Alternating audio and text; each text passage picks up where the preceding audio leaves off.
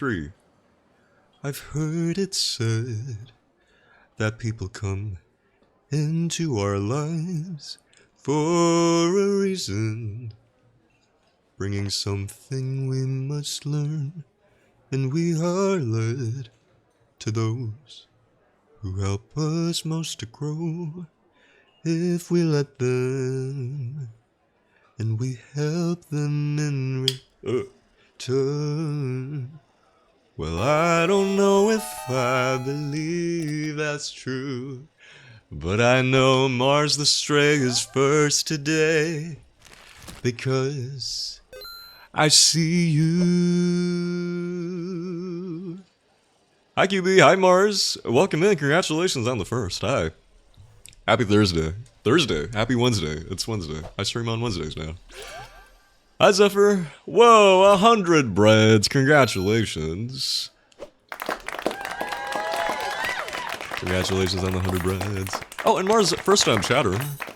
I know you've been here many times, but welcome to the chat for the first time. Hang on. Zephyr, say something in the chat. Like a comet pulled from orbit as it passes the sun. Like a stream... what's the next word? Wicked fans? What's the next line? Like a comet pulled from orbit as it passes the sun. Like a stream that meets a boulder in a halfway through the... I haven't sang the song in such a long time. Who can say if I've been changed for the better? But I was obsessed with the song when the second Wicked movie came out. But because I knew you,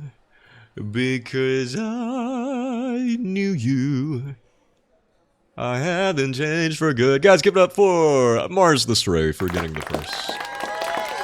Thank you very much. Welcome in, everybody. It's 2 p.m. My ideal stream time. I'm actually keeping to my ideal stream time. This never happens. This is what happens when your sleep schedule is normal. But yeah, welcome in, those of you here right now. Hope you guys are doing good. How are we all doing today? We're gonna play a game today. Do you want to play a game? Hey, is anybody playing Genshin? Genshin just dropped a new update, and they buffed a bunch of old characters. One of whom is a character that I spent a lot of money on. Hi, honey. Welcome in. But because I knew you... Yeah, 999! Yeah, welcome in, honey. It's time for 999. It's time for playthrough number 4 of 999. Yeah. You know, it's actually possible that we might finish the game today. Oh, you played 999 yesterday! Okay, well, if you don't want spoilers, here's your spoiler warning, but if you don't mind... Because it's possible that we could finish the game today.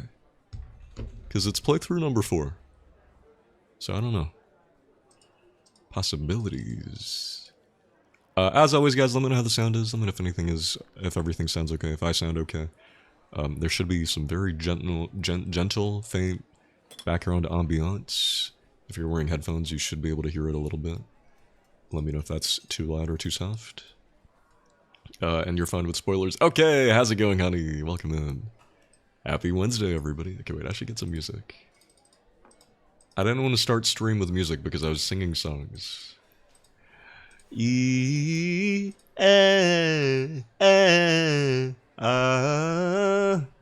noom, noom, noom, noom. This is a fun little vocal warm-up I like to do. Noom, noom, noom, noom, noom. I've heard it well may be. I'm still on my first playthrough currently at the Operation Room puzzle. Oh, good luck. Good luck. Misha, hello. Welcome in, everybody. You're in ads. Ah, shit. Enjoy ads. Noom, noom, noom, noom, noom. Oh. Bye-bye. Oh, hi, Shop Karak. Hello, gotta go because I want to avoid spoilers. All good, no problem. Yes, please play the game yourself. It's very good. Thank you for popping in. Hi, Demi Semantic. Welcome in, welcome in. Hang on, let me get some music. Don't be loud. I've been listening to the Nier Automata soundtrack so much. Oh, also speaking of Nier Automata, look what I got. Hi, Misha. What ads did you get? Hold on.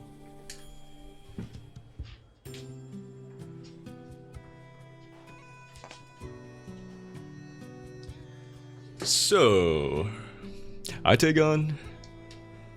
Welcome in, everybody. Happy Wednesday. How are you guys doing today? Thank you for joining me. So yesterday I made a bit of a series of impulse purchases. I made a bit of an impulse decision to go to a beloved Japanese bookstore.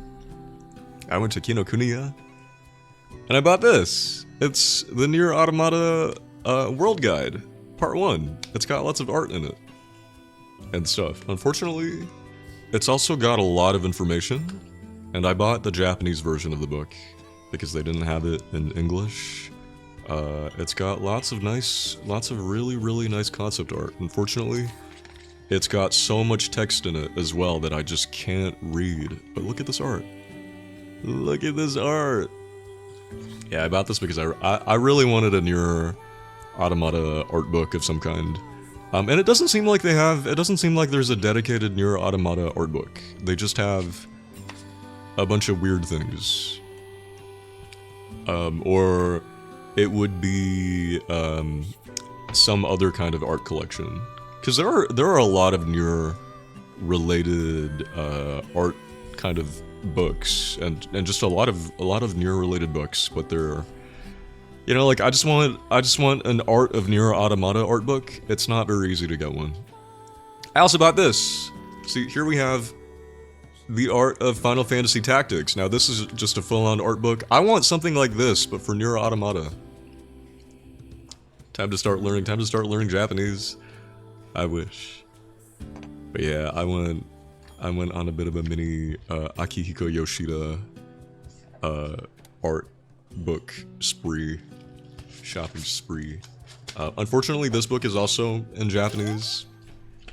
But I love this artist so much that just having an art book of their art is enough for me. You've seen that? There's one for Fate Grand Order as well. Did the same artist do Fate Grand Order? Because I know Yoshida has done what they did Grand Blue Fantasy, right? I think. Yeah, look at this art. Hi, Celine. Welcome in. Look at this art. It's so nice. I still need to finish this game. I started this game on stream some time ago. Like a long time ago. But that's been a very long time. But yeah, I love this artist so much. There's multiple artists in Fate Grand Order. Oh, were you just saying that there's a Fate Grand Order art book? Because there's an art book for everything. Especially big games. Like if you go, I don't know if you've ever been to a Kinokuniya, but if you go to their Japanese book section, there will just be rows and rows and rows and rows of art books for games. Like I think there was one whole row that was just JRPG books. Like there was a whole row that was a Square Enix, Final Fantasy, Dragon Quest. I think I saw a lot of Fate stuff. I saw Grand Blue Fantasy. Lots of Final Fantasy 14. To my dismay. No, I'm just kidding. You want the other Zelda art books? You only own Hyrule Historia. Ooh, you know what you should get? If you want an art book, you should get the Breath of the Wild one. Creating a Champion, that one's good. I really like that one. I always wanted the Hyrule Historia when I was a teenager, but it was so expensive. I never got it. And then when I did finally have the chance to buy one of those big Zelda books, they didn't have the Hyrule Historia. Instead, the newest book was called Hyrule Artifacts or something like that. And it was just a compilation of high quality art from the Zelda series, but it was a little bit disappointing because it's all stuff that you usually find on Google Images. So it's nothing that I hadn't seen before. There wasn't like a single piece of concept art or behind the scenes. So I was really disappointed in that book, and it was a really fat book. I would still love to have Hyrule Historia. Thankfully, if I go to when I went to Kinokuniya, they did have a bunch of Zelda books. They had, I think they had Hyrule Historia. I think they had Creating a Champion. They had the Zelda Encyclopedia. They had the Tears of the Kingdom one. Now, some of you guys, most of you guys know my feelings towards Zelda Tears of the Kingdom. So I have no interest in the Tears of the Kingdom book. If they made a whole book dedicated to Tears of the Kingdom, I don't understand how. I don't understand how they did that. Wait, Spell, have you played Tears of the Kingdom? I just don't like Tears of the Kingdom. I don't like its story and what it does for the Breath of the Wild continuity. It was a fun game, but that's it. That's all it was. Hello Moser! Final Fantasy, that's so cool. Yeah, have you played Final Fantasy Tactics? I've always loved Final Fantasy Tactics' art, and I've always loved the artist. Those of you who've been here a lot know I'm obsessed with this artist. I love Akihiko Yoshida so much. In fact, they're probably like my biggest inspo right now. I'm obsessed with them. I talk about them all the damn time. I still need to finish this game. But I saw this at Kinokuniya, and I just felt like I needed it. I need every piece of Yoshida material that I can find. And I've always loved Tactics' art, so it had to be done. I recently, look at this art, it's so good. It's so good, and to my understanding, I think Akihiko Yoshida made most of the art. Like, a vast majority of it, if not all of it. Maybe they didn't do the background art, but it looks like they did almost everything. And hi Plusil! Hi, just got home from my birthday party. Is it your birthday today? Now I can fall asleep to your stream, yes. If you want to fall asleep to my voice, this is the perfect stream, maybe? Because I'll be doing a lot of reading. But we're playing a visual novel. However, the visual novel is, it's a bit of a spooky visual novel. It's a bit of a horror thriller visual novel about these so what we're going to do today is we're going to play a game called 9 Hours, 9 Persons, 9 Doors. We're already quite a ways in. If anybody needs a rundown of what the game is about, I can do that. But basically it's about 9 people who get kidnapped and are put on a ship and told they have 9 hours to escape. The whole cruise liner ship. It's very interesting. It's got suspense, mystery, murder mystery, science fiction, and stuff. It's very cool. If you guys like escape rooms, if you've ever been to an escape room in real life, this is basically that, but in game form. Yeah. And it's got a cast of interesting, wacky characters who all are very knowledgeable on random things. In fact, the number of times in this game where it's like life or death, we need to escape a room really fast because otherwise we're gonna freeze to death. Someone in the room is just gonna be like, they're just gonna be like, oh my god, we're gonna freeze to death. By the way, did you know what temperature you have to be at in order to die from hypothermia? Well, let me explain it to you. And then they give you the whole rundown on hypothermia. And we're just like, we don't have time. We're gonna freeze to death. We don't have time. It's really funny. And hello Serena, I did an escape room recently. First city of Atlantis, it was okay. Ooh. Have you done a lot of escape rooms? I've only done a few. Sadly, most of my escape room experiences have been kind of bad because of the people I went with. Unfortunately. It's okay, this game will make me feel better. And it was your birthday yesterday. Well, happy belated birthday, Plusle. Wait, you were born on the last day of Pride Month? Also, guys, unfortunate. It's unfortunate to say, but Pride Month is over. We have to go back in hiding, everyone. We have to back into the closet, everyone. We have to go back. They're shoving us back in. But it's okay. Don't worry. We'll be right there with you. This stream can be your closet. Oh, Lost City of Atlantis. Sorry, my keyboard's being mean. All good, all good. All good, all good. But yeah, all this art. So yeah, I went to Kinokuniya yesterday. Made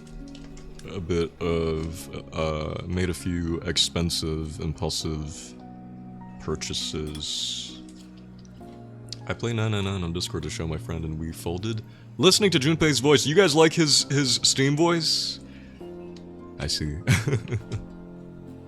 You folded. Hang on, Misha says, I think the building it did upon the gameplay was good, but the story can get flushed. For Tears of the Kingdom? Yeah, I think it was a fun game, but it's a...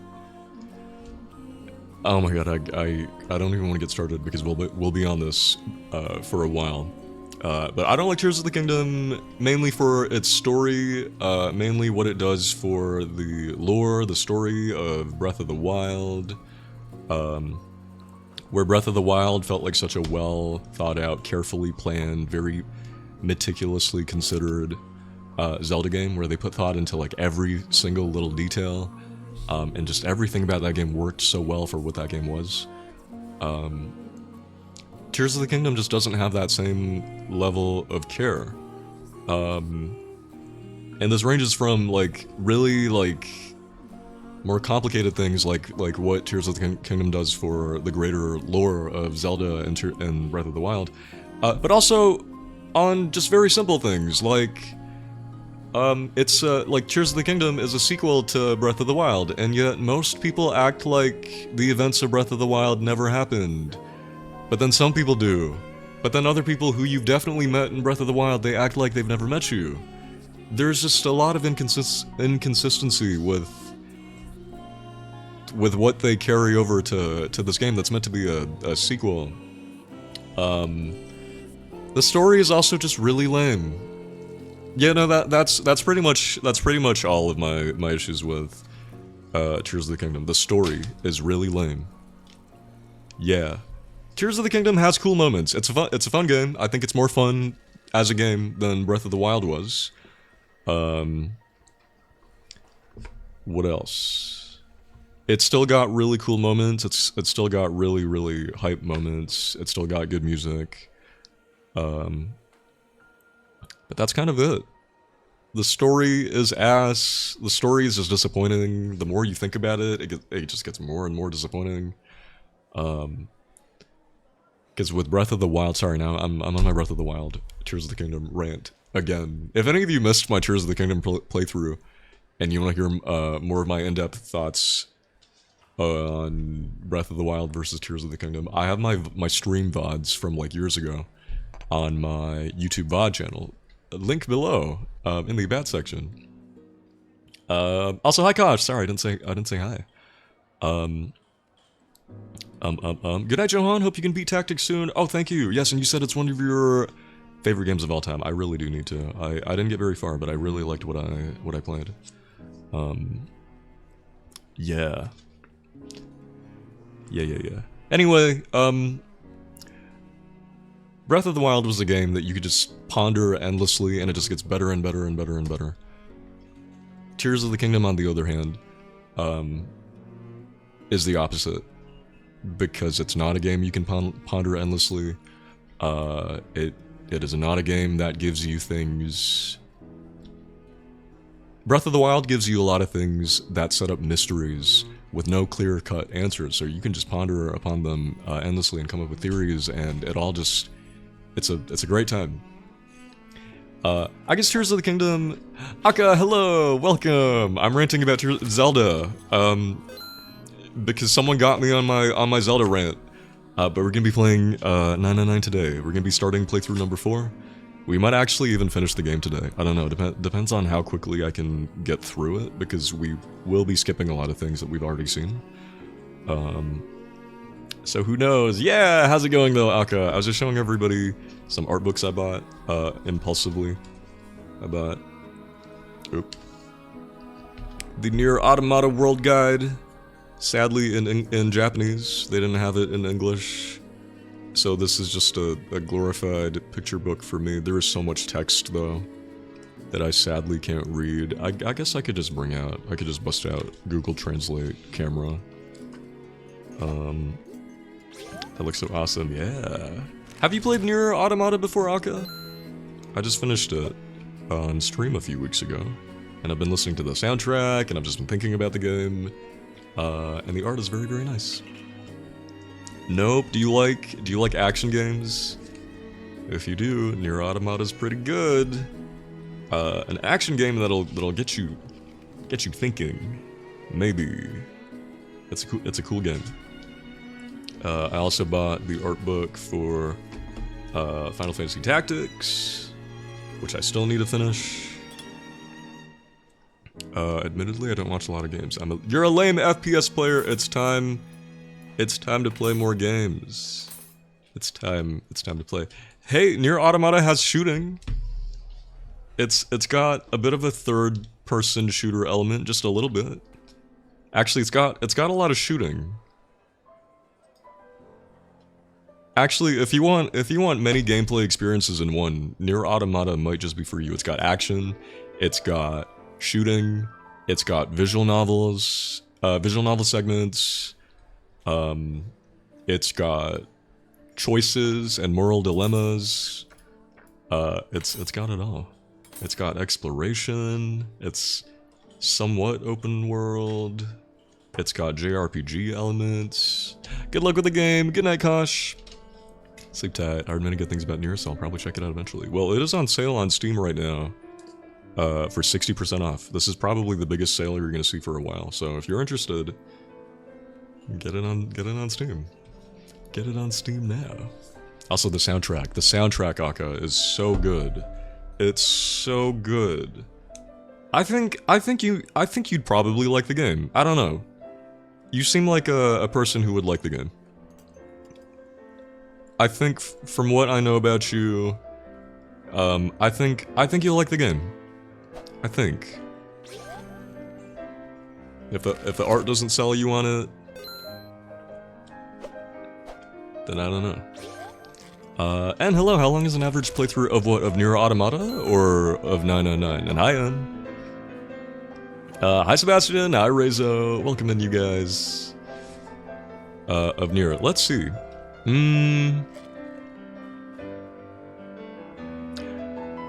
I think... Do you want to know how long it takes for one playthrough, or how long it takes to... You know how people say you need to play the game multiple times to get the full story? I think one playthrough only took me 10 hours. And then I think the full thing maybe took me 40 hours? But I didn't do a lot of side quests. So if you do a lot of side quests, it'll probably take you a lot more time. But if you just do the main story, it's not that long. It's not that long. Are you thinking of playing Nier Automata? Because yeah, guys, if any of you have any passing interest in Nier Automata and want someone to talk about it too, if you want to talk to me about Nier Automata, now is the time, because I'm in my Nier era. You're influencing me a little. Ooh. Do you like third-person hack and slash action games? Because if you do, you should give it a try. I will say though, I recently got a friend into the game, and they are not having a great time so far. And it did remind me that when I picked the game up, I did experience a lot of growing pains. In the beginning. In the beginning, I wasn't super hooked. It took me a little bit of time to get into it, because like, I had a hard time navigating the world, and I had some other issues. But you get used to it over time. I don't know if I will, but I'm very open to trying new games. You should do it. It's 60% off on Steam. You should get it. The art is very good, Anne. The art is very good. That Growing Pains experiences every game you've ever played. Okay, then you should do it. In fact, Anne, if you get it, I want to know all your thoughts. I want to know how it goes. Yeah, I've just been getting a bunch of people into the game. This, in some way, this is me trying to cope with the fact that I'm still trying to decide if I want to see Nier in concert in November in Singapore. I'm still it's like I'm still trying really hard to like justify going by getting all the supplementary material, by getting all of my friends into it so that I can hear their thoughts and stuff. Yeah, there are definitely a lot of growing pains. But overall, yeah, it's a game that I liked a lot. I mean, we finished it weeks ago, and I'm still thinking about it. And I've actually I've already started a new save file to play just in my own time, and hopefully I'll be able to look at optional stuff that I didn't really bother looking at when I was playing on stream. Yeah, it's a very cool game. Maybe you'll like it, then. Maybe. How else can I convince you? What do I have to tell you to seal the deal? And hi, Narita. Welcome in.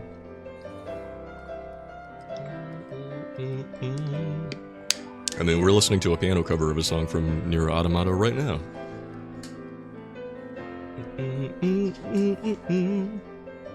I toss it on my growing list of games to try. I still have so many games to get through. Okay. What's at the top of your pile right now? What's number one on your list? How can I make Nier Automata number one on your list? Oh, and I also bought this singular volume of manga from that one artist I've recently been looking at, because it was there on the shelf, and it was surprisingly cheap. The art is really nice. Unfortunately, it's in Japanese, so I can't read any of it. But it is just going to be a pretty picture book for me. And I think it's kind of gay. I think it's lesbians. I think it's steampunk lesbians. Lesbians? I think it's steampunk lesbians. I know Pride Month is over, but I think it's steampunk lesbians. And we love lesbians. In order, I have finishing A Date with Death. Oh yeah, how has A Date with Death been? Isn't that like a dating visual novel? I did not expect you to play that game.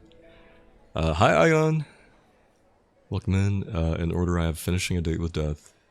Anna's Dream BBQ, one shot, possibly mouthwashing, Outer Wilds, and Now Nier. Yay! Now Nier! Well, I mean, hey, if you bump Nier up on your list, I mean, you'll have me to talk about it with. How many other friends do you have to talk about Anna's Dream BBQ with, huh? Sounds like someone is into game maxing. Oh, do you recognize some of these games? I've heard really good things about Outer Wilds. I think... Yeah, most of the... Okay, yeah, I think Nier Automata and Outer Wilds have very similar fan bases who are, like, really obsessed with the game to the point where they're kind of annoying about it. And annoying about spoilers. Yeah, I think literally, I've heard people tell me, in the same way that, chatters ruin Nier Automata for you, I've heard people say chatters ruin Outer Wilds for you. All these games are recommendations. Ah. All right. How much money do I have to slip you to bump up Nier Automata? How much do I have to give you? And when's your birthday? I think it's passed. Has it passed? I already bought someone else the game last month. I could always do it again. I mean, I did just spend a lot of money impulsively on these books. I mean, surely I could spend more money on my friends. Again. Let's listen to the Nier Automata music to cope. But the music is so good. Listen, the song is called Vague Hope, Cold Rain. A Date with Death is really cute. I finished the main game. I'm playing some DLC content at the moment. Isn't the DLC the one with the porn? Porn! I'm rediscovering my love for VNs. Oh, I didn't know that you liked VNs. Have you played 999? Have you played this game we're gonna play today? If you haven't, you should add that to your list if you want to play a visual novel. Akka, back me up here. Tell N in a Box to play 999. 999 Peak, that's right. That's right, see, Akka knows. Emmy Duno, hello. You're just like me for real when I try to get my friends into stuff. Yeah, no. Sometimes I'm more likely to buy friends games than I am to buy games for myself. Cause I'm just like, oh, Pocopia, it's so expensive. Oh, I don't know. But what's that? You're thinking of playing Octopath Traveler? I'll buy you both games. I'll buy you both. I'm not kidding, the number of people I bought Octopath Traveler for. And I don't even think most of them have played much of the games, which is kind of sad. But, yeah. Yeah, Honey got into 999, I think because I've been playing it, right? Yeah, I'm glad you've been liking it. I do have the NSFW patch. I don't plan on playing the NSFW patch on stream. Oh, you plan on playing it off stream, I see. I see. How does it look with the NSFW off? Do they just like obscure, do they just like crop the scenes and just describe everything, or do they just skip all the scenes? I used to play a lot of visual novels back in my youth.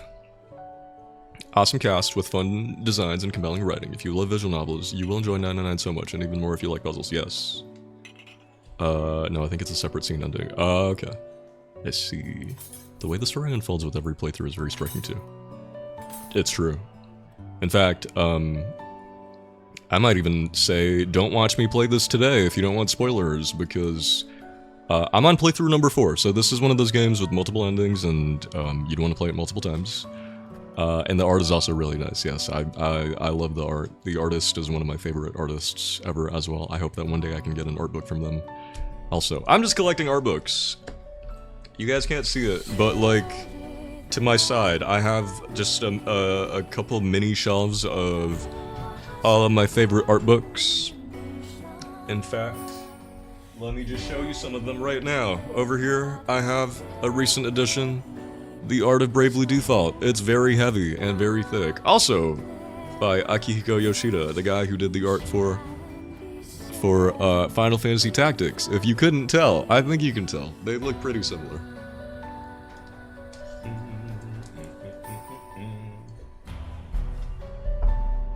Oh, wait a minute. Did I say that I don't have Zelda Hyrule Historia? I lied. I have it. I forgot that I have it. I bought this. I finally bought this, and it was like a high school dream come true. Cause I've wanted this forever. I completely forgot. Yeah, I haven't perused my personal art book library in a while, but yeah. This was a dream come true. We got the Hyrule Historia.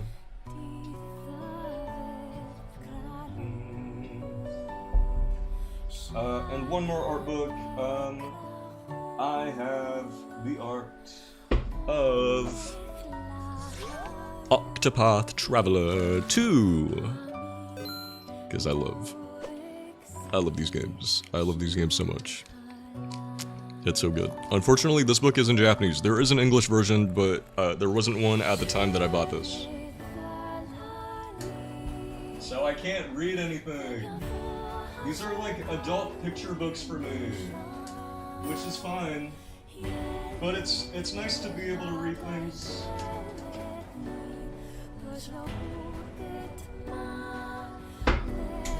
Do you guys collect any art books? Pretty much, art books are pretty much the only thing that collect these days, or the only books that I collect. I do have a lot of art books now. Okay, let me fit this on my shelf.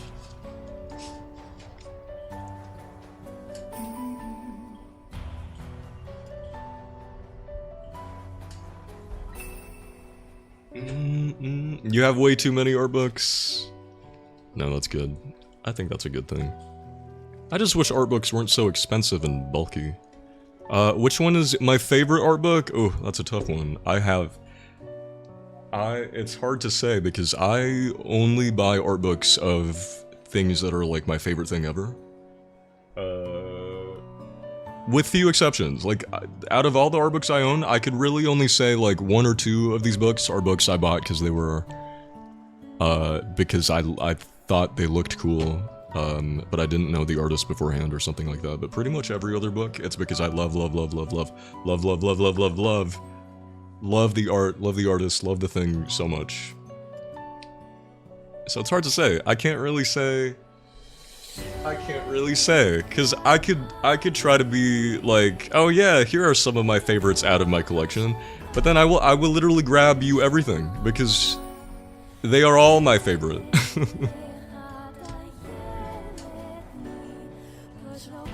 You wanna see 1 or 2?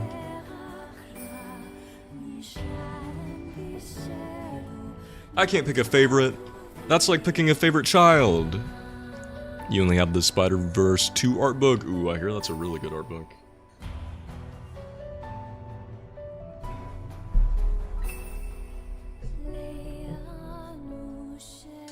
But yeah, off to my side, I just have some mini shelves of some of my favorite art books. I have a couple more, like, somewhere else, that are my less favorite, but still my favorite. It was a hard question. I guess I could grab one of the art books from one of my favorite artists ever. This is a Heikala art book. They were very influential to me in my early years of doing art in art school. I think maybe you can see some of the inspo. I have many art books from this artist. In fact, I have this exact art book in 2 different publications. Because I bought the book in hardcover years ago, and then I recently bought this one, which is softcover and in Japanese. So beautiful. Yeah, and do you collect physical art books? I know you collect a lot of digital stuff, right? Yeah, this art is so nice. Look, cats. Cats. Yeah, Heikala was very influential to me and my art. They are the reason I love sketching so much, because they sketch a lot with ballpoint pen. Look at that. And I actually got to meet them recently.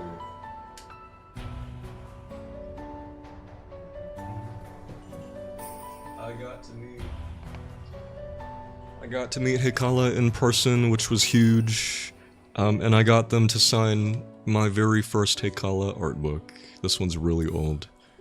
It's very well loved. When I handed this to Heikala to sign, even she was like, "Wow, I haven't seen this art book in a very long time." But yeah, full circle moment. I have a couple physical books, but I don't have enough. It's time to get more. You know what you should do? Get into the newer series, and then you'll want to buy all the books. They have a lot of books. They have a lot of printed material on the games.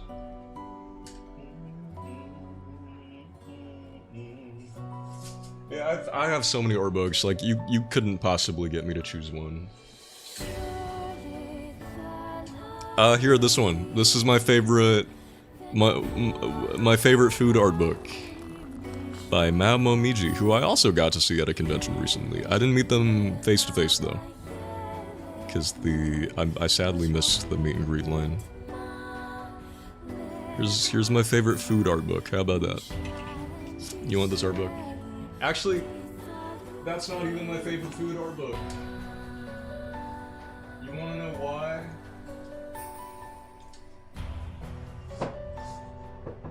It's because I also have their other food art book, which is filled with desserts. So yeah. Yeah, this is Mamomiji. They're very good. One of my biggest food art inspos, for sure. They're very good. Wow, look at me just showing you guys my art books. This wasn't meant to be an art book share stream. Maybe one of these days, we totally could do an art book share stream because I just have so many. This is pretty fun.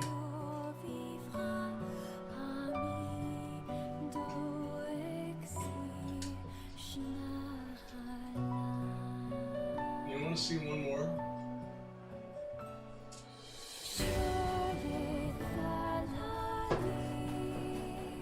Okay. Here's one more book from another one of my favorite artists ever. This is from Mateusz Urbanowicz. They are a painter famous for painting a lot of Tokyo storefronts and shop houses and stuff. They're very good.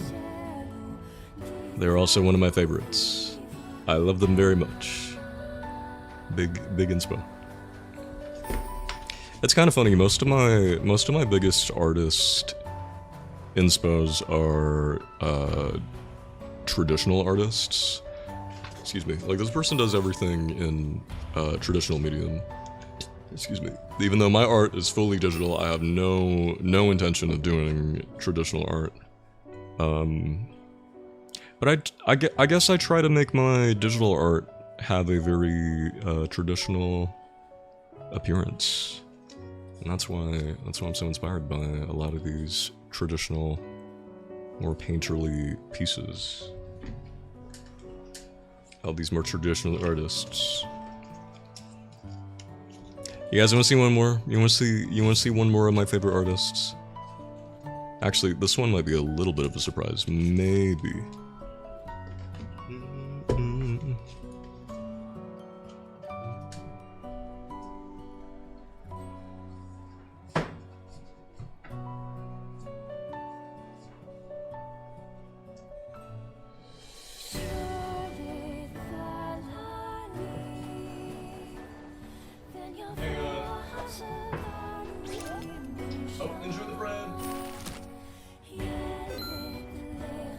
Okay, actually, question for the artists in the chat. Do you find that your favorite artists and your biggest inspos, do you find that their art looks very different from your own art? Or do you find that it looks very similar to your own art? Because I find a lot of the time, I'll meet artists whose favorite artists all make work that looks very similar to the kind of art that they make, which makes sense. But then I'll also meet a lot of artists whose favorite artists, whose biggest influences, or their favorite artists will just be artists whose work looks nothing like their own work. Like, you'll be surprised that this person is one of their favorite artists, because it's so unexpected. My art doesn't look like my idols, but you can see the influence. Ah, okay. But yeah, another one of my favorite artists is Ilya Kuvshinov. They make a lot of these kind of digital painted pin-up beautiful girl art pieces. Yeah, that's an iconic artist. It is! Some people don't know who this is. Like, I've shown this artist to a lot of my VTuber friends in the past, and they'd be like, "Oh, I've never heard of them." And I'm just like, You've never heard of this artist? And then they might say something like, "Oh, I think I saw one or two of their pieces on Pinterest." How dare. That's why these days when I'm in the online space, sometimes I need to stop and see if the people I'm around are particularly knowledgeable with artists Because yeah, when you know, like when I was mainly around people on Instagram, like everybody knew who this person was. Everybody knows artists like Heikala and Loish and Mayoko and stuff. But then I'm around like my streamer friends, my VTuber friends. I'll just mention, hey, Ilya Kuvshinov, and they'll be like, oh, never heard of them. And I'm just like, huh? You've never heard of this? Ilya Kuvshinov was literally one of the biggest pillars in digital art. They really were. Yeah, I know. That's why I was so shocked when I met some people who had no idea who he was. Insane. But yeah, I want to say that them being one of my favorites is a little bit of a surprise, or at least it's a bit of a surprise to me because their style of work has very little in common with my style of work, aside from the subject matter being a lot of pretty women. Their work is very like painterly and digital, and in the beginning, I actually wasn't all that interested in them because of that, because their work is very like digital painting centric. But it was only when I started seeing more of their like process and more of their sketches that I started to really like this artist. I think it was in this art book that they shared some of their sketches of people in public places. I think, if I can find it. Look at their sketches! Their sketches are insane! It was only when I saw their sketches of things that were more than just pretty girls that I was like, whoa! Like, look at this! Oh, hi Ginpo! They've sketched landscapes. I think it was when I got to know more about this artist that I became more of a fan, because I think they're just an example of someone with a lot of range and a lot of skill and stuff. Yeah, I just love looking at their sketches. Look how nice their sketches are. They're so nice and clean and stylized, while also being kind of realistic. But welcome in, Genpo. I'm just showing everybody some of my art books, some of my favorite art books. Like, look at these. He was definitely a big inspo. Someone who really inspired me to do more sketching of people in public. Which I actually went and did that yesterday for the first time in a long time. I was so rusty. But yeah, love them, love them. But yeah, I actually own 2 art books from them. This is their first art book, I think. I have their second one as well. I was a little bit disappointed that the second art book didn't have any sketches. A little disappointed, but still a good art book.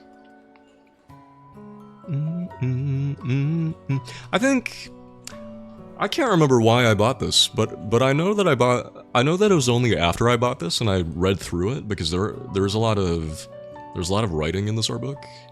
It was only after I bought this that I feel like I became a fan. After hearing more about his thoughts and his inner workings, that's when I was like, wow, I'm a fan. Which just goes to show that art is so much more than the art itself, but it's also the thoughts and the brain stuff. But yeah, that's another thing I love about art books. Which is also why I'm sad that I have so many of these art books in a language I can't read. So I'm glad this one, it's got Japanese and English. Actually, quite a few of my art books were published in Japanese and English at the same time. So that's pretty cool.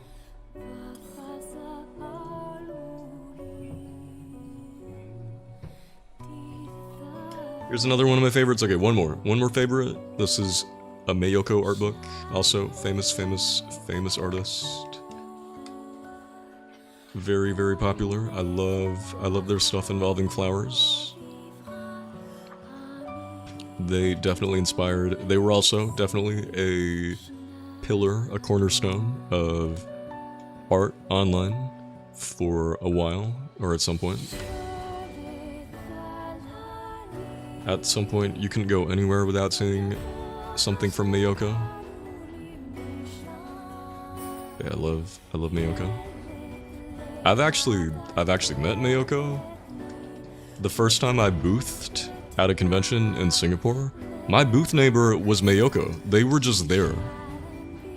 And we had no idea. Nobody expected them to be there, but they were just my neighbor, famous artist Mayoko at a normal booth. Insane.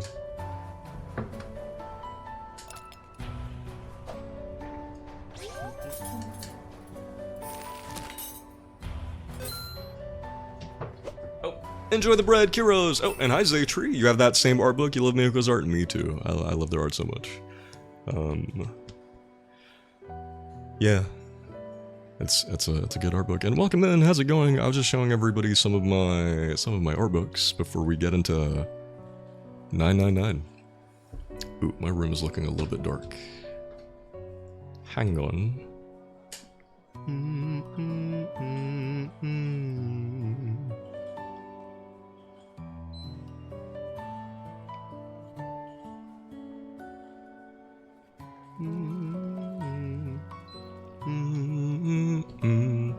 Hey, welcome in, you guys.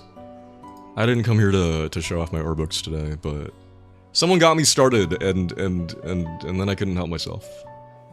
But yeah, I hope everybody's doing good. We're gonna play a visual novel today. We're gonna play a game. I'm gonna be doing a lot of reading today. Pray for my voice. But yeah, thank you for coming in, everybody. I think that'll probably do it for the art books. Do you collect art books, Zaytree? Because I have so many. I have so many, but not that many. I collect a lot of art books, but it's usually just my favorite art books, or art books of my favorite artists. So I have like a bunch of mini collections. Like I have a mini shelf to my right, I have a mini shelf to my lower right. I've got a mini shelf somewhere behind me. Lots of little shelves of art books. So in a way, I feel like I'm very minimal. I feel like I'm a bit of a minimalist with my art book collection. I have a small collection that just consists of my favorite art books and stuff. There's like not a single one that's filler, or maybe save for like 2 or 3 books. Every book there is like my favorite thing. You just have the one, you just have the Mayoko. Would you collect more? This whole thing started because I was showing everybody some new art books I bought on impulse. I bought the art of Final Fantasy Tactics recently. I mean, I say recently. I bought this yesterday.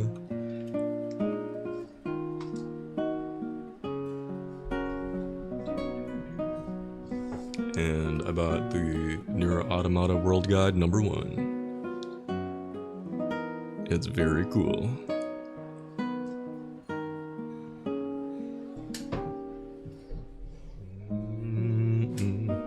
Anyway, yeah, guys, thank you for joining me. I think that'll do it for the art books. Let's get into 999, shall we? Get cozy, everybody. Get comfy.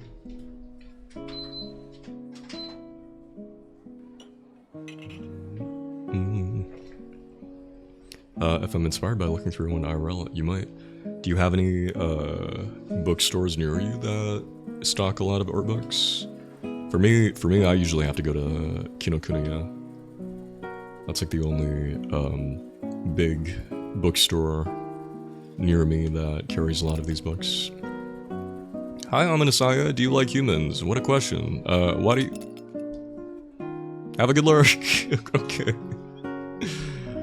You're so weird. Enjoy the lurk. Okay, guys, get comfy, get cozy. Get yourself a drink, a snack, a nice pillow, maybe. Make sure the temperature is just right. My weirdness makes people happy. Well, I respect the drive. I respect when people have strong beliefs. Have a good lurk, I'm on his side. Okay, you know what, let me quickly make a tweet saying we've gone live.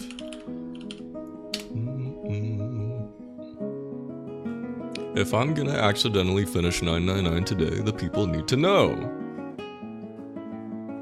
I don't know if we'll finish the game today. We might just finish the game today. Who knows? Though it has been 1 hour of stream already. So who knows? It'd usually be when I head into LA. Ooh, what's in LA? Didn't they have, like, big bookstores? Guys, are bookstores dying where you guys are? Because bookstores are dying. I know bookstores have been dying. But, I remember when I was a kid, every mall you go to, there would be at least one really big bookstore. All of the bookstores that used to be in my malls are gone. And now the only bookstore that remains is the Kinokuniya bookstore. But you know what's kind of sad? I've noticed the kids section in this Kinokuniya has shrunk. Because there used to be a section dedicated to just kids book, like a pretty big section. But now when I go to this Kinokuniya, that whole section that was once kids books is now school study material and stationery. The kids books are gone, because I guess kids aren't allowed to have fun books anymore, I guess.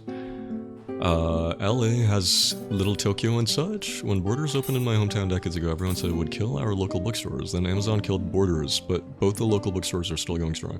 Oh, that's good. Yeah, we used to have a Borders. We had a Borders near me. And we had an MPH. But yeah, they're gone. We used to have a Borders at the mall near me. It spanned 2 floors. Now it's gone. MPH was also a 2-floor thing, and I remember going there, and I just perused the huge kids book library, because the whole 2nd floor was kids books, pretty much. Borders already gone everywhere. Is it just completely gone? Is it dead? Rest in peace, Borders. One of the bookstores is even doing so well they had to move to a bigger location and hire more people. Ooh, that's cool.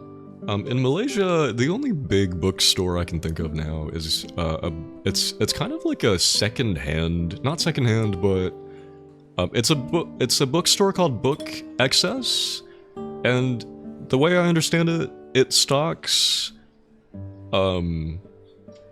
excess. It stocks to my understanding, they get like excess stock from other places, and then they sell it in the store for way cheaper.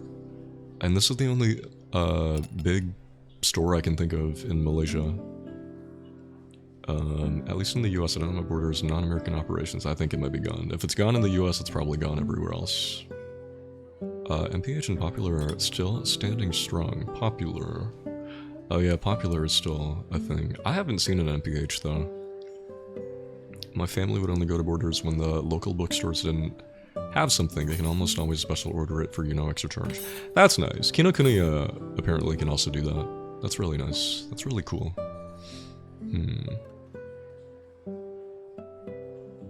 Yeah, it's kind of sad.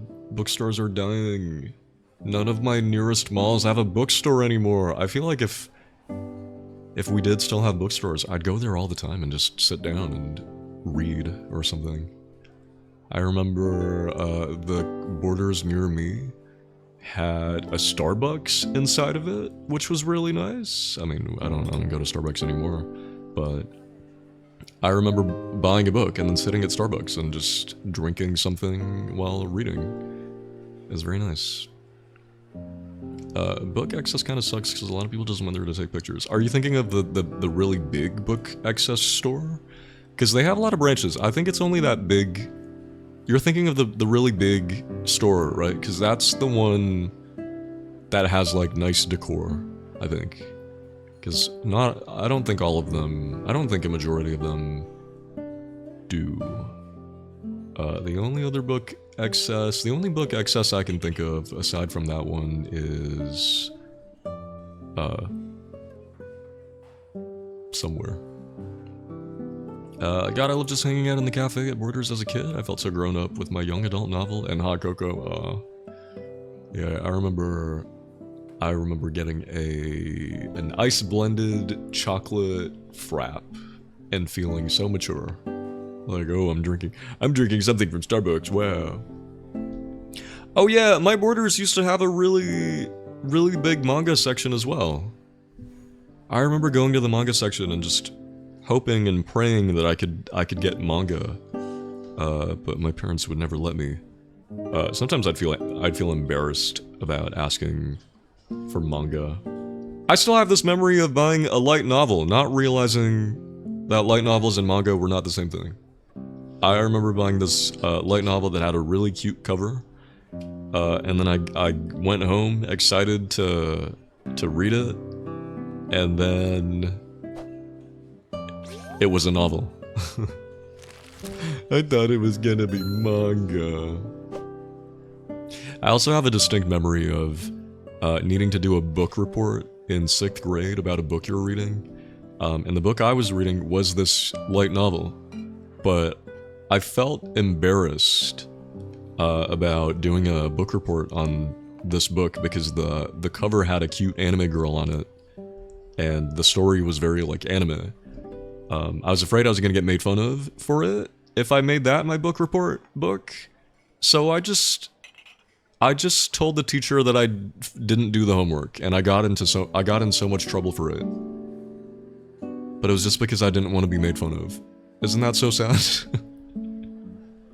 Because we had to stand in front of the class and tell everybody what you did your book report on. I hate when they'd make us do like show and tell in front of the whole class. It's embarrassing. Have you ever been to Tsutaya? I don't think so, no. It's Wednesday this time. Hello, Q-Bunny, that's right. The manga section at my Borders was always so goated, and they always had Shonen Jump and Shoujo Beat. Japanese people always find it hilarious and incredible that Baby Me had an actual subscription to Shonen Jump. That's great. That's amazing. But no, I've never been to Tsutaya. What's that? Sounds familiar. But welcome in, Q-Bunny. We're gonna play 999 for real now. Speaking of reading books, I'm gonna be doing a lot of reading. Who's ready for some reading?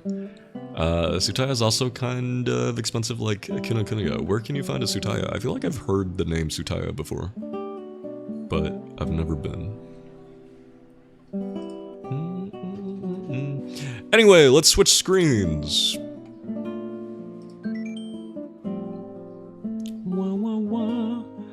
When I was a kid, I never read manga at school because people always made fun of anime manga. No, me too.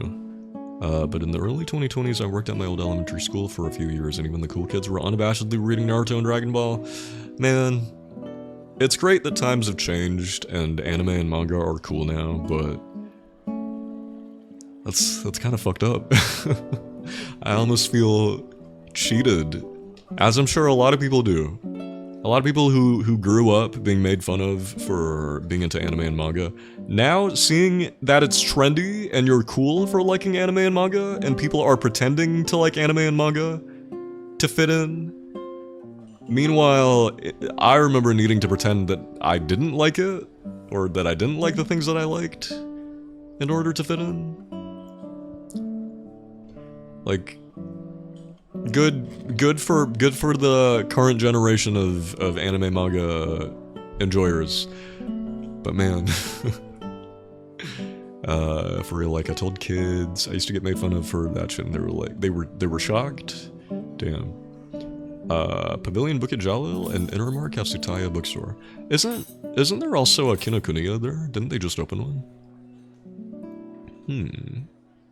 There are definitely still certain kinds of manga and anime that will get you made fun of. Like what? But yeah, like these days, it's cool to like Dragon Ball and Naruto and stuff.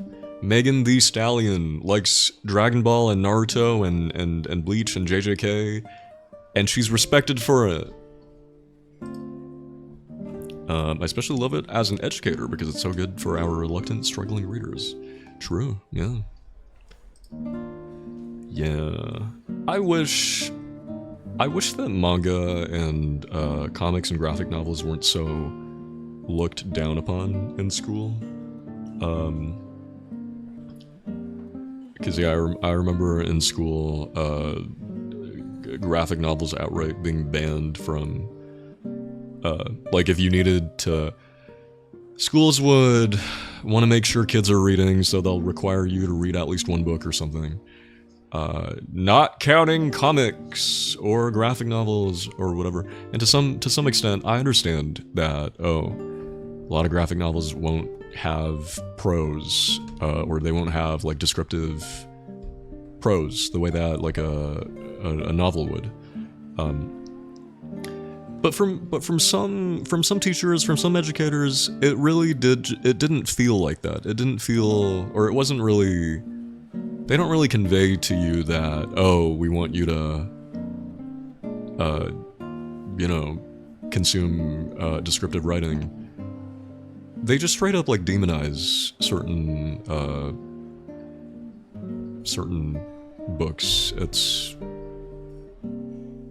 I don't think it's the move. Yeah, some schools want to require kids to be reading at their level +1, and like it's good to challenge kids, but it's also important for kids to like reading. Yeah, no, it's true. Yeah, I think schools need to. I mean, I know it's already really hard to operate a school as an educator, especially now. Y'all are in the trenches, but I do feel like some parts of school don't highlight enough the importance of enjoying things or being interested or liking something. And what could they do about that? I don't know. It's hard, but I'm sure something can be done. I just bring my comics during the year end to school and don't give a fuck. I deadass had a kid who hated to read. The librarian recommended him a comic book that had literally 0 words in it, 100% pictures only, but a graphic novel-length book. And guess what? That kid went back to the library after that and checked out more books. Hey, that's great. Voluntarily, yeah. Yeah. It's so important to make sure kids like what they're doing. And yeah, some schools don't focus on that enough. Some schools really make everything seem like a chore. Even more so, depending on where you are in the world, some cultures will do that even more so than others. Like if you're Asian, especially growing up in an Asian country, education is not seen as a fun thing, or education or school is not seen as a thing that you enjoy, which really sucks. Because I think all the kids would thrive better if they were taught to focus on the importance of enjoying what they do more, I think. Anyway, guys, I just keep yapping. We're playing a game today. I need to save my voice. There's so much reading.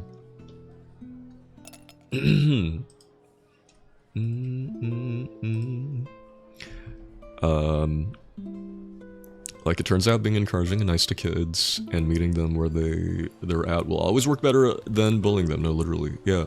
I will never understand shame-driven education. Because sure, for some kids, a lot of kids, it can drive them to overachieve. But you're also giving them lots of trauma that they're gonna have to work through later on.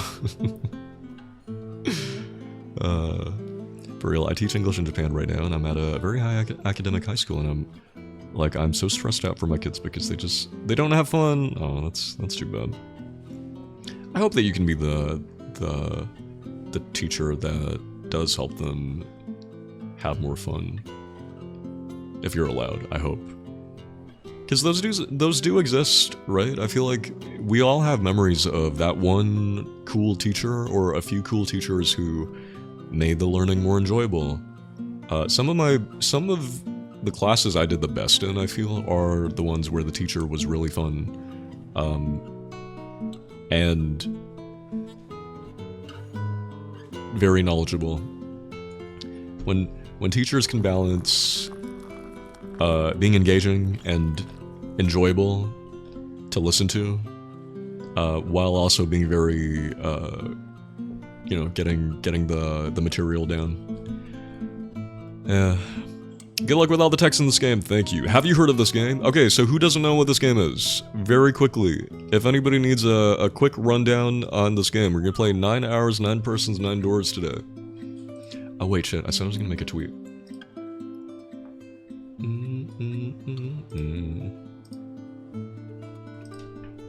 Live now, playing 999.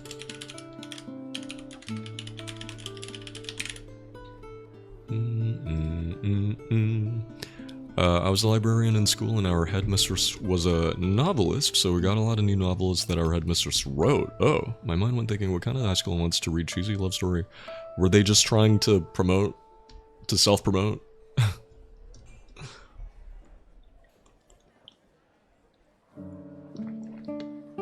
In the classroom, I have very little control. It's very much do what the textbook says and do not stray from that. Oh, that's too bad. But I always try to bring nice vibes. That's good. I love this game. I just watched another streamer finish this game with the PC version. Ooh, how was the ending of the PC version? I know that the PC version makes certain compromises to make the game work on one screen.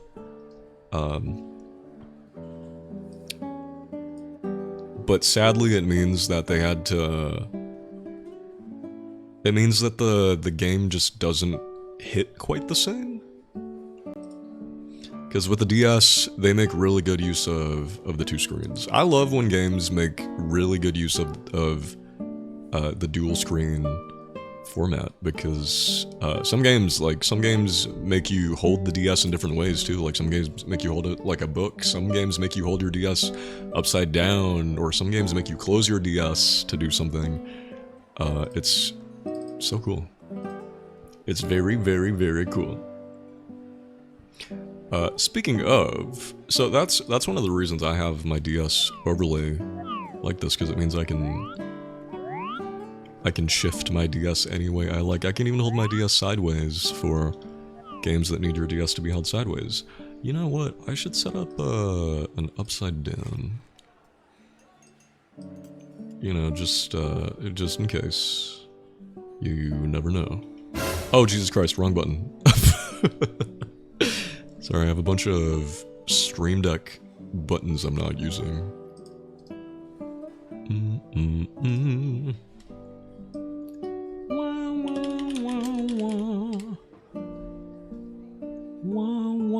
Let's see. I was actually going to set this up beforehand.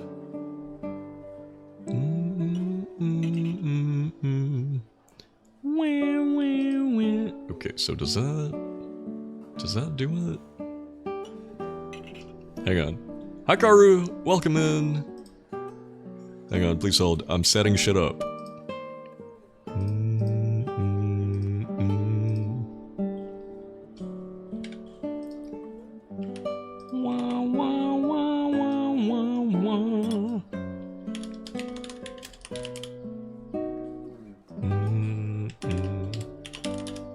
Welcome in.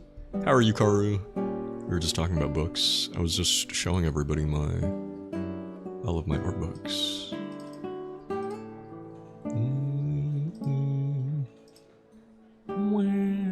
Okay, does this work? Wow. Isn't that fun? I love my little DS overlay. So fun. I can hold it sideways. Wow, why does it feel the need to flip so much? Oh. That's a big flip.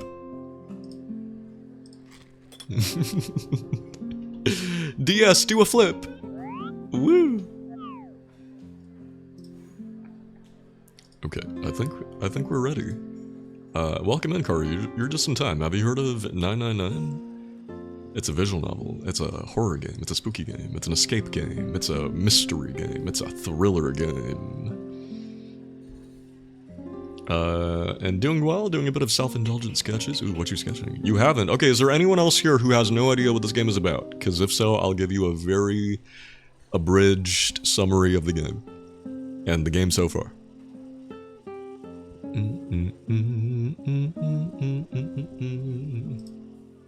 Me! Okay, sweet. Okay, let me get some fitting music. Let me open MS Paint.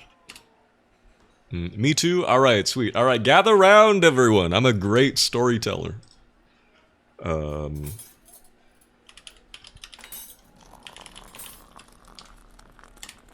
Also, is that your hand? Sure. It looks like my hand, doesn't it?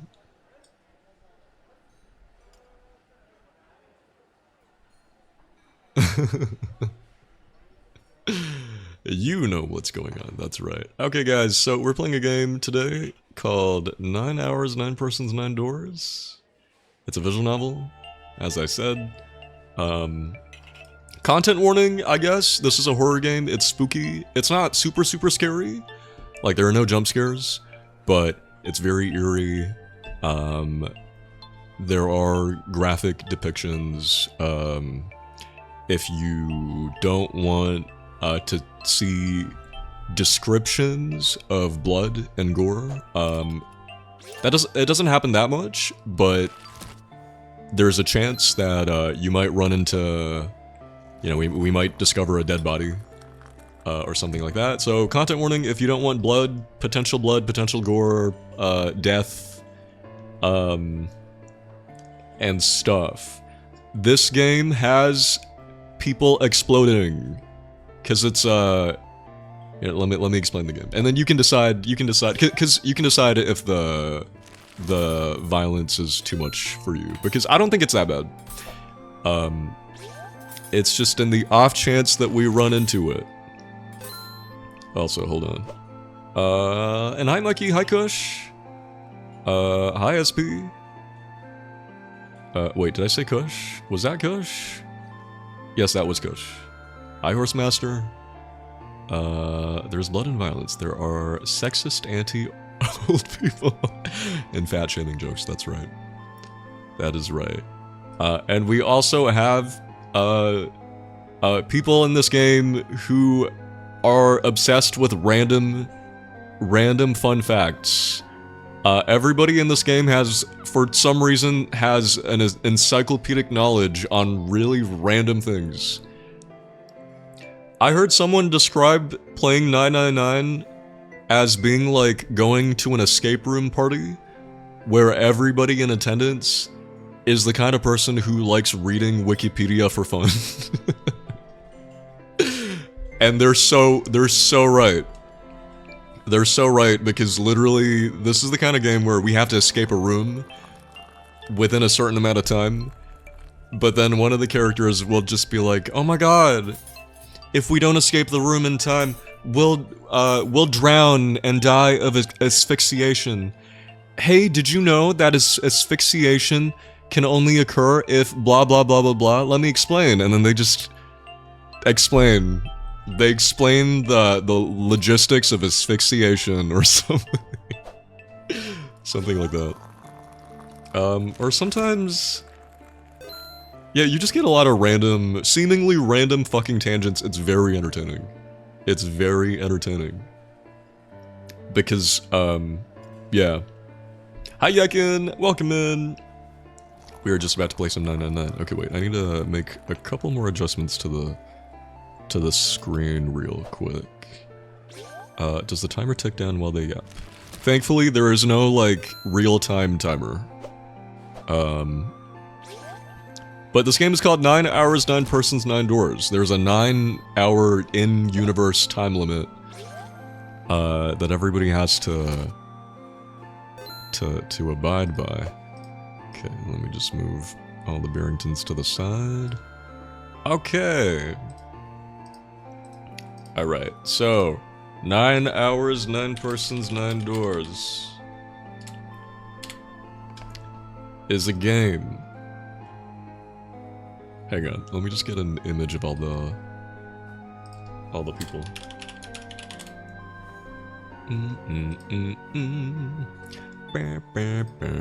So, 9 hours, 9 persons, 9 doors, or 999 as we call it, is a game about 9 people who get kidnapped by some unknown stranger in a mask.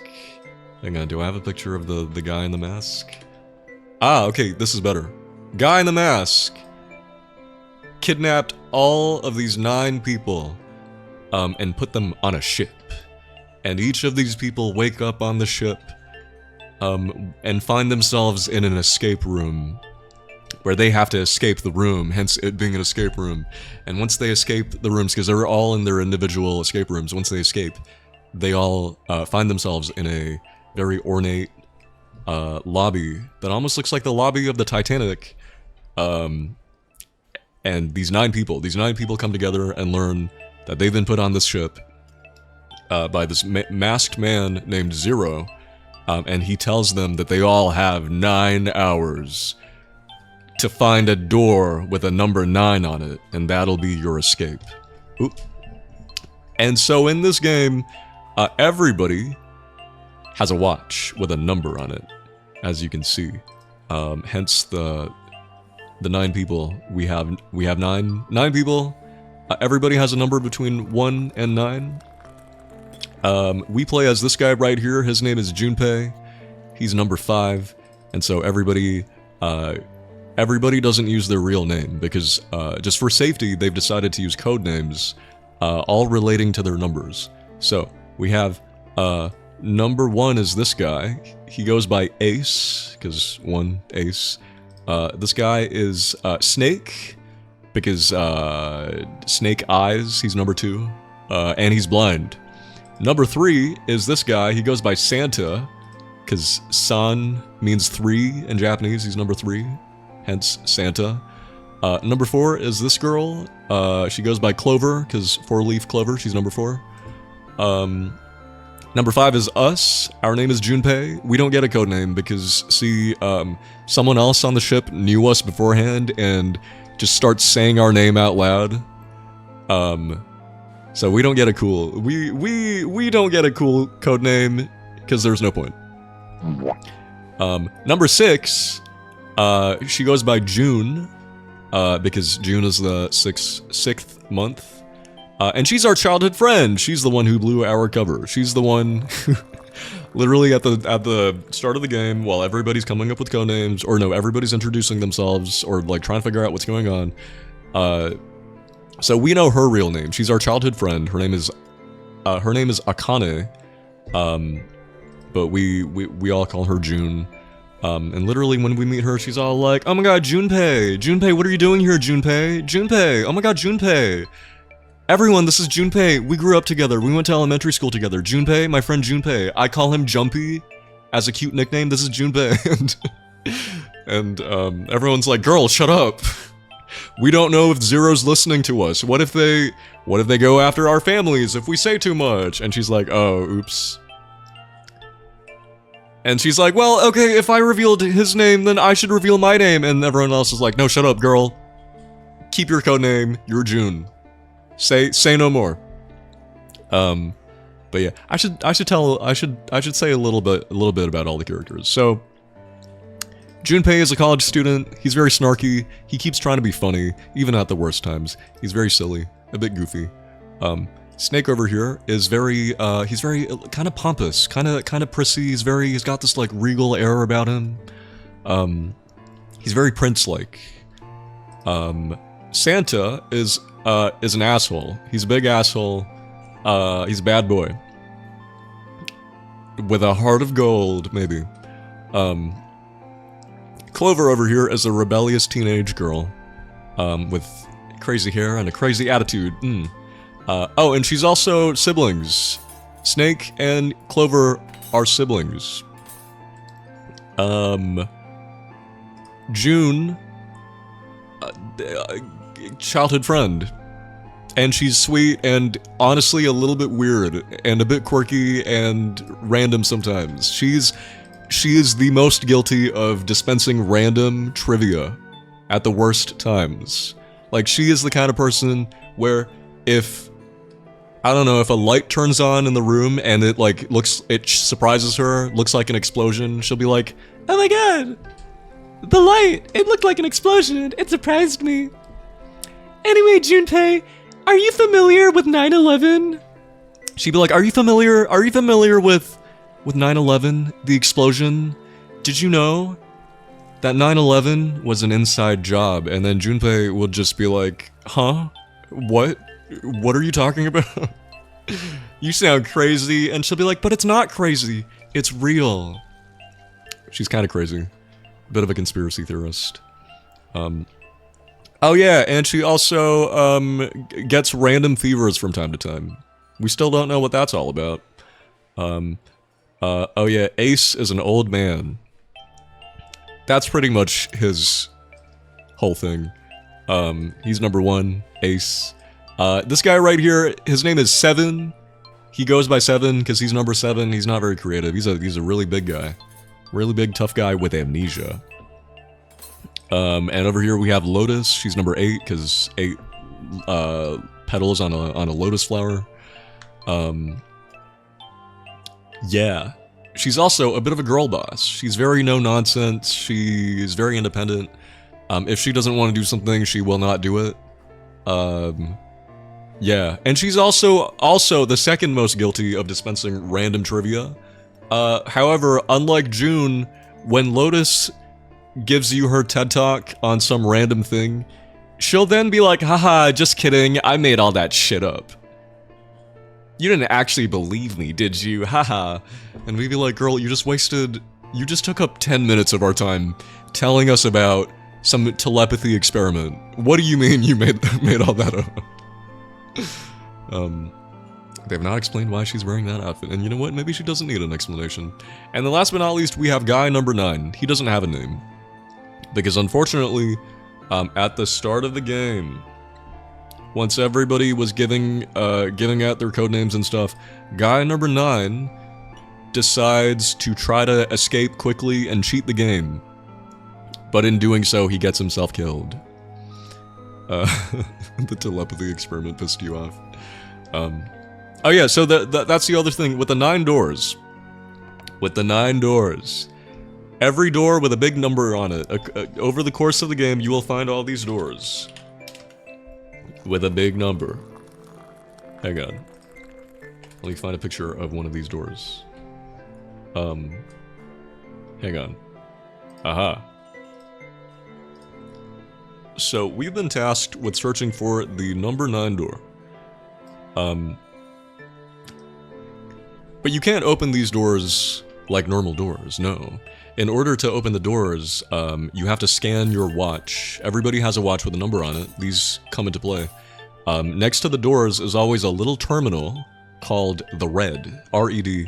It's just a terminal called the Red where you scan your watch. And in order to open the door, you need to scan your watch with numbers that form the digital root of the number on the door. And you have to use between 3 to 5 people. No more, no less. I say, Luna, I'm just summing up 999. So this is a really interesting way of having different combinations of people open a door, because it means you can have many different combinations. Digital root means when you add all the numbers together, so long as you keep on adding the digits together until you get a single digit number. That's the digital root. So if you want to get the digital root of 9, you could do 1 plus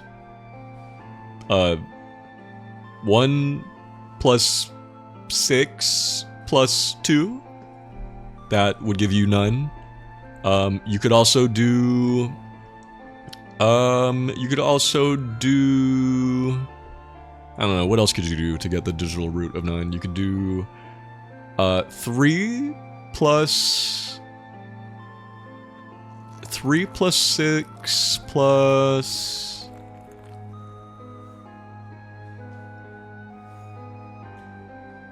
What else could you do? I'm not good at math. This game has a lot of math. I'm not good at math. All that to say, you can have many different combos of people open a door. It's very interesting. However, there are rules. So once you open a door, everybody who scanned their watch on the door has to go through. And through that door is another terminal called the Dead, D-E-A-D. It's just a terminal, but they call it the Dead, where everybody who scanned on the red has to scan again on the Dead. Within 81 seconds. Otherwise, you die. See, all 9 people have a bomb implanted in their stomachs. And that bomb will go off if you break the rules. So if you go in through the door and you don't scan your things, you blow up. So that's what happened to guy number 9. He tried to cheat the thing. He tried to cheat the game. He forced some of us to open the door, only to be the only one to go through.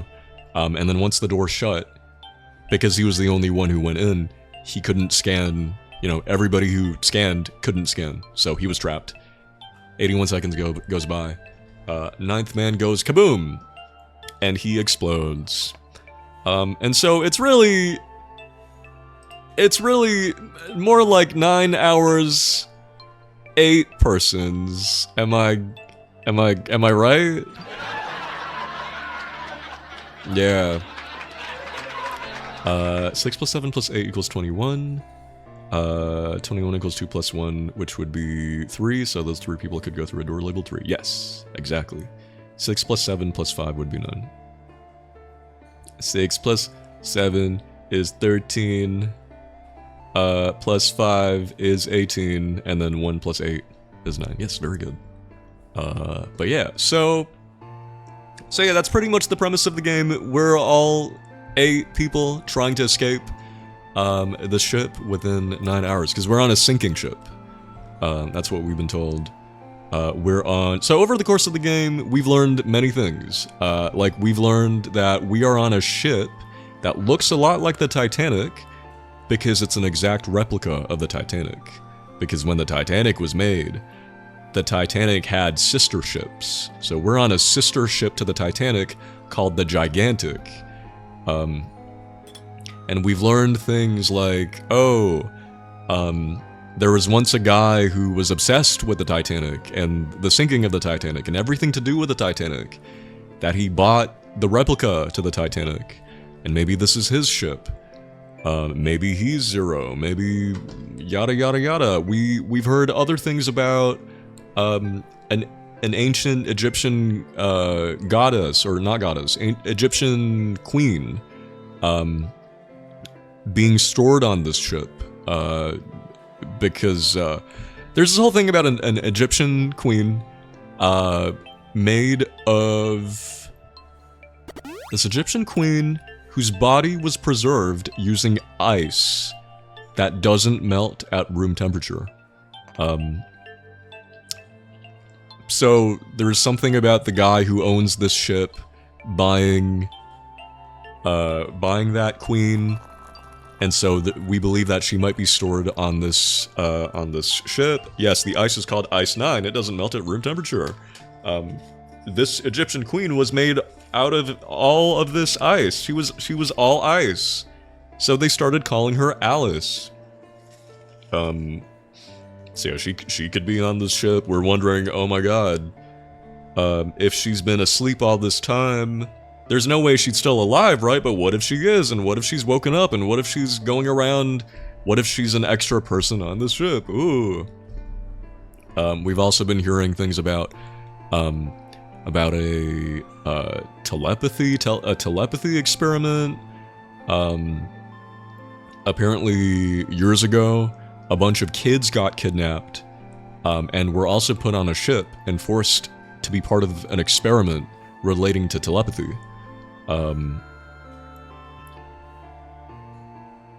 Yeah, we learned last week that Seven over here, the amnesiac, he's actually he remembered that he's a cop who was sent to investigate that experiment and save the kids. And yeah, we learned that.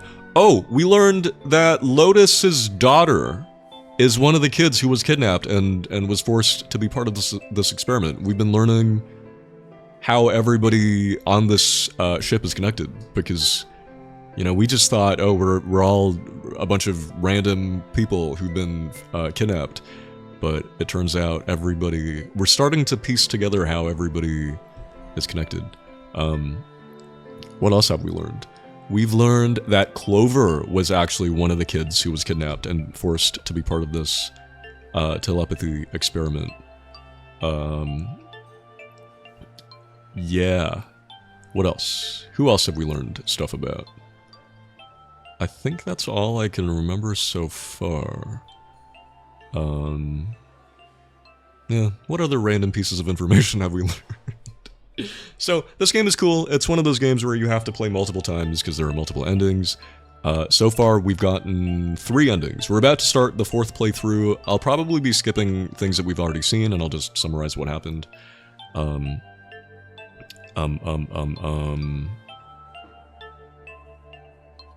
So we've gotten 3 endings. We've gotten, 1 ending.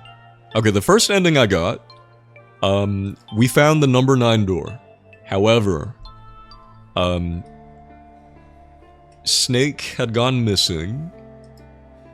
We couldn't find him. So with the people that we had, not everybody could make it through the number 9 doors. At least one person had to be left behind.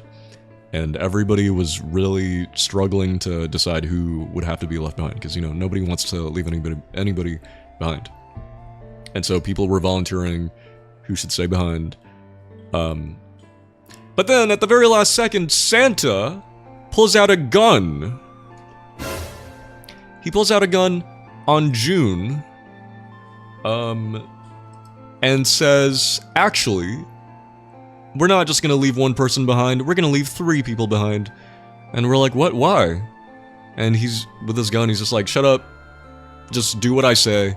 And he makes June scan her watch on the number 9 door. He also brings Ace and Lotus, leaving Junpei, Clover, and Seven behind. In the same room, hi JC, in the same room that the number 9 door was in, there's a coffin. There's a coffin in this room. And while Junpei, Clover, and Seven are just left in this room wondering what to do next because they're trapped, they can't get out, they hear a knocking from the inside of the coffin. It was horrifying. There's something inside that coffin, and it just starts knocking. Really good. It starts knocking on the inside of the lid. Hi, Reishuang. And we're just like, this game's really spooky. I was spooked. And we try to open the coffin lid, but we can't force it open. On the side of the lid is a little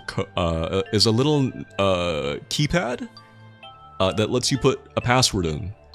And we're guessing if we had the password, we could open the coffin. Unfortunately, we didn't have the password, so the game just ended on a cliffhanger, saying to be continued.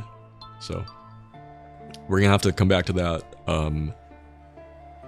We're gonna have to go back to the beginning of the game, find out what that password is, and then go back to that coffin, and then hopefully we can open it. So that was ending number 1. We got the coffin ending. That was just a cliffhanger. Disappointing. Ending number 2, when I played the game all over again, we got the axe ending, where Seven goes missing. I mean, not Seven goes missing, Snake goes missing. And then we do actually find what we think is Snake's dead body. We find a big, exploded, bloody red mess on a wall.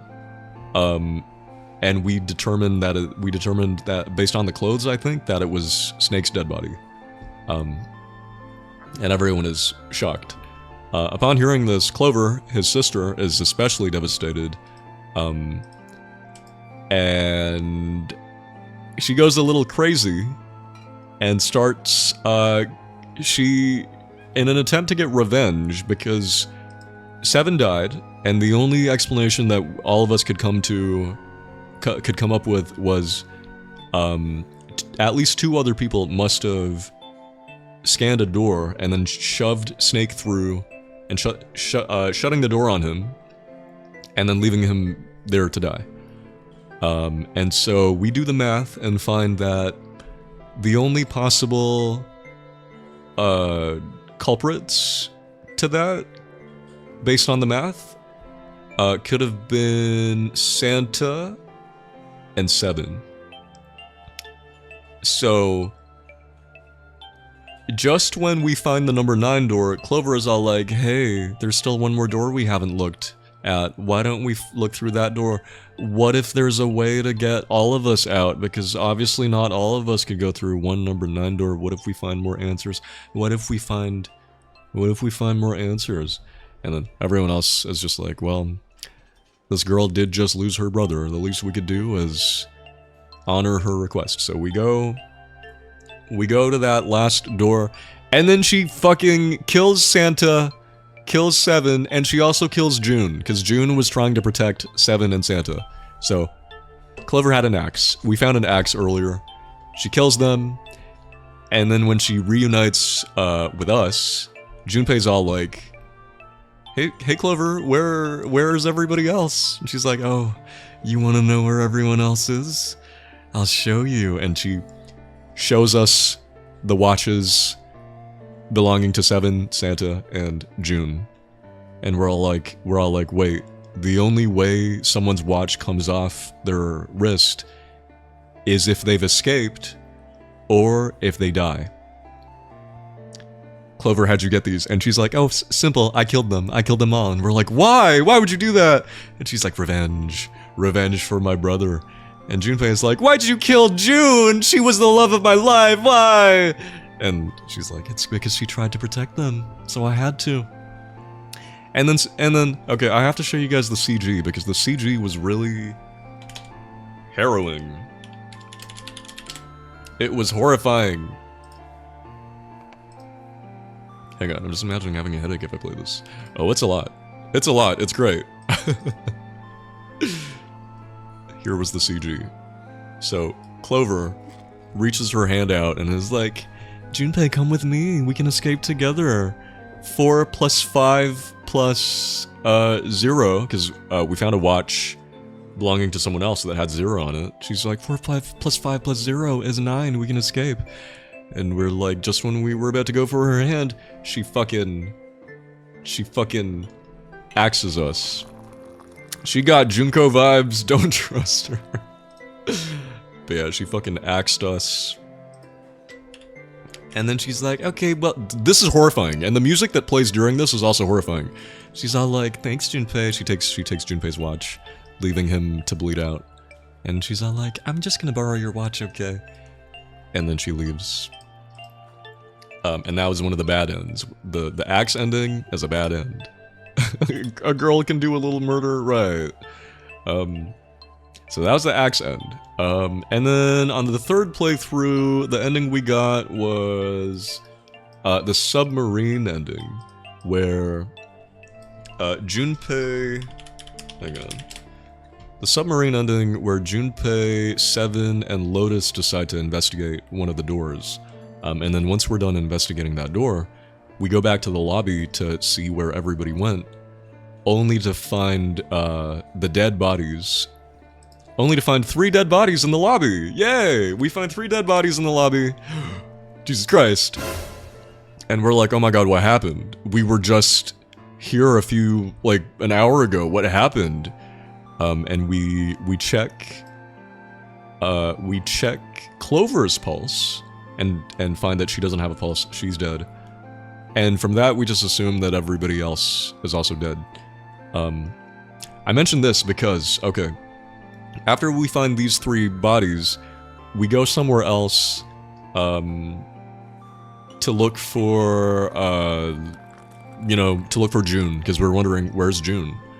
And we go somewhere else, we go inside this other room, and we see June's dead body. Oh, Angela Raid, hello. Well, this is awkward, Ivan. I think you might be mistaken. Hello? Multiple playthroughs required to get the full story? You're still stuck in the fucking asylum? Yes. But yeah, we investigate another room, and we see June's body bleeding out in the center of that room, and Junpei rushes to her side, and they have a sad final exchange before June fucking dies. Because we come in... Oh, hi, Coco! We find June dying. We don't think to try to stop the bleeding. But Junpei's all like, no, Connie, my love, no, you can't die. And she's all like, me, the player, I'm like, Akane, tell us what you saw. She's like, oh, Junpei, remember when we were kids? Yeah, such good times.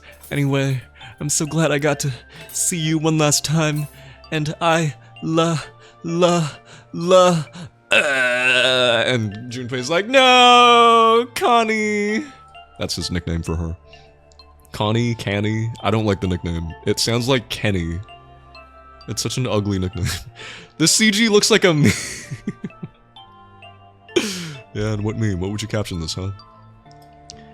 But yeah, after Junpei laments the death of June, of Akane, only then does he notice, oh, Seven and Lotus didn't follow him into this room? Do they not care about June? And so he goes back outside the room to be like, guys, why didn't you follow me in here? Oh my god! That's when he sees Seven and Lotus dead outside, a bloody mess. And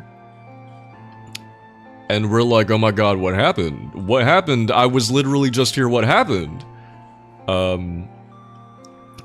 That's when Junpei takes note of the fact that Lotus doesn't have her watch anymore, meaning she's definitely dead. But he didn't take note of if Seven was still alive. And I bring this up because after this, Junpei goes back into that room where he sees a submarine. He sees a submarine in this room, and he's just like... Hang on. Can I copy this image? Copy image. He sees a submarine in this room. He's like, a submarine? What's the submarine doing in here? He goes back into this room, thinking maybe he can retreat into the submarine. But just as he's about to step closer to the submarine, he gets stabbed from behind. Boom. Wait, I have a stab sound effect. He gets stabbed! No, he gets stabbed. Yeah, he gets stabbed suddenly. And he falls into the water. There is a mysterious killer behind him, and we don't get to see who that was. So I bring up the fact that we didn't check to make sure everybody was dead. Because there's a chance that some of those dead bodies were not dead at all. They're still alive! So... at this point, we don't know who this killer could be, but Junpei gets stabbed, falls into the water, and bleeds out, and dies. And that's the submarine ending. That's pretty much where we left off with the game. So now we're gonna get into our 4th playthrough. We're gonna try making different choices and try going through different doors and going through doors with different combinations of people to see what happens. Yeah. Do you have any guesses on the killer or no idea? No, I've actually played the game, so I already know everything. But it's fun to re-experience the pieces coming together. So I'm curious to know, I'm curious to know, those of you who haven't played this game, who've been following along with me every week, I'm curious to know what you guys think is going on. Who do you think the killer could be? But yeah, I've played all the games. I was just feeling nostalgic, so yeah. It's been fun though. It's been fun to revisit the game because although I've played the game and I know I know the bigger story, I don't remember everything. So it's been fun to relearn things and piece together the puzzle. Yeah, I have no idea. Too many twists and turns. Okay, well, maybe we'll find out today. I mean, so based on this playthrough, I would think Santa, because he pulled a gun on us in the other ending. But he was dead in this ending, but maybe he was pretending to be dead. Maybe. We didn't check his pulse. This person in the back, they look pretty skinny and twinky. Santa's quite skinny and twinky. Nagito asked Twink. JC, have you played 999? Have you ever experienced it? Or am I your experience with the game? But yeah, we're close to being done with this game. It's possible that we might even finish the game today. Who knows? If not, probably next week. Nope, but you have seen Santa before. Please, a twin can never be evil. Right. People who played Danganronpa would beg to differ. Anyway, yeah, that's pretty much the game so far. This is where we last left off. This was the last thing we saw. Any questions? Anybody have any questions before we get into the game? Twitch warned me before sending that message.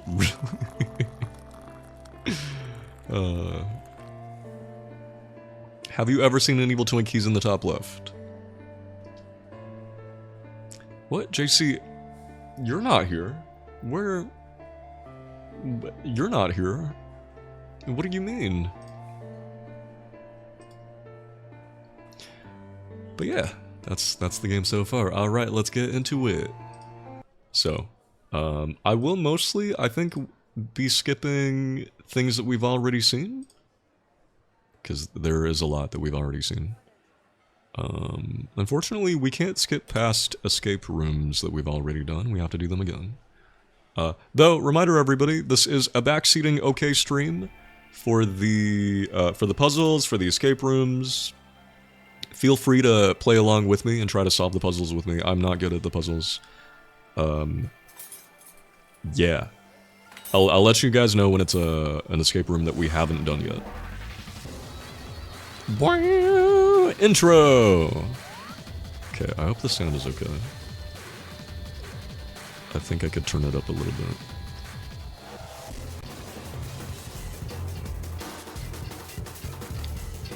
I hope this is okay.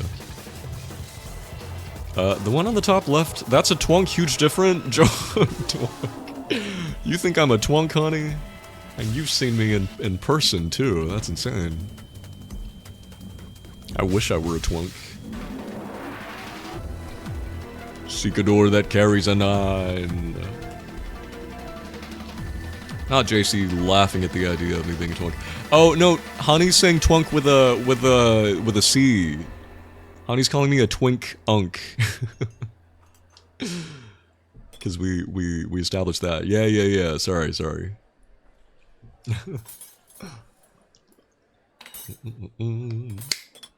That's worse. It's okay. It's self-inflicted. It's self-proclaimed. Anyway, 999. Let's continue.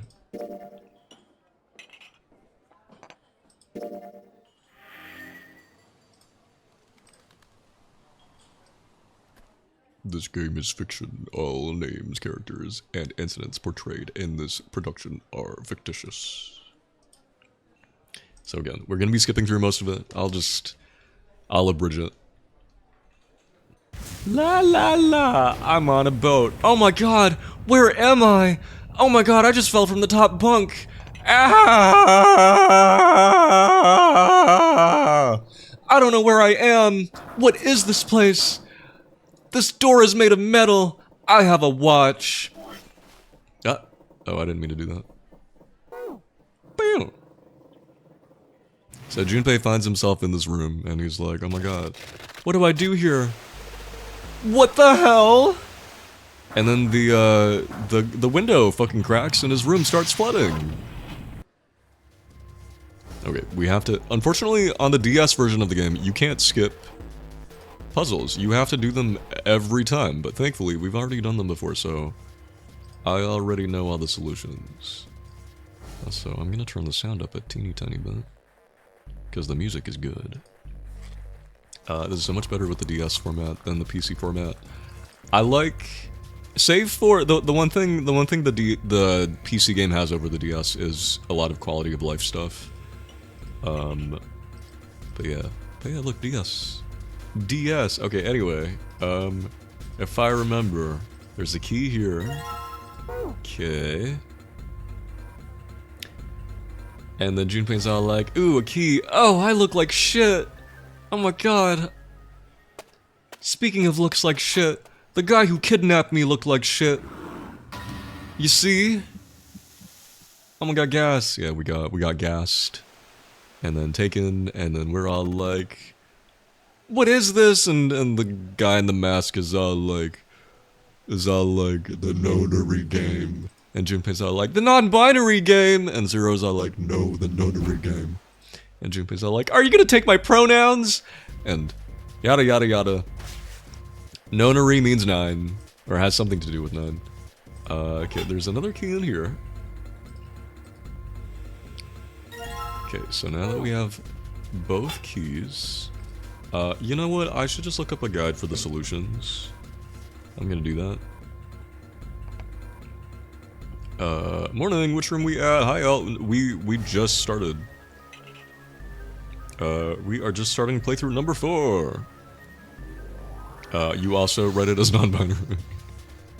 Yeah, nonagon is a nine-sided shape, that's right. But yeah, so we've been kidnapped and forced to play the non-binary game.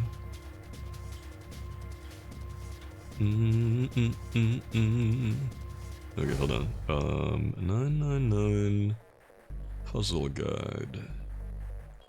I consent.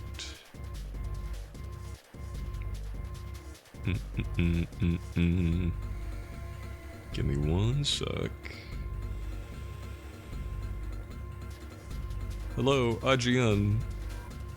Escape sequences. Wait, why is it not giving me the thing? IGN 999 puzzle guide. Puzzle guide. Rooms guide. Okay. So, thankfully, with the thing with a lot of these puzzles is you have to do a whole puzzle just to get a password. So if you already know the password, it saves you a lot of time. But that's not the case with all the puzzles. But the password to this should be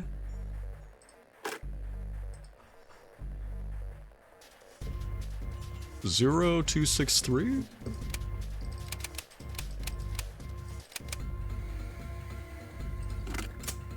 Yay. What happened in last playthrough? Unfortunately, Elsaurus, I literally just summed everything up. You completely missed the summary. But we got the submarine ending. That's basically what happened. A pen. Get a book.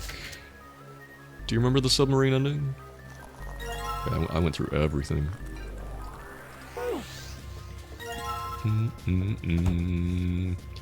Okay, and the red one should be here. You think you do? Yeah, the one where Junpei gets stabbed from behind. Okay, the password is 7485. 7, 4, 8, because I ate. 5. Yeah, I hope you guys have been enjoying the 999 playthrough. If any of you guys have been enjoying this, would you be interested in watching me play the second Zero Escape game? Virtue's Last Reward. Now that game is fully voice acted, unlike this one. So I won't have as much reading to do.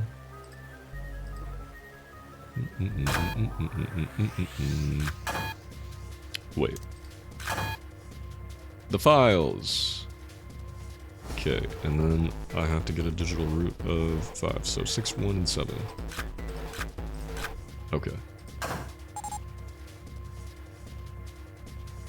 And now we can go.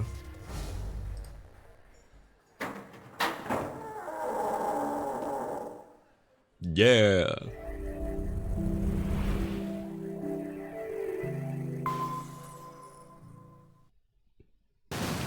So Junpei escaped his room and so did all that water. There was a lot of water. If you play the Steam version of this game, Junpei's voice acted. But he sounds really nonchalant about the whole thing. Like water comes at him and he's like, oh my god. Are you serious? Water? What the hell?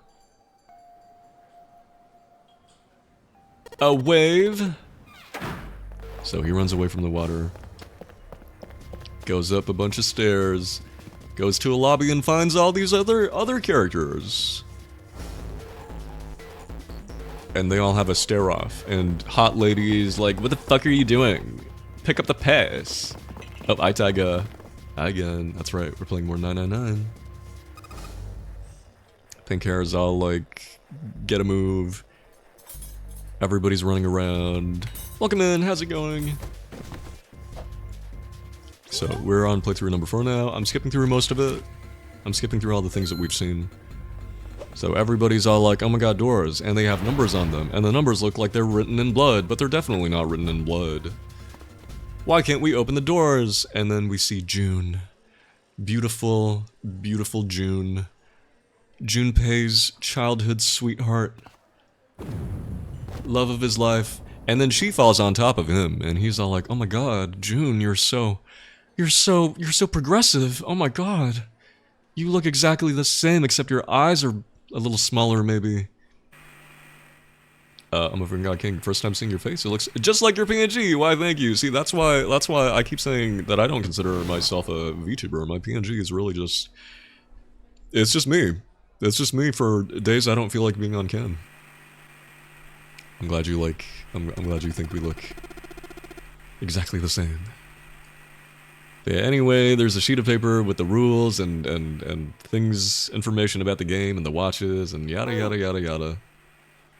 Everybody has a number, zeros are like, I'm gonna make you play a game. And then the clock strikes 9, or however many, showing us that we have 9 hours or something. Everyone's all like, blah blah blah, we should investigate, and so we investigate for an hour. We find that most of the ship is submerged, so they really are on a ship, and it's... But the water level isn't rising for some reason. There are a bunch of doors with astrological symbols on them, which June is very knowledgeable on. She's really proud of it. She's like, this is an earth symbol! I'm an astrology girly! And we're like, whoa, the windows are bolted shut, no exits.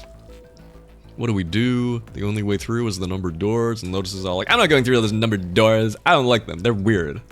And scary looking. And then, Clover goes up to one last guy. Oh no, this is the bit where, June just fucking...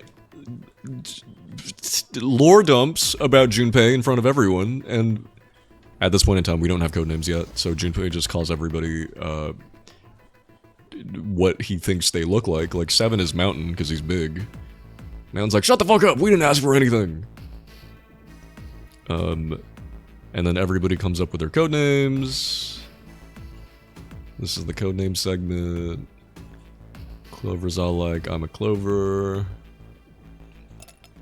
This isn't the hyper-realistic VTuber model? Yeah, right. Yes, sorry to break it to you. Look at the way her sleeve just goes over her hand. Like that. It's so ooh-woo. Now everybody has codenames. Looks really expensive, thank you. And then we have guy who looks like a bird's nest. Clover's all like, what number are you? And he's like, number? I don't need a number. And Clover's like, what? Why? And he's like, because you're coming with me. And she's like, whoa, hands off the merchandise, pal. Back the fuck off. I have mace. Ah! And then he has a knife. And then he's all like, you're gonna do what I tell you to do or else I'll cut her throat. And so we do what he asks. He gets Clover and Ace, and is that it? He gets people to scan. And then he scans, opening the door, and he goes through, and he's all like, peace out, suckers! And then he goes, but then he's all like, wait a minute! The door won't open! This wasn't meant to happen! I've been tricked! And we're like, you've been tricked? And he's all like, I'm being killed! It was him! He killed me! And we're like, what's going on? And then we hear an explosion. And we're all like, an explosion? Let's open that door. And so we open the door. Only to find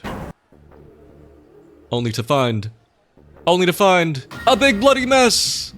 And June fucking screams. And then she gets a fever, because she gets random fevers when she's under a lot of stress, I guess.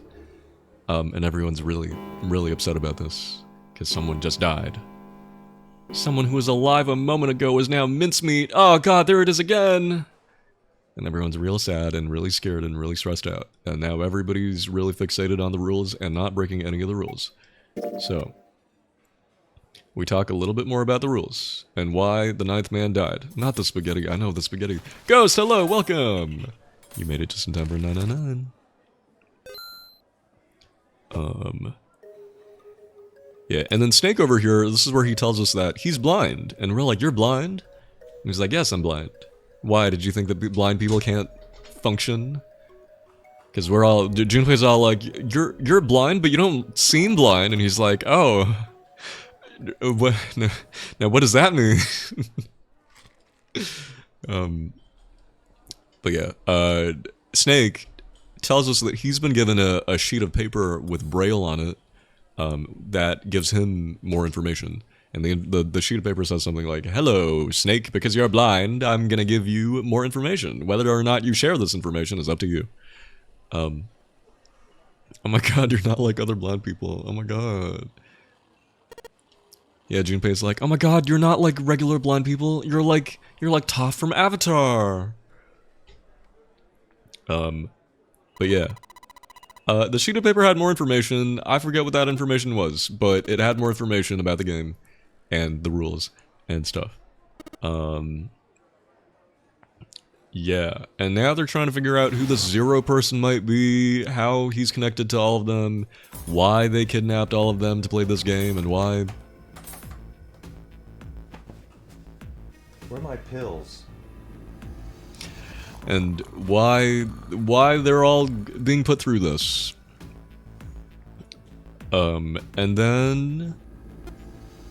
now they're planning to go through the doors. We're all like, okay, which doors should we go through? Unfortunately, someone's gonna have to see the big bloody mess again. Because we're gonna have to split into 2 groups. Okay, wait, let me save game. So, the only time your choices matter as far as I'm aware, or most of the time, is, with which door you go through. So... Last time, we went through...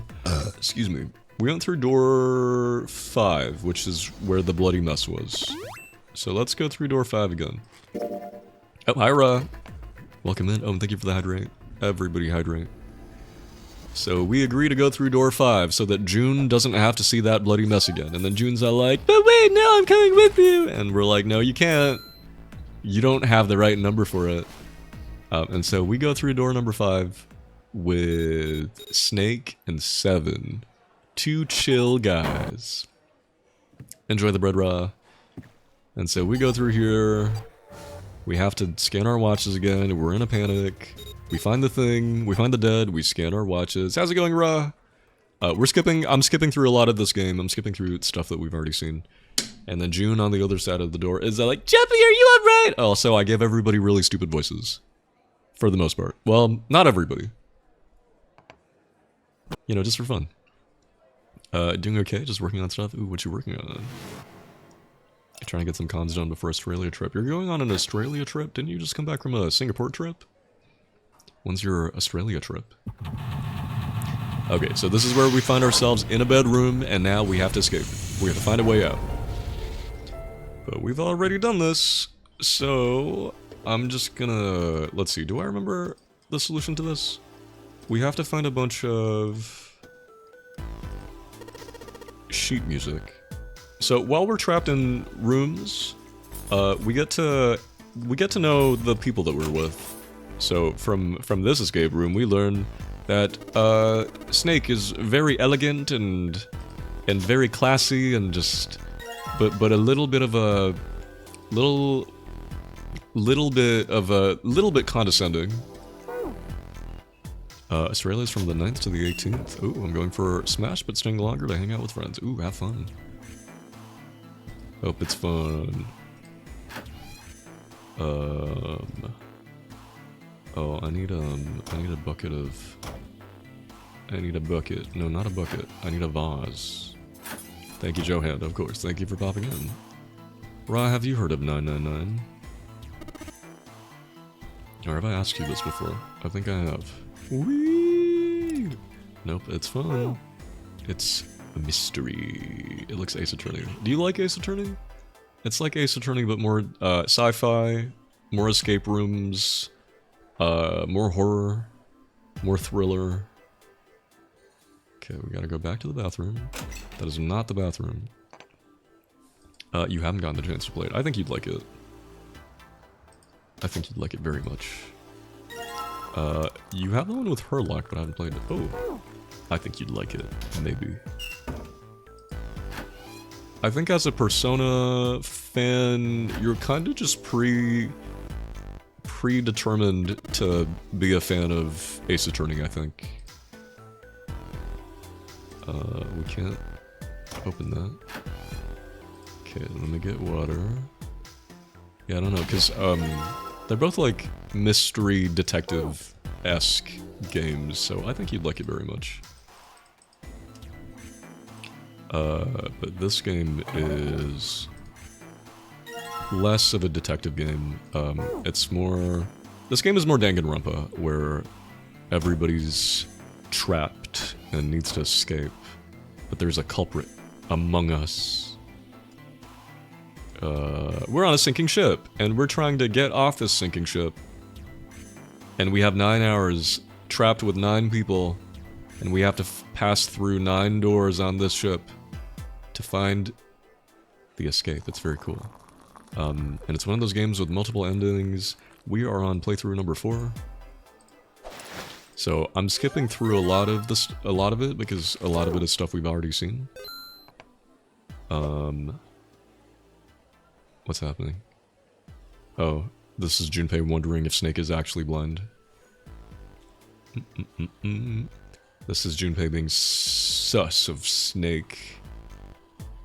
He's like, how can someone blind be so good at getting around and stuff? How does he just know things? I guess he sees through his feet like Toph from Avatar. Ooh, a map. Snake is also quite handsome. I see some good yaoi potential. Oh, also Junpei. Junpei like Junpei, from Persona 3, your favorite, Ra.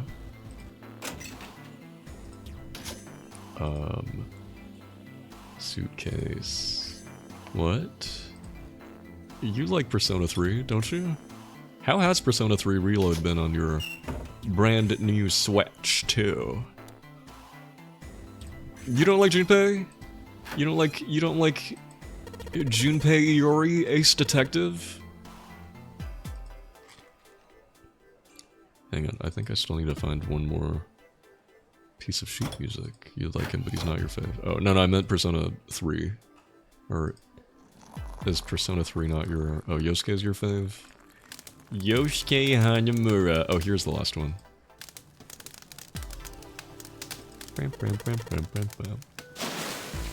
Though, Ra, as someone who's re-experiencing Persona games, fresh, as someone who's having a fresh re-experience with Persona, do you feel like the writing feels a little bit antiquated, or do you feel like the female characters suffer from really feeling like they're all written by men? Because the other day I was talking about how I have a hard time replaying a lot of old games because a lot of old games really suffer from poor female writing and female characters who just really feel like they're written by men because they don't really behave like actual human women. And this is a thing that sticks out a lot more now because now we have a lot more well-written female characters written by women and women authors and women directors and blah blah blah blah blah, with, you know, like series like Free Ren or Witch Hat Atelier, from what I hear. Like we have some really well-written, authentic portrayals of female characters. And because of that, now I find that when I go back to old games, it's so hard to not be so bothered by it. Like, it really sticks out. So I talked about this a few streams ago, and all of you guys in chat, a bunch of you were just like, haha, I feel that way about Persona. Just so many messages being like, haha, Persona. And then I was just like, no way, that's so funny, because me saying this right now, I was thinking of Persona. In Persona 3, I think it's pretty slow. You really like the girls in Persona 4. I like them too. But do you feel like they suffer from really feeling like they're written by men? Because the thing that made me think about this whole thing was the fact that ever since Persona 4 Revival got announced, I was seeing more people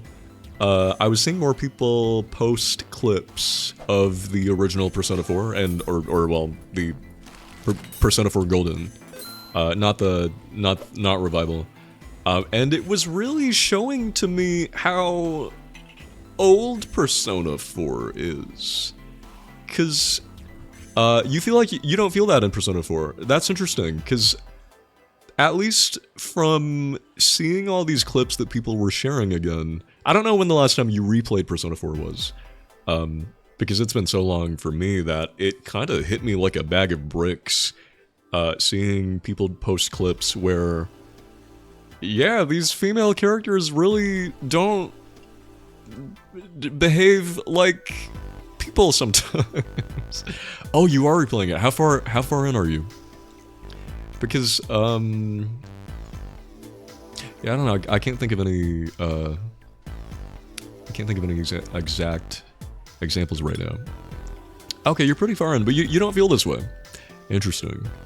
Because, yeah, a few weeks ago we were talking about this, and how I really feel it with Persona 4. Even though I love the girls in Persona 4, I do feel like they reek of being written by men, a lot. Like, they just say things that I feel like if I'm just like, I feel like if a woman wrote these characters, they wouldn't have said that.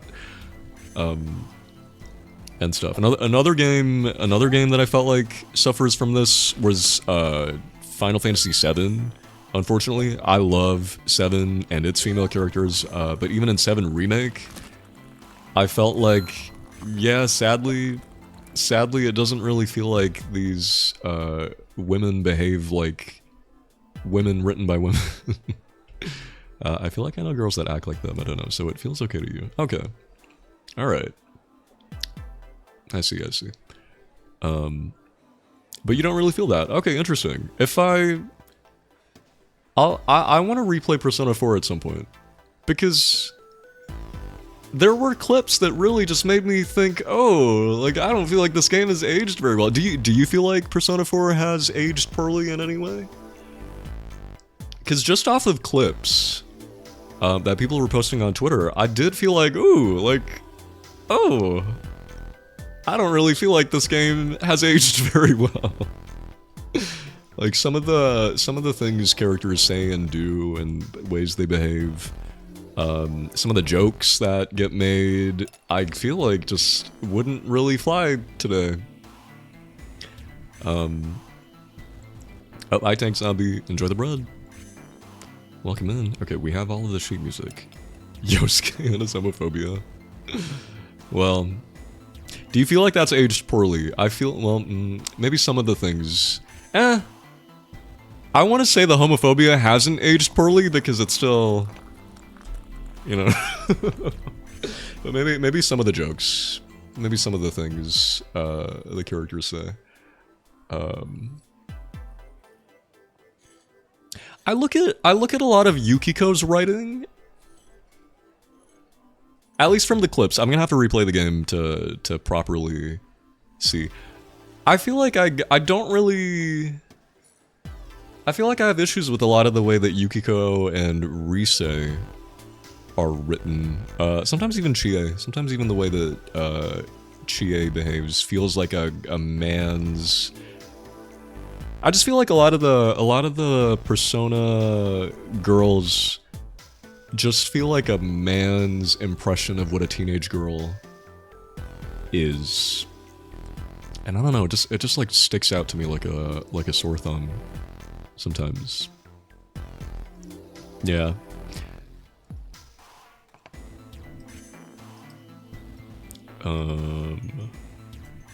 Wait, did I? Oh, I think I have to go to the piano. Yosuke being homophobic is so funny to you? Yeah, no, me too. I find it hilarious.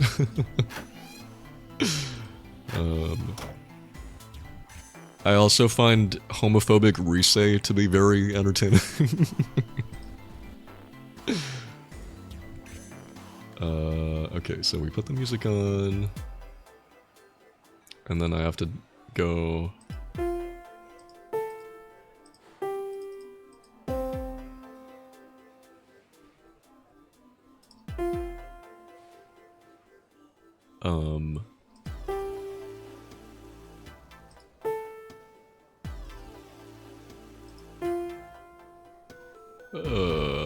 That is this one? This one.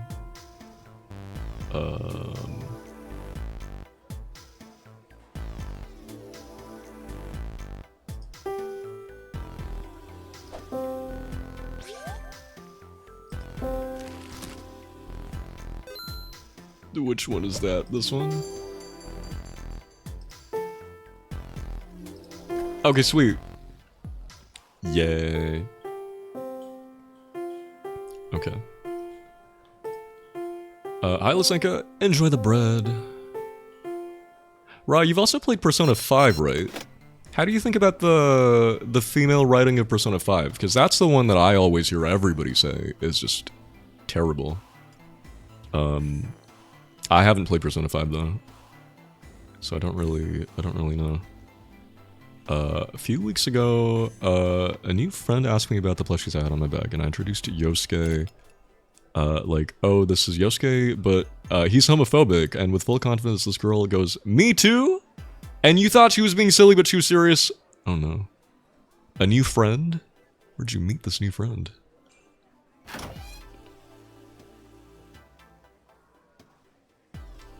Did that open the door? I think that opened the door. So, I hope you're not still friends with that person. 'Cause what the hell? What on earth?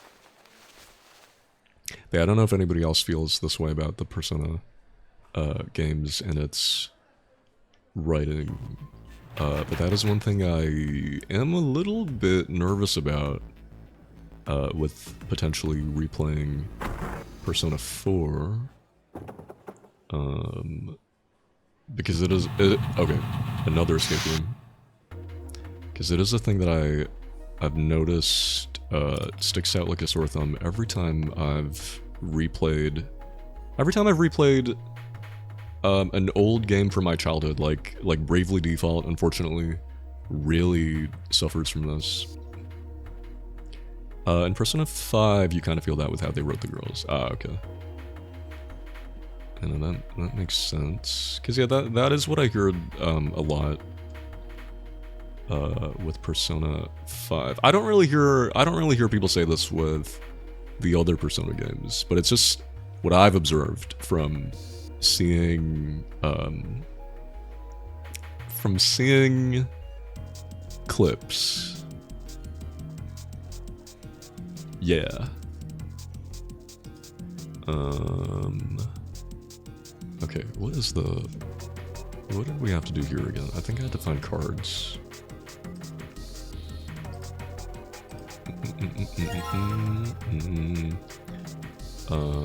Okay. Card 5. I still haven't played Persona 5. I want to, though. I said if Persona 5 comes to the Switch, then I'll play it. And then it finally did, and I still haven't played it.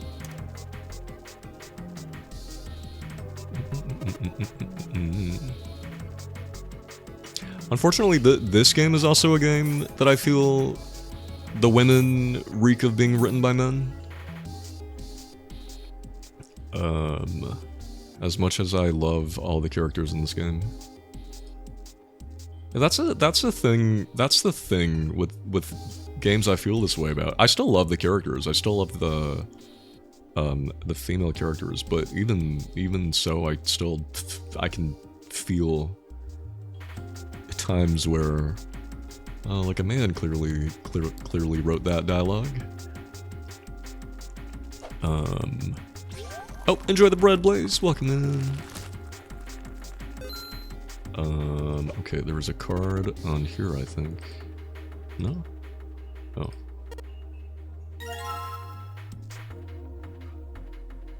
1, 2, 3, 4. I think there was one more card that we need.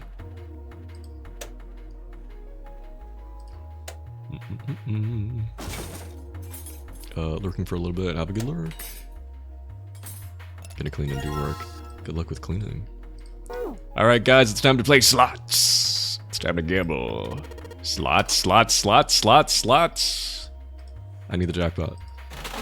Fuck. Give me 7s. 7. Fuck!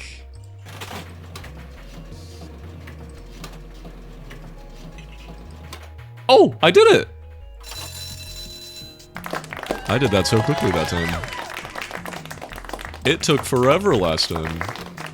Hi Johan, hope all is well. All is good. We're playing 999, so all is great. We are progressing. This is playthrough number 4. We are close to escaping this ship. Okay, so now we have to go this way. But yeah, I'm mostly just skipping through things that we've already seen. We were just talking about, my dear chat, do you experience this? I was talking about how these days I have a hard time replaying a lot of old games because the writing of female characters tends to be very poor. Like it just really sticks out how the female characters in a lot of old things are just so, they just reek of being written by men and behave in ways that just you don't feel like a woman would behave. That it just gets a little bit hard. Have you experienced this? Hang on, what does that say? I think that says 8, right? I need a digital root of 8. Hang on. This is the first class cabin. I don't know if I phrased my question very well. I don't know if that made sense. I'm just glad that we really do have so much more good writing now, and so many more female-led stories and media, movies, shows, anime. That, yeah, we now have really good portrayals of female characters. the fact that it even sticks out to me how bad writing used to be, that just shows how far we've come and how much things have improved. It just sucks that it means when I go back to replay a really old favorite of mine from my childhood, I'll have moments where I'm like, oh, I don't really remember this writing being so bad, or I don't really remember this being so male-gazy. Bye-bye. Oh, bye, Yikin. Persona, definitely all women are just romantic interests, pretty much. Yeah. That does make sense. No, it does make full sense to me why, Persona... Why I, and a lot of people especially, feel this with Persona games. Oh my gosh, yes, I've returned to many old games because of this very reason. Or I haven't returned. They're written from a poorly perceived male idea of what the ideal woman character is. Yeah. And I noticed some it might not seem like a big deal. It might just seem like I'm making a big deal out of nothing. But it really sticks out. Like when I was playing Final Fantasy VII Remake, again, I love all the characters. I love all the girls in Final Fantasy VII. But they really do suffer from... They really do reek of feeling like women written by men. Like... It's just so... I don't know how to describe it. Because you have all these characters who behave so realistically, and then you'll have female characters say things that feel... like, oh, it doesn't really feel like an actual... I play this game and I'm just like, oh, it doesn't really feel like Tifa would have said that. Or like, it doesn't... Why is Aerith acting like this? Or why does Jessie keep on being so horny at every turn? It's getting a little bit... Like, I find it really entertaining, but also... She just doesn't really feel... These women at times just don't really feel like human beings. Yeah. They sound dumb. Yeah. Like, in 7 Remake, when we meet Aerith, she says things like, I'm not some little girl who needs to be saved, by the way. And... I don't know, it just feels really out of place. It just feels like, hey, this is a man trying to write a strong female character. But it's just like... Cloud didn't say anything, and she's all like... I can take care of myself! And it's just like, yeah, this... You know? Would you say that's mostly a Persona thing or a broader issue? Oh, it's a broader issue. It's a broader issue with older games, because a lot of older games mainly had, or a lot of older media mainly had men at the helm. They mainly had male writers, male directors, male everything. Just historically in media, women have always had a backseat, and progress has been made over time to have more women involved in media, that now we get more well fleshed out, more well-rounded, more realistically portrayed, more well-written female characters. Yeah.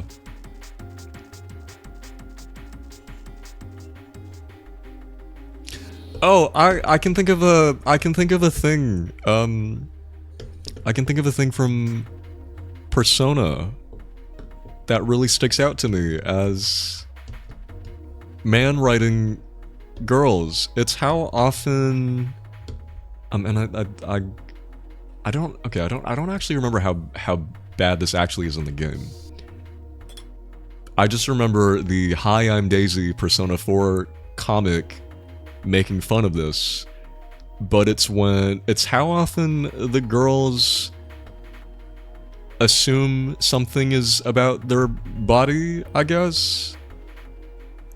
I can't think of an actual example from the game, but in the comic dub, when Chie is just like, "Hey Yukiko, let's go get steak. Let's get lunch," Yukiko's just like, Chie, I'm gonna get so fat.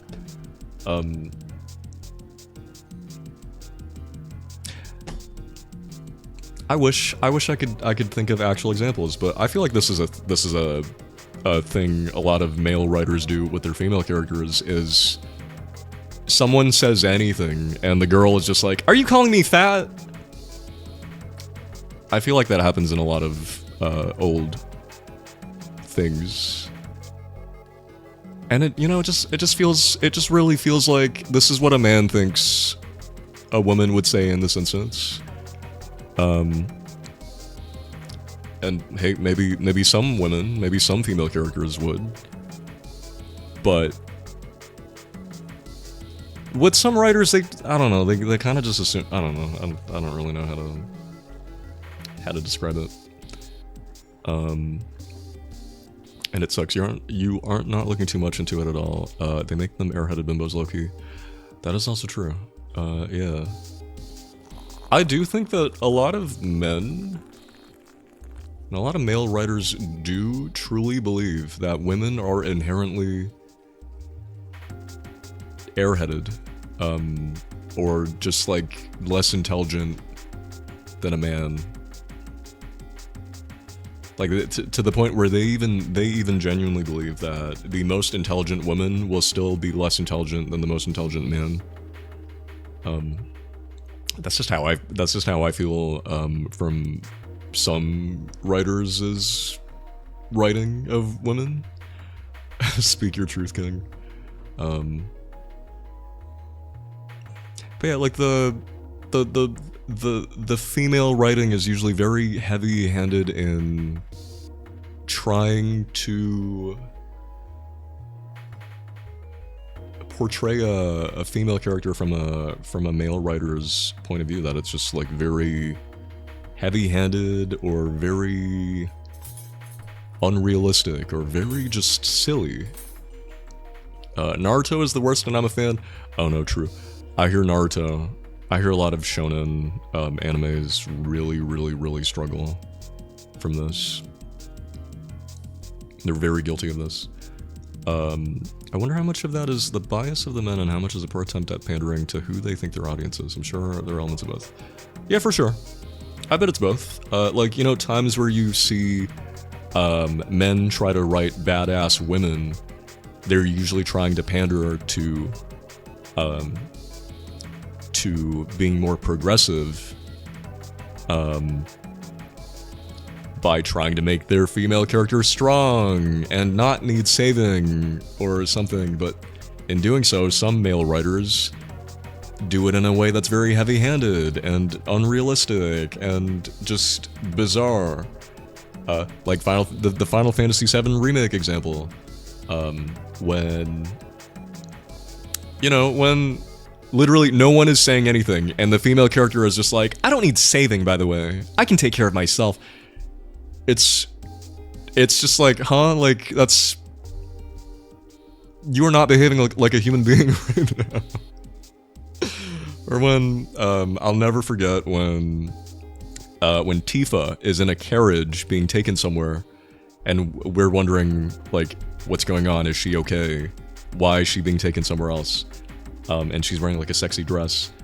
Tifa tries to reassure us that she's okay and she has a plan. But the dialogue exchange that happens is so silly to me. Because Cloud comes by and is like, oh my god, Tifa, are you okay? And then Tifa says, I'm fine. I'm a badass. You've seen how much ass I can kick. And then that's what she says. And I'm just like, that... I feel like anybody else would not have said that. You know, replace Tifa with any equally as capable male character. He wouldn't have said that. He wouldn't have said, I'm a badass, I can kick ass. He would have said something else. Anything else. Literally anything else. But no, we're like, Tifa, are you okay? What's going on, Tifa? And she's like, I'm fine, I'm a badass, I can kick ass. You've seen how much ass I can kick. And that right there, I'm just like, yeah, man writing. Like literally anything else. And yeah, I just find a lot of old, well, 7 Remake isn't even old, but I guess it's a hallmark of 7 being old. Hang on, I've been trying to look for the solution to this puzzle. We are not in the first class cabin anymore. Hold on, we are in the casino. But yeah, a lot of old media with predominantly male writers, even when they're trying to be more progressive, suffer from making their female characters very flat and unrealistic as a result. Yeah. And because of that, yeah, I just have it always, I mean, it's not deal breaking, it's not game breaking, it won't make me, it won't make a game unplayable. But it's just like very unfortunate writing. Because here you'll have something you remember very fondly, that you remember is very good and very well written and just an amazing piece of media, but then it'll have these moments of really poor female writing, and it just really stands out, and it's very unfortunate. Like the game Bravely Default, that's a game I loved so much as a kid. And I feel like I remember the female characters being really strong and well written. And to a degree, some of them are. But then you also have these really fetishy, pandery, fan servicey moments that I don't remember being so bad. But now that I feel like now that we have, I feel like fan service towards female characters used to be super, super, super commonplace. That back then you don't really even bat an eye. But I feel like it's not as egregious anymore, that now when I go back to old shows and the fan service is so egregious, I'm just like, ooh. Ooh. Like I really wanna promote this character as being an example of a strong female character, but it's hard when the game keeps on having every man around her sexualize her in a very uncomfortable way. Red bean waddle, red bean banana hand. Oh, Irisky, thank you very much for the resub for 9 months. Thank you very much. Also 9 months, we have a baby. What shall we name our baby? I dub our baby Risky Bean Porridge. It's like even the ones who try to be progressive sometimes still fall into the trap of deciding what a woman should be instead of trying to understand women. You can't portray something you don't understand the concept of. That's right. Yeah. A lot of male writers fall into the trap of portraying a caricature. Even now, this one's gonna be a bit of a spicy take, I think, or maybe this might upset some people. Satoshi Kon, who made the movies Perfect Blue and Millennium Actress and Paprika. I really like his movies and his portrayals of women in his movies. Unfortunately, even he suffers from not really having a super well-rounded or like authentic woman understanding when he writes his characters, because even though in his movies I feel like his female character portrayals are quite good, I think even then there are some blind spots. There are some things that he wouldn't think to consider about his female characters. But also in interviews, is Perfect Blue the one where the actress films a non-con scene and struggles with the social ramifications of it? Well, that's one thing that happens in the movie. Yes. Surprisingly, even though the director is a man, I feel like that movie is a good depiction of all of that.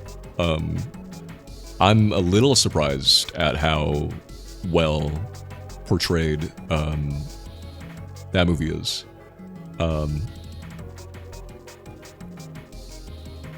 However, even I feel like there are just like smaller micro blind spot, micro things that the director wouldn't have been conscious of. Versus if I felt this when I rewatched Perfect Blue recently. I felt like, oh, if the writer were a woman, I feel like maybe Mima, the main character, would have had certain thoughts, or maybe would have noticed certain things, or would have had certain mannerisms or something that Satoshi Kon wouldn't think to include. But what I was gonna say. Excuse me, loud clap. What I was gonna say was, even though I feel like his female portrayals are quite good, in interviews he's gone on to say things that are actually kind of, in trying to be progressive, or he'll be asked about his like portrayals, and why he's so good at portraying his characters, and what he's said actually comes across a little unprogressive. I never finished that movie, but I need to. It's good. You should. It's great. Like, Satoshi Kon has gone on to say in interviews something along the lines of, he understands, what did he say? His take was quite, like, stereotypically gendered. I can't remember exactly what it was, but it was something like, I forget what it was. He said something like, oh, I understand how to portray men in relation to women because I'm a man. I understand that men can be kind of evil and mistreat women and yada yada yada. I know what men are like. And then he said something along the lines of, oh, like, he portrays women so well because women are inherently good and gentle and something very, like, stereotypical and very, like, I don't know, very, like, gender essentialist. So, like, even though he's trying to be progressive, and his movies come across very progressive, in his interviews, it's just like, oh, okay. Let women be evil, 2K26.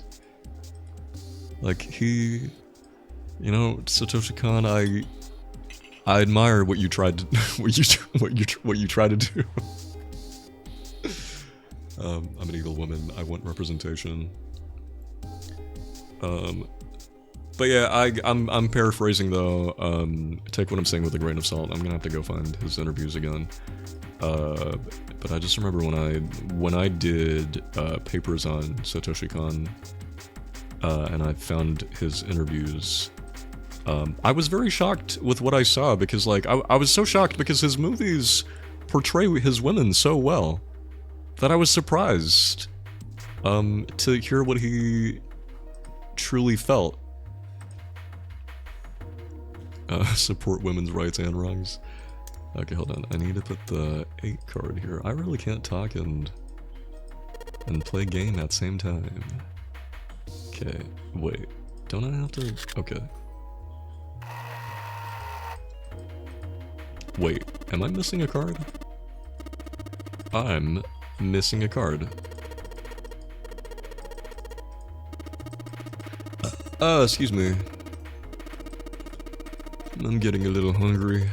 I've got food in the fridge. Okay, we're missing one card. Where could that card possibly be?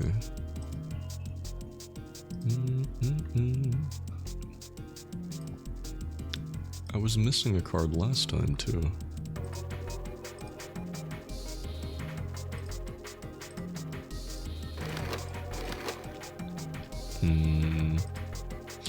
But yeah, poor female portrayals is one of the many things that I run into when revisiting old media.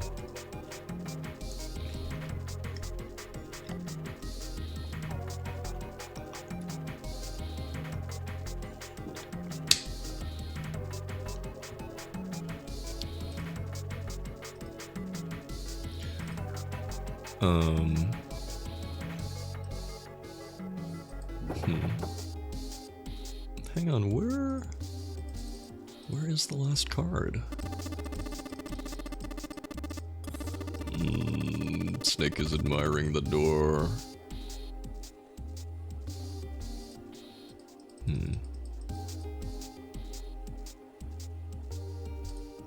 Did I check the tables? No, I didn't want to click on the door.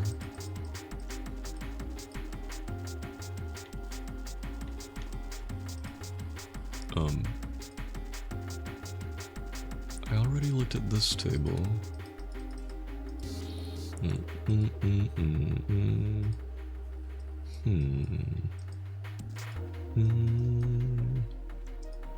Actually, another example of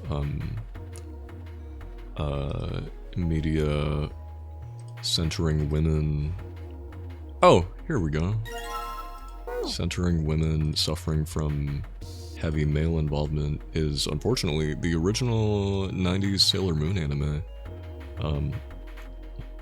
Even though the creator of Sailor Moon is a woman, and they did bring the creator on board for things, most of the team that brought the original show to life was men, and it really shows in the writing and certain character portrayals in the original show. According to Naoko Takeuchi, the author of Sailor Moon, when making the original show, she faced a lot of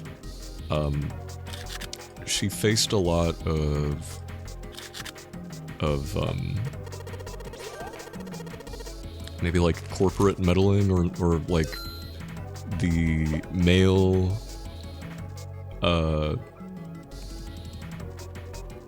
creative team trying to make changes and persuade her to make changes to certain characters and certain plot points that are like more stereotypical. Like in the original Sailor Moon manga, Sailor Mars in the manga and in the original anime are completely different characters. And apparently this was because when they made it an anime, they wanted to play up, I guess they wanted to play up like a certain stereotypes. They wanted to have Sailor Moon and Sailor Mars be able to be like catty with each other and stuff. They made Sailor Mars a little more hot-headed, a lot more hot-headed, and stuff. We gambling, nah, or we were. I love that the mangaka for Sailor Moon and mangaka for Hunter x Hunter Yu Yu Hakusho are married. Such a cute creator couple. That is very cute.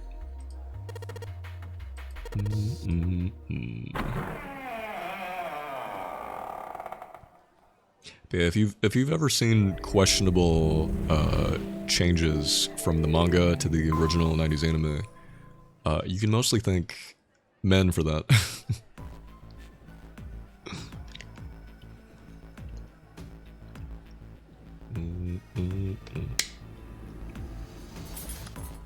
Like, the anime definitely played up the Sailor Guardians as more stereotypically feminine traits.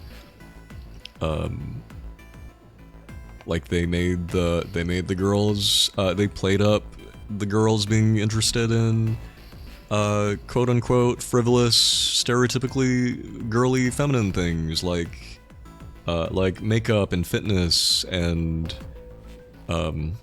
and weight loss and perfume and jewelry and stuff.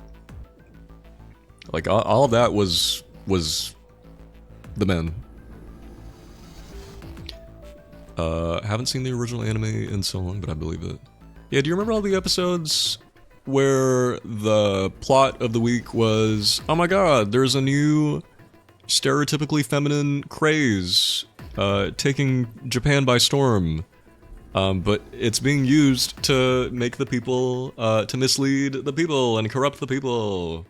Like, oh, the jewelry shop is actually evil. Or, oh, the weight loss program is actually an evil weight loss program.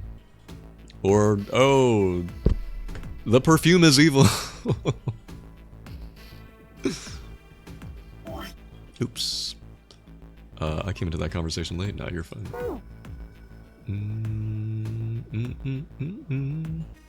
So, although, on the one hand, it's great that Naoko Takeuchi got to have her creation realized in anime form and brought to, you know, it influenced a generation.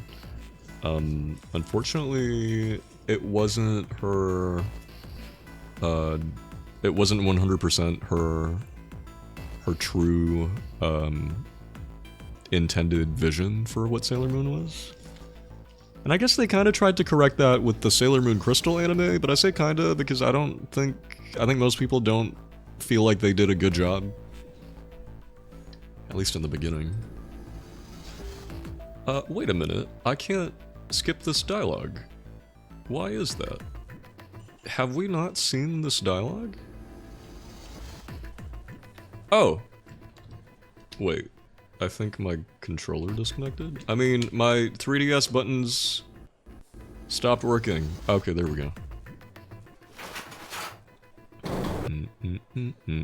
So we escape the room, we go down, we unlock a gate, because we found a key, we found a terminal. Oh wait, let me save.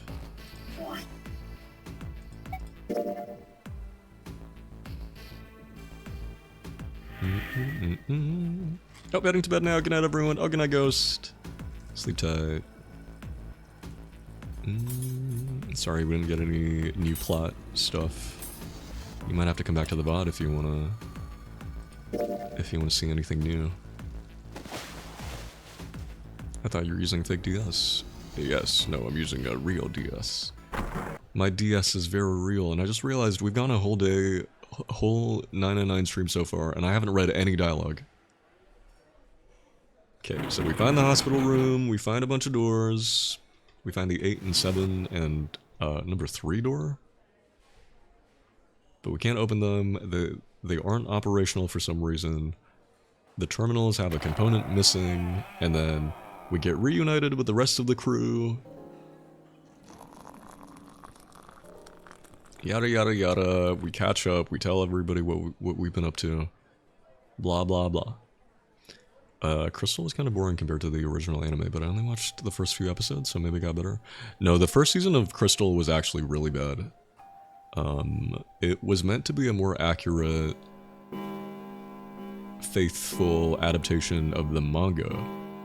But not only did it fail at being a faithful adaptation, because they still made changes, it just wasn't good. The animation was also really bad.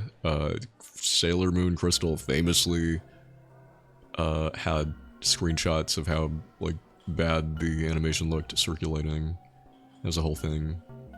It was not good. Apparently from season 3 onwards, it gets okay, I think. I don't know for sure. I didn't bother by then. Okay, so everybody decides we have to find those missing components. Everybody split up and search everywhere for the missing components of those terminals so we can open those doors. And so everybody splits up. Oh, hi, Emily. Everybody splits up, we search everywhere. Let me save again.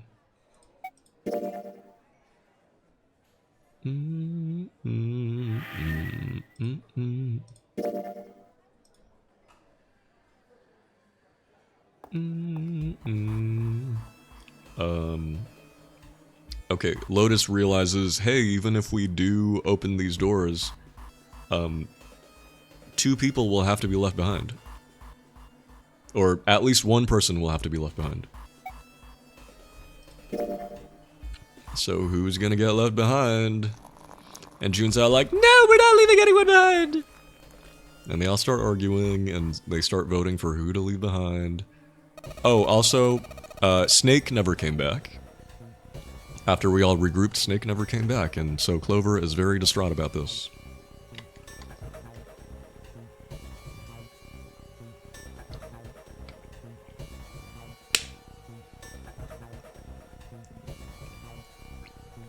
Yeah, I read the manga and I was kind of questioning if it was this bad, and I went back to read it, so hearing that, I'm glad I wasn't the only one. Oh yeah, no, everybody hated Crystal when it came out. But apparently it improved. I don't know for sure.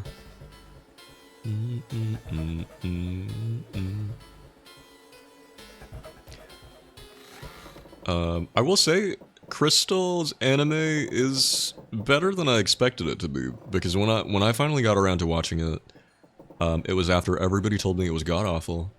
And it was after I tried watching... I wanted to watch all of the original Sailor Moon. The original Sailor Moon anime and its revised dub. And I wanted to watch every single episode. Not knowing how much filler the original Sailor Moon anime had. Guys, if you decide to watch the original Sailor Moon... watch it with a filler guide, because now I used to be someone who thought, hey, filler episodes aren't bad, because what a lot of anime fans consider filler in other shows are episodes where the main plot doesn't progress, but they're like episodes where the characters' relationships build and they spend time with each other and hang out and like, you know, they build their relationship with each other, and you build your relationship with them. Sailor Moon is not like that.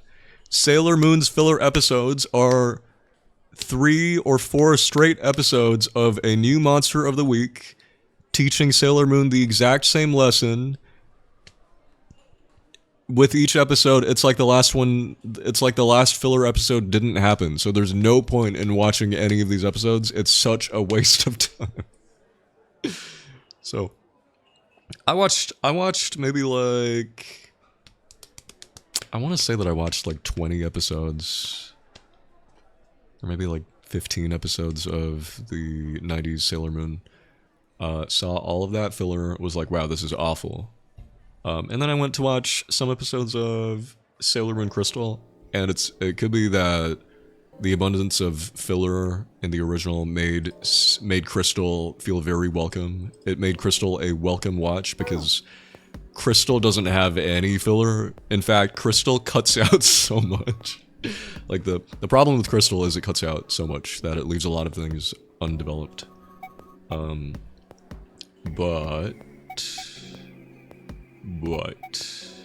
oh shit, we have to pick a door. Hang on. Let me save. Now, just to make sure I don't accidentally pick the same... in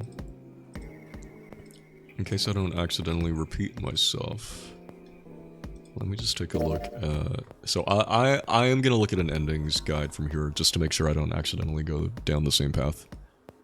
Because some paths require you going through doors you've already been through, but then you have to like, oh, I've already gone through door 8, but now I have to go through door 8 again, and then after that, pick a different choice.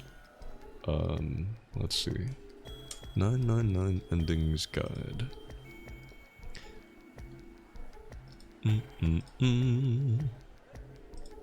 So let's see. Last time we went through door 8.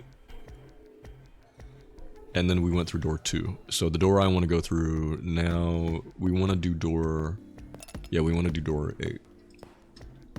Door 8! So we decided to go through door 8. However, this means that June and Junpei have to be separated again. And these straight people are very hung up over it. Because they They like each other, but they don't want to say how much they like each other. Okay. And going through door 8 means we go with, these girly pops. We go with Lotus and Clover. Now, I was so excited to be with Lotus and Clover because these two haven't interacted. Speaking of women writing, or female character writing, I was so excited to see these two together because I'd never seen them interact properly. I wanted to see what their dynamic would be. However, as soon as we enter this room, Clover gets trapped. She steps... So Clover is really upset about her brother, and we try to talk to her, but she's like, leave me alone, give me some space, and then she steps into that other room, and immediately... The door shuts, and now she's trapped. And now Clover is over in that other room, and Lotus and Junpei are in this room. So I don't even get to see Lotus and Clover interact. So that's a shame.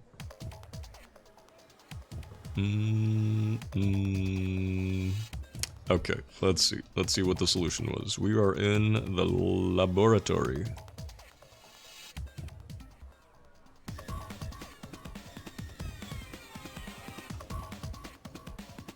Or is this the operating room?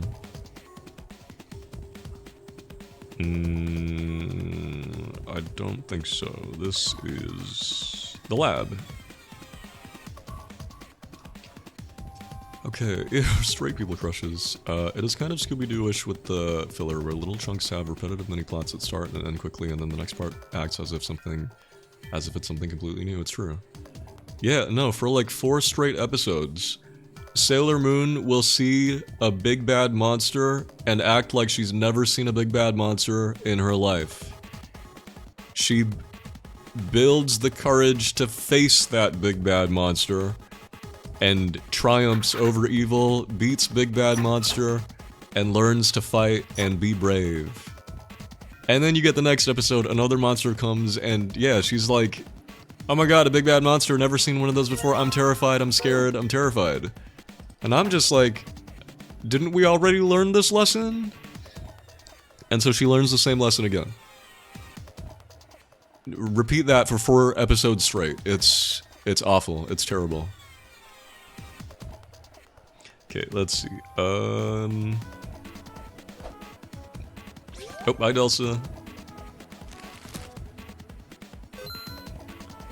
So, let's see. Turn right from starting screen, control panel. Clock on the wall. Okay, we have to examine the computer.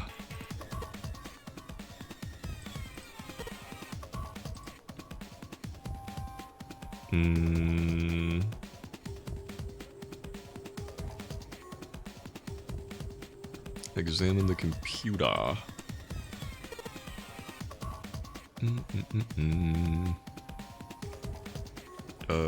We need a power adapter.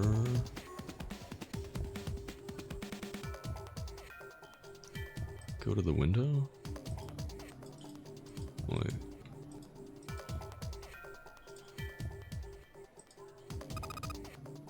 Okay, and we have to guide Clover.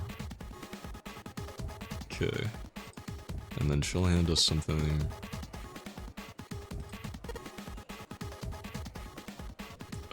We're like, Clover, we need your help, and she's like, oh my god, you need my help? Oh my god, Junpei, take me out to dinner first. Oh my god.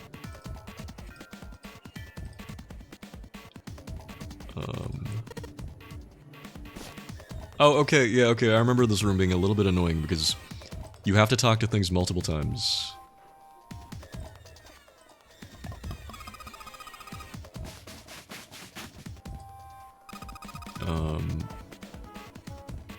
Okay.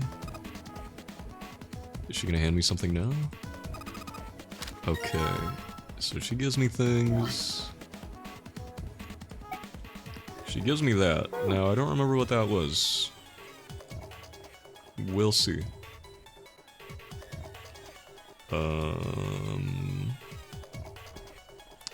Oh, I didn't get the adapter.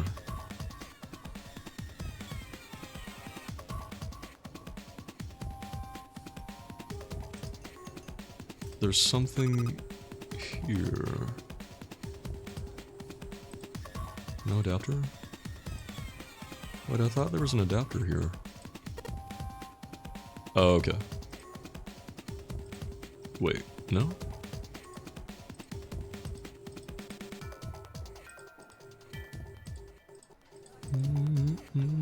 Or is she gonna hand it to me?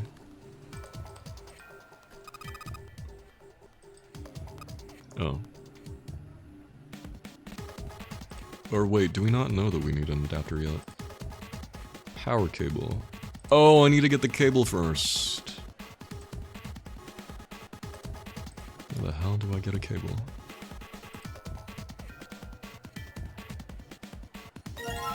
Okay. Now I need the adapter.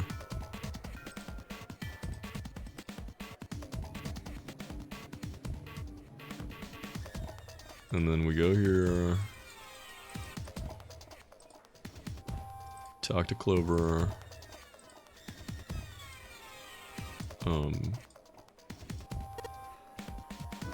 Okay. And then she'll get us the thing. Okay, and then do I combine these? Okay. And then we plug that into the computer. And then Lotus will use her cyber hacking skills. And Junpei will stare at her boobs. Whoa! That boob cup is holding on for dear life. Do you see that? Look, she's a cyber hacker. Yeah, Junpei's definitely looking at her cyber hacking. And then this is when Lotus tells us all about some conspiracy theory that she has. And we're like, girl, you sound crazy right now. And Junpei's like, is any of what you just said real? And then she says, aha, nah, I was just fucking with you. I made everything up. And she does this every time.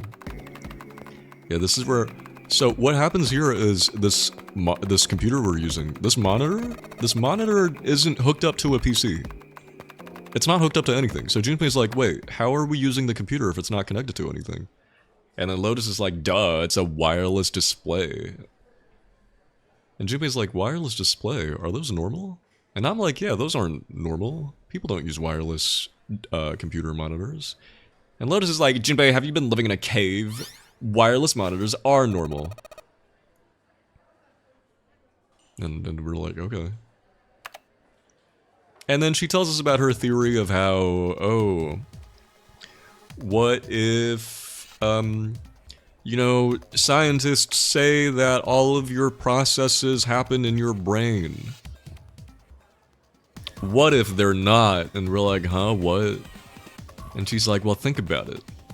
When people researched the brain, they determined that when your brain has a brain thought, or your brain signals your body to do something, and then your body does that thing, then you assume that your brain is where your brain signals come from.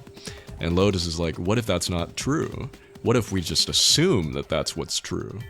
And Junpei's like, huh? And she's like, think about it. What if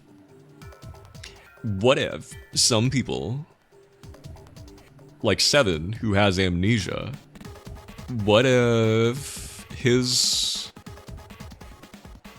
I forget what she says. She says something like, oh, what if he doesn't actually have amnesia? What if his brain just can't seem to wirelessly connect to where his memories would be? And we're like, huh? And then she's like, and what if Snake isn't actually blind? What if the thing that connects his eyesight to the thing that processes visual information isn't connected? What if he's not actually blind? What if his eyes just aren't connected to the thing that processes the information. And I'm just like, Lotus, you're saying you want to say that the blind person isn't actually blind. You want to try telling that to him? But anyway, she tells us all about her conspiracy theory. She says something like, yeah, what if your brain isn't actually where you store all your information? What if it's somewhere else? Oh, Coco! What the 5 gifted? What was that for? For conspiracy?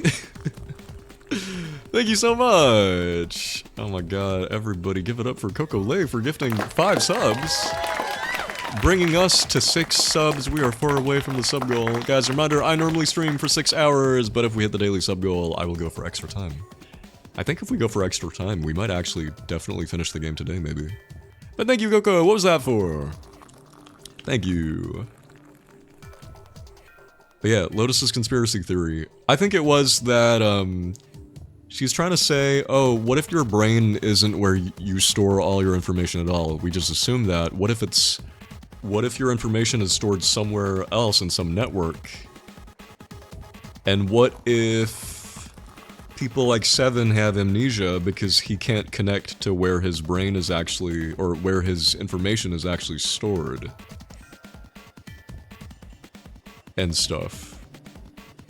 Tell him to get 10 so more gaming. Oh, well, thank you so much, Coco. Well, guys, if you enjoyed the stream, do consider subbing or gifting subs, because if we hit the daily sub goal, it means you get more stream time, and also it helps me out a ton. Hello, Pinku! Welcome.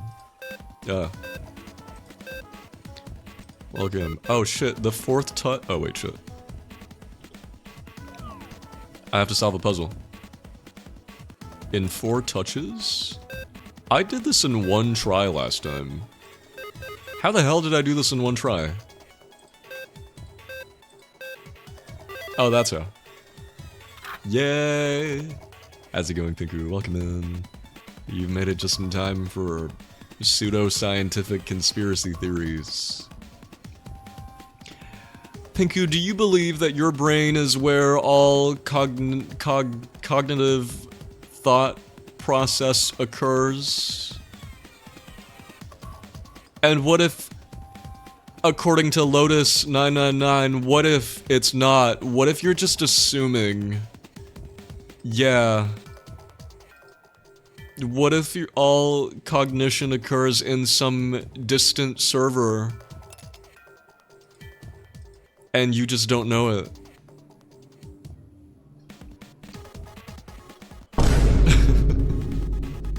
I'm just kidding. No, that's what that's what some of these characters sound like sometimes.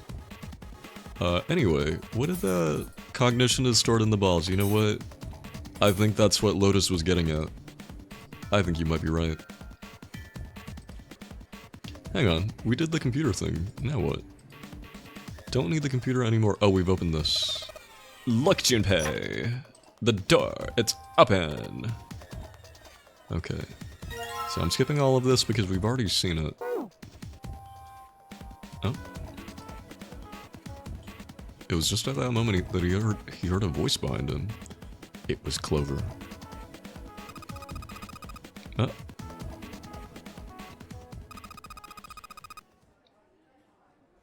I've seen this, right? Wait, have I seen this? We have seen this. So Clover asks Junpei about Seven. No, about Snake, because we went with Snake through the first door. Yeah, that's pretty much it. And then we ask if Snake was born blind, and I think she says that he wasn't born blind, right? Fuck, I could have just reread that. It wasn't lying. Whoa, computer! Alright, Lotus, it's time to be a cyber hacker. No? The keyboard, it does nothing! Yeah? Wait. We've activated the machine.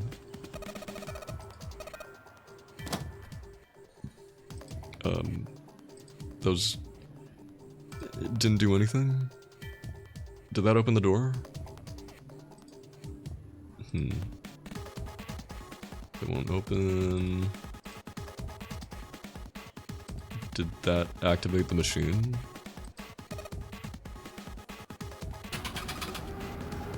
Careful, Clover. Don't blow up the machine now. Oh. Oh, damn it, Clover. Oh, but that's what we wanted. Because the fire alarm opened the door. Clover, get out. Open. Jebhead, look at the light. Yes, it's green. The emergency system is activated and disabled the lock. Now we can save Clover. Welcome back, girl. Jebhead! Come on, kid, jump. She's safe. Oh man, that smoke is some serious business. It's some serious chiz, as Dan Schneider would put it. And so we open the door, we get Clover out, and now we're free! Yay! Oh, you know what I should have been doing this whole time? Since I'm just skipping things we've already seen, I should have gotten food.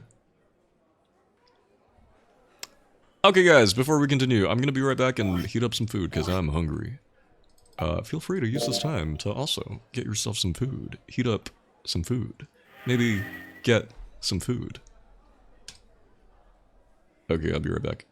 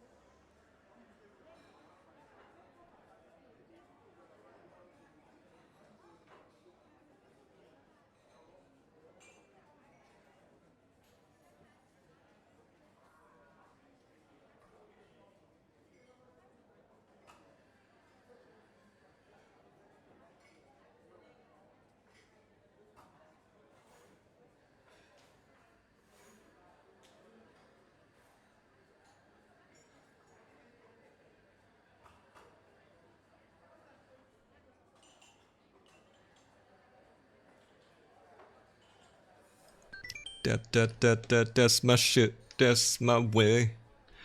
I'm back. I'm a badass, you know? I don't need a man to save me, you know? I can take care of myself, you know? Come on, I'm a badass. You've seen how much ass I can kick. I'm not just a pretty face, you know? These are all just my least favorite female character, man writing female character, dialogue, phrases, classics. Classics like, I'm more than just a pretty face, you know? Sorry for the people who missed it earlier. We were once again talking about when men write women in old media, and it's very jarring. I swear to God, I could make a bingo out of this. I bet Tifa said one of those lines. She did say one of those lines. Come on, you've seen how much ass I can kick. Bet you didn't expect that from someone who looks like me, did you? Yeah, that's right. Yeah, that's right. Yeah. Are you surprised? Yeah. Yeah, I know about cars. What of it? Yeah.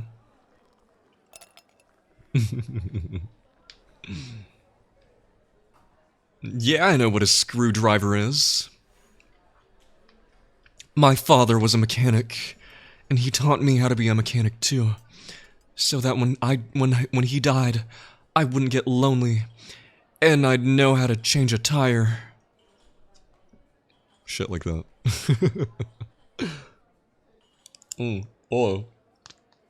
No. This one's real. When a female character knows, like, martial arts or something, the reason is, my father taught me Taekwondo, Jiu-Jitsu, Krav Maga, so that I wouldn't be a victim. I know because of my father. I also know about cars and screwdrivers. Can I say the thing about not being like other girls now? Yeah, you know what this was? This was like peak. This is when not like other girls writing was at its peak. This was at the peak of when progressive female writing was trying to distance yourself from femininity, or what was understood to be stereotypical femininity at the time. So, you know, in the beginning, it was welcome to have female characters break the mold and, you know, step outside of stereotypical gender roles. But then, at some point, we got to a point where it became very heavy-handed and unrealistic and very, like, no actual human woman would say these things or behave like this. Especially because, yeah, at some point, it felt like almost every female character under the sun needed to be the badass, not like other girls. Girl who breaks the mold and isn't like all those sluts. I'm not like all those other sluts. I know how to change a tire. I'm making a joke out of this, but this really was what things were like in the 2010s. Maybe like late early 2000s, 2010s.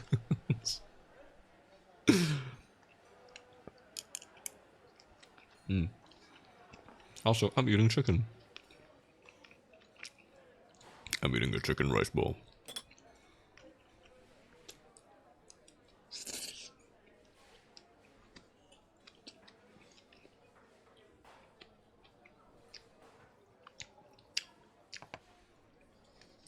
BRB, gonna go tell my sister I'm not like all those other sluts because I know how to change a tire.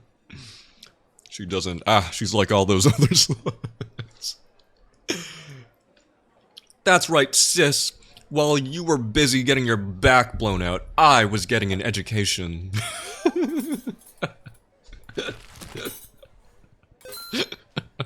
I'm sorry.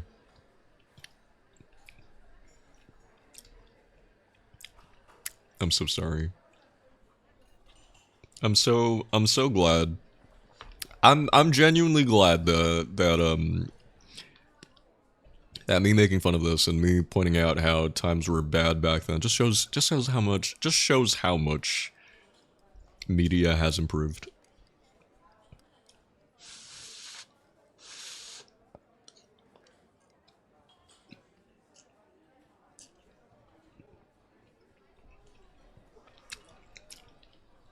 Remember when the badass femme fatale who had like one hang up was like all the rage? You'd have like a badass woman who's badass and she's hot, but she's capable and she's hot and she can fight and she has a fat ass. You don't cross her or her fat ass. If you call her babe, then she'll really show you. Remember Barbed Wire, played by, what's her name? Pamela Anderson. She's like, ooh, I'm a badass, but don't call me babe. Calling me babe? Well, that was your first mistake. Hiya! Shots fired. She said, well, I'm taller than you, so there. So she can slut to higher heights. Is that what she's saying? I'm just kidding. You were just thinking of that movie. Yeah, I think about that movie. I think about, I always think about Elektra in the 2000s Daredevil movie. Because, yeah, there's a scene where she does, like, some acrobatic thing, and then Daredevil's like, whoa, where'd you learn to fight like that? And she's like, my father taught me. He didn't want me to get murdered or assaulted, so he taught me every martial art or something like that. Like, that used to be the trope.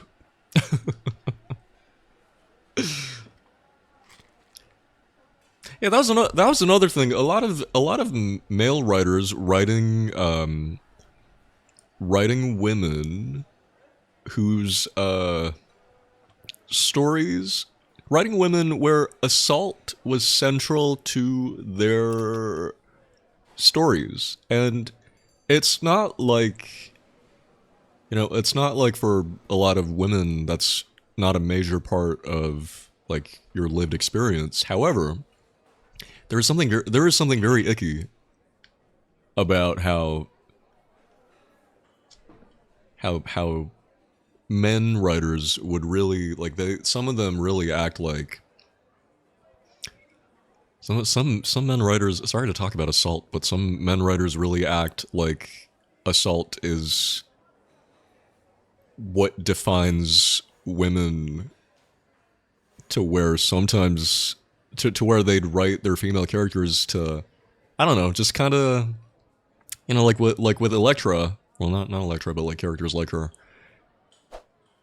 You have her arc be, oh, my father taught me, or not her arc, but like a part of her backstory be, oh, my father taught me to fight, or my father taught me this so that I wouldn't get taken advantage of by men, or something like that. And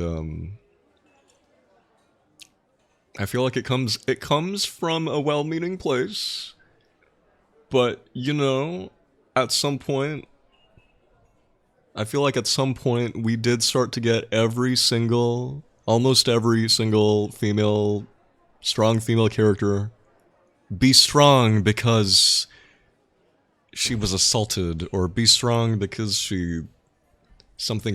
It's a little, yeah, because God forbid you learn to fight because you just feel like fighting. Yeah, no, that was the issue, wasn't it? Like, somewhere in the 2000s, women weren't allowed to take up martial arts because she enjoys martial arts. No, there has to be some deeper gendered reason for it. Yeah. That's why Berserk is interesting, because everyone gets assaulted, no matter the gender. No, don't say that. Or, you know what? You're right. You're right. But no, I'm so glad we've mostly moved way past the era of strong female characters whose strength is derived from assault.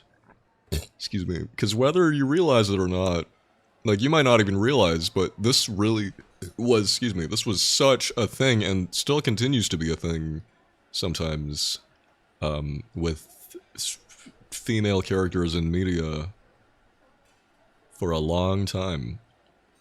You may, some of you may think that I'm, like, I'm really exaggerating and you know, I'm being kind of hyperbolic, but,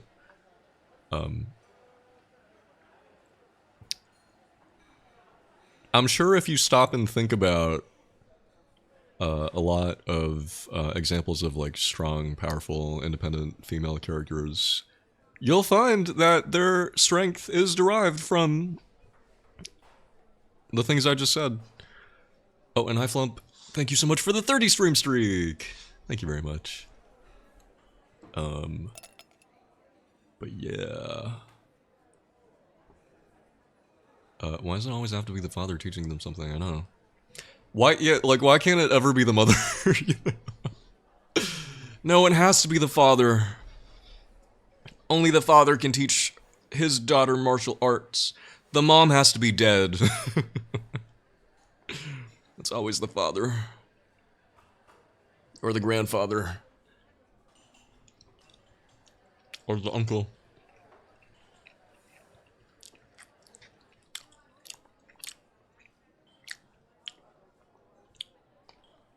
You know, I bet you if K-pop Demon Hunters were made in the 2000s, Rumi's aunt would be Rumi's uncle or Rumi's dad. Or Rumi's uncle, and Rumi's uncle's relationship with Rumi's dad would have been a little bit homoerotic in that shonen anime kind of way.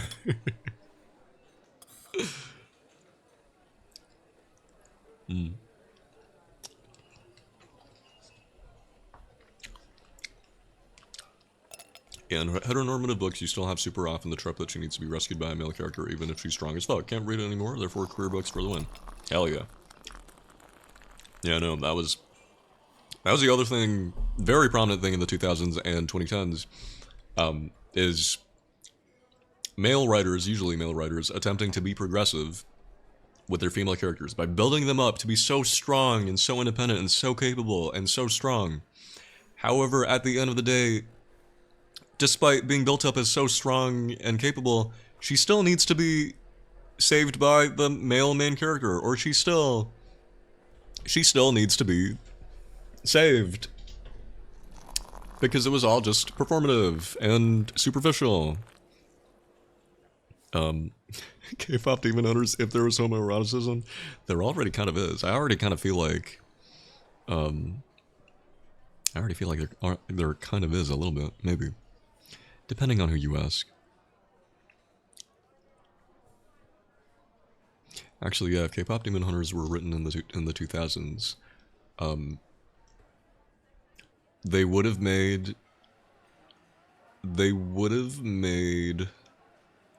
Actually, I don't even want to imagine what it would have been. What it would have looked like. It would just make me mad. I'm pretty sure. We could have had a little bit of yaoi. My father don't even know how to fight. How is he gonna teach? Exactly. Yes, it sucks. It still happens even with female authors. That's too bad. A shame. Yeah, I really hate that trope. Cause yeah, like, if she's so strong and so capable, why does she still need to be saved? I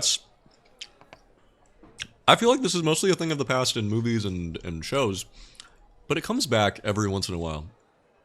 Like, in the fucking Mario movie. The Mario movie, I feel like, is a prime example of male writers trying to do the bare minimum of being, in order to be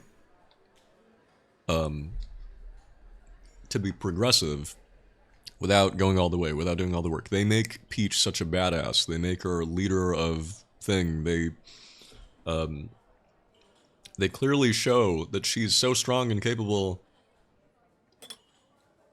But why does she need Mario's help? And she still needs to get captured because, just cause. But yeah. So strong and capable and yet folding like a cheap napkin for a mediocre man. They either rescued by a man or longing for one of those tropes, right? Yeah. Yeah.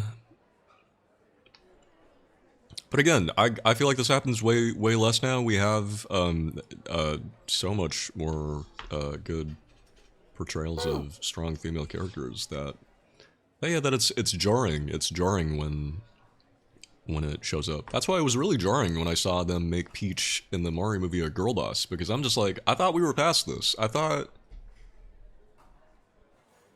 we were past this. I didn't think we did this anymore.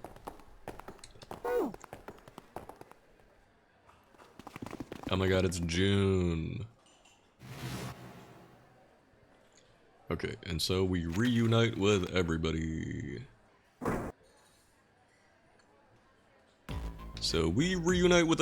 Ace is awake again. He sacrificed himself and volunteered to stay behind. Very dramatically. But now that we're back, he's like, oh, okay, well, I feel kind of stupid now.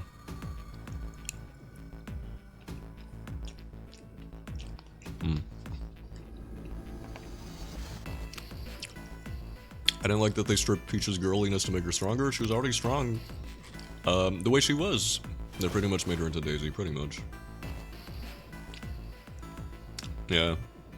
Of all the characters to do this to, Peach, famously girly and feminine and still a leader of the Mushroom Kingdom and still very strong and capable in her own way. They picked the wrong person to do this with. Like, come on. I don't get it. Like, I thought we were past the era of thinking strong equals not feminine, because I feel like a big part of fourth wave feminism, I don't know what wave we're in now, but somewhere in the, I want to say late 2010s, did feminist media come to make an effort to not think that, oh, strength equals not being feminine. Like a big, like, I want to say, like, breakthrough is in feminist media was realizing that, oh, you can be strong and feminine, you can be strong and girly, they aren't mutually exclusive. You can be girly, you can be strong, and you can still also accept help without any of those things downplaying another. Like, I thought this was where we were at, so I'm so surprised to see something like the Mario movie, one of the biggest things ever, feel the need to go down the route of, hey, she's strong because she's not girly. Or she's not girly, she's not your typical girly girl, she's strong. Excuse me. Like, I thought we were past this. Oh, hi, Owie. Welcome in. We're playing 999. Excuse me, pardon me. Peach from the Mario movie reminded me of Bo Peep from Toy Story 4. Oh yeah, I hear that they did that with Bo Peep. Welcome in, Owie. How's it going? Surprised to see me. I don't know if you've seen my face. Or my hyper-realistic VTuber model. Just finished with work. Ooh, how was work? Hope it was good. Yeah, so true. And not only that, but also how women stand up for each other and protect each other in dangerous or icky situations. Yes. Oh, wait, hold on. I missed Pinku's message. I feel the more interesting conversation to be had about women protecting themselves is how we do it in subtle ways every day. Women are taught de-escalation from a young age, whereas boys will be boys when they fight each other physically, right? Yeah. I think that's one thing I really like about when women write women compared to when men write women. When men write women, I don't think they stop to really understand or pay attention to women's relationships to each other. Or if they do, it's just women's relationships to each other and how it relates to a man, or how they're competition, or whatever. They don't really understand how women show up for other women, or like the ways that can occur, because they don't understand it. Not seeing you on Monday and Tuesday felt like such a long time. Oh really? Well, that's okay. I'm here now. Shit, I have to make a choice. Of course, there's a reason. Okay, Junpei does something. We open one of the doors with the new card that we picked up. Okay, we're not gonna go through this again. Or, hang on. They can only go down. She was afraid because the only elevator button pointed down. Okay, thank God. Wow, if I hit the second dialogue option, it just skipped. Do you guys remember when Junpei and June were about to go down this lift, and June's all like, "I'm scared. I've never gone down before. I'm afraid I'll get wet." And Junpei thought she meant that they're gonna fuck in the elevator. She's all like, "I'm gonna get wet down there, and I don't know if I like it. I feel like I'll be very uncomfortable." Oh. And then Junpei's like, "Oh, I think I'll like it, getting wet down there." And she's like, "Wow, Junpei, you're so brave." They just go on and on and on and on and on about how June thinks that if they go down there and there's water down there, they will both drown. And Junpei thinks that June thinks being alone in the elevator means they're gonna fuck. Cause then June is all like, "Yeah, when it gets inside me, I'll lose consciousness. And it'll be terrible. Aren't you afraid of it getting inside you?" And then Junpei's all like, "Oh, well, usually you don't put it in the guy. It doesn't go in the guy." And June's like, "Yes, it does. It would go in anybody, wouldn't it? When you're drowning in water, the water would go in you regardless of your gender." And then Junpei's like, "Oh." You don't remember this? Oh, I should have just let the scene play. It's so atrocious. It goes on for far too long, but we just skipped all of it. You know what? Here, just for you. Hang on. How do I go back to... Hang on. Let's do the whole thing. I skipped it this time because I've already let it play 2 times. But you know what? If you missed it... Yay! This gives me a chance to read the dialogue. I haven't read, like, any dialogue all day.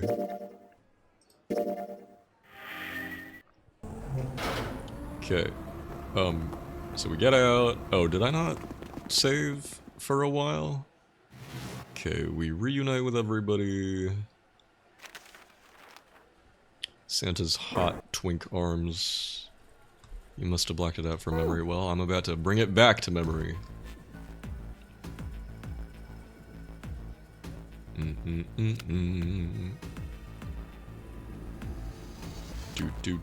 This is the game scenario? What do you mean? Are you familiar with this game? We're playing 9 hours, 9 persons, 9 doors. For people just joining us, this game is a visual novel about 9 people who get trapped. In a ship. They get kidnapped and, wow, I needed to go far back just for this little dialogue exchange. But yeah, we're on this ship. We've been kidnapped and told we have 9 hours to escape. Okay, time to save. Save. So June and Junpei are about to go down the elevator to investigate the lower deck, because now we can. Now we have access to this elevator. And I gave June a stupid voice. It opened! Look, Junpei! June's voice was excited, but Junpei could hear a tinge of anxiety. Sweet! It opened! Let's get going! He grinned at June and stepped toward the open door. As he was about to set foot in it, he felt a hand on his arm. Wait! What? I'm not really, oh gosh. Junpei was at something of a loss. What could she possibly be so frightened of? June was probably afraid of, and so we have the two choices, being locked up alone with a boy or that they could only go down. After a little thought, Junpei decided that she had to be nervous about being locked up in such a small space alone with a boy. In a way, it was kind of cute. Very, oh my god. Man writing, but I mean, makes sense. Junpei is a man. Very demure, you could say, he thought. Still, even though it wasn't exactly roomy in the elevator, they weren't going to be pressed up against one another. At least, they didn't have to be. Ugh. Still, it was making her nervous. Junpei couldn't help but think how innocent she was. Duh. Innocent. Come on, let's go. Again, he stepped toward the elevator. And again, he felt himself restrained. I said, wait a minute! Why? Aren't you afraid, Jumpy? Afraid of what? Well, I've never, you know. She'd never been in an elevator with a man alone before? Even so, she still seemed awfully alarmed. I might get wet! What? From being alone in an elevator with Junpei. He thinks he's such a sex god that just being alone with him, she'll just start leaking. Down there, I get soaking wet. Well, I mean, of course you would. That's the way it works. I mean, I've never heard of anyone getting soaking wet somewhere else. That's true. You don't mind? Mind what? Getting wet. Loser, we're going shopping. Thank you for the follow. Is it Solago Videos? Welcome in. You came in at a great time. Well, I don't know. I think I'd probably, you know, like it. Gosh, Jumpy, you're so brave. Really? I mean, I kind of think any guy would do the same thing, you know? Oh my god. What happens, happens, right? Oh my god. This is very on brand with what we've been talking about man writing and women writing and stuff. If you get the chance, you've just gotta go for it. That's what a man's supposed to do, I guess. You're so cool, Jumpy. I really admire you. She thinks, this poor thing, she thinks he's talking about having strong lungs and holding your breath or something.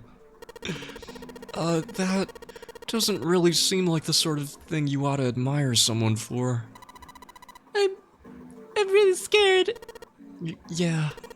I mean, like you said, you've never done it before. Yes. So I don't think I'll be able to last very long, and then it'll be over. The scene right here makes Somnium's existence make sense, yeah. Over? Yes. I'll go to heaven. She's religious. Heaven? It feels kind of like you're floating in space and your mind gets all fuzzy like when you passed out. At least, that's what I've heard from people who've experienced it. What, did you think I was an atheist? Yes, I've heard that too. Although, I don't think the same thing happens to guys. What? Huh? But it would happen to men too, wouldn't it? It would happen to anyone. Once it gets into your body, The same thing happens to everyone. Well, I mean, usually it doesn't go inside the man. I mean, generally. Yes, it does. Apparently guys are banned from heaven, apparently. Welcome in. Is it Solago? Welcome in. Are you here for 999? Well, eventually it will. It's not like you really have a choice. Your body will force you to swallow some of it. Eventually. What are you going to do to me? Nothing. I'm not going to do anything to you. He thinks she's about to peg him. I'm just saying that that's what happens. It's a psychological reaction to what you're experiencing. This June voice frying me. The scene frying me, Junpei frying me. Wonderful. 3 levels of fry. You can expect that from a red bean porridge stream. Finds out she wasn't joking about pegging later, yeah. Happy Pride to June. Well, it's not Pride anymore. It's not June anymore. Her month is over. Was that really how it happened? It occurred to Junpei, Virgin Boy Supreme, that perhaps that was how it worked. Perhaps he'd been mistaken all these years. Had he misunderstood life so gravely? The thought terrified him. Maybe he is meant to be a subby bottom bitch boy. June seemed to be entirely oblivious to Junpei's mounting confusion and terror. I know most men probably have larger lungs, but even then, I don't think you can hold your breath for 20 or even 10 minutes. Eventually, you'd have to breathe, and then the water would get into your lungs. You almost choked on the water. You almost choked on the water? No, don't choke, you're so sexy. No, don't choke. Don't choke. Once that happens, your body won't be able to get oxygen anymore, and you'll start to feel that floaty Jesus feeling as you pass out.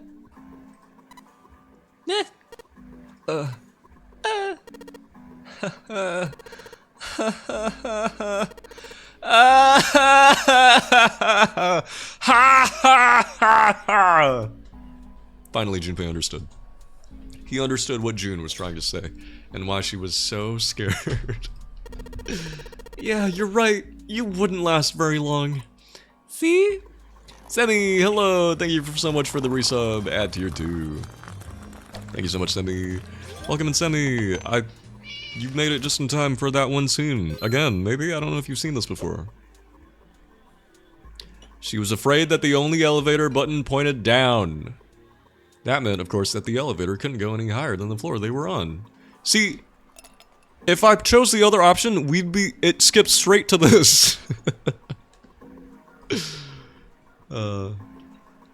As he thought about it, Junpei realized he hadn't seen elevators on the A or B decks near the central staircase.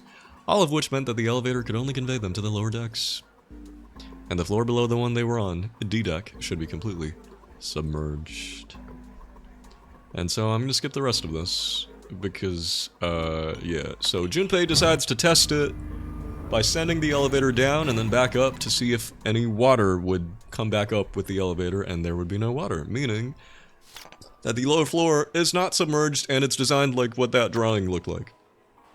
I'm just here to fall asleep to your voice. I'm traveling for Anime Expo. Ooh, when's Anime Expo? When's that happening? I'll put you to sleep. So June and Junpei come down here, and that's where they see the 6th door. And then they go back up and tell Lotus what they found. And Santa as well. And that's what they found. Thursday to Sunday. Oh, it's a 4-day con. Have fun. Okay. And so, when they regroup with the rest, everyone is in a panic. 7 is fucked. Ace is fucked. He reveals that they found Snake's body. And Snake is dead. And Clover is very torn up about this. However, from the previous route, we learned that this dead body is not Snake's body. According to Clover, But we don't know that in this playthrough. We don't know that yet.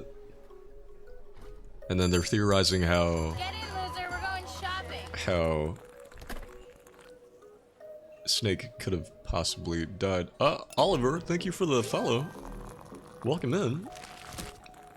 Hang on. Is this a different Oliver? I thought you were already following. But, thank you very much. Yeah, welcome in. Welcome in for the first time? Okay, let me save game.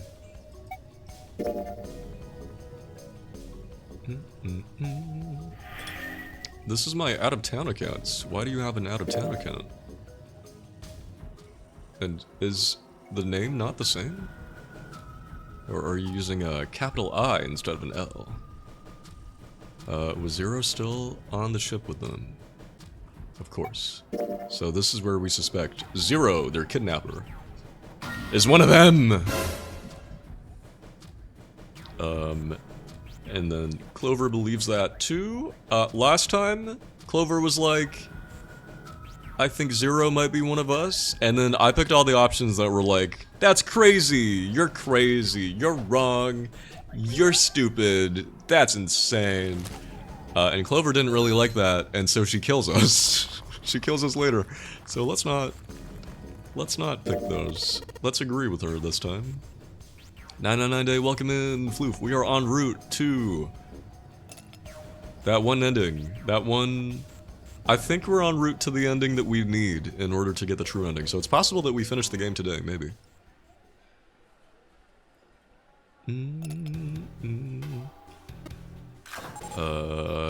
Which one? Oh, you know. Guess you could say that Zero was among us. Ha ha. Okay, and then what happens? And then we go down to door 2. Everybody decides what doors they want to go through. Everybody writes it down on paper so they can't cheat anything. 7 keeps on calling Lotus a grandma, an old lady. And then Lotus is all like, I'll show you, grandma, and they fucking throw hands. It's fine. Which ones have we gotten? We got the axe ending, the submarine ending, and the coffin ending. Oh shit, wait.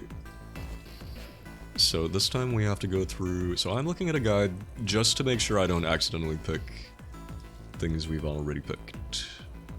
So we're gonna go through door 6 this time.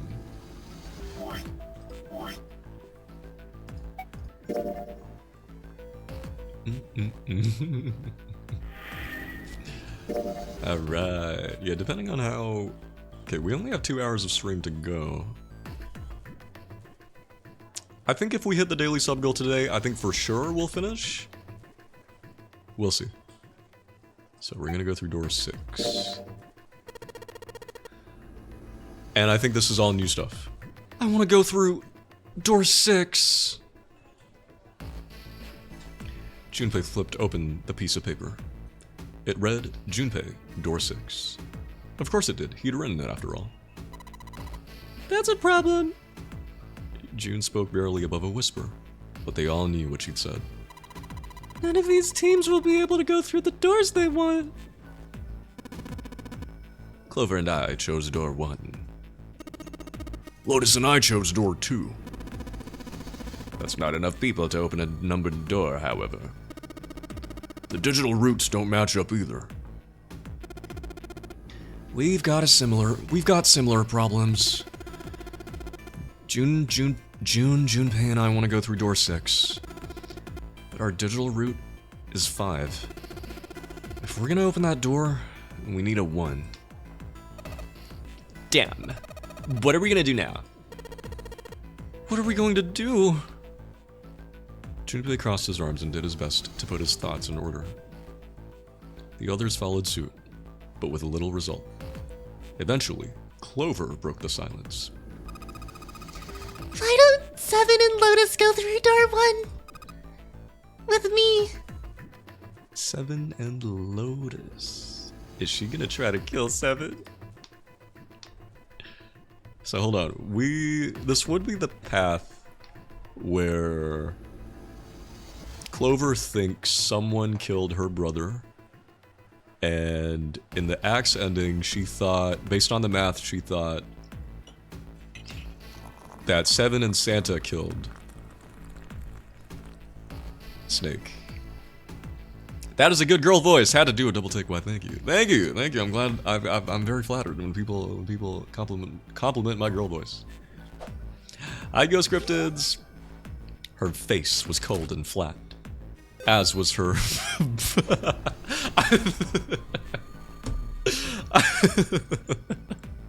I really thought that was gonna say her ass. But no, that's not true, cause damn, her booty be poppin'. As was her voice, but her logic was sound. Seven and Lotus looked at each other. 7 plus 8 plus 4 equals 19. 1 plus 9 equals 10. 1 plus 0 equals 1. The first problem resolved, Ace spoke up. What about me? What about you? Isn't that obvious? Wasn't one of the teams just complaining that they didn't have a 1? You mean I should join Santa's team? And 9 plus 10... Did you say 21? Clover nodded, her face still cold and emotionless. 21. Hello, Ghost Cryptids, welcome in. How's it going? Her attitude and posture could not have been more different than the energetic girl of only a few hours before. You know, before she found out her brother was dead. You know, that girl? Yeah. I've returned, just reached home from class. Welcome back, Celine. How's class? You just made it in time for the new stuff. No one seemed ready to contradict her. What with her pink hair and pronouns? Her response was understandable given the horrible situation in which she had found herself. But even so, I understand. I will go through door 6 then. If we do as Clover has suggested, we can all pass through a numbered door. No one will be left behind, you know, like Ohana. This seems to be the most reasonable solution. 3 plus 6 plus 5 plus 1 equals 15. 1 plus 5 equals 6. And then June is all like, Ace, I didn't know you watched that movie. I love that movie. I don't know why, but this whole day seems just so drowsy for you. No energy to do work and focus on classes. Oh no. Perhaps it's nap time. Have you had enough water today? Have you been eating well? Veggies, fruit. Just woke up. How are you? Hope you've been well. I'm good. I've been good. We're just playing 999 today. We're close to the end. So I've been good. 3 plus 6 plus 5 plus 1 equals 15. 1 plus 5 equals 6. 7? Lotus? What do you guys think? I don't have a problem with it. Me either. Alright then, we're good to go. At last, Junpei and the other 6 had managed to separate themselves into 2 teams. Bought a milk tea during lunch for a treat with a discount though. Ooh, that's nice. Ooh, you make me want to get a milk tea. Clover, 7, and Lotus headed to A deck, where the door 1 was near the main staircase. Junpei, June, and Ace, and Santa, however, took the elevator to E deck.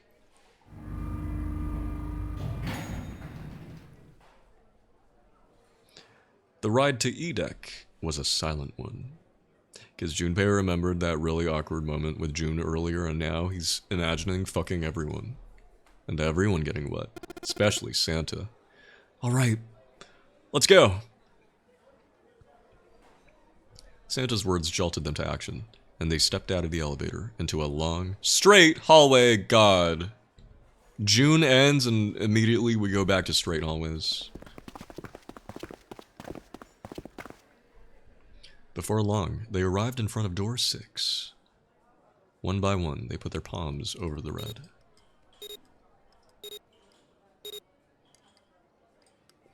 With a soft electronic noise, it authenticated each of them.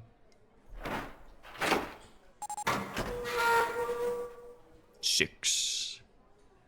The door opened, and all at once, the 4 of them leapt through it. Beep, beep. Fortunately, the dead was located easily enough. This one had been placed quite close to the door they'd entered through. They gathered around it quickly and hurriedly placed their palms on it for authentication one by one.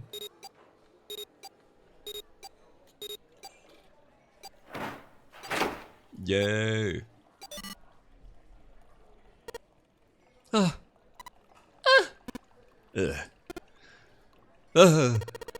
It stopped. Yes, it stopped.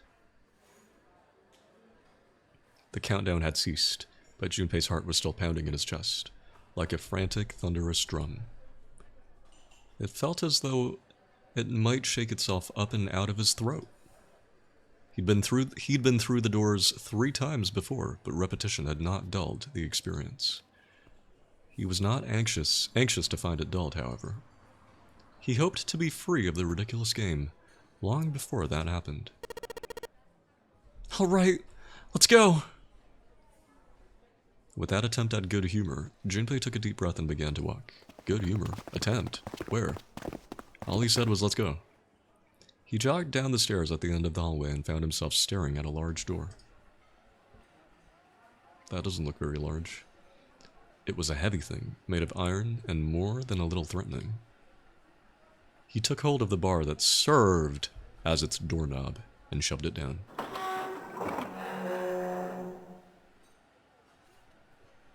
The room beyond stopped him in his tracks. It was gargantuan and made entirely of metal. None of the accents of wood or tile he'd seen in the rest of the ship. This room was purely functional, but utterly tremendous. Whoa! What the hell is this? I'm putting on all my anime voices. Santa got out a few words before awe stole the rest of them. The rest of them were too stunned to offer anything more than gasps. It was easily the largest room they'd seen, and yet it was somehow closed and oppressive. The ceiling was at least 2 stories high, if not significantly more. Probably more. It was easily several hundred feet across and appeared to stretch the entire width of the ship. I like these descriptions. In the center of that gargantuan room stood a massive, rounded building. Even from a distance, the sheer bulk of it was oppressive.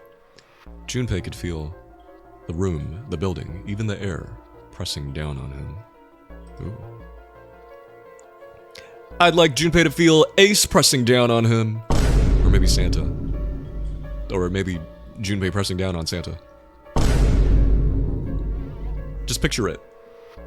Sandwich, and June can watch. I think she'd like that very much. Whoa! Sorry. Disregard. Junpei and the others were standing on scaffolding that crisscrossed the whole area. Somebody's gonna crisscross Junpei's whole area. Like whole without the W.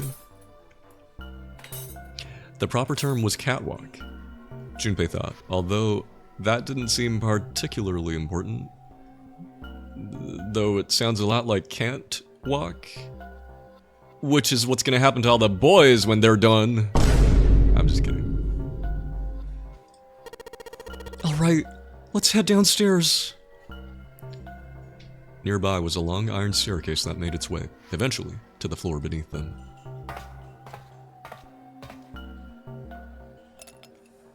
They moved around towards the opposite side of the massive building, following the catwalk. They hadn't said much as they walked, but as they approached the building, Ace suddenly spoke up. And hold on, let me say. I'm not kidding. Fanfic writers taking notes.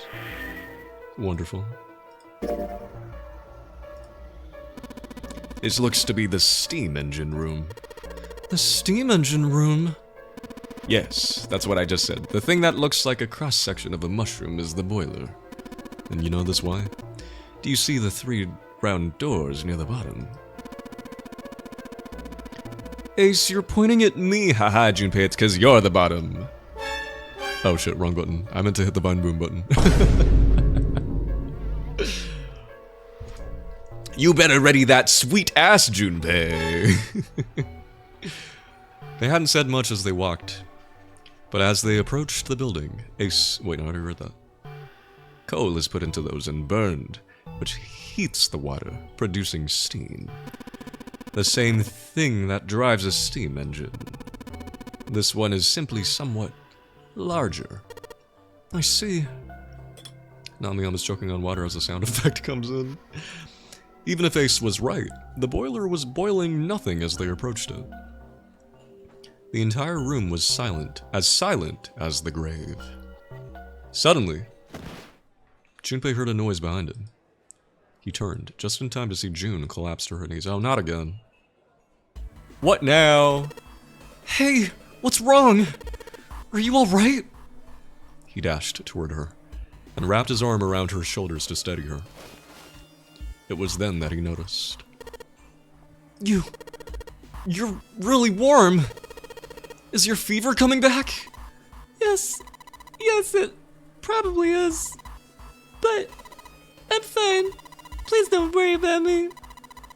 I just need to rest, and I'll be fine. Of all the times, her voice was weak and forced, and it said a great deal more than her words did. Junpei carried her to the nearest wall and propped her up against it. She let her head fall back against the wall as if she no longer had the strength to support it, and drew a ragged breath. Her eyes were empty, as if she was having trouble focusing them, and even speaking seemed difficult for her. Junpei felt his hand ball itself into a fist, and clench tight, just like his butthole. I'm just kidding. His knuckles whitening. He had to find a way out, and quickly. He turned and looked at Ace and Santa in turn. They might not have shared the depth of his emotion, but they certainly shared his concern. Also, June's on the cuck chair now. She's on the cuck wall. You three men, get to it. Get on top of each other. I'm serious. He didn't need words to express the urgency of their situation. Alright, let's get started. Hang in there, June. I'm gonna get you out of here real soon. She managed a small nod before leaning back to rest her head on the wall. Escape room time! Okay, this is a new one. We haven't done this, so again, backseating is okay. Please help me solve this puzzle if you want. Let's escape this room together.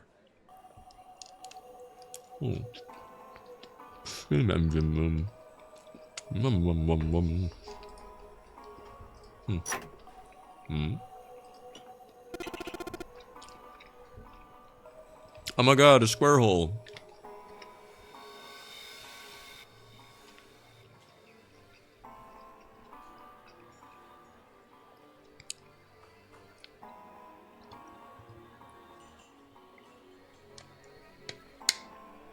It's a square. No. Nothing in here. Again with the holes. Foreshadowing for the gay sex that's gonna happen. Ah, look at the back wall there. I can see 3 small slots. Terminals for some sort of connector, perhaps? You mean you think we're supposed to plug something in here? Perhaps. Perhaps. 3 holes, 3 dicks. Put 'em in. Put 'em in, boys. Put 'em in. Put 'em in. Put 'em in. Put 'em in. Put 'em in. Put 'em in. This pillar goes up toward the ceiling. I'd say this is probably here to move coal from place to place. It probably comes from over there.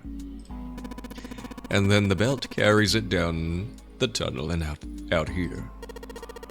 So if the conveyor belt was moving, yes, the coal would almost certainly come out here. So we gotta get the conveyor belt moving? Seek a way out, more like seek a way in, you're so right. The gear is rusty, but it looks like it's still pretty sturdy. A golden gear. It doesn't look like it was always golden like this. Well then, I imagine it was prepared especially for this game. It looks like there's a door over here, in this tunnel. The belt over there must deliver the coal, which is then picked up and thrown into this door.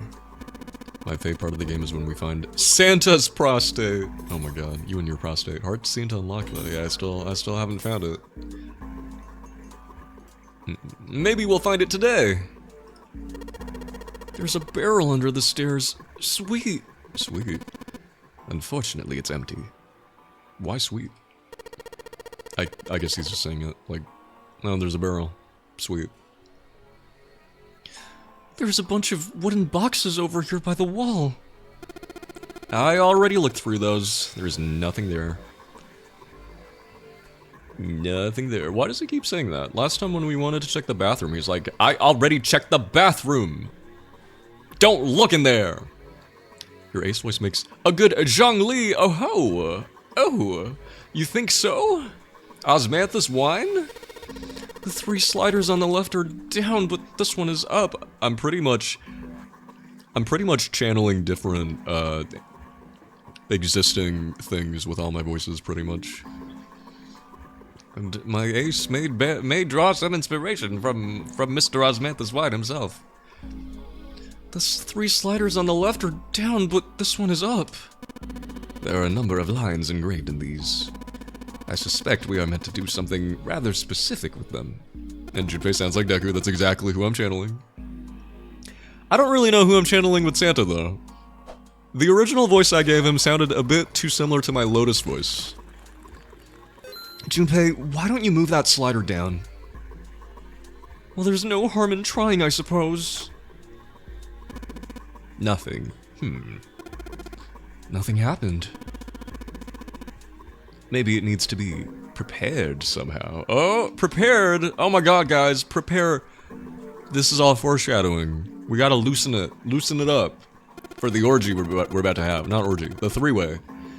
You're saying if we did something somewhere else, it'd respond somehow?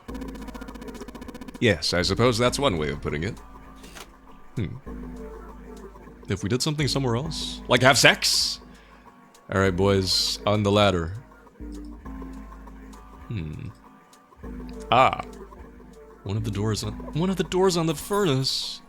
I'll say hi, Wama. There's an A on it. A for a-hole. Junpei, there's a circular wheel in the center of the door. Alright, let's give that sucker a twist. Sucker A. Well, it's noisy, but it opens. And it's totally pitch black in there. We should, go in here and fuck. Alright. Let's go. They just went inside. This looks like the door we went... This looks just like the door we went into. Where are we? We must be on the other side, yes? Which would put us directly above the conveyor belt. At any rate, we should keep moving. There's a great deal we've yet to investigate. Huh. Huh. This is a big room. There's a box here. It's full of glowing embers.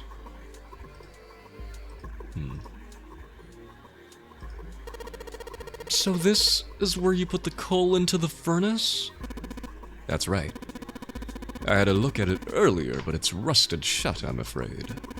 Perhaps you should check the other side. Oh, is this the other Oliver account? Why do you have 2 accounts?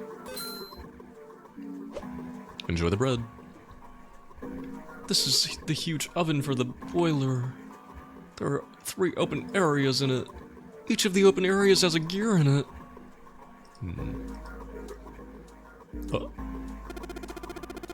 There's a pair of wooden boxes here. There's Nothing in them. Those for my out of town, but since the trip was canceled, I'm back home. Oh. As in, that's your, like, mobile account? Why not just use the same account? Look, Ace! It's some kind of snowman secret meeting. Those are just bags full of sand. You use them as... Santa's so silly. You use them as a counterweight when you're lifting something with a pulley system. Man, you're too serious. There are a number of cloth bags over here. Nothing... There's nothing but sand in them. I can't pick them up? You actually forgot the password. If I try again, I might get banned. Why don't you just reset your password? Did you forget your email? Did you make a new email just to make a new account? Junpei is one step closer to Jennifer Coolidge. The more you hear it, oh my god. Oh my god. You forgot your email? How? There's no other way to just reset your password? Hi, Hanji.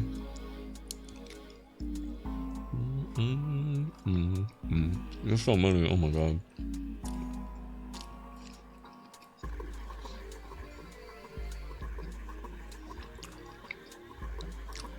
So are they all just like dead, unused emails?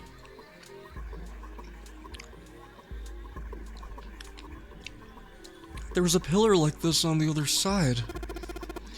Yeah, you're right. On the other side. On the other side. Oh my god. This game is so disorienting. I have no idea where we are. How am I? I'm good. Oh, this one's a little less gold. Oh, it's bronze. A huge bronze gear. This has to be important. This gear is rusty, but it looks like it's still pretty sturdy. There's a small door in the side of this tunnel. It's welded shut and won't open. Oh, silver? Makes me want a hot dog. These gays, they're trying to murder me. It's a silver gear. Do you think it's made of pure silver? No way. Silver's way too soft to use for a gear. It's gotta be a steel or iron gear that's been coated with silver. Ugh. Shouldn't have called it a silver gear then.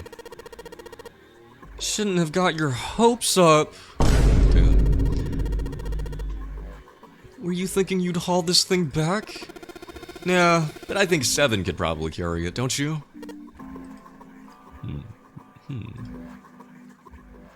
The conveyor belt runs into a sort of arched tunnel. This gear is rusty, but it looks like it's still pretty sturdy. Oh. I believe this opening is for fueling the furnace. If we were to put some coal in here and ignite it, then the steam engine might start working? It's certainly possible. Certainly worth the extra mile.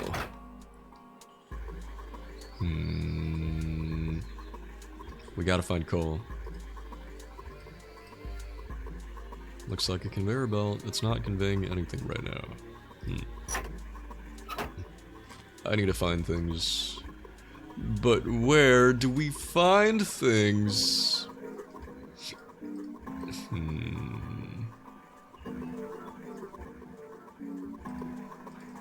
Where else can I look? Maybe we go up? Oh, alright, I have to get breakfast with my mother. Hopefully she doesn't make a mom comment. Oh, good luck. Ace's voice would make a really good Miles Edgeworth from Ace Attorney, unless that's the actual inspiration. Does Miles Edgeworth have a voice? It's not. The inspiration was Zhang Li. I don't know, it's just the voice I give older men. Nothing. It won't move at all. These 2 columns are different from the others. The lights are red. Oh, was I meant to mess with this? Locked in place. It won't move. It's down. Santa wants to give this one a shot. Ah! Damn it! Nothing. This thing won't budge. The slider is down. Let's see if I can get this thing to go anywhere. Man! No dice. This thing isn't going anywhere. He doesn't, but most people's interpretation of him is a very posh-sounding older man voice, plus that's how he sounds in the anime. Oh. I see. I actually haven't seen the anime. I didn't even know there was an anime. By the time I heard about it, it had been years. I used to be an Ace Attorney fan. I haven't played a game in a very long time, though. Hey, Junpei. Where are you going? The only thing in there is a closed numbered door. Kind of pointless to go back, huh? Yeah, it sure is. There's a bunch of stuff in our way. Several catwalks spidering across the walls of the room. Is there anything in here? Doesn't look like there's anything in here. There's a catwalk over there. Yeah, by catwalk you mean narrow strip of metal. Junpei, are you brave enough to cross that? If you were to fall, you do realize that broken bones would be the least of your problems. Damn. Are you gonna push me? Several catwalks. Can I not even try to walk over there? Guess not.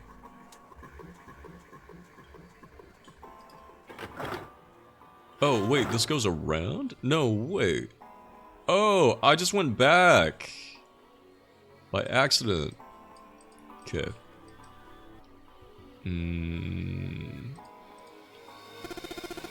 Well, anyway, looks like that's the pipe.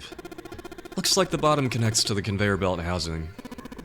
Then coal must come out of this pipe onto the conveyor belt. In other words, there must be a great deal of coal in that pipe. We gotta get the coal. We gotta get the coal. There are a number of boxes on the catwalk. I don't think we can go over there. The catwalk. The catwalk. Does that say seat? Oh, where's this? There's a wooden box hanging beneath the catwalk. There's a wooden box on the end of the rope hanging from the winch. It looks like there's something in the box. Pile of boxes.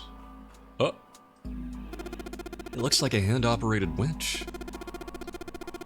But it doesn't look like there's any way to, operate it. That means the wheel isn't attached. The wheel? I need to find a wheel! I'm really not finding all the things I'm meant to find right now.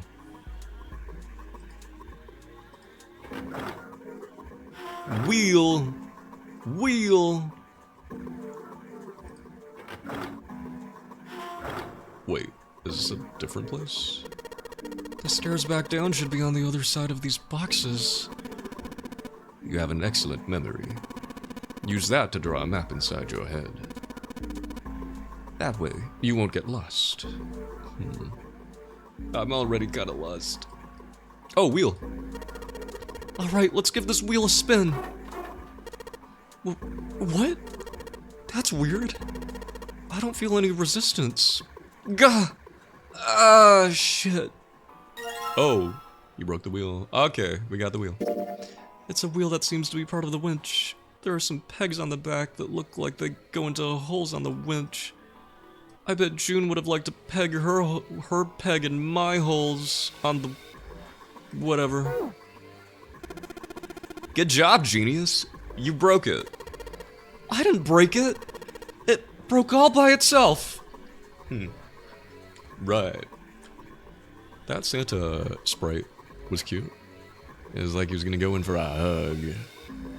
The catwalk. Okay, let's go back to the other thing. Callie, hello. Enjoy the bread. Have you ever wanted to see a twink? Get ready for twink. The hand-operated winch. There's no wheel to turn. Oh yeah. I've got the wheel I pulled off the other winch, don't I? Let's see if it fits again with the innuendos. The yaoi potential of this room. Sweet, it's a perfect fit. Like they were made for each other. Not shaky at all. Good. I should be able to turn this now. Good work, Junpei. We should be able to haul up the wooden box now. You see the wooden box? It's under the catwalk. Can you see it? It's hanging from the rope on the winch, isn't it? It looks like there's some sort of device in the box. I'm not sure what it is. At any rate, you might as well turn that wheel now. I'm counting on you. He's counting on us, old man. Alright, I'll turn the wheel. Huh? What's this? What happened? This wheel only turns to the left. Must be a Beyonce fan. It only turns to the left. That must mean a Beyonce fan made this wheel. That means the wheel, we can't reel up that rope. Yeah. We can only let the rope down, just like how I let my family down. Interesting. I don't think that will be a problem. We will simply need to go downstairs after letting the wooden box down. I will be counting on you, Junpei. Again, he's counting on us. Sure thing, no sweat.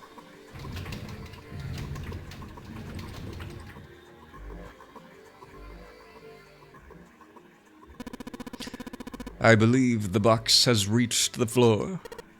Speaking of, Junpei, how's your pelvic floor? Huh? What? Yeah. He stuck his head out over the side of the catwalk and looked down. The box that had only recently hung just below the catwalk now sat on the floor. It had come to rest near the end of the tunnel that covered the conveyor belt, near where June had collapsed. Imagine the box fell on June. Junpei could see her prostate, your favorite word, still leaning against the wall as if she barely had the strength to sit up. Even from so far away, it was not difficult to see that she had not improved. He almost thought he could see heat rising from her body. Oh my god, June's in heat. Just like when we were in that bedroom that one time. Because she really was in heat. It was weird. She doesn't seem to be improving. Ace's expression was inscrutable, but he'd said what they had all been thinking. Well, of course not. She's not gonna just get better right away, you know. It'll take time. He tried desperately to convince himself that what he'd said was true. What could be causing this, I wonder? Illness, perhaps. Immunodeficiency, immune deficiency disorder. Nah, it's gotta be exhaustion. I half expected Santa to say something really insensitive about women. Nah, it's gotta be her time of the month or something. You know, something like that. She gets dropped into some weird-ass ship, forced to play some messed-up game. If you think about it, it's a lot weirder that we aren't freaking out just like her. You know? So you're saying we're abnormal? Yeah. We're just running around this room solving all these puzzles like it's just business as usual. How the hell could you call that normal? We're just guinea pigs. Play testers. Oh my god, we're play testing Zero's escape rooms. Oh my god.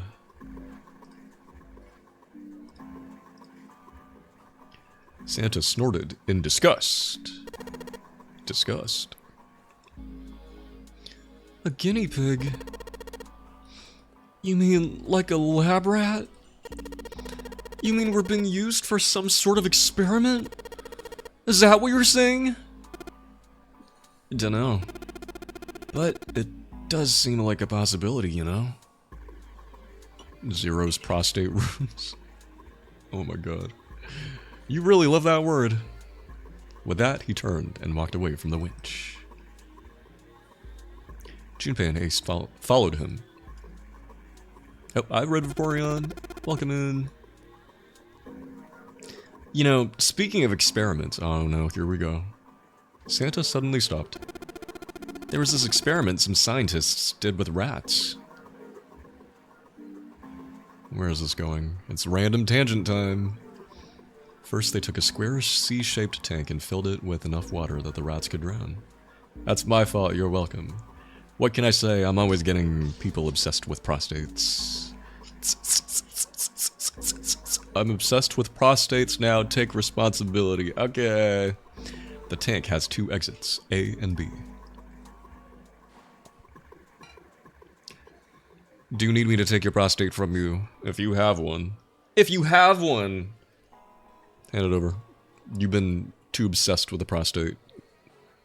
Give it to me. I'll give it back. I'll give it back. I'll give it back later, don't worry.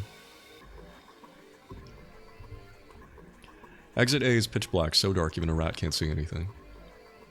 Exit B, however, is electrified, which means the rat can't leave through it. So what would a rat do if it was put in this situation? It would go through A, right? Which exit would the rat choose?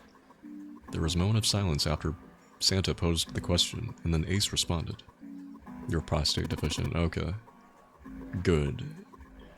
Otherwise, you'd be too powerful. Excuse me. B, of course. Oh. The rat has no way of knowing that exit B is electrified. True. Exactly. The rat goes to exit B. Of course, like I said, it's electrified. Which means the rat can't go out that way. So after a lot of trial and error, the rat finally finds exit A. I can't say that's very interesting or relevant. Yeah, what the fuck? Where'd you learn this? Wikipedia? It's simply the story of a laboratory experiment. You're right. It isn't very interesting. Yet?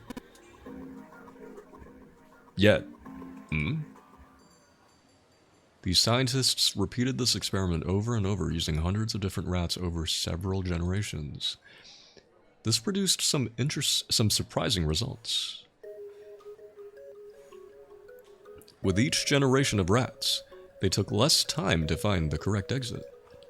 Eventually, a rat was put in the tank who instantly chose exit A without even attempting to go to exit B. Ooh, evolution? But even that wasn't the most impressive thing. The same experiment was conducted in another laboratory far from the original one with the same results. Not on second thought. No, on second thought, the results weren't really the same. The rats in the second experiment began the trials with significantly faster times than the rats in the initial experiment. Telepathy? These rats were not related to the rats used in the first experiment and had never even come in contact with them, and yet, they all easily found their way to exit A, as though they already knew. I wonder if this experiment is real. What did it mean? Because some things in this game are real, some things in this game are made up. Are you suggesting something like telepathy? Hey, Ace, that's what I said. They were passing information to one another through some undetectable medium. Did they have smartphones? Walkie-talkies? What? Ace looked skeptical. Santa snorted at him. How the hell would I know? I'm not any kind of scientist. I don't know what made him do that. But I do know that story's true. And if you've got another explanation, I'd sure love to hear it. Come on, let's get going. There's still a lot here we haven't checked out. And we gotta get the hell out of here before June dies, or something. Without waiting for a response, he turned around and started walking. Junpei, however, wasn't quite ready to leave the topic alone. Hey, wait! There's something I want to ask you. Santa stopped and turned around. Why did they use that tank for the experiment? Huh? Well, I mean, it seems like you could conduct the same experiment without the water. They could have just used a dry box, you know? If they needed to motivate the rats to escape, they could have, I don't know, put some bait by exit B or something. I mean, do they really have to make it so the rats can drown? Santa gave a grim bark of a laugh. Yeah, if the rats, I think the water was to give them a sense of urgency, right? If they didn't need to, if they weren't at risk of drowning, then they wouldn't bother trying to escape, right? Right? You know, the word emergency comes from the same root as the word as, from the same root as the word, from the same root. I think this is a typo. Guys, I feel like we've been noticing some errors in a lot of Santa's dialogue. Unless this is intentional.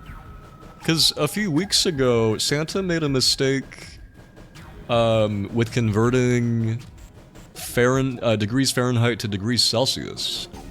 I looked it up and found that, yeah, it was probably, I wasn't sure at the time, but it was probably a mistake.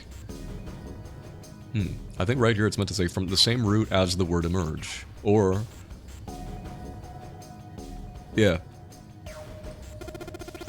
You ever think about that? No. Well, an emergency is something urgent. Often something dangerous. And to emerge means to sort of come out, or appear, or rise out of something else. So what's going to emerge in an emergency? Inspiration. Inspiration? Yeah. Think about it. When the chips are down, either you crack or your mind focuses and pulls up what you need. Adrenaline. So, in an emergency, your real potential emerges? Is that what you're saying? Yeah. That's why the rats had to drown. They had to be in danger. There had to be an emergency for inspiration to emerge. And what the hell does that have to do with anything? Junpei suddenly felt cold. The back of his head was aching, and his stomach felt strange. Is your prostate aching?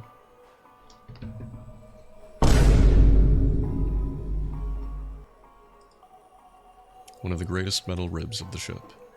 I think June's resting right underneath it. Okay, well, we gotta go back now. Wow, that was a speech.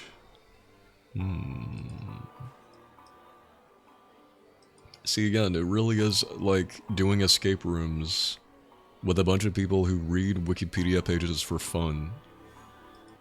I know people like this. I have at least one friend who occasionally will just tell me, hey, you want to know what I learned from Wikipedia today? And I'll be like, what you learned from Wikipedia today? Like, do you go to Wikipedia and just read it like a book? And he's like, yeah, I go to Wikipedia just to read.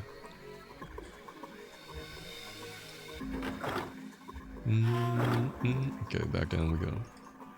Right back, hey, right back. A pair of boxes. No, those aren't the boxes. Wait, where am I trying to go? Over here? Ah. Control panel for something. Great name. Some kind of machine. Maybe a control panel? What can I use this on? Wait. This thing? It has 3 connectors! The 3 holes! Maybe this hole is where the control panel goes. Well, there's only one way to find out. In you go. Dude, you did it.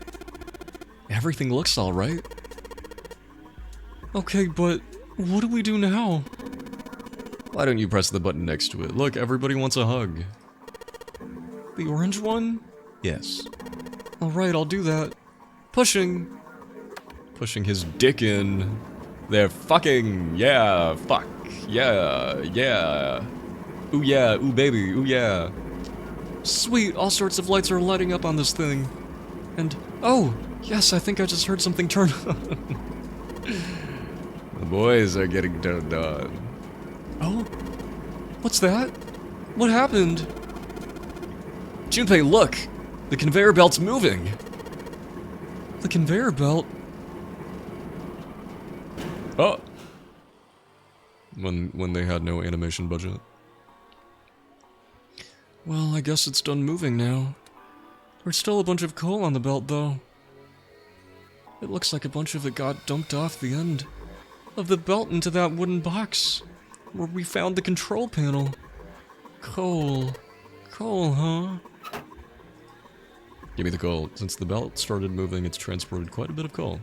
It all drops off the left end of the belt, right into the wooden box. So, do I grab it from the wooden box? Ah. A wooden box full of coal. Guess there is really only one thing we can do with this stuff. Put it up our butts. We put it in the holes, the coal holes. The other coal holes. There's a hole that'll let us put coal into the furnace. Maybe if we can get some coal in there and set it on fire. Okay, let's do it. Alright, that's the last of it. No coal left in the wooden box. And nothing. Great. Well, I guess I should have expected that. Why would just throwing coal into a cold furnace do anything? Ah well, a man can dream. Junpei, explain it to me again. You're planning to stoke the furnace with coal, when you could be stroking my cock instead. Which will heat the water stored up there and make steam, which will then drive something else. Am I correct? In other words, you want to generate enough pressure with the steam to power the turbine and drive the steam engine, right? Yeah, I guess that's the gist of it. You planning to stroke? All by yourself? Well, in that case, this isn't enough coal. This furnace is enormous. So we're gonna need a whole hell of a lot more coal than this. Very well then, if the three of us work together, then we can manage to fill it much faster. Oh, it's June, hey. Hey girl. June jump scare. Hey! I would've helped too! Man, I totally didn't even see her walk up. Are you feeling up to that? Yes! Yeah, right. You look like you're one stiff breeze away from falling over, June. I think you'd better rest some more, alright? But... No arguing. You need rest. You need your rest. So you just stay there. We'll handle this. But something tells me you boys were doing something gay. Okay, I understand. No girls allowed. Alright. Time for some manly work. Come on. The yaoi potential. They're gonna do man things. You know how you get when you get those manly urges. You know, you just gotta feel something.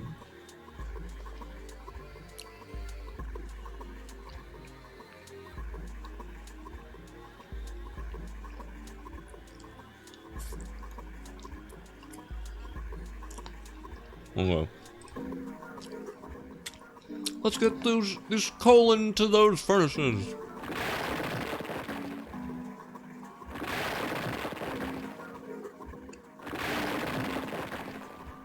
Some manly stroking. Just fill the hole filler. Man, this is a lot of work. Maybe we could have gotten an extra pair of hands from June. Alright, I think this should be sufficient. Alright, now we just gotta light it. Junpei, hand me your matches. What makes you think I have matches? I see. Now, how are we gonna light it? Huh? I said I see, and my phone thought I said hey Siri. Insane. Perhaps there's a device nearby that will allow us to remotely ignite the gold. Let's take a look, shall we? Some sort of ignition device, huh? Ignition device. Where do I get that? In the box? Ignition device? From where?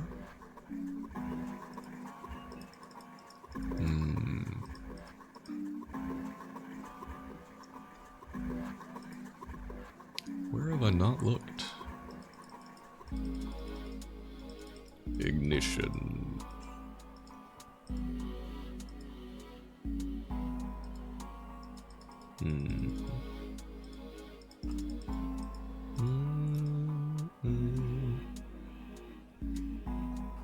Ignition? There's really nothing in these barrels and boxes?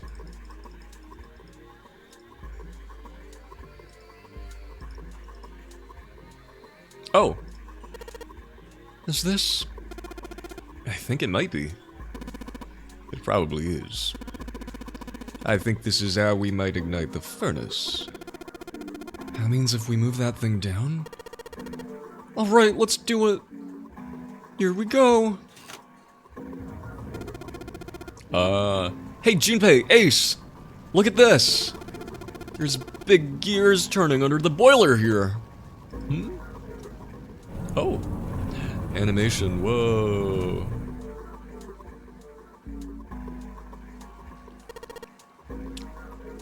The gears, they're spinning. What the hell are you guys waiting for? Let's start looking. Looking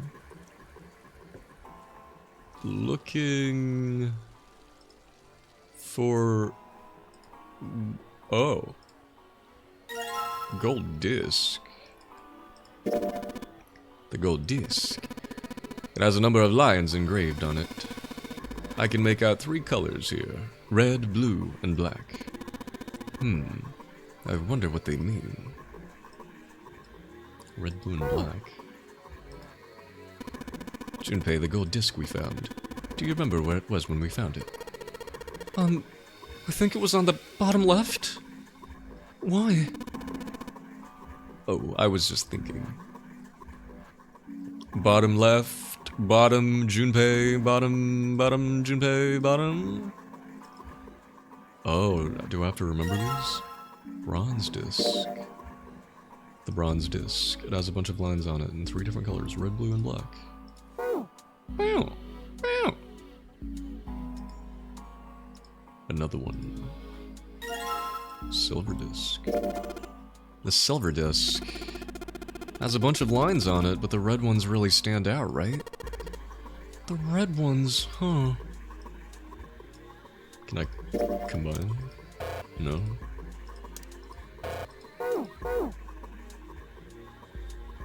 And what do I do with these? Can I put these anywhere? Meow.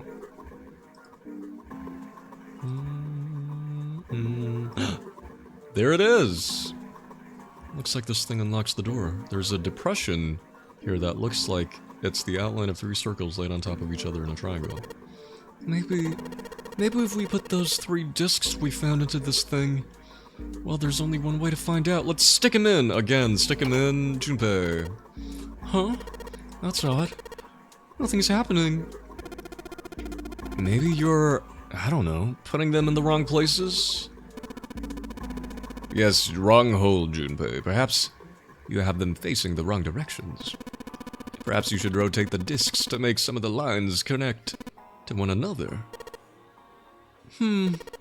Well, no harm in trying. Minigame time, minigame time. When the disc is touched, it will rotate.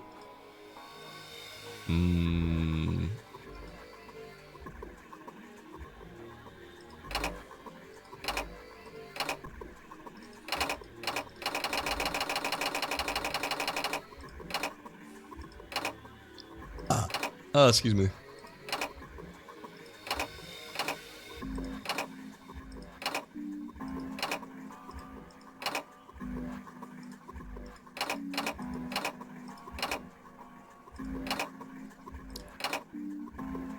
I need to remember what position the discs were in, right?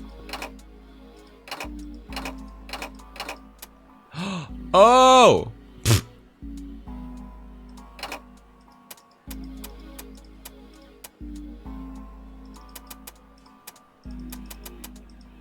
Yeah, that makes more sense. The red lines on these discs. I think maybe I can make a star polygon with these. Whoa, animation.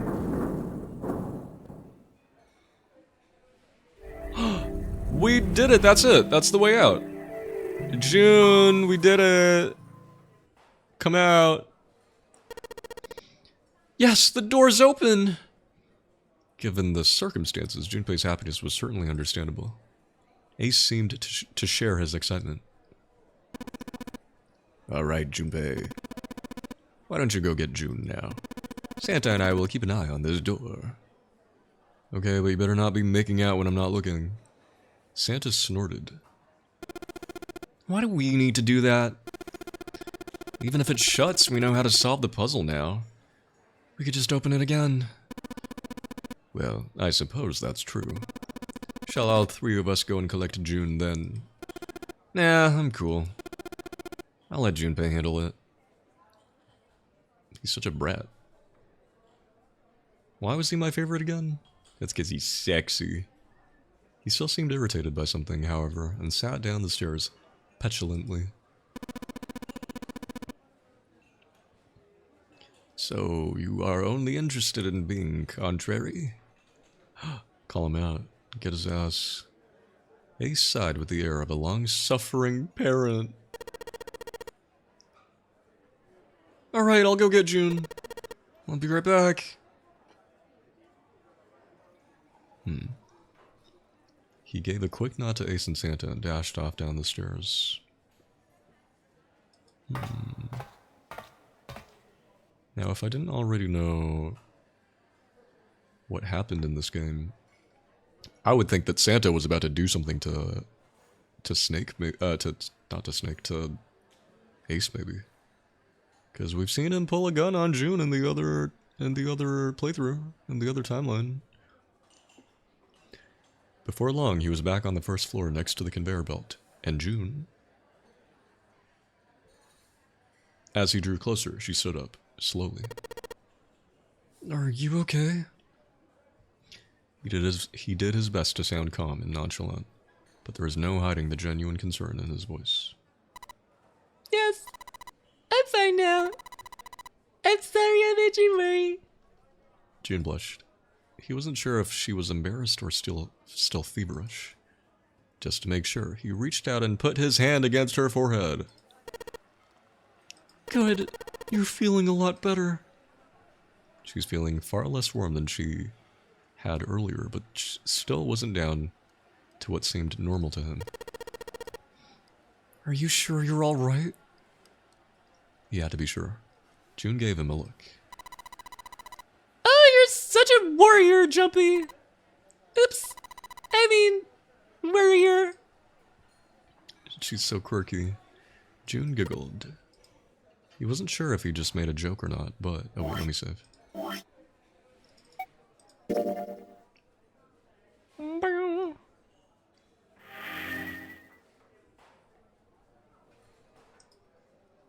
Would you like to quit? No. Seeing her smile again made Junpei feel at ease. Please, your June kills me. Not a thought in that head. Not a thought, and too many random thoughts at the same time. Then she really was feeling, if she was well enough to smile and laugh, then she really was feeling much better. He gave her a friendly poke on the forehead. Oh.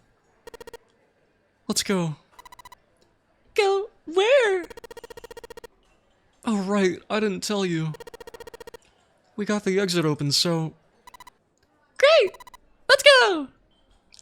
June clasped her hands and nodded urgently. Oh. As they walked back toward the exit, Junpei noticed Santa sitting on the stairs. Oh my god, look at him, he's so hot. Look at him. He's so sexy. I was like, what are you doing? He was, however, holding something in his right hand and staring at it with a strange expression. Junpei and June slowed down and finally stopped in front of him. What are you looking at? Santa answered without looking up, his voice quiet. It's a photo. It's my sister. Sister? Santa, you've got a sister? June, come on, inside voice. Santa simply nodded. Yeah. Kid was as cute as a button. June cocked her head, confused. She was only about an inch tall then. June! Stop. Oh my god. Everybody in this game trying to be funny. Stop it. Now is not the time. Look, he's clearly sad. Santa glared at her. Sorry. Yeah, June, time and place. Oh my god. I guess an inch is a little large for a button. Stop. Probably more like a half inch. Stop it. Junpei, stop her.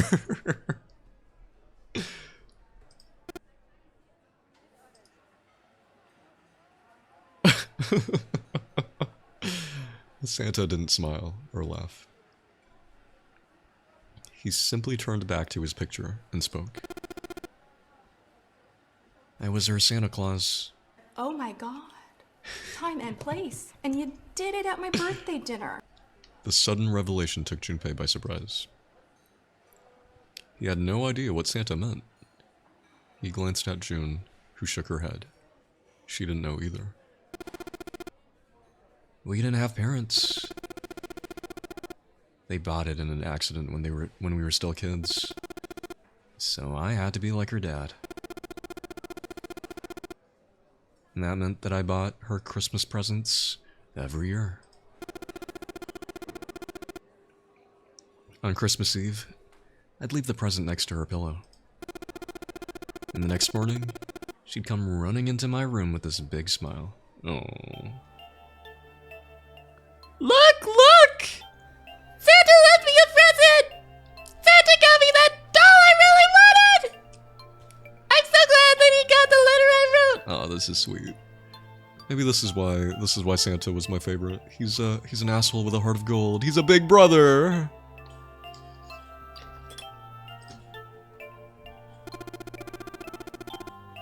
I was the one who told her to write those letters. Oh, this song. I love this song. I'd say, write down something you want, and mail it to Santa. The address I gave her was somewhere in Northern Europe that doesn't exist. Anyway, she'd write the letter and stamp it and send it out. Now, you getting the name Santa, like, did you pick that, like, did you... You know when you're applying for, like... something you can, like, write down if you have a preference, and then you'll possibly... Did he, like... It's like he signed up for number assignments. He wrote down, preferably 3, please. Then I can be Santa. Hi, Chronux. Because, you know, him getting Santa and the number 3, and naming himself Santa because 3, because son... Awfully coincidental. And then a few days later, it'd show up back in our mailbox, marked address unknown. I'd opened the letters before she figured out they'd been sent back. Once I had the letter, I'd go around to a couple stores with some money I'd saved. Up over the year and buy her the stuff she'd asked for. It took a lot of saving, but I managed to buy her presents every year. Oh, that's sweet. Junpei was silent. He could think of nothing to say. June looked down, uncomfortable. Uncomfortable? The wall next to him suddenly groaned. Either he hadn't heard the sound or didn't care. Santa kept talking. But one year, her letter was different. She didn't write a list of toys she wanted or anything like that. Instead, it said, I don't want any presents this year! Instead, I want you to make my wish come true. My wish is that we'll be happy like this for a really, really long time. oh. Too bad that girl died. Hey, we don't know that yet. But I couldn't make that wish come true. Some Santa I am. Why? Did she die? June would be like, oh no! Did she die?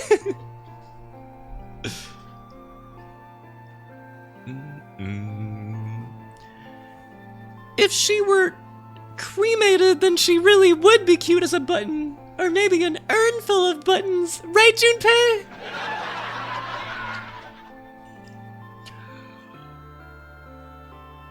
Santa looked sad. Junpei had never seen him look sad before. Oh. And Junpei's all like, oh, he's hot when he's sad. He wasn't sure he liked it. Junpei decided it was probably best not to ask Santa any more questions. But...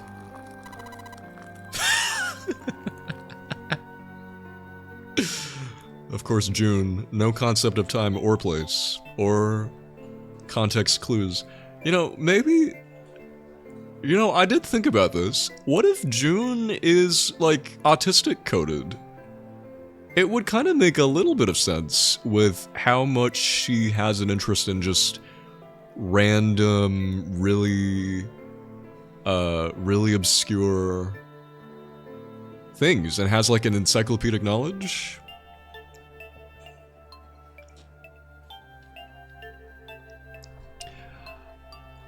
What happened? June glanced up at Santa quickly as she spoke. He answered, but only with an effort. She died.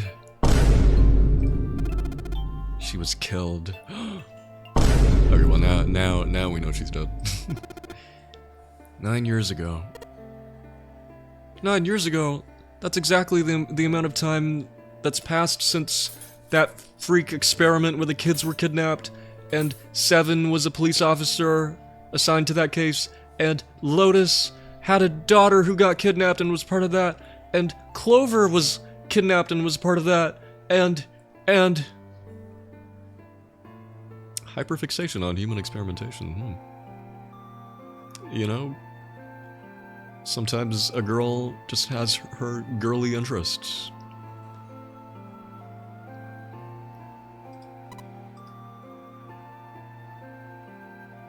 There was nothing Junpei could say. His heart felt like a great lump of lead. June bit her lip and looked away. Her face was pale. Alright. Let's go. Santa stood up suddenly, his downcast demeanor gone. He shoved the picture back in his pocket and headed back up the stairs, taking them 2 at a time. Hey, I do that. June and Junpei looked at one another. Should I have not made the button joke? There was nothing they could think of to say. There was nothing Junpei could think of to say back to that. Hey, what are you two doing? Let's get moving. Come on. Santa's voice echoed across the room from above them. Santa, you just like trauma dumped on us. You just dropped a bomb on us very suddenly. And he has the nerve to be like, what? What's the matter, guys? You look like you just learned about a dead child. Come on. Ace was waiting for them at the top. Do you think Santa said the same thing to Ace? He was leaning against the handrail. He looked very tired. The door had shut, but it wasn't cause for concern. Headcanon! Ace and Santa had the sexy times. Santa got on his knees and blew Ace to completion. And then once they were done, Santa was all like the post-nut clarity hit him, and then he like went down the stairs and was like, It's like, damn, what am I doing? Oh, little sister, if only you could see how much of a slut your big brother has become. Oh, hi, Marquin. Marquin? I just entered. What am I hearing? Exactly. Welcome in. Yes, 999. Welcome. You just missed the part where Santa told us about his dead sister. After blowing Ace to completion. Yeah. I'm just kidding. That didn't happen. I mean, the dead sister part happened. But, I mean, you probably know that. The door had shut, but it wasn't cause for concern.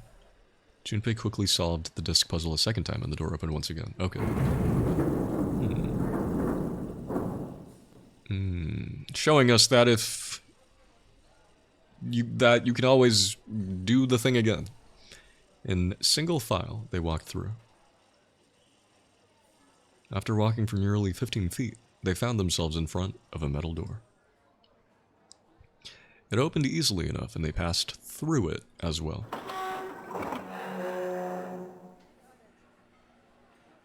A new room stretched out before them. Another one?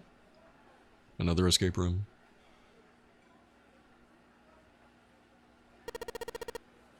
Is this a warehouse? No, I believe this is the cargo room. This must be where they store all of this vessel's freight. There are wooden crates everywhere. I wonder how old they are.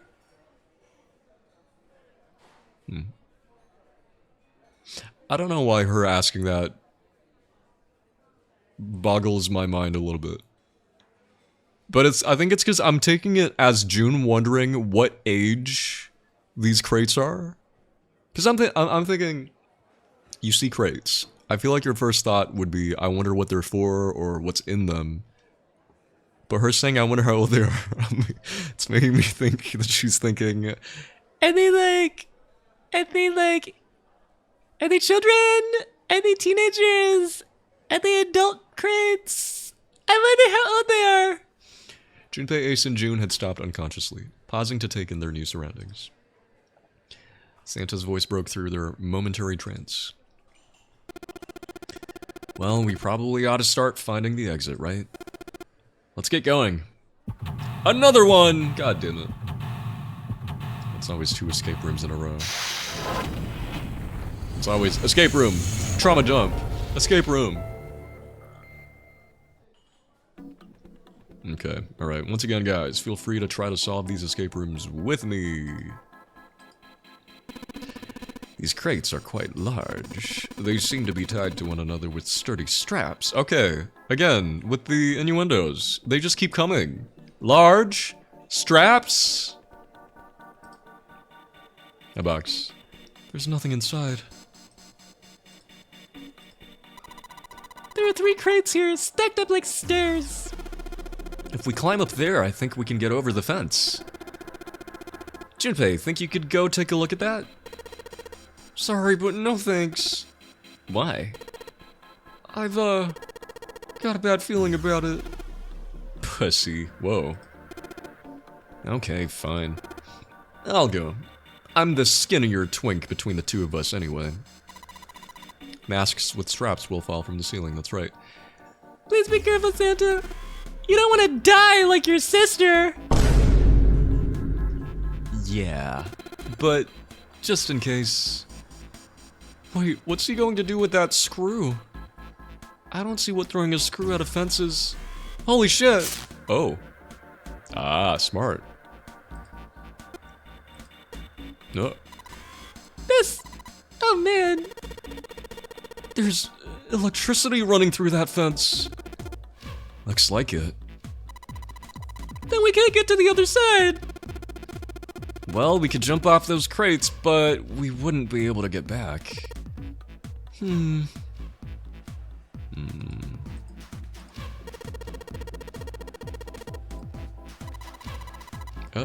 What are you saying, Jumpy? There's a huge electrical current flowing through that fence.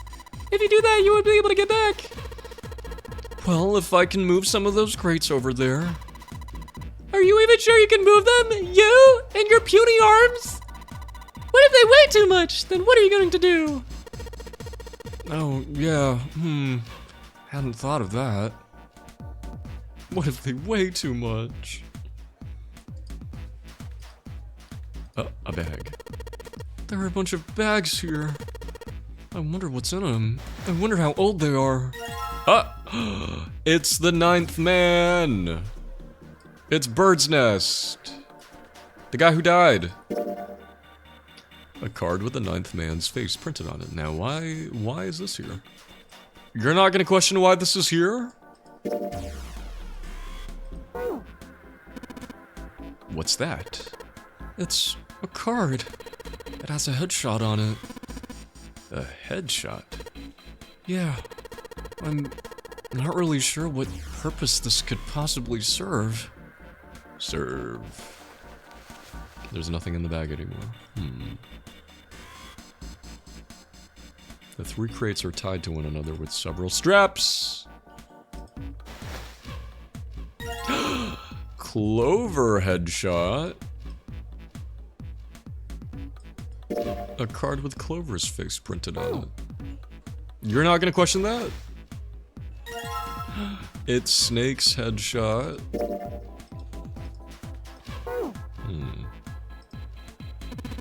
I don't know what's in these barrels. I wonder how old they are. Judging by their weight, perhaps a liquid of some sort. These stairs, they go up 3 stories. What are you waiting for, Junpei? Whatever, I'm going.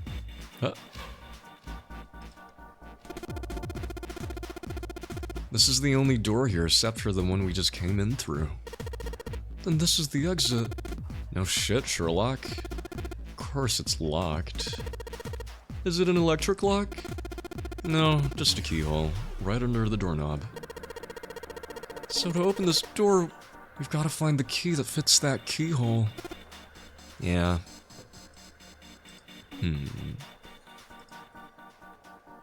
A handrail that surrounds the platform with the control panel on it. There's a metal panel over the outside of the window.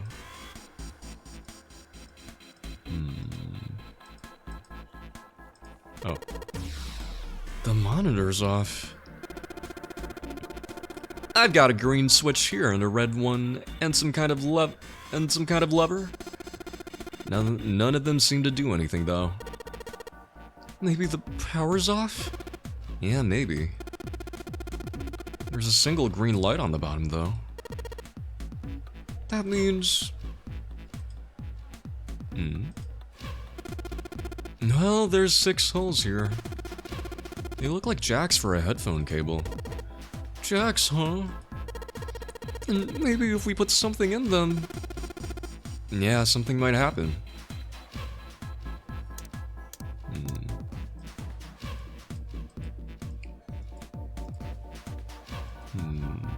Always 9. This looks like it's covering something. It looks like some kind of little shutter. Maybe it'll open if we do... something? What's gonna come out of it if it does open? Yeah, like I'd know that. Some kind of pin.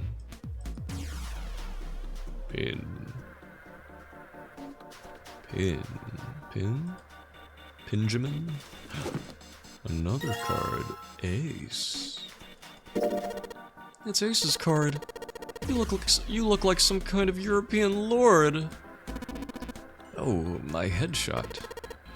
You want to see it? It's actually a pretty good picture. Are you hitting on him? No, I don't need to see it. In fact, we really ought to get back to our search. Why aren't they questioning the fact that Zero just has printed pictures of them? Wow! I'd be very concerned. We've searched all of the boxes. There's nothing in them. You lie! What about this big box? He means the other boxes, I know, but still. Junpei headshot. Not cool, man. You took this picture without my permission. It looks pretty cool though. You look really handsome in this picture. Hey, knock it off, lovebirds. Fucking straight people. What? We're not a couple. Not at all. Not in any way. And Junpei's like, yeah, we're not straight. Oh, Junpei doesn't feel good about how quick June is to deny them being a couple. Oh, there she is. Now, why do they have this? Are these chips? Like, do they plug into something? This must be... Oh no! Don't look at it! I'm not cute at all, and I'm not photogenic, and I don't look sexy either. Next to Clover, my skin looks gross. I remember what we talked about earlier with the man writing women. Snake literally found my prostate 15 minutes ago. Would a straight person do that? That's right. Or, well, no, not straight. Ace. Not straight. Snake. No, not Snake. Sorry.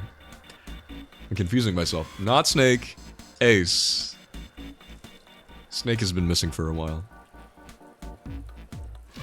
June, you're sounding like a pick-me. Get over it.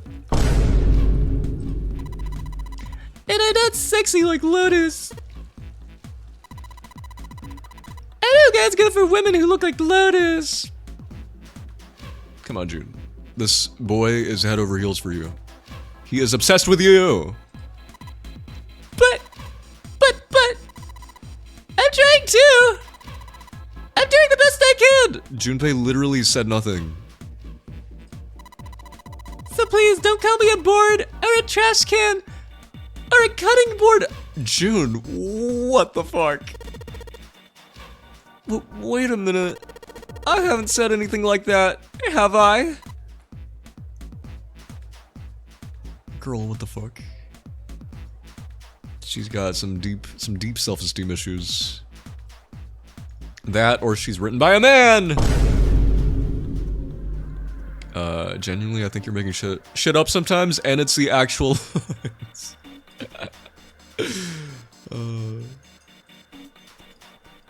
Junpei's like, oh my god, it's June. She's so beautifully disgusting to look at, human trash! Flat as a board? Nope, I fish. Nope. There's some sort of liquid in these barrels. I'm not sure what it is, however. Some sort of liquid. Well, take a drink. Oh. It's locked. We need the key. Oh, the boxes have numbers on them. Do they... Oh. Ace bent down and picked up something that had been sitting next to the box. Junpei, take a look at this. Cards. Lotus card. There's a picture of Lotus on this card. Man, her hair is ridiculous. It's like clay or something. What the fuck? Santa and Lotus have this weird beef, but I'm living for it. It's so entertaining. These gays. Says the pot to the kettle. Oh shit, get his ass. Yeah, no, literally, you have no room to speak. Wait, do I have 9 cards? 1, 2, 3, 4, 5, 6, 7. I need 2 more. But I think, I'm sure these can open. Hang on. There are some numbered boxes and cards with pictures of all of us. Does that mean we need to collect the cards we don't have? Okay. And where do we find the cards we don't have? Okay. 7. I need 1 more. Beep, beep, beep, beep, beep, beep, beep, beep, beep. Okay, it's Santa. Man, the guy on this card is one good-looking son of a bitch. You know what? I respect the confidence. Hey, wait a minute.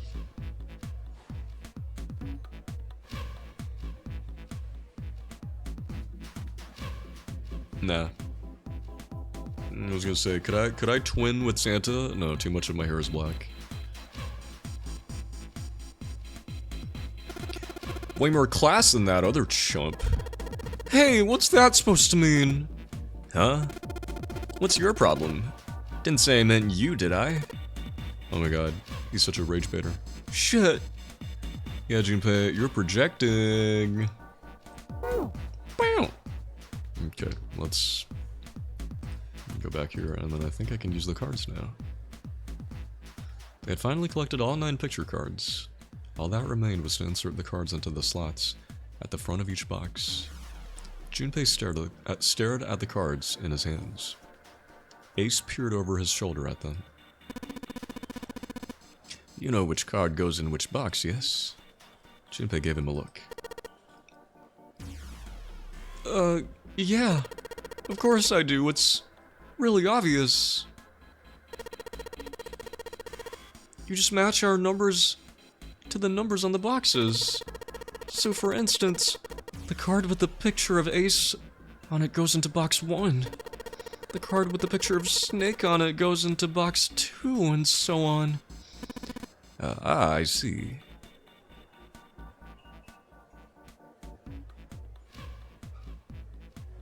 Junpei thought he might have imagined it, but he could have sworn Ace stiffened. Just then. Junpei heard a noise. Did June faint again? He spun around. Oh my god, he spun around just in time to see June collapse in front of the fence. June, are you okay? She did not respond. Junpei spun back around to face Ace. I'm sorry, I gotta go check on her. You do the box thing, alright? Just put the cards in the boxes. I'm counting on you. He shoved the cards into Ace's hands and ran off toward June. Are you alright? What happened? Junpei called out to her as he ran. As he arrived, June was climbing to her feet with Santa's help. Did she try to go over the fence? I'm sorry. I'm fine. I just tripped. Don't give me that. Now's not the time. But it's true. I tripped over a box. Oh. Junpei put his palm on her forehead. Her temperature was much the same as it had been the last time he checked. Okay, she really did just trip. She wasn't hot, like she'd been before, but she was still warm. Her fever wasn't completely gone. I saw her fall. I think she really did just trip on something, you know? This is a bit suspicious. What are you two doing? Junpei would have been more willing to agree if June hadn't needed quite so much help standing up. Still, to fall down like that. I think she's probably still a little messed up. Why is she blushing? June was doing her best to busy herself brushing dust off her dress. Her smile looked a little embarrassed, and her face was a bit flushed. But she did look a great deal better than she had. Still. Alright, well, let's get out of here as fast as we can, so we can get you to a hospital. Oh! I don't think it's anything that serious. I just need a little medicine and some sleep and I'll be fine. Medicine? Medicine, huh? Well, if we could get in touch with anyone outside, I'll bet Ace could swing that for you easy. Ace? Why? Huh?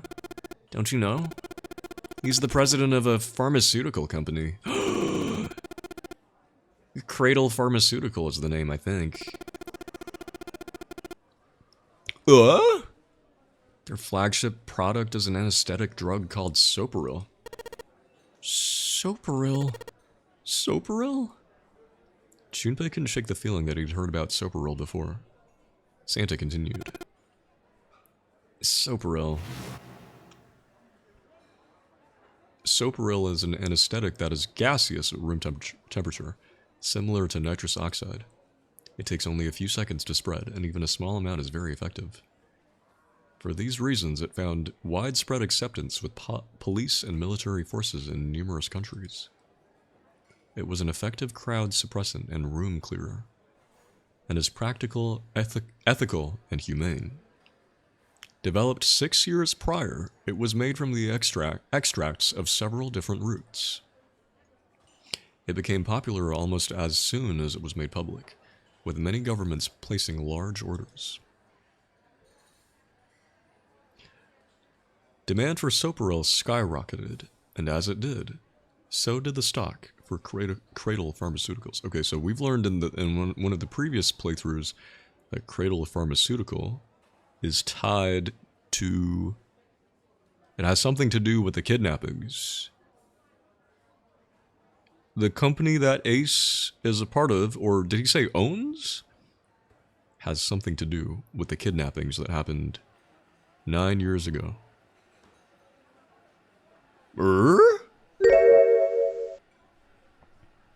What could it mean?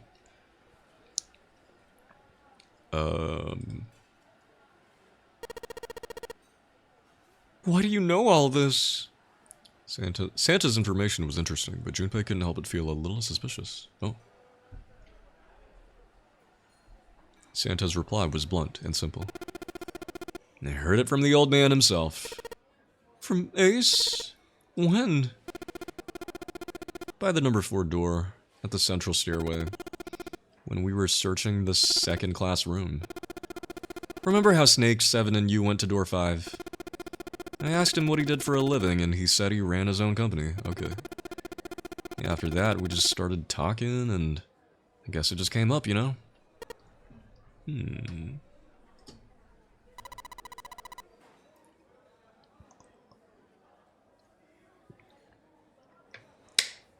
Are you worried about something? No, nothing. As he spoke, Junpei looked over toward Ace. He seemed to be having difficulty with the 9 boxes.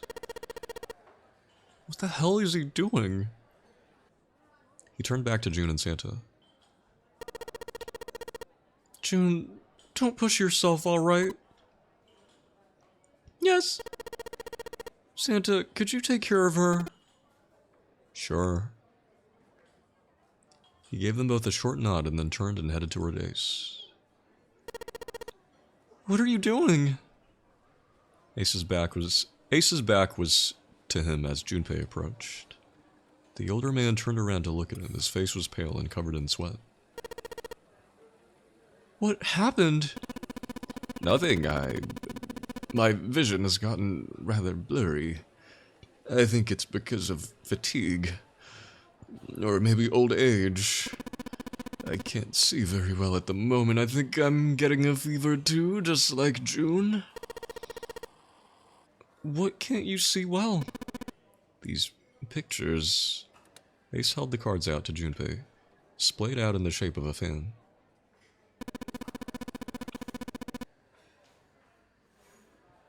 I don't care to admit it, but I may be developing presbyopia?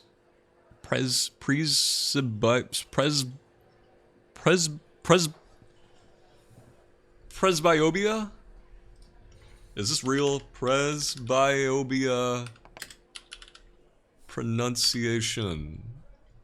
Presbyopia. Pia? Oh, there's a P. Presbyopia. Presbyopia? Presbyopia. This part is fire? Are you saying that because you remember this part?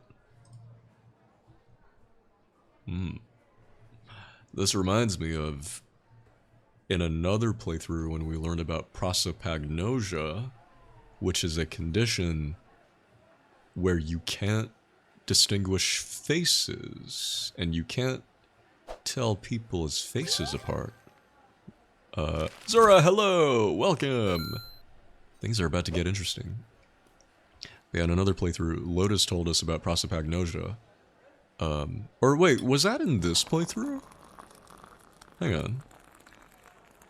No, I think this was in another playthrough. We learned about prosopagnosia, which is a disorder where you can't tell people apart based on their faces. You need to, like, base it on... You need to distinguish people based on other things, like clothes. And apparently this is a real condition. But presbyopia? Presbyopia.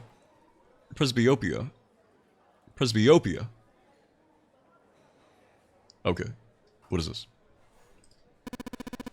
Growing old is a difficult thing. True.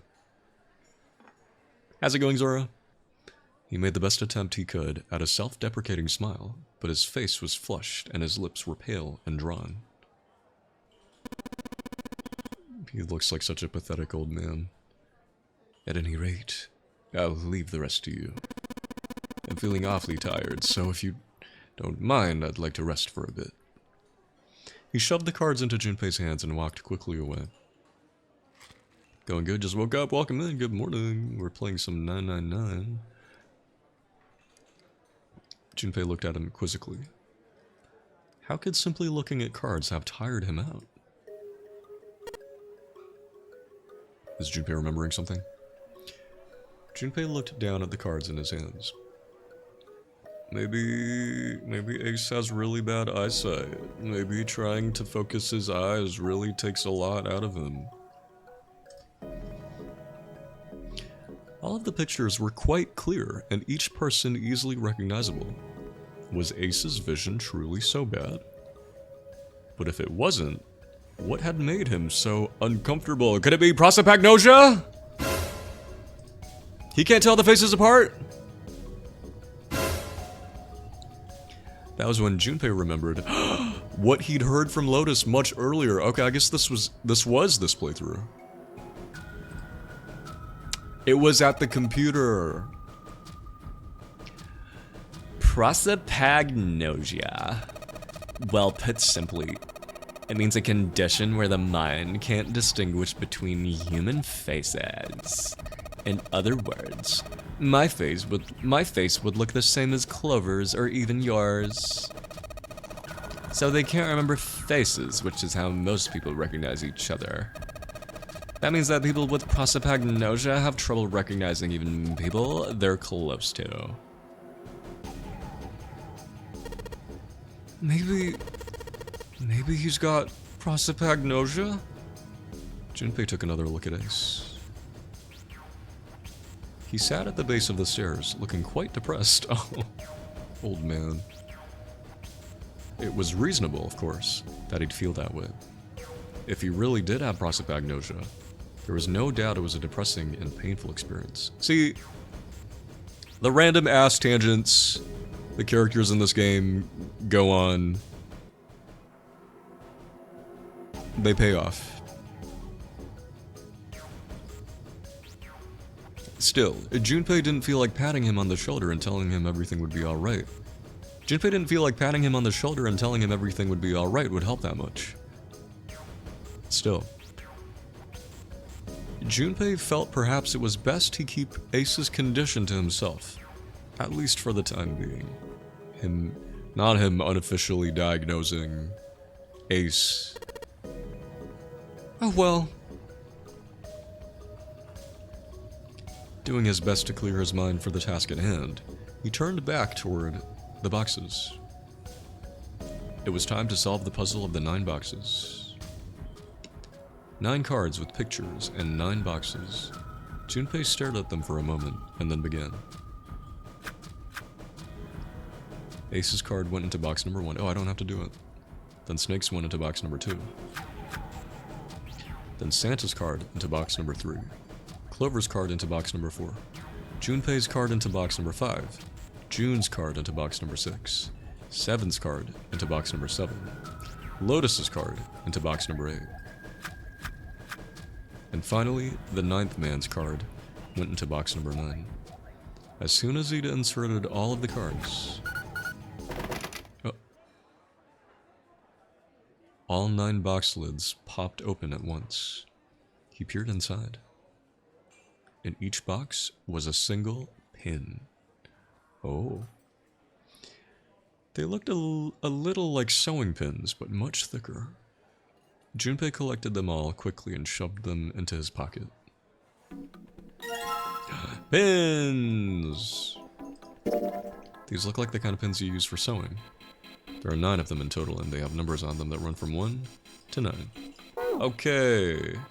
So I think we can go back up the stairs and use these pins.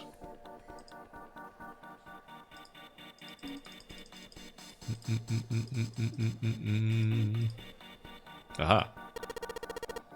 There's 6 holes here, and it looks like the pins I just found would be a perfect fit for them. The ones you found in the 9 boxes, right? Well, why don't we try it? Alright, let's see what happens. I think 2, 4, and 6 should go here on the top part, and 3, 5, and 7 on the bottom part. Oh. Well, some of them lit up. Yeah, 3 and 6. I wonder if there's some kind of rule that determines which lights go on. Well, I put the 2, 4, and 6 pins on the top part and the 3, 5, and 7 pins on the bottom. You think maybe it's the digital root? Oh, okay. The digital root? 2 plus 4 plus 6 equals 12. The digital root of 12 is 3. Therefore, light 3 turns on. 3 plus 5 plus 7 equals 15. The digital root of 15 is 6. Therefore, light 6 turns on. Wow, how do you just come to this conclusion? Wow. Makes sense, right? I see. The lights that match the digital root of the pins inserted on the top and lower parts will light up. So that's how it works. Well, there's one other thing I'd like to check. Well, if he wants to try, he's certainly welcome to. So, he put the 1, 2, and 3 pins on the top and 6, 7, 8 pins on the bottom. Oh. They turned off. 6 plus 7 plus 8 equals 21. The digital root of 21 is 3. Therefore, light 3 turns off. 1 plus 2 plus 3. Oh my god, so much math! 1 plus 2 plus 3 equals 6. The digital root of 6 is 6. Therefore, light 6 turns off. Oh, I get it now. If the digital root for the pins you insert is the same as the number on the lights... as the number on the lights that are lit... those lights turn off. Oh, I didn't even notice the lights had numbers on them. Look. Oh. The DS screen is so low res, but they've got numbers. Yeah, looks like that's the trick. Alright, now we know how it works. You wanna give it a try? Wait, you mean you know what we're supposed to do with these lights? Well, no. But I figure we could try and see if we can turn them all on, you know? I figure something's gotta happen if we can manage that. Turn on the lights, huh? Okay, Junpei, let's make sure we know how this works, alright? Pick one of the 6 holes, then pick one of the pins in your hand, and insert it into the hole. Keep it up until all 6 holes are filled. And what about Santa's hole? Ha ha ha ha ha ha, I'm just kidding. Once all the holes are filled, the lights with the numbers that correspond to the digital roots of the digital pins in the upper and lower parts will turn on. However, if a digital root corresponds to a light that is already on, that light will be turned off. The goal is to turn all the lights on. Alright, let's do it! Oh my god, this is gonna be tough. We need to turn all the lights on.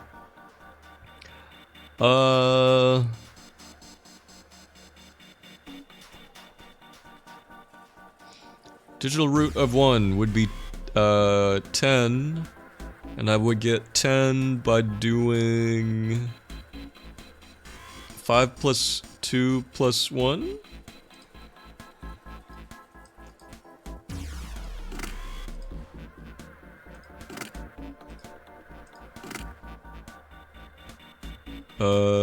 Digital root of 2 would be, what, 11? So... oh shit. I've already used my big numbers. Okay, wait, maybe I'll do a different number. Let's see. The digital root of 8 would be maybe, could I do 17?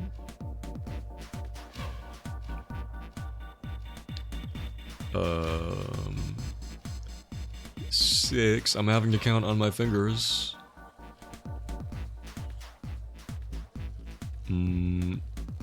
6, 4, and 7?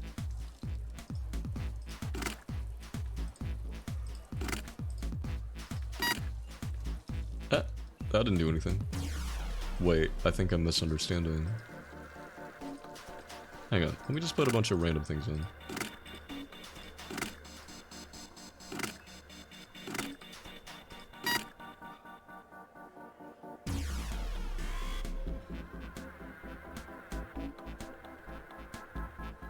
I didn't even pay attention to what the numbers were.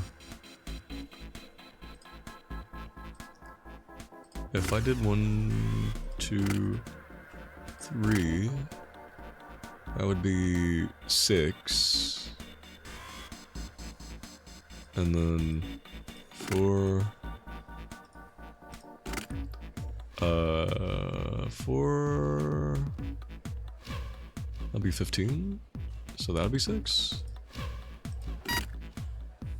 Wait.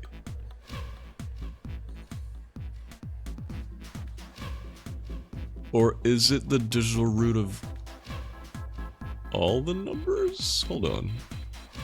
Did I misunderstand? Hang on.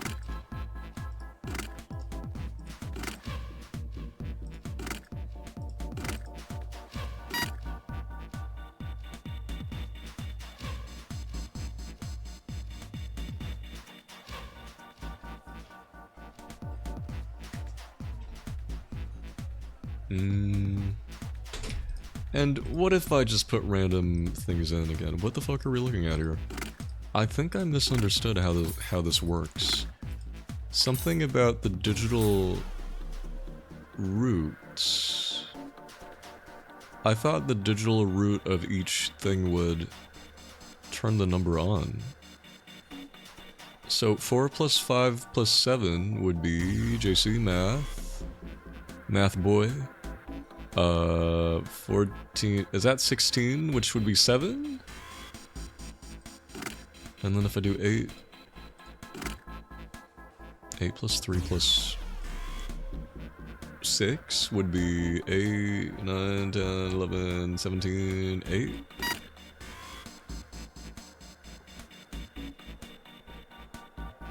I just turned the 7 light on. I'm trying to turn all the lights on.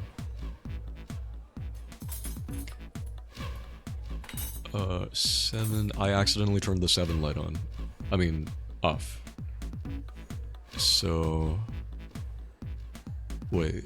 4, 5, 7 equals 1... 167 was 7. Do I do 167 again? I think I turn them on 2 at a time, and if it's already on, then it turns it off.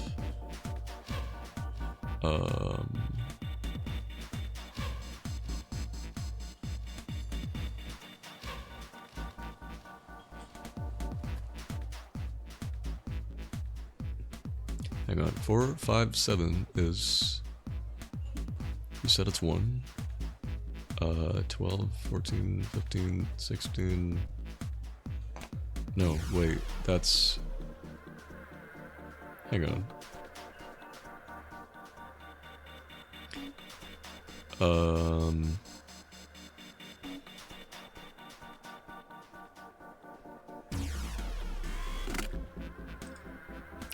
I'm just gonna put random numbers in.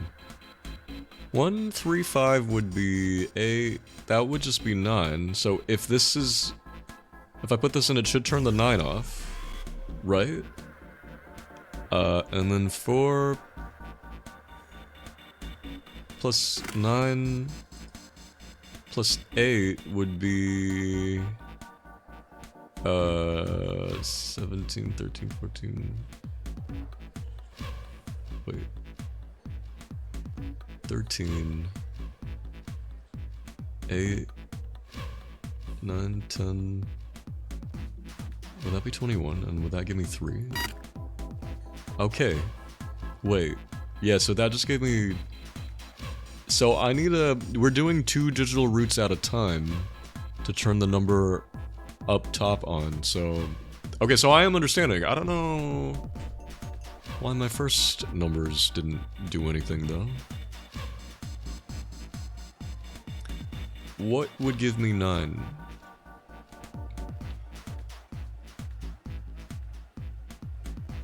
If I get 18. So that would be 1, 8, 9. And then if I wanted to get 5, it would be 1 and maybe if I add up to 14, is that possible? 7, 5.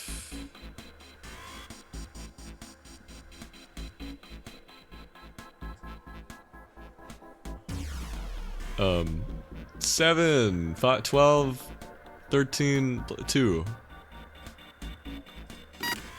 Okay, so I'm doing this right.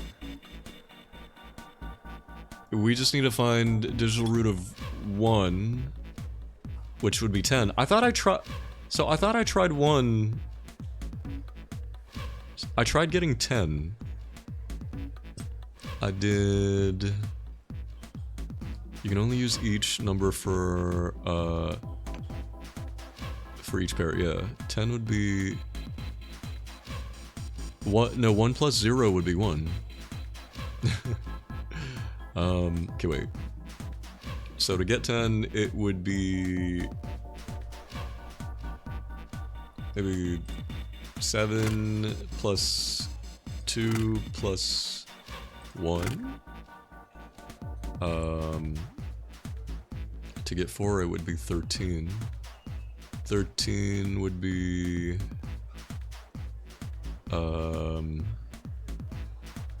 8, 9, 10... 11... Oh, I don't think I can. Hang on. Wait.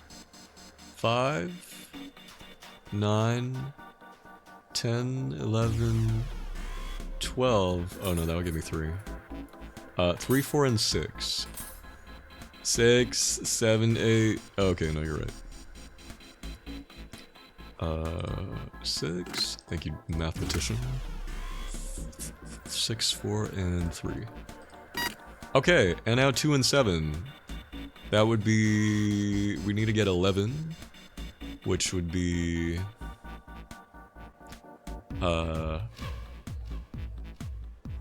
We need to get 11 and 16.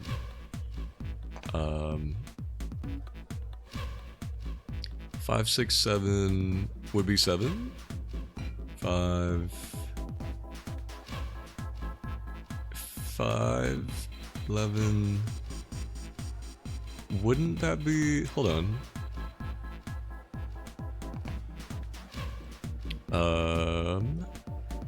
6, 13, 18, 1, 8, that'd be 9.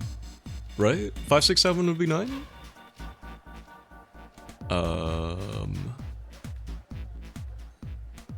11. Okay, hold on, wait, you're confusing me a bit. 8 plus 1 plus 2, 11, which would give us 2. No, wait. 8, 9. Yeah, okay.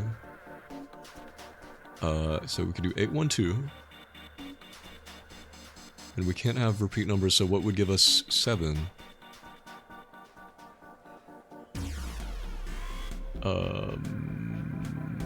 4, 5, 7... Wait, what? 4, 5, 7 equal... Hang on, sorry JC, the way you're writing some of your numbers is confusing me.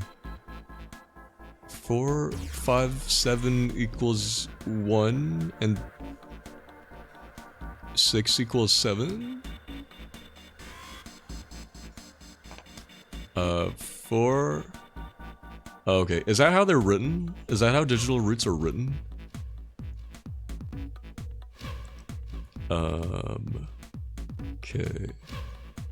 So we're gonna do... You have no idea. Okay, no, this is just how you're doing it. Okay, wait. So... We could do 4, 5, 7 to get 7. And... What was the other one? 8, 1, 2? 8, 1, 2, 4, 5, 7. Yeah! Math. F? F in chat? All the lights are on, and the shutter's opened up. Hey, does that mean... Yeah, we gotta do it again. What?! F is right. Twink, yeah, that's right. Man, and I thought I was doing so well. What? Again? Okay.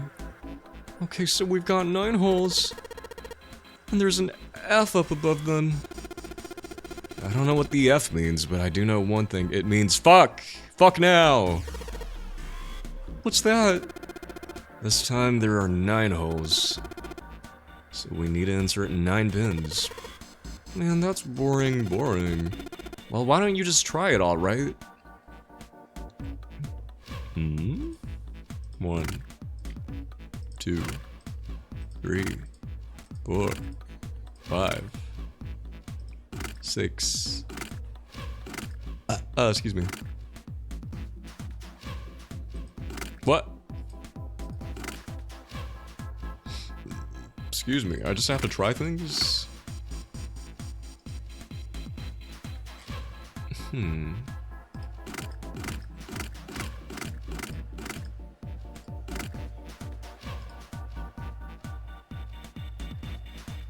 This couldn't be a number, could it? Is this a number upside down? Is this Leon upside down? Wait. Is this like a digital number, maybe? F. Is this hexadecimal? What would F correspond to? JC, you should know this. A, B, C, D, E, F. Hexadecimal keeps coming back. Not long enough for a hexadecimal.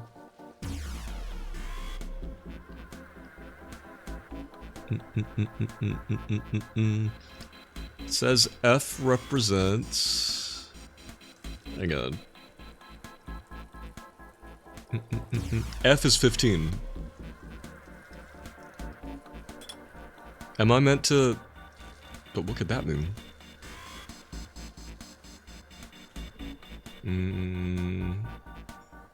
Actually, wait, JC, do you know hexadecimal? Actually, no, you're a... Hexadecimal is a computer science thing. Do you... Make rows equal to 15... Maybe? Or do...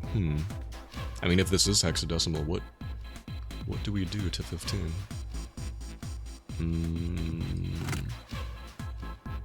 Yeah? Have them all be 15? Hexadecimal is just like binary. Yeah. So if we're to believe I have to make every row add up to 15, we could do 9. Oh, have a good lurk. Plus 4. Plus 2.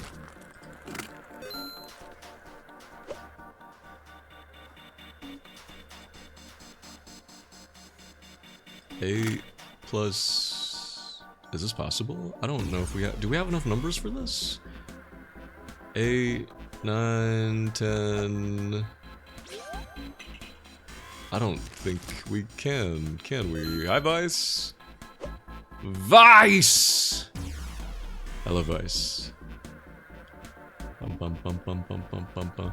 8, 9, 10, 11, 12, 13, 14. Wait, 8, 1, and 6? 8, 9, 10. Yeah, that adds to 15. And 7. Oh, okay, no, this does work. No? Damn it. I really thought I was onto something. But these number combos really do add to 15. Oh, the columns have to add to 15 as well?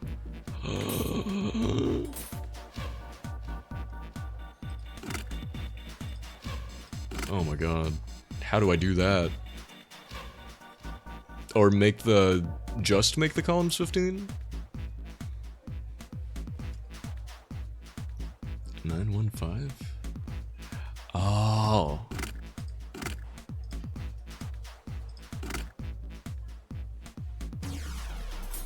First row 915.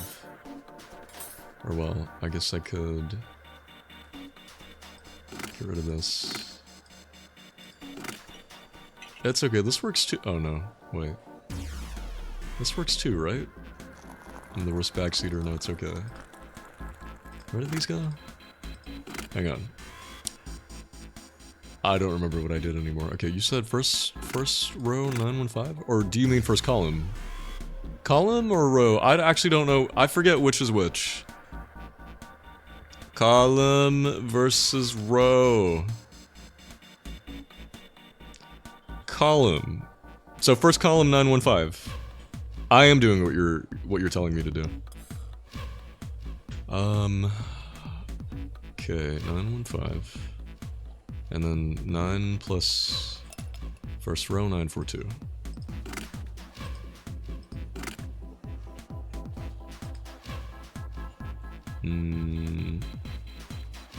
Four plus 7.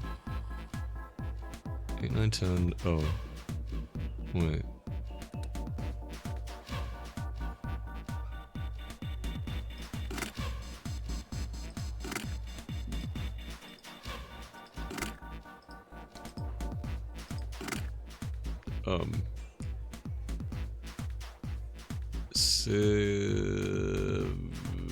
Oh, wait.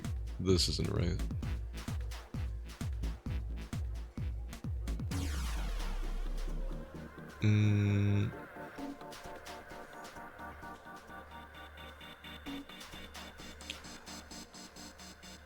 Help!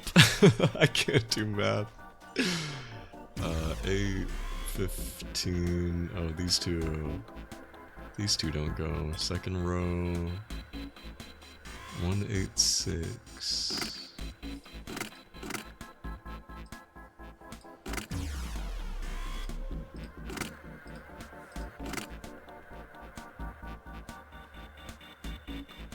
And the last one would be... This wouldn't be here. Wait, they all add to 15 now? Do they? This one doesn't. Or no, they do, all of them? Every single one? 7, 8. Even diagonally? I guess they don't diagonally, but do they have to add diagonally? What could this mean? Oh, how do we make it diagonal?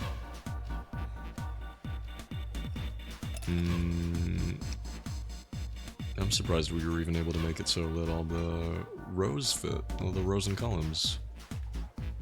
9, 10, 11, 12, 13, 14, 15.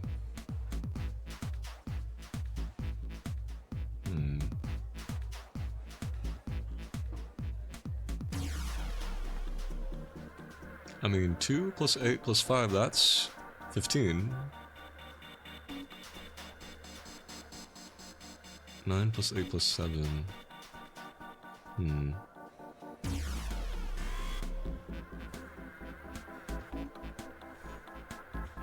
Is that even possible? We just need a reorder, you think so? Okay, wait, remember this. 942-186-537. Remember that. 942-186-537. I'm gonna hit back, see what they say. Oh, they didn't say anything. They don't say anything. There's no clue?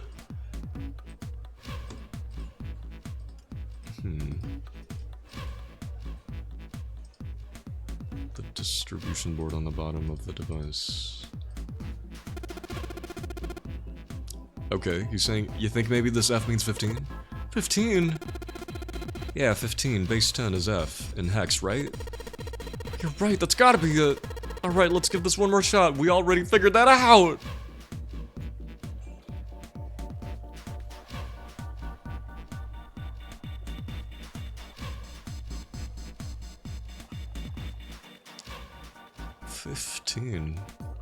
What could it mean? I wonder if we're meant to do something with the roots again. What if everything's meant to What if everything's meant to add to 6? Because 15 is a root of 6. 492-816.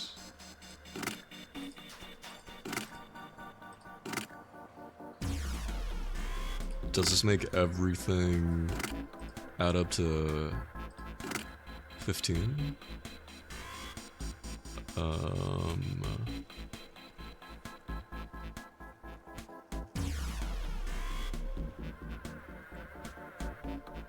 And what would the last one be? This would have to be 5, right? Sorry, hard to do math. Math is hard. 6, 7, 8, 9, 10. This would have to be that, and then this would be that. Nothing's happening. Change second and third columns. Switch these around?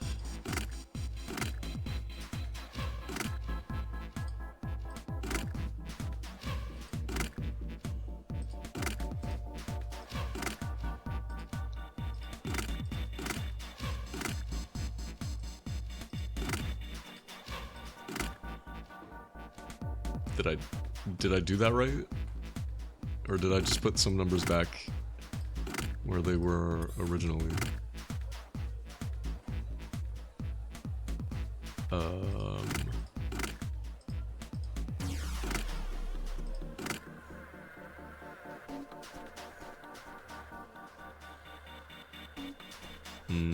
This doesn't add up, does it?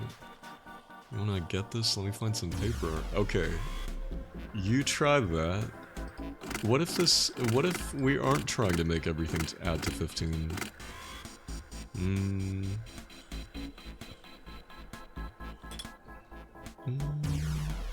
492-357-816 492. And that makes everything add to 15? 357.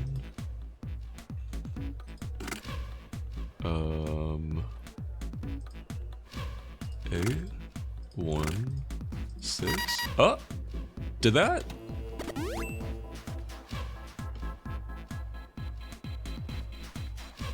Did that make everything add to 15? Wow, that's a tough one. Hey, you are some math whiz. Wow, that was a tough one. Wow. How'd you do that? Did you take the time to do it on paper? Or are you just that good? Hi Tony, hi Harsmith.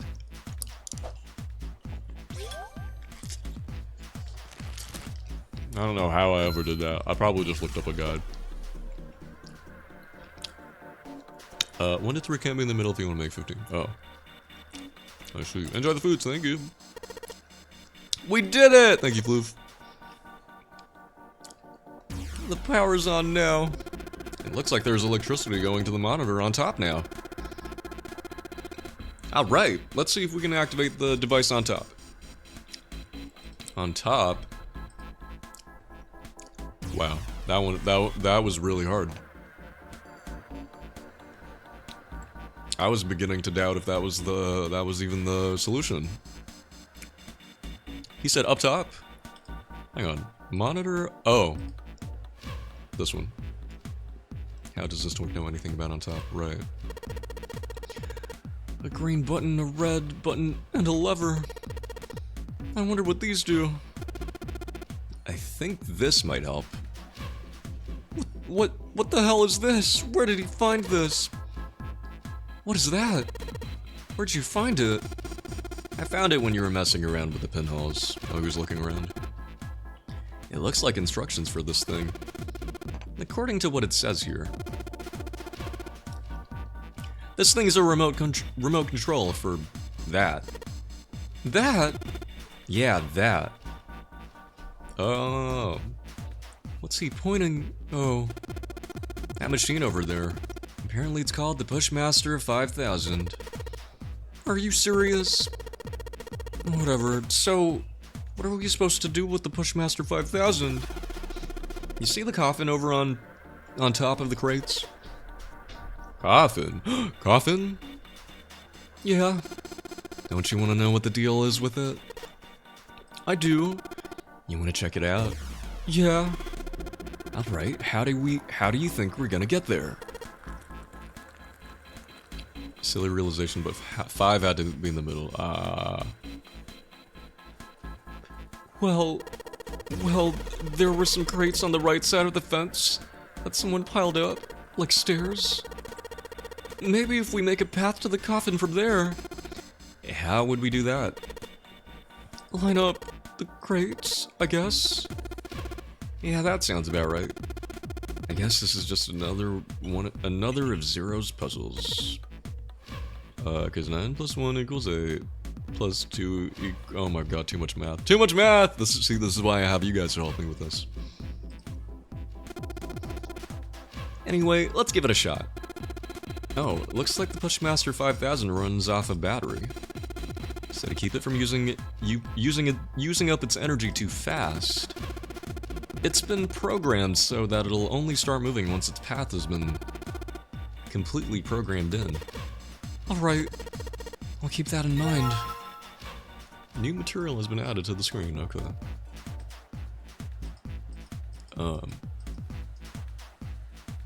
Okay. What? Okay, can I use you, please? Start over again. Pull the lever. Return button allows me to quit command. Okay. Alright, let's give this a try. Sure thing. Just keep in mind that there is a limit on the battery, alright? The battery dies after 50 moves. Uh-oh. At least, that's what it says in the manual. 50 moves, huh? Also keep in mind that the Pushmaster 5000 can't move the heavy metal crates. Okay? Got it! Oh my god, what an insane minigame.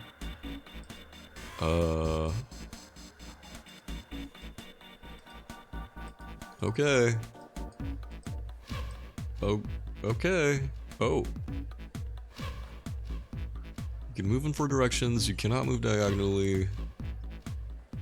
Okay.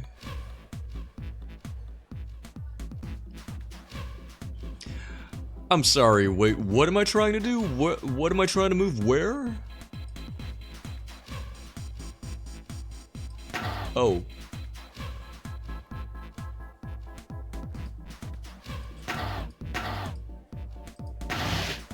Oh.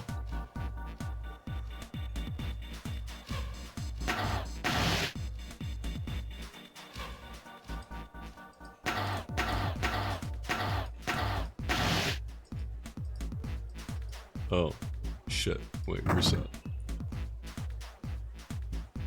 I need to move the boxes in the yellow spots. That's what I'm trying to do. Right? Hang on. If that's the case...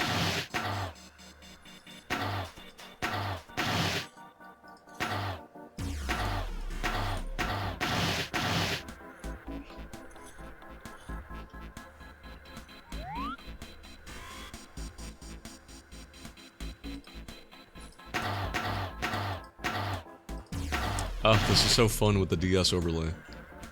Wait, shit, I can't do that, can I?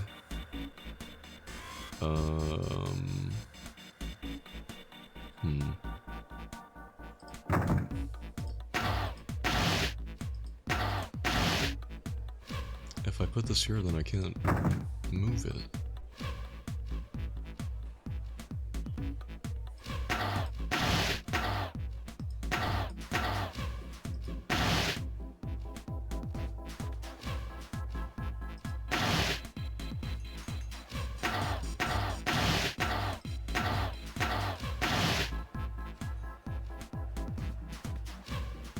No, wait, I'm stuck.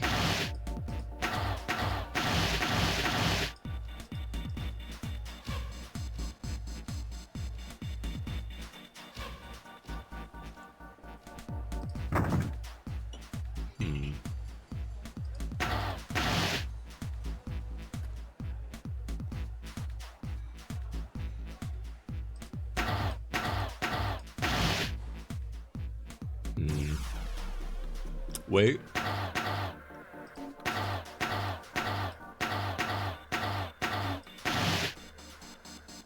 Now the top crate is stuck though.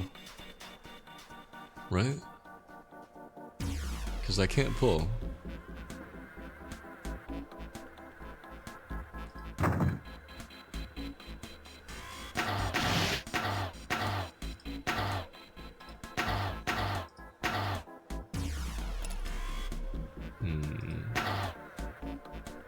Have to go down then, I think. Wish that twink would go down? Right. I bet you do. Hang on, wait, let's think about this. I could...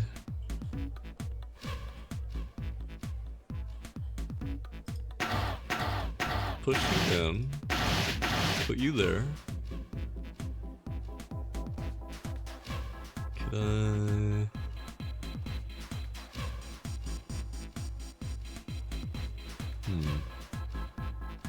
push you down. Am I gonna run out of moves? Push the one below down? Wait.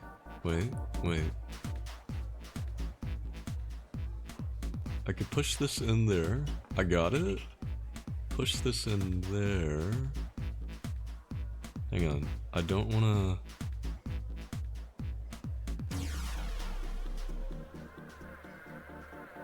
I don't think I have this yet. Because if I push this in and push this in, then this one... I can't push in. Unless...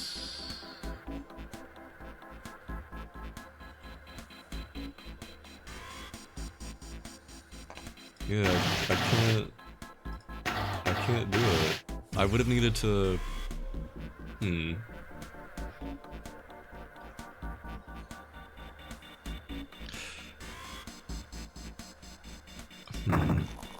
These puzzles are cool. Yeah, no, this game is tough with its puzzles. Man, how did I even get there again?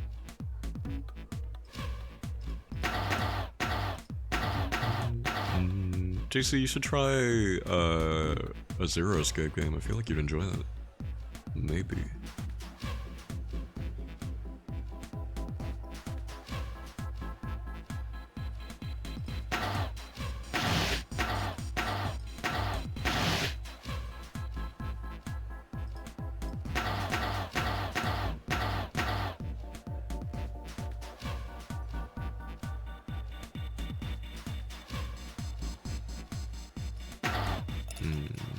If I do math good, can I kiss the cute boys? Sure. Or do they just stab? It's up to you, really. It's up to you, really.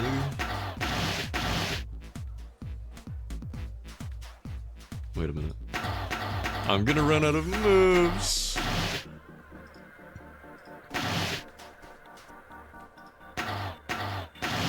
No! This could have been it. We could have been so beautiful. Fucking battery! Wow, this is hard.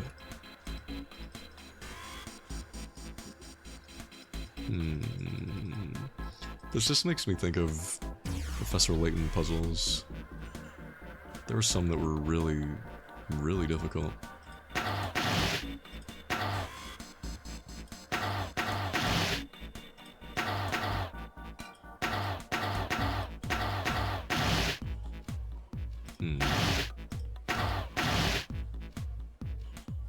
Oh my god, this is so tough. Because you can spend hint coins in Layton, though, that's true. So this one...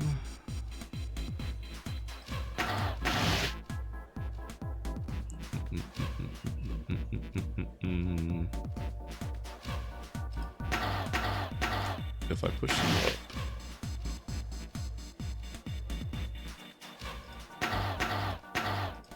and then push you there...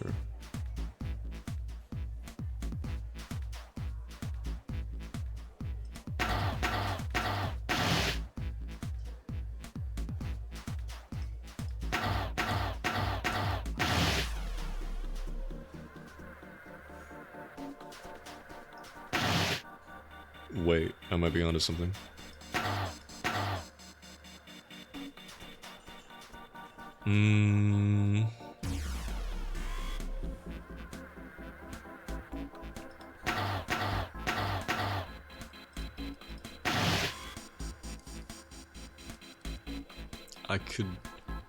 I could push this in there. I could go back up and push this down, and then I think I've got it.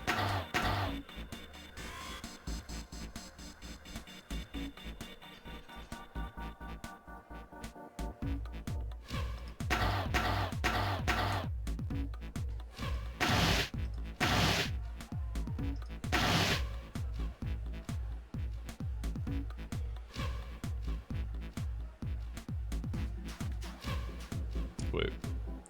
1, 2.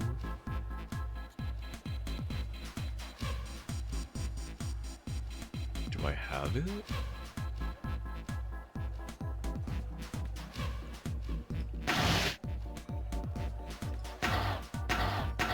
Am I gonna run out of moves?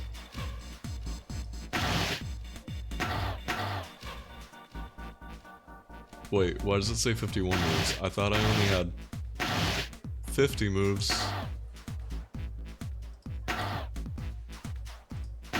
I did it! I needed exactly 51 moves. That's insane. Oh my goodness. You can't make a single mistake. The biggest beefsteak. Or I wonder if it is possible. Woo!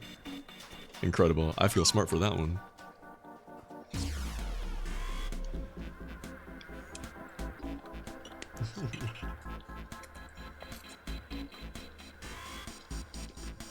The biggest beefsteak.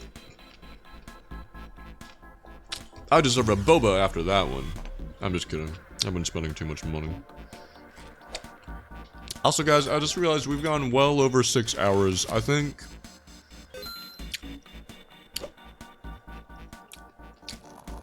once we're done with this escape room, I think I will just get to the ending of this ending. I was thinking if we hit the daily sub goal today, we might actually be able to finish the game, but I don't think that'll happen unless we hit the daily sub goal. If anybody is feeling generous, reminder, I normally stream for 6 hours, but if we hit the daily sub goal of 10, I'll stream for an extra 2 hours.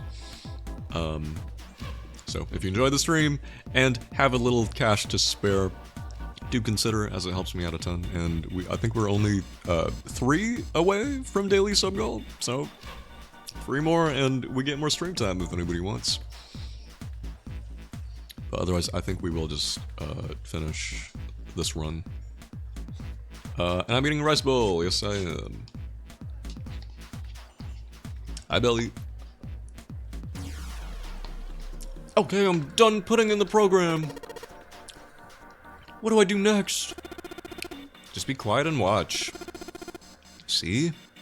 It's moving already. Oh, animation. I should play Blueprints. Yeah, I'll consider. What kind of game is Blueprints? Awesome, the Pushmaster 5000 did just what I told it to and lined up all the crates. It's a roguelike escape room. Okay. Roguelike. Is it like, how does that work? Great, now we can reach the coffin. We just need to climb those crates over by the fence. Oh yeah, the crates. Yeah, the Pushmaster. Pushmaster 5000. Wow, we've been here for a while. This is a tough room.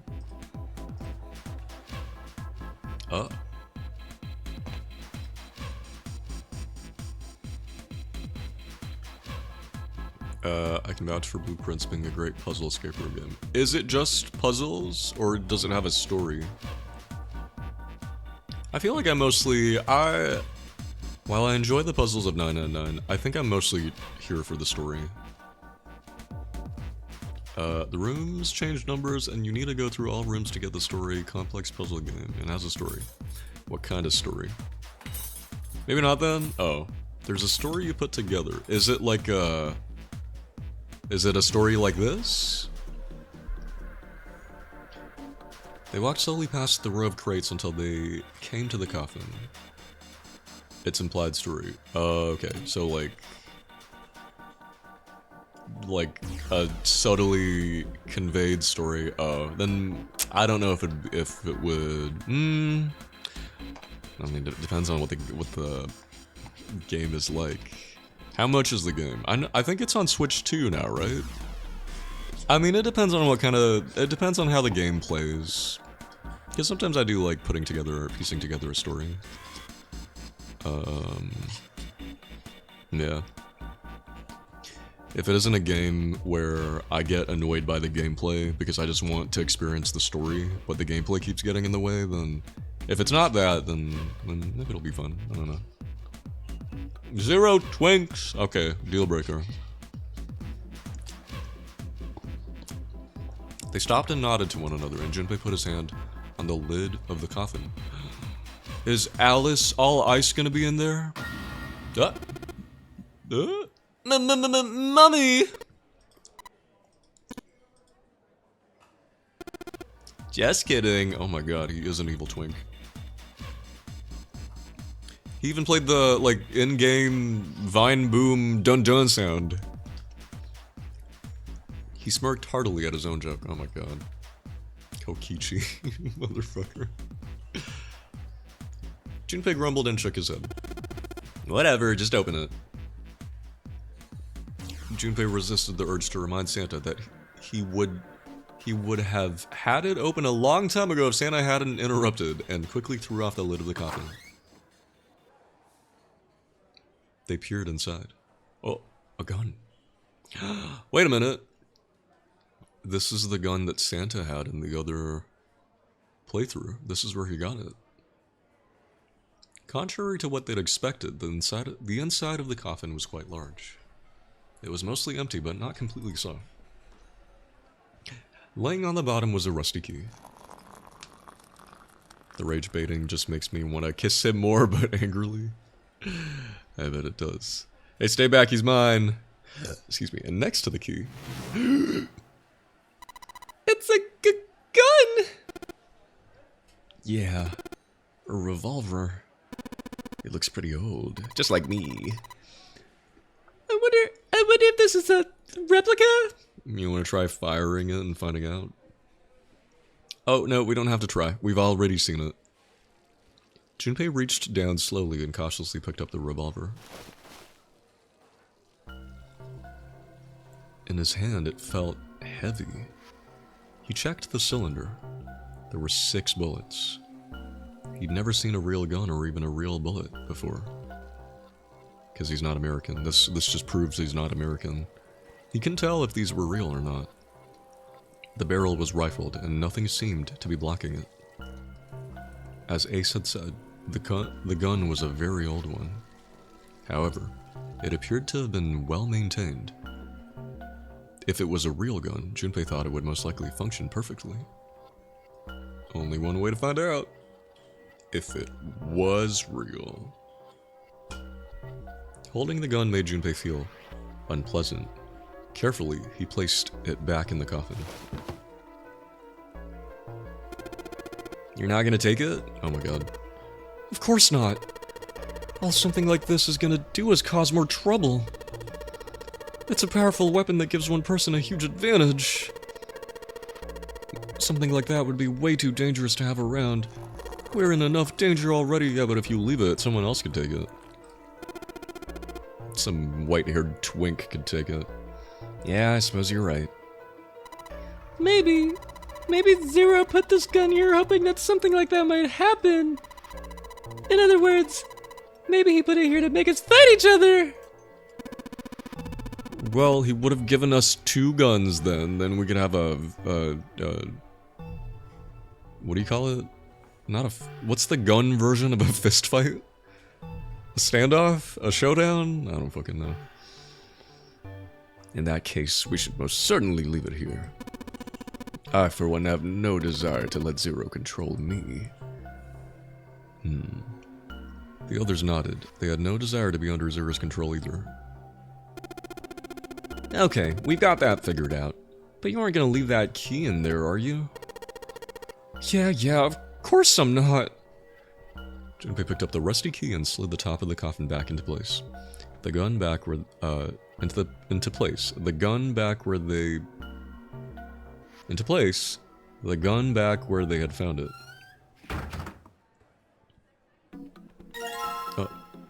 We're not done yet. A rusty key. Maybe I can use this. Oh, this should open the door. Open the door. We're really not gonna take that? None of us? I don't buy it. Someone's gonna take that gun, and I guess someone did take that gun. Santa would take the gun. You know, when no one's looking, either Santa or Ace would take the gun. Let's just put this key in here and... Yes! Sounds like that did it! Yay! Looks like it's open, Jumpy. I see. This key should open this door. Yes, we just did. Hey, what are you waiting for? Let's go! Yes, it's opening! Oh my fucking god, longest escape room of my life. We did it! Woo!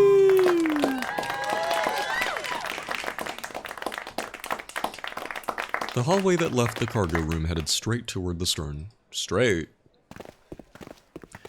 Junpei and the other 3 proceeded down it silently. That doesn't sound very silent. Some distance along it, a large room opened up on the left-hand side. It looked familiar. An iron gate covered each of the elevators. Junpei and his companions drew to a stop, and began to discuss what their next move should be. We've seen this elevator before. We got one on the left just a little while ago. The one on the left just a little while ago. Then we went through the number 6 door, and that took us to the engine room. Yes, and after that we passed through the cargo room. And now we're back here. In other words, we made a loop. We're back where we started. Junpei approached the elevator. Gently, he pushed the triangular button on the wall next to it. A moment passed.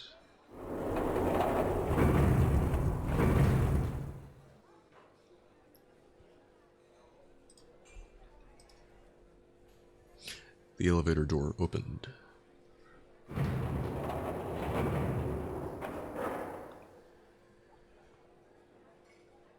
and shut. Pushing the button had apparently restored power to the elevator. The elevator was now functional. What do we do? Should we return to C deck? No, this hallway keeps going. Oh, enjoy gambling. Even if we do end up going back, I think we should see what's down there first. I agree. Let's go. Oh wait, let me save. I don't want to be back in that escape room. Not again.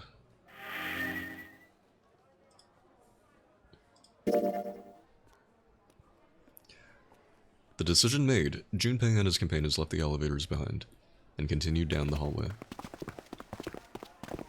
Sometime later, Santa, who had been walking several paces in front of the rest, suddenly stopped.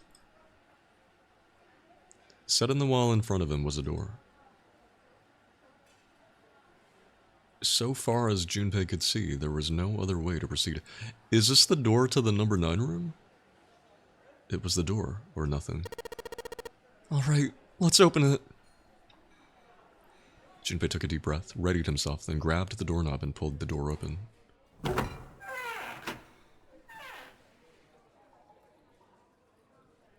He paused for a moment, then stepped through into the room. And there he saw the number that had hung over their heads since they'd woken up. The number 9 door! 9. Like the numbers on every other door, this one too was a rough shape made of red paint. Its door was set into the back wall of the room. Junpei leapt toward it with a sudden burst of hopeful energy. It was a large, double door, heavy, and full of solemn importance. Because the number 9 has been very important throughout this entire game. He grabbed hold of the door handle and shook. Nothing, but he hadn't expected it to open. The red sat on the wall next to the door. Its screen read, vacant. Finally, they'd found it. Junpei felt himself overwhelmed by a torrent of emotion. At last, they'd found the exit, but cold gripped his heart, and he knew all too well why. As he stood frozen, unsure of what to think or feel. Jumpy! Look! Behind you! He spun around, and couldn't believe what he saw. It was a door with the number 9 written across it. Was there a second door? A second door has hit the ship. Why? Junpei's voice was barely audible even to himself. He stumbled toward the second door, as if somehow compelled. It was a small, single door. It sat in the starboard corner of the room, on the same wall as the door they'd entered from, but in the opposite corner. 9. There was no mistaking it. A red sat on the wall next to this door as well. Junpei shook the door handle pointlessly and muttered to himself. Why? Why the hell are there 2 doors? It was Santa who answered. There were always 2 doors. Just think about it. Zero never said there's only one door with 9 on it. It is hidden, but an exit can be found. Seek a way out. Seek a door that carries a 9. Of course, we just assumed that there was only one. After all, why would there be more than one? Oh man. Jeez. Junpei was stunned. Zero's trick had taken him completely by surprise. There were 2 doors. 2 doors! That meant that all 9 people who had met at the central staircase could escape, and leave no one behind. Now the reason for the bracelet numbers being 1, 2, 3, 4, 5, 6, 7, 8, 9 was clear. Divided in 2, the digital route for both teams would be 9. For instance, 1, 2, 7, 8, and 3, 4, 5, 6, 9. the digital root for both teams would be 9. Or 2, 3, 4, 9, and 1, 5, 6, 7, 8. The digital root would also be 9. But now wait a minute. Did we establish that when you go through a door, you can't open it again? Because...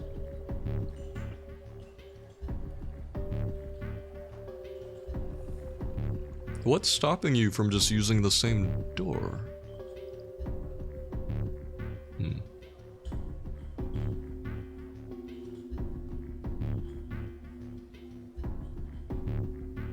I don't think we've ever tried going through the same door multiple times. No, wait, we have. I think? So what's the point of having 2 doors then? Or have we? I'm actually not sure. I can't remember. Hang on, I'm gonna look this up real quick. Because this is gonna bug me otherwise. 999, can you go through door multiple times?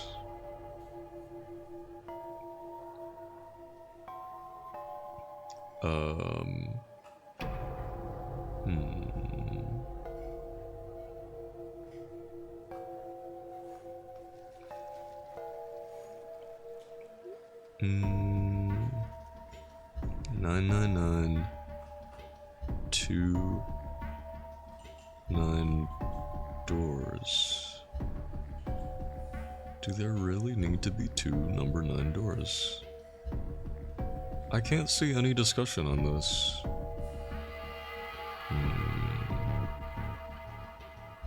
Can doors open twice?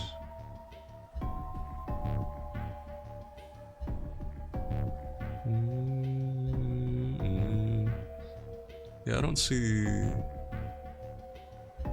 see any discussion on this. 9 hours, 9 persons. Can doors open twice?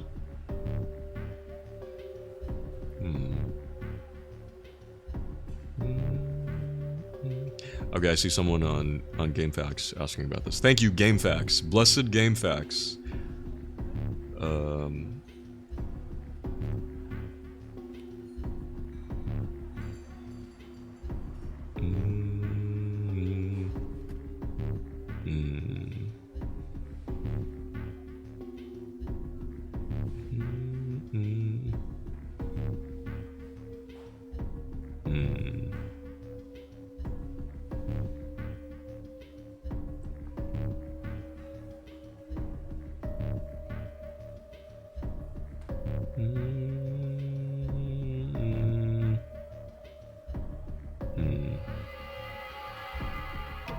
I'm not getting a clear answer on this. So are we to just assume that once people pass through a door, the door can't be opened again?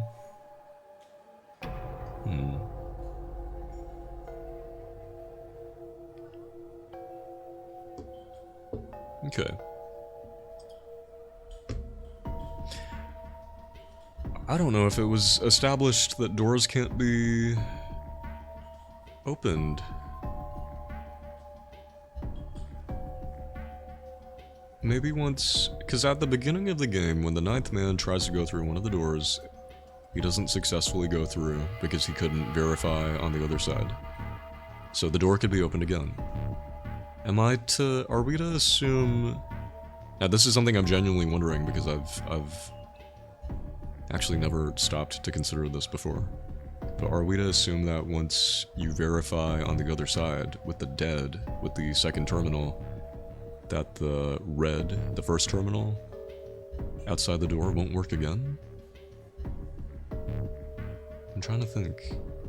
Did we ever go through a door twice? I don't think that we have. There's been because when Clover, 7, and Ace went through door number 3, I think. Oh, thank you, Q Bunny.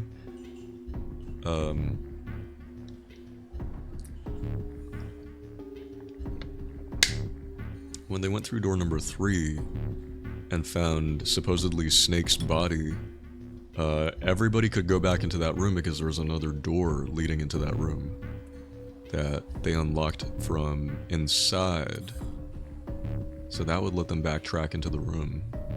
They didn't need to go back through the numbered door, so I guess we're to assume that doors can't you can't open doors again once you've passed through them. And so you would need two number 9 doors. Okay. I'm gonna go with that. Okay. There were other workable combinations, but they all ended the same way, with the digital root of 9. What did that mean? The answer was quite simple. From the very beginning, the notary game was designed to save all 9 people. Zero hadn't been lying. Zero had never said there was only one door. But anyone who'd found themselves in the game would have assumed that was the case. Fights would have broken out. One team would likely betray or deceive the other. Someone might be hurt. Someone might get killed. But eventually, they would reach the room Junpei now found himself in, and realize the pointlessness of whatever violence they'd visited upon each other. Wow.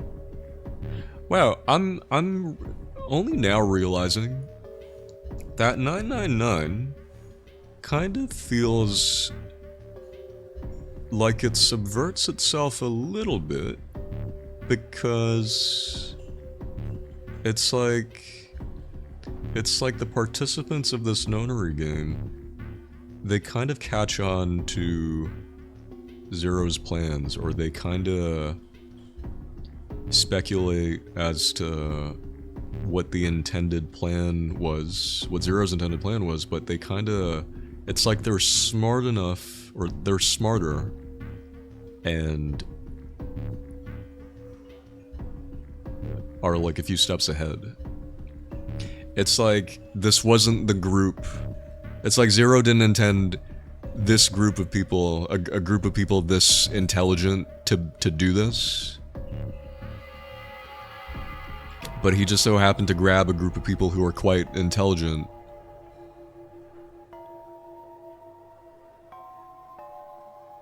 And so they kind of catch on.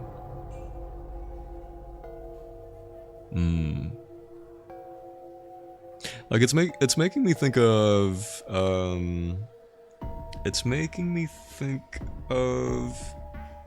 I think correct me if I'm wrong, but I think in one of the Danganronpa games, the cast of characters who are still alive, they get to a certain point in the game only to realize that something about the way the game is set up intended nobody to die or something like that, and so that when they get to that point they're like devastated. Something like that, something along those lines, not exactly that, but they get to a point where they realize, oh my god, the thing was set up this way, and now we're devastated. But it's like the 999 crew, these people are realizing these things before they can really get to that point, I guess, if that makes sense. Because I'm noticing other times, I've noticed other times where the 999 people find other things, or they discover other things and think, oh, Zero probably set this up to be like to do this, however we're not really gonna fall for it, or something.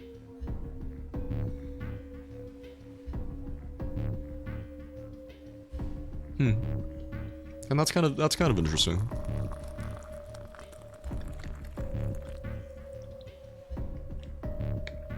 It's like this game was subverting tropes that it popularized before it even popularized them. It's subverting its own established ideas in the game where it establishes its ideas.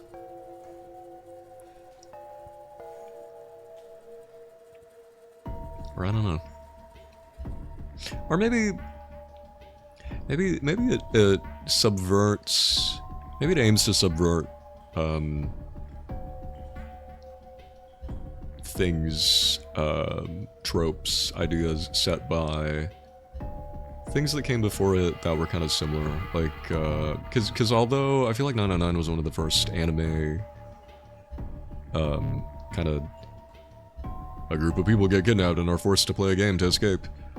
I feel like, I want to say that 999 was one of the first, if not the first, to do it in like an anime visual novel setting.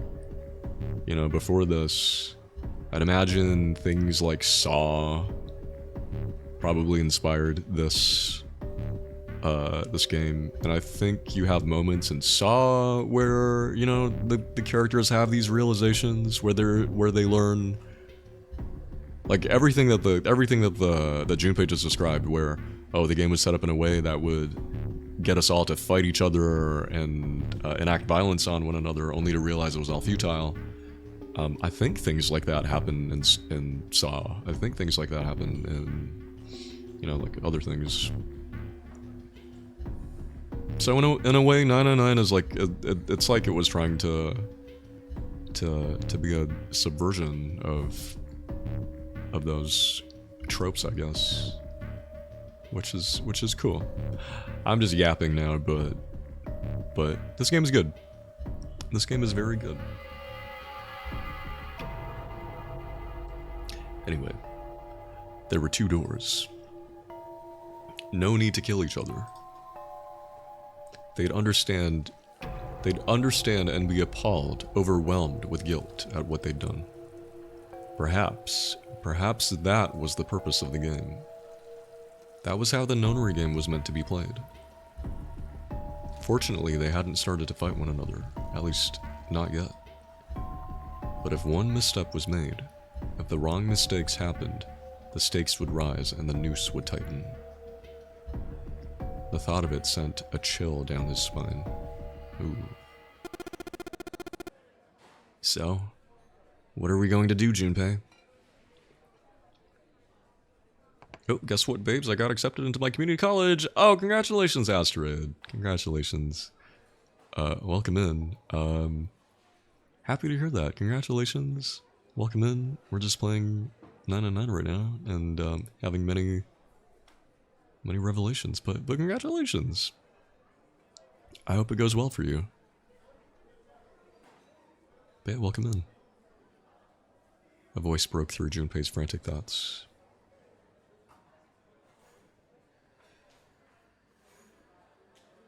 Santa's voice. It brought Junpei back to his senses. No use worrying about the future. He needed to figure out what they were going to do next. There were 4 people in the room. Ace, Santa, Junpei, and June. Their bracelet numbers were 1, 3, 5, 6, 7. What root does that give us? 11, 12, 13, 14, 15? Which gives us 6. We don't have enough people to open the door, do we? Or we don't have the right people to open the door. Right? Did I do that right? 5, 11, 14, 15. Yeah, that gives us 6. The digital root would be 6. In other words, the 4 of them couldn't open a door with the number 9.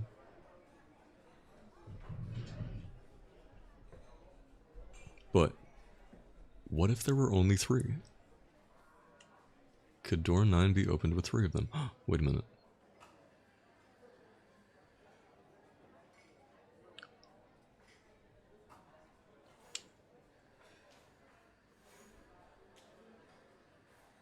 Six, 7, wait, 5, 6, 7, 8.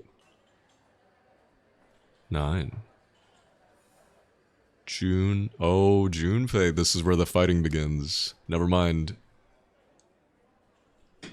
Never mind. Tropes not subverted. This is where the fighting is going to begin. 6 plus... Hang on. 6 plus... Was it 6 plus 3 plus 1? 6? Wait, no. 5. No, 5 plus 3 plus 1. That gives us 9. Junpei plus Santa plus Ace would let them open the number 9 door. But they'd have to leave June behind, and Junpei wouldn't do that. Could door 9 be opened with 3 of them? What other combinations could work? 6 plus 7. No, only that combination works. It took him no time at all to determine the answer. There is only one combination of 3 people that would give a digital root of 9. 1 plus 3 plus 5 equals 9. Guys, I'm feeling such suspense right now. The suspense is killing me a little bit. That would mean... No! We gotta go back! That wasn't a possibility he was willing to consider. Santa and Ace agreed. Yep. I agree. We cannot leave June behind. Junpei let out a breath he hadn't realized he'd been holding. Are you sure? I don't mind staying.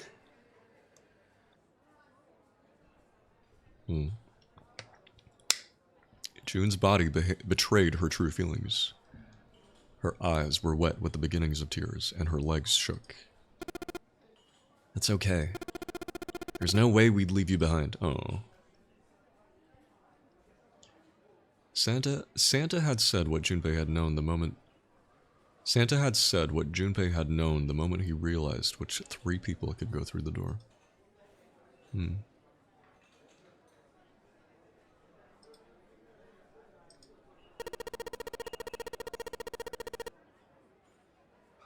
Besides, I'd rather drown at the bottom of the ocean than escape with this. With this... Sausage fest! Damn. Well, okay then, Junpei. You know what? He is very straight. Pride Month ends and Junpei puts his straightness on full display.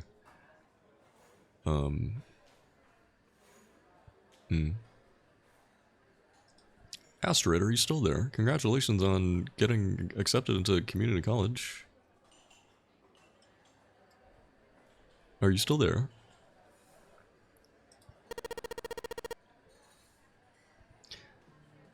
Maybe I'll get to go to Atlanta. Are you sure you don't need Atlantis? Oh, Junpei. Oh, right. Remember what I said about this group being intelligent? Ha ha ha! Ha ha ha ha ha ha! Perhaps it was the sudden reassurance that no one wanted to leave June behind, but Junpei laughed harder than he had in some time. Santa and Ace smiled. You guys! June blinked tears from her eyes and bit her lip. She didn't seem to know what else to say. Very well. Best we head back to C deck then. We should be able to take the elevator we passed earlier. Perhaps Clover 7 and Lotus will have returned from door 1. Even as they spoke, they knew finding the others wouldn't improve the situation. There was no way they could be split into teams that could both go through the doors. Ace knew it. They all knew it. But there was nothing else they could do. Oh yeah, wait. We don't have everybody, right? We only have people 1 through 8. Does that mean... Yeah, wait, that means everybody can't go? All right, we don't have. We also don't have Snake. I think if we had Snake, then yeah. No, they said 2 groups of 4, everybody could get out. Sucks to be the 9th man. We're not even thinking of him anymore. They would find the other 3 and search for another solution. Venti, hello! Enjoy the bread, welcome in! Alright, let's go. Ace looked at all 3 of them, then turned and headed through the door. Santa and June followed. Junpei started toward the door, then stopped. How's it going, Venti? He'd been too busy with other concerns to notice the room itself. It didn't seem terribly important now, but what exactly was it?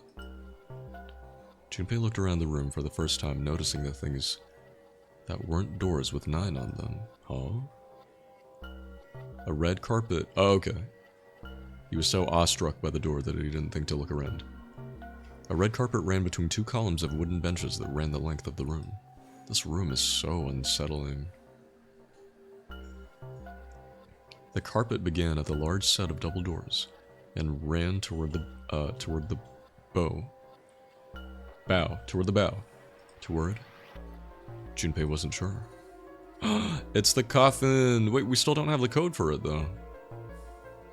Was it an altar, perhaps? There was a small rectangular alcove at the end of the carpet, and inside the alcove was a raised platform. Resting on top of the platform was a coffin. A coffin? A coffin? What on earth was a coffin doing in a place like that?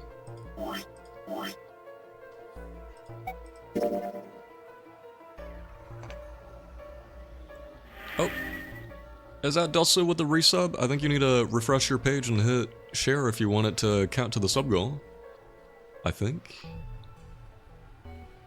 Would you like to quit? Nope.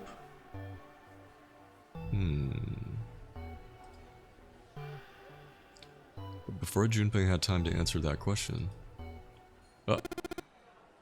Hey, Junpei! The hell are you doing? Let's move! Santa's voice echoed in from the hall outside. Right, okay! I'll be right there! Junpei turned on his heel and left the quiet, somber room.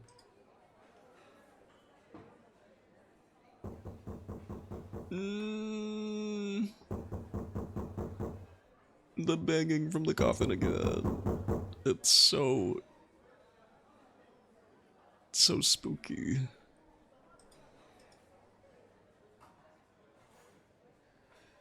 My god. This game had insane atmosphere. Thank you so much, Delsa! With the resub for 36 months! That's a long fucking time. I really don't know why people need to refresh their page every time. Refreshed red bean banana hand. Thank you so much. Yeah, I really don't know why people need to refresh their page. I don't experience this with anybody else. Whenever I resub with people, I don't have to do this. So I wonder why. But thank you so much. We are only 2 away from the sub goal. Thank you so much. Excuse me. Again, if anybody is feeling generous, do consider subbing. We are 2 away from the sub goal, meaning if we, for 2 more subs, I will extend the stream and play for even longer. Because for now, we're just trying to get to the end of this before ending. But thank you so much, Delsa. Enjoy your emotes, your ad-free viewing, and your Barrington avatar for another month. Thank you so much. And thank you very much for using your Prime on me for such a long time. Thank you so much. I appreciate it. 36 months. That's 3 years, right? 246. Happy 3-year anniversary. Have I really been streaming for that long? Have you really been subbed for that long? But thank you so much. I appreciate it. Gotta get my bear back. Yeah, there you are. Yeah, enjoy. Oh, I still have the LGBT and Nier Automata stuff up. If anybody wants them, final chance, I'll get rid of them tomorrow. That's more than I realized, yeah. You've been here for a long fucking time. Thank you so much. I appreciate it. Alright, back to the game. They took the elevator up to C deck. Once there, they headed back toward the main hall and the central staircase. It didn't take them long. Junpei found Seven and Lotus waiting for them. They didn't look happy. Uh-oh. Wait, who was with Seven and Lotus? Seven, Lotus, and Clover, right? Yeah. We got a problem. Clover is gone! Junpei and his three companions looked at one another. He turned back to Seven and Lotus. What do you mean, gone? Santa, Ace, and June had their own questions to ask. When? Why? You two went into door 1 with Clover, didn't you? Seven and Lotus responded as best they could. Yeah, these two look like parents who just lost their daughter. Yeah, we went through the door together. But Clover barely spoke to us. She just did her own thing the whole time. There were 4 rooms on the other side of door 1. She wouldn't let us into the 4th room. Oh, hi Astrid. Hi again. Congrats on community college.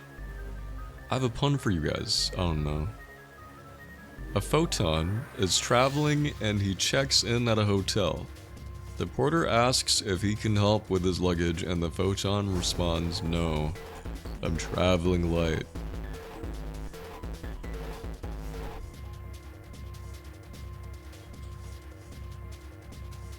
Thank you. Thank you very much. Also, I just realized the scrolling text at the top. I just realized the scrolling text at the top is not centered properly. Hey, are you happy? You happy about that? Are you proud of that? Oh, I just realized I didn't fully write out the name of the person who got the first. Is it too late for me to get them? Mars the Stray. The Stray. Okay. Astrid, now is not the time! We just lost a child! Or, well, a teenage girl. She could be in danger! She just said, I'll take care of this one. And shut the door. She must have blocked it with something on the other side.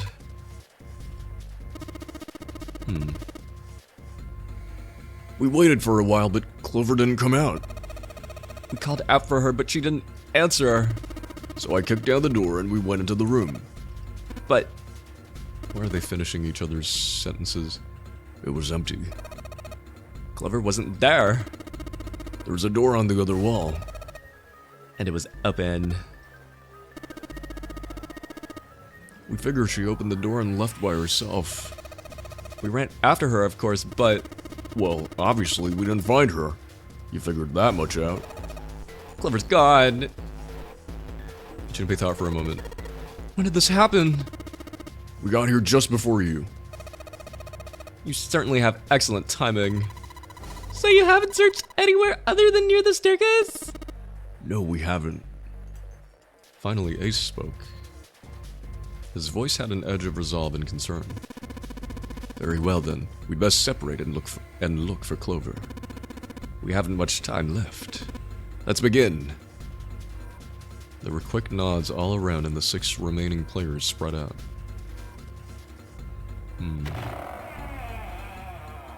Junpei and June ran to the large hospital room together. As quickly as they could, they searched around and under the beds, and in the corners. She's not here. No, she isn't. Alright, just in case, we should go take a look in the shower room. The shower room? That's where her brother is. Oh, she might have gone to see him.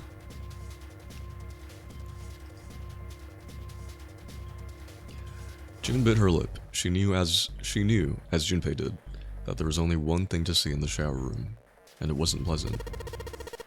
Well, we might as well check, right? Let's go! There's a screwdriver stuck between the door and the frame. Junpei and June slipped through the door, moved down the hallway, and stepped into the shower room.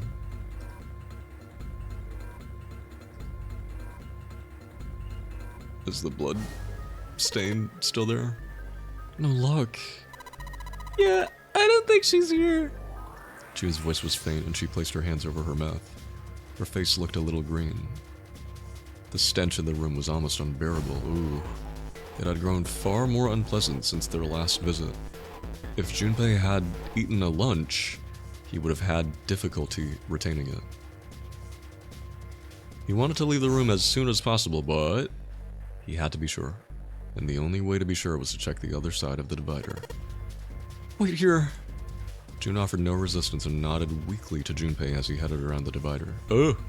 It's still there. He stopped at the corner and turned his head. Ooh, spaghetti sauce. As he'd expected, Clover was nowhere to be seen. The only thing on the other side of the divider was a dead body, lying in a reddish-brown puddle of dry and drying blood. There are many ways a man can die, but this... The skull was shattered, and the head little more than a pulpy mass of brain, bone, and viscera. The left arm was hideously twisted into a horrific alien shape. The bright white of the ulna, this bone, shining through the remains of skin and muscle. Huh? Wait. Bright white. Ulna. Bones. This is where he realizes. The pieces fell into place. Junpei remembered something Clover had told him in the laboratory. Right. Yay! My brother's left arm is... It's not like a normal person's arm. The accident hurt him really bad. To save him, they... Yeah, so in the lab, Junpei asked Clover about Snake, and that's where we learned that Snake's right arm, left arm, one of the arms is prosthetic. So this body couldn't possibly be Snake. And this is why Clover was really excited to learn about this and determined that the dead body wasn't Snake's in the other timeline. To save him, they had to cut off his arm. Of course. Of course! Why hadn't he realized it earlier? Clover had told Junpei that Snake's left arm was prosthetic, but the left arm of the corpse behind the divider was quite clearly a real human arm. Oh, you're back. Welcome back. We're having breakthroughs, realizations. Or at least it had been, once. That meant the corpse. It's not Snake. Junpei and June headed back toward the large hospital room. They stepped through the door and out of the shower room.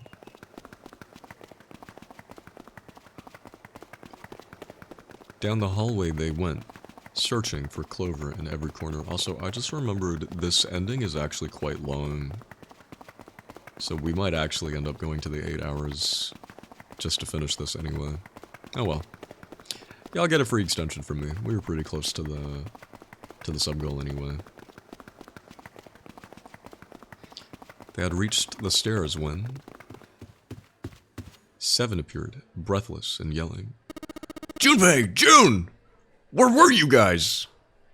He looked pale and his face was drawn. Something terrible had happened. Junpei's breath caught in his throat. Did something happen? Seven drew a shaking hand across his face and gulped down a breath of air. Clover is dead. I found her in the first-class bathroom. Exactly.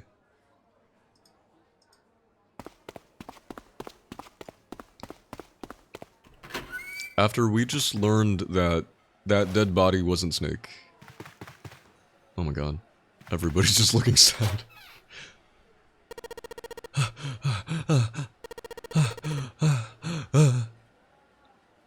All sound ceased for Junpei. The world was an empty, muffled expanse.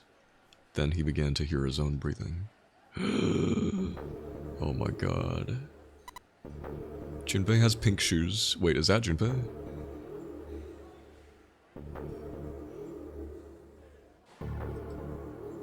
June's mouth moved, but he heard nothing.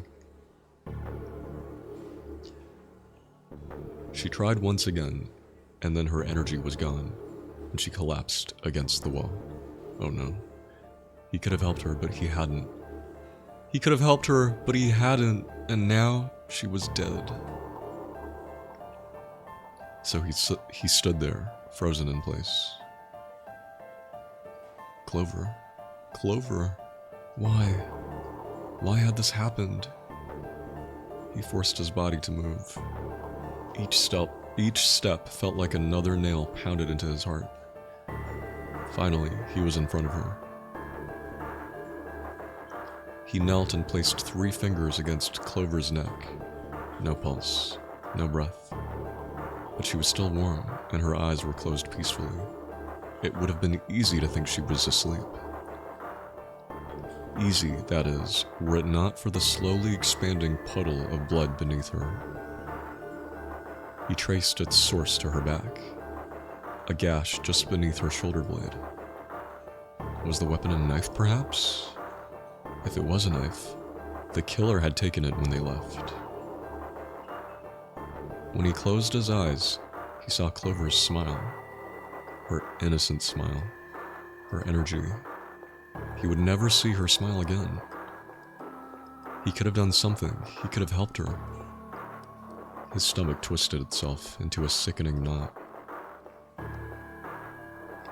Junpei lifted a limp June from the floor and carried her from the bathroom.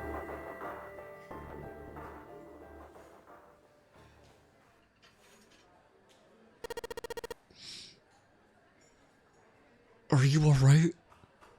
It was a foolish question, and he knew it. Yes, I think so. Her voice was weak. The fever had gone down, but the emotional scars she'd received were not likely to recede as quickly. Junpei laid his hand on her shoulder, and they walked back to the bedroom. You should get some rest. He lowered June until she was sitting against the bed.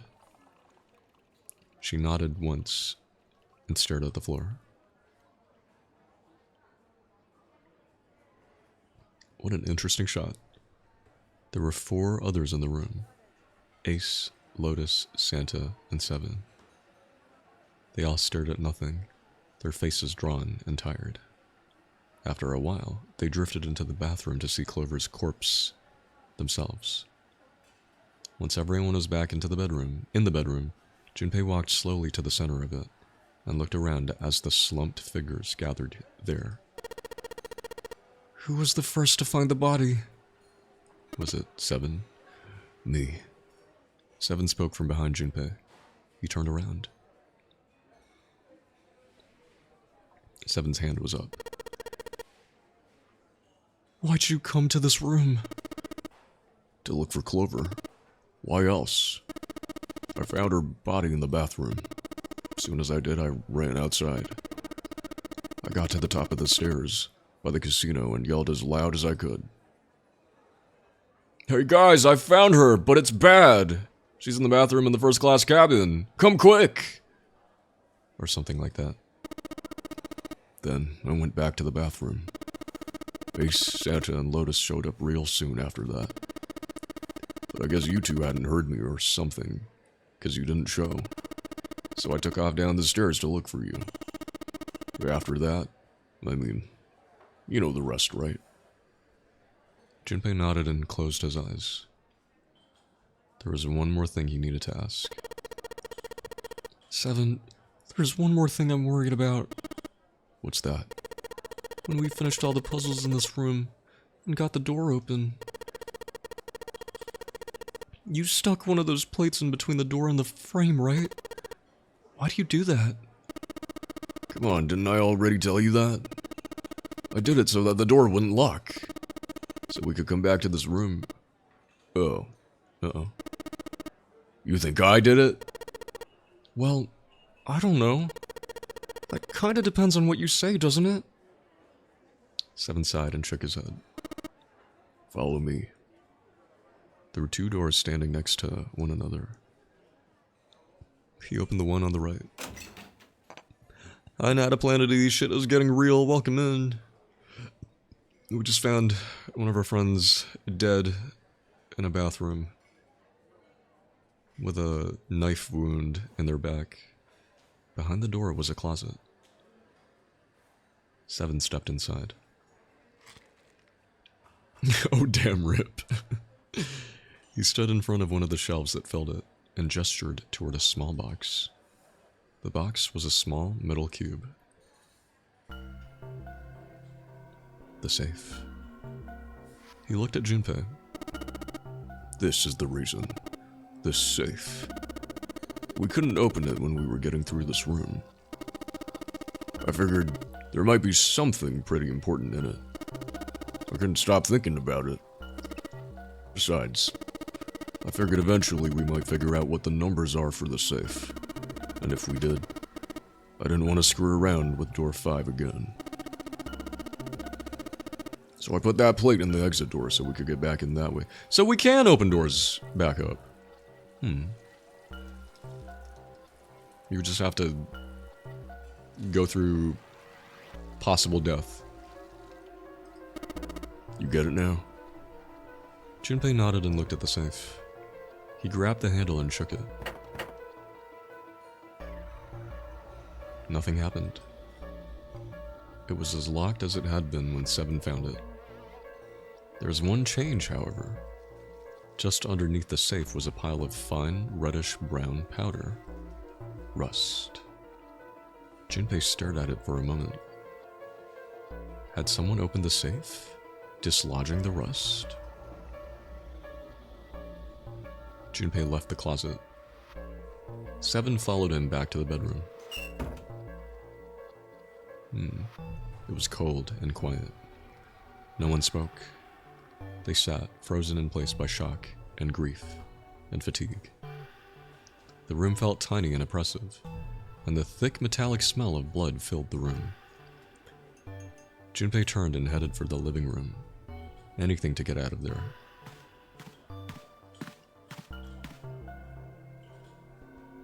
Was there some other clue, perhaps? Anything that might lead him to whoever had stabbed Clover? He took his time and examined the room carefully. His eyes caught on the door.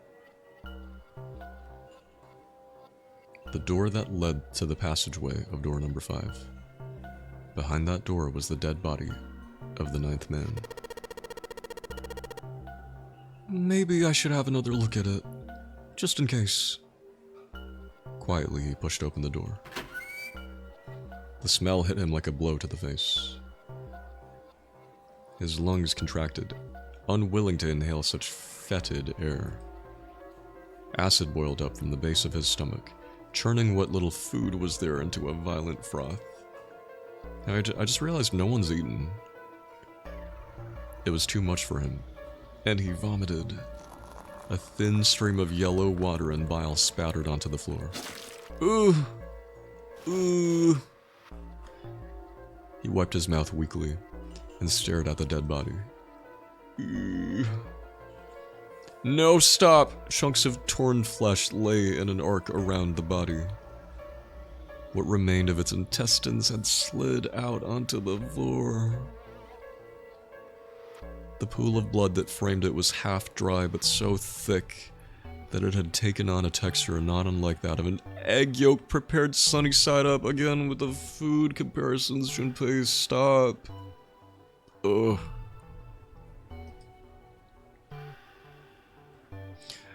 On the floor next to the broken mass of the man's head lay his glasses, cracks spidering across The lenses. I like that description. Spidering. The bloodstains near them had already dried like scabs on the floor. That was when he noticed. Is his watch gone? It's gone. His bracelet. It's gone. It had been there when Junpei had gone through door 5 before. He was sure of it. Right next to the glasses. But now? It was gone. The number 9 bracelet was gone. But why? Had someone taken it? He was turning it over and over in his mind when he heard Seven's voice. Huh? Where'd Junpei go? It had drifted out to him from the living room. Junpei walked slowly out of the hallway. Oh, there you are. Were you looking for something in the hallway? Seven looked up as Junpei entered the room. Did you find something?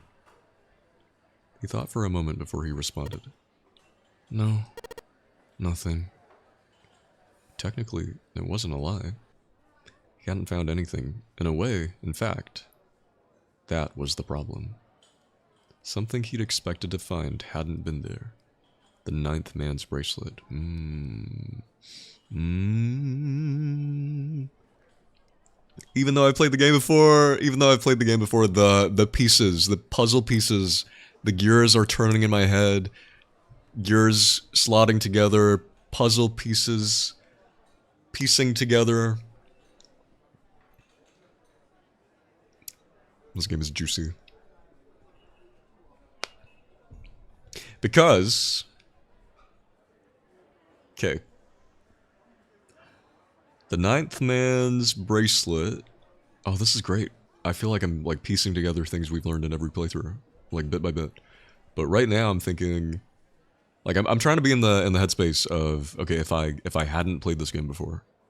And I'm like slowly piecing everything together. But even then, even though I know the answers to everything... because, you know, when you play these games, what you're going to remember most is the outcome, the resolution.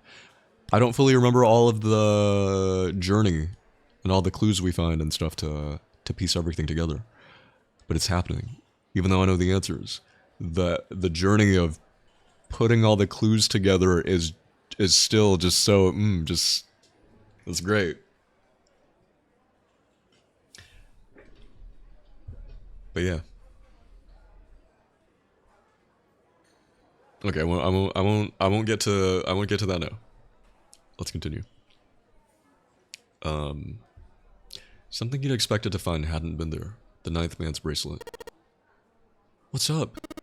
Well, I wanted you to take a look at something. What is it?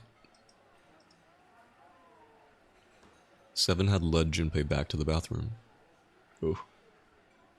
As Clover's corpse came into view, he felt his heart flip and then fall to the bottom of his stomach. Something between a sigh and a groan escaped his lips. What was it you wanted to show me? His voice was hollow and empty. I searched Clover's body again. This is intense, yeah.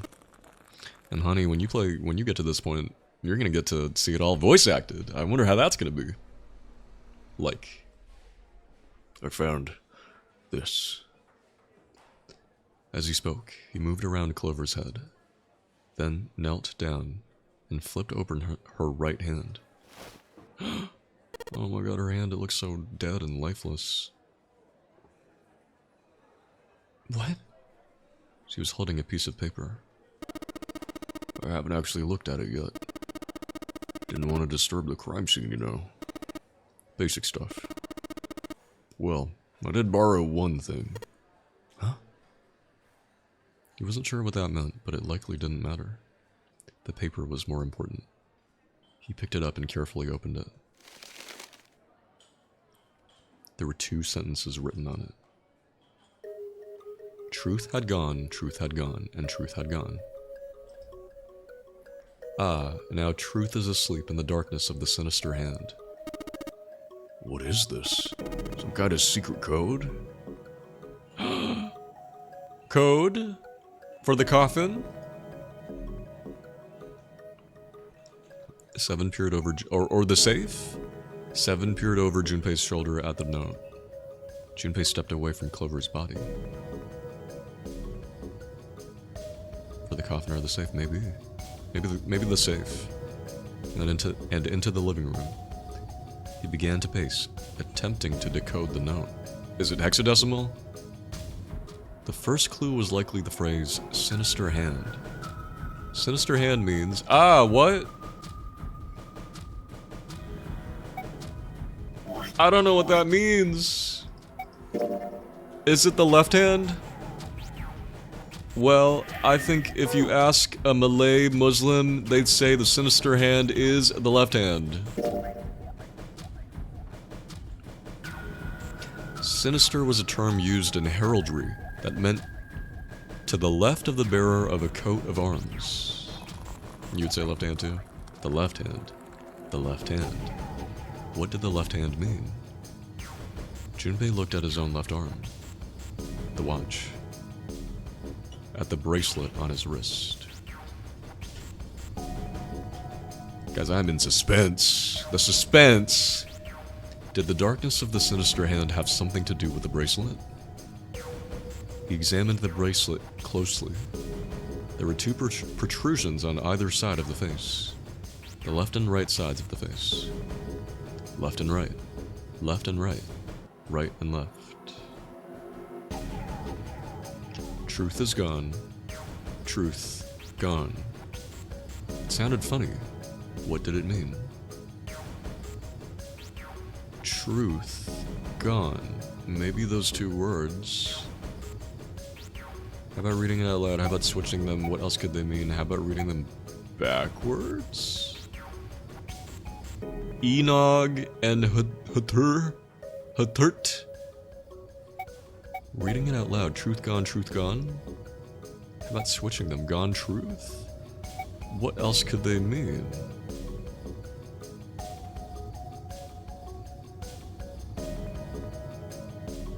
What else could they mean? What else could gone and truth mean? Truth, of course, meant something that was correct. Something that was fact. In other words, something that was right. Left and right. It would follow that gone meant left. After all, someone left. After someone left, they were gone.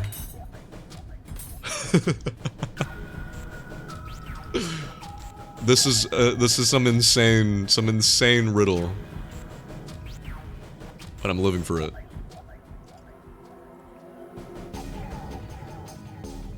In this case, however, they clearly refer to their directional homonyms. So that means truth equals right, gone equals left. That seemed to make sense. Junpei looked at the bracelet again. Junpei's mind. Junpei's mind, I could never come to this conclusion. At the 2 protrusions on the left and right of the face. Junpei. Okay. Oh my god! So, truth had gone, and truth had gone. So, right, left, right, left, right, left. Truth had gone, truth had gone, truth had gone. So, the third one? I think I only need to worry about the first half of the note right now. So, truth had gone, truth had gone, truth had gone. So, we right, left, right, left, right, left.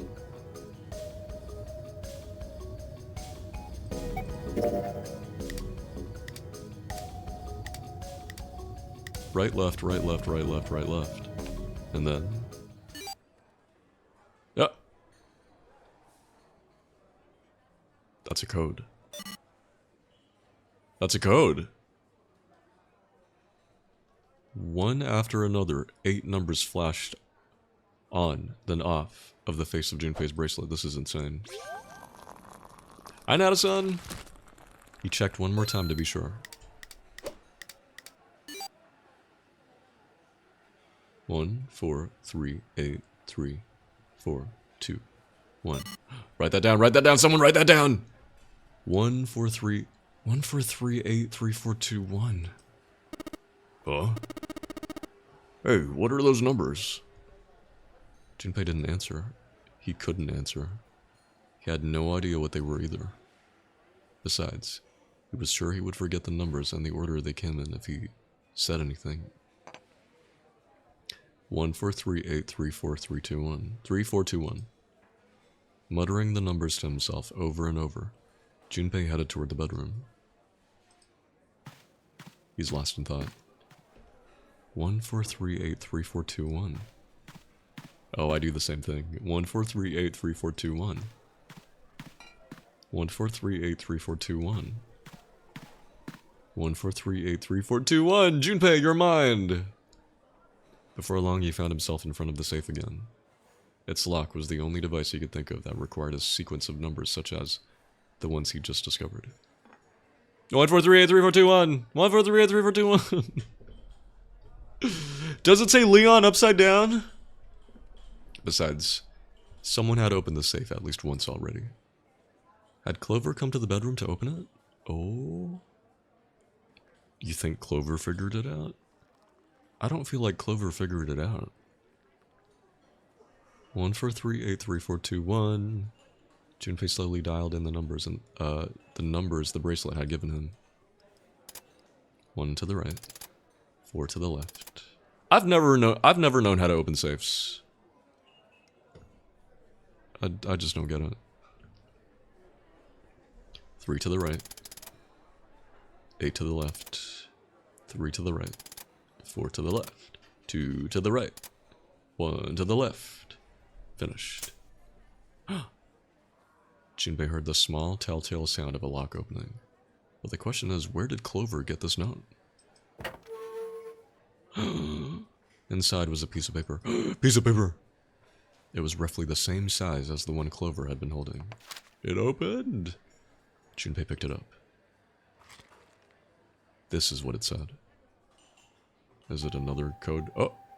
Fact number 1. Oh, this music. The nonary game was played once before, 9 years ago. Oh, bye Grace! Enjoy the bread! Fact number 2. The person with the number 2 bracelet attended the game. The person with the number 2 bracelet attended the game 9 years ago. That's Snake. Fact number 3. It was planned by the following 4 people. Cradle Pharmaceutical CEO, Gentaro Hongo. Cradle Pharmaceutical Chief of Staff, Nagisa Nijisaki. So Snake played the game before, yeah. Yeah. Cradle Pharmaceutical. These are all... Okay, so this is where we're learning. These are all people in Ace's company. Because Cradle Pharmaceutical, that's Ace's pharmaceutical company. Cradle Pharmaceutical R&D Supervisor, Teruaki Kubota. Majority shareholder in Cradle Pharmaceutical, Kagechika Musashiro. I must punish them for the innocent lives they sacrificed. This is the only warning they will receive. Hang on, wait a minute. Did they say the owner? Cradle Pharmaceutical CEO, Gentaro Hongo. So that would probably be Ace's name. This is Ace. We know his real name. Oh my god, we've doxed him. Sorry, that was so chronically online of me to say. Hi Kirk. That innocent souls might be saved. I now state the truth. 0. So 0 was a good person all along? Or 0 wanted to punish people for a crime? They wanted to punish the Cradle Pharmaceutical people. But what about the rest of us, though? So yeah, so we've learned... So now we've learned Cradle Pharmaceutical is responsible for that kidnapping, that game, 9 years ago. Ace is the CEO of Cradle Pharmaceutical, Gentaro Hongo. 7 was a police officer tasked with cracking down on that game and saving the kids who were kidnapped. Lotus had a daughter who was kidnapped and forced to play the game. Ace is the CEO. Ace owns Cradle Pharmaceutical. We learned this from Santa because they were talking about it. So 9 years ago, Lotus had a daughter who was kidnapped for this experiment. We learned Clover was also kidnapped for this experiment. But Clover's brother Snake was made to play the nonary game.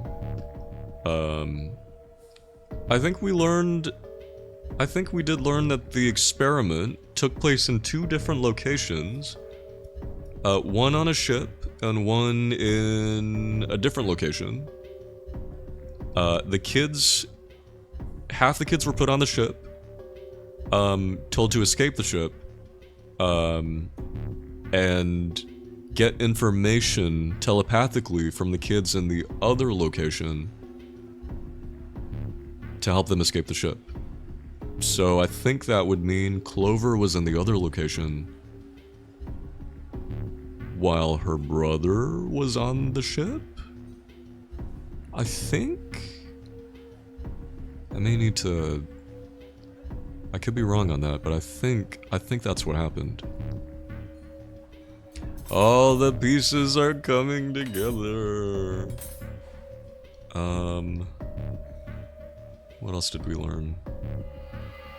We've learned that a kid died during this experiment.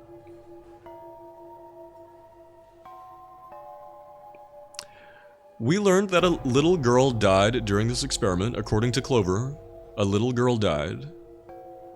I think 7 might have said a little girl died as well.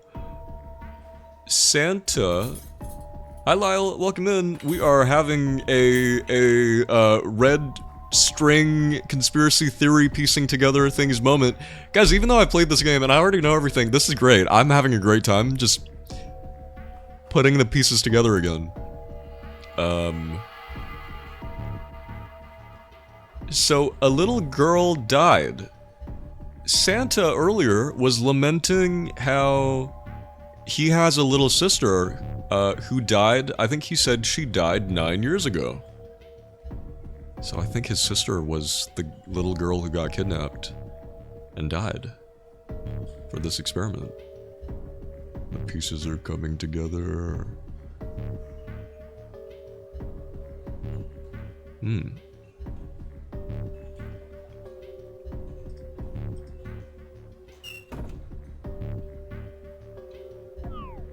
Junpei left the closet. There were 5 people waiting for him in the bedroom. They didn't think to see what he was doing in the safe room. Ace, Lotus, Santa, 7, and June. But right now, I'd think everybody's been connected except for June, I think. So everyone has ties to the game or experiment except June and Junpei. As far as we're aware, yeah, Junpei. We don't know how Junpei connects to this incident, this experiment from 9 years ago either. Yeah, June and Junpei. Yeah. He looked at each one of them in turn, then slowly placed his hands in the pockets of his vest. Sorry, but do you think you could all come with me? Come with you? I want all of you to go to the big hospital room. Why? There's something I want to be sure of. What do you want to be sure of? I want to know if the person I suspect is really the culprit. Wait, then you're saying... Yeah, I think I've got it figured out. Oh, my boy Junpei's got it all figured out. I feel like And I feel like when I originally played this game too, I feel like this right here, I was experiencing what Junpei is experiencing right now and just like putting everything together and being like, oh, he's cooking, he's cooking! We are coming up on 8 hours. It's okay, I'll give you guys a free long stream today. It's okay, I'm invested. He's cooking very hard right now. I know who killed Snake and Clover. Even though we think we know Snake isn't really dead. He's somewhere else. The atmosphere in the room changed. Grief was suddenly gone, replaced by attention like a strap of leather stretched to its limit. The killer is among us! 5 sets of eyes stared at Junpei. He pretended not to notice. Anyway, if you could all please move to the big hospital room. I'll explain everything as soon as we get there. Then, almost as if on cue, the bell began to ring. They all heard it. It was the bell from the clock in the main staircase.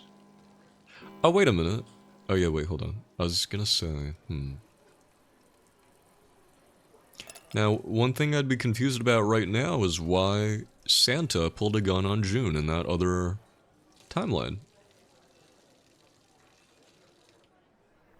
Because right now, I think the most suspicious person is Ace. Because he...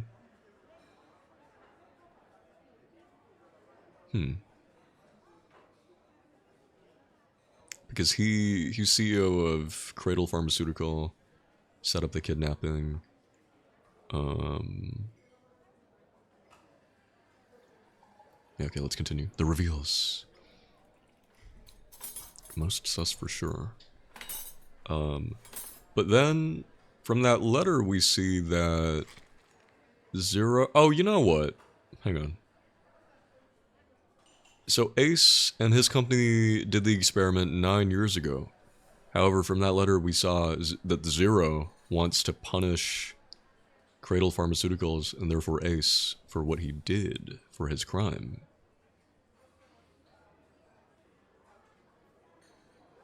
So... Okay, you know what? Let's just continue. Maybe Santa's just that desperate to escape. I mean... We'll see. No, but thing is, in that other timeline, he would have escaped anyway. He didn't have to do all that. He didn't have to pull a gun on June. He was gonna escape. What happened in the other timeline was...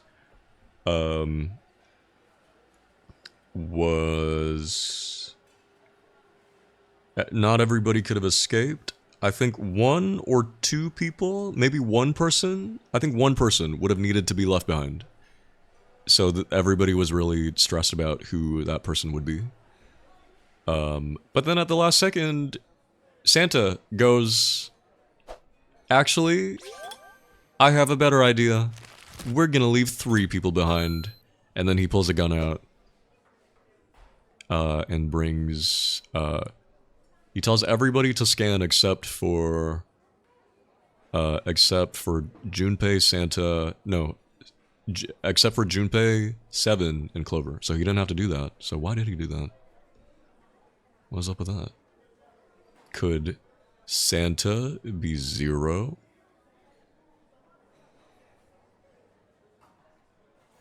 No, but that doesn't make sense. So right now, okay, I'm really trying to get in the mindset of if this was my first time playing the game. Right now, Ace is the most sus person.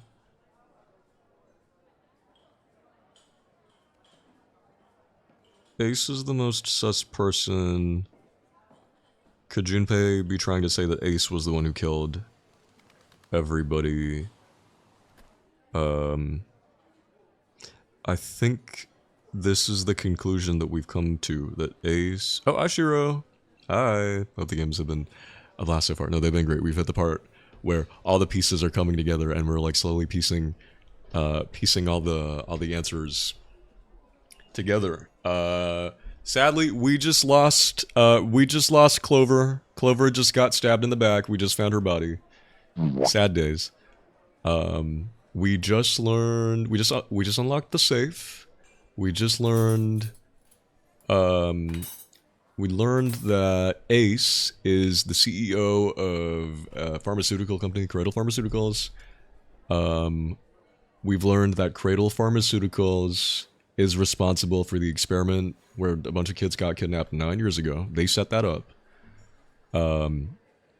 Snake had to participate in that game. Clover was also kidnapped and forced to be part of that. Oh, just gonna lurk now since I'm making tiramisu. Oh, have a good lurk. Have fun making tiramisu. That sounds really good. Clover was also kidnapped and forced to be part of that. Lotus's daughter was kidnapped and forced to be part of that. Seven was the police officer put on that case, in charge of saving all the kids. We think Santa's little sister was also kidnapped and died in that experiment.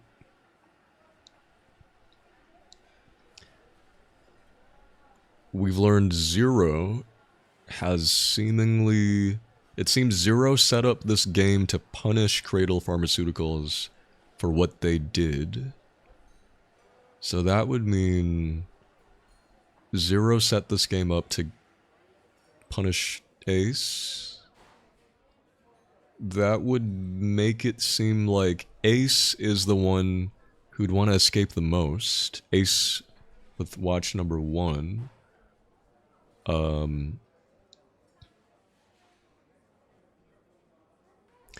When we went to the number 9 guy, his number 9 watch was gone. Someone must have taken it. Who would benefit most from the number 9 watch? Why are the previous victims here now? I don't know. We don't know yet. Right now, they just seem to connect in some way. Maybe, what if Zero wanted to put Ace's victims in front of him to make him feel bad? Maybe. To really show him all the people he had affected. Maybe. As part of his punishment. Yeah, the number 9 watch was gone. Who would benefit the most from having watch number 9? It would be... I feel like Ace would benefit the most from watch number 9. Because 9 plus 1 is 10. And then 10 plus 8 would be 18. And then 1 plus 8 would be 9. And then remember in the Axe... Okay. This might be a bit of a leap, but in the Axe ending, at the end of... in the Axe ending, Ace randomly is just like, hey Lotus, could you just come with me for a sec? I just want to show you something. I think you could probably assume that maybe Ace killed Lotus to get her watch. If Ace had Lotus's watch and the 9th man's watch, then he'd be able to open the number 9 door. In the submarine ending, if we're to believe that some of the dead bodies we found weren't actually dead, we saw that someone had killed Lotus and explicitly taken her watch. None of the other watches were taken. Who would want to take Lotus's watch? Ace. Who else would benefit from Lotus's watch? 8 plus... Like, Santa... Would Santa benefit from Lotus's watch? If Santa... 3 plus 8... That'd be 11. Then he would need... watch number 7? That'd be 7's watch. But he wouldn't really... So I think all sus points to Ace right now. So, But why would Ace kill Clover and why would Ace kill Seven? I mean, why would Ace kill Snake? Too many S names, my god. Snake, Santa, Seven.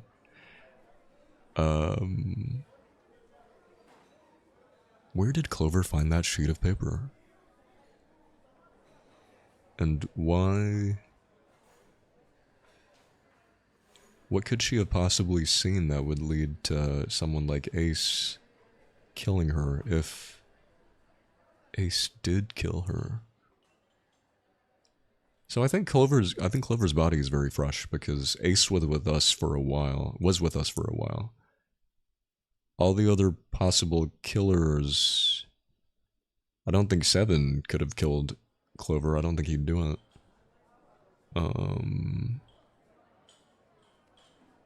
Everybody else is just too innocent. Nobody. The only other person who could possibly commit an act of violence against someone else who I could see doing that would be Santa, but I don't really feel like... Santa... Nothing really points to Santa being the culprit behind that. Hi, Benny! Honey says, even though Ace is the most suspicious right now, isn't it weird that June and Junpei, that has no ties to previous game, experiment being put in this game, they must have a connection or something? You know, honey, I think it's not that they don't have a connection, it's just that we don't know what that is yet. Because it's not like everybody's connections were revealed at the same time. We've been like slowly drip-fed these connections over 4 separate playthroughs. Like we only just learned how Santa was connected. We're only just now learning how Ace is connected. So I don't think it's that they're not connected. I think we just don't know yet.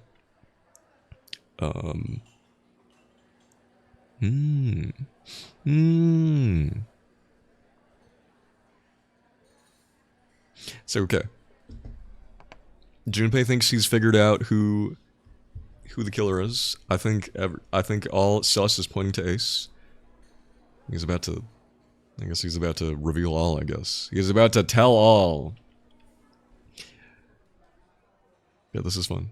This is fun.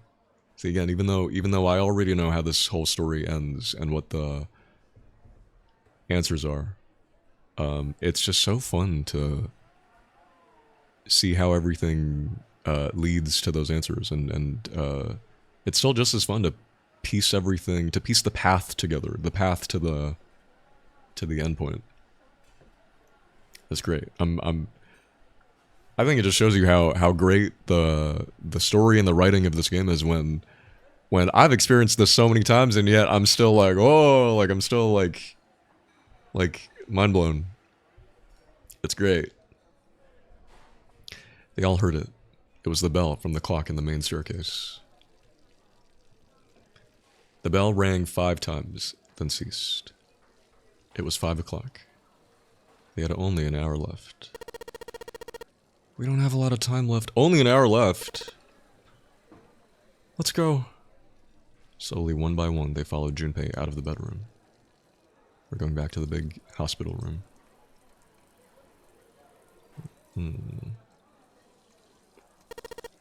Actually, before we get started, I was hoping you could do something for me. Junpei stopped in front of door 3 and turned around.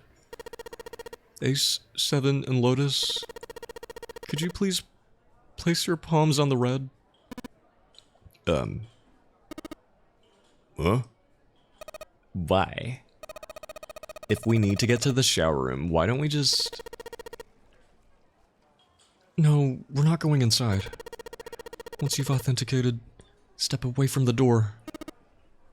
Why? Please, just do it. This is the second time that Junpei has just... Actually, no, not in this timeline. In a previous timeline, he's already done this before and everybody listened. If this was the second time, I don't think people would listen. Or perhaps you don't want to know who killed Snake and Clover. Ooh, he's girl bossing right now. Happy thing. Junpei's implication was clear, and Seven understood perfectly. You let Snake die? What do you mean I let Snake die? Ugh. Fine. What about you, Ace? Lotus? Very well. Sure.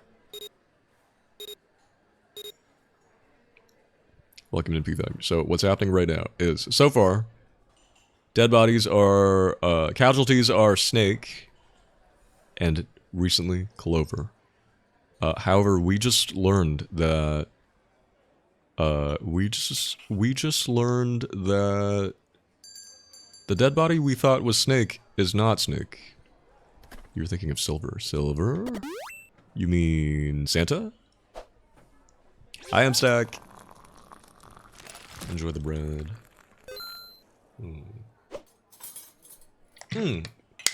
Wait a minute. The fact that Snake is confirmed to have been a participant in the game 9 years ago, and Cradle Pharmaceuticals set this up, maybe that like adds to sus on Ace, because Ace would have had a... If Ace knew Snake, then he would have a reason to try to kill Snake. Wait! Yeah, wait! Ace knew Snake. But Snake didn't know Ace because he's blind. And to not arouse suspicion, maybe Ace, he, at the first chance he could to get rid of Snake, he did it. He got rid of him. But how would Ace have opened the door? He would have had watch. He would have had the number 9 watch. Hold on. Number 3. Let's say Ace did have the number 9 watch. Number 3. It was the number 3 door, right? To open number 3. 1 plus 9 plus 2 is 12. 1 plus 2 is 3.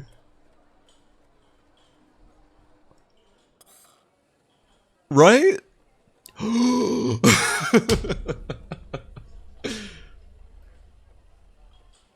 That's crazy, right? Yeah. Oh my god, 1 plus 2 equals 3. That sounds so stupid, but that's... Yeah. I think Junpei figured that out. I think Junpei has just pieced all the pieces together. This game is so good.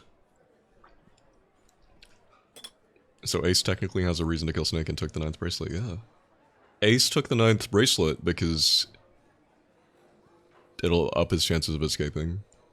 And Ace felt the need to kill Snake because Snake would expose him. Enjoy the bread, welcome in. Is it ETC Luke? Or Luck? I don't think I've seen your name before, but welcome in. Yeah, isn't this great? Isn't it great how all the pieces come together? Quickly, they pressed their palms onto the red. Once they had finished, they stepped away from the door as Junpei had instructed. Also, I wonder if Ace knew that Clover... No, wait, Ace knows that Clover is related to Snake. Because they told everyone. They said, we're related. Gives Ace another reason to kill Clover. Ooh. And it would make sense that Clover doesn't know who Ace is if Clover was in the other location for the experiment, I think. Maybe. 3 asterisks shone from the red's display panel. Junpei approached it and held his bracelet over the scanner. He made quite sure he didn't place his palm on it and instead only brought his bracelet near it. The fourth asterisk appeared, just as Junpei had expected. It was possible to authenticate without placing one's palm on the red, so long as the bracelet was brought near it. Junpei pulled the lever down.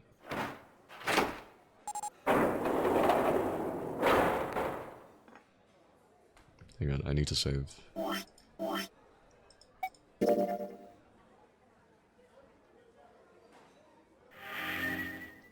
Yeah.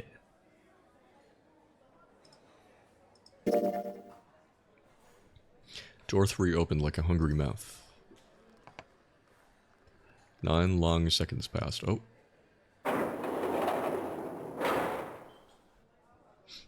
And the door shut, unfed.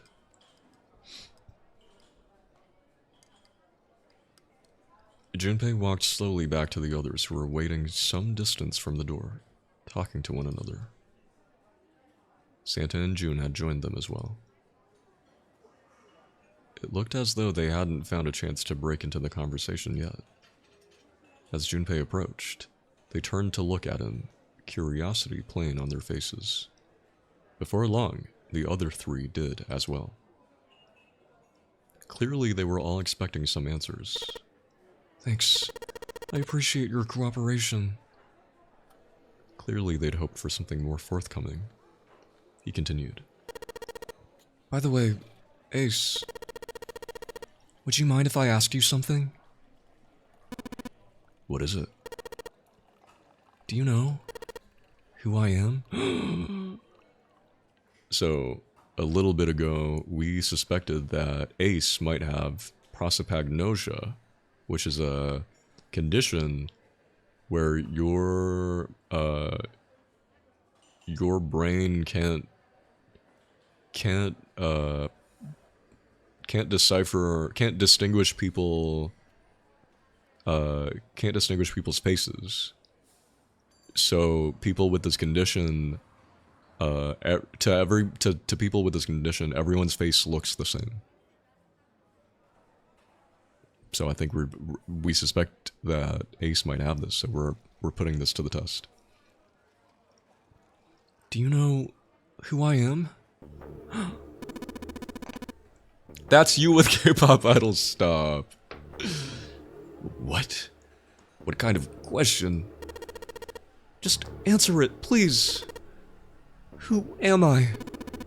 You're Junpei. Of course, who else would you be? Unfortunately, that's the wrong answer. Actually, I'm Santa. The other twink. What? Ace's voice was full of surprise, but it was also tinged with confusion and fear. Everyone else looked nearly as surprised. Santa looked especially shocked to discover he was actually someone else. He's just looking at himself like, huh? Oh my god! If he spoke, however, the trap would be exposed. Junpei quickly continued. The clothes I'm wearing, I borrowed from Junpei, and the clothes he's wearing are mine. We had a little swap. That's ridiculous! Impossible! So you're saying I'm not Santa? Of course you aren't! Why? What makes you so sure I'm not Santa? If you were Santa, then door 3 wouldn't have opened for us just now.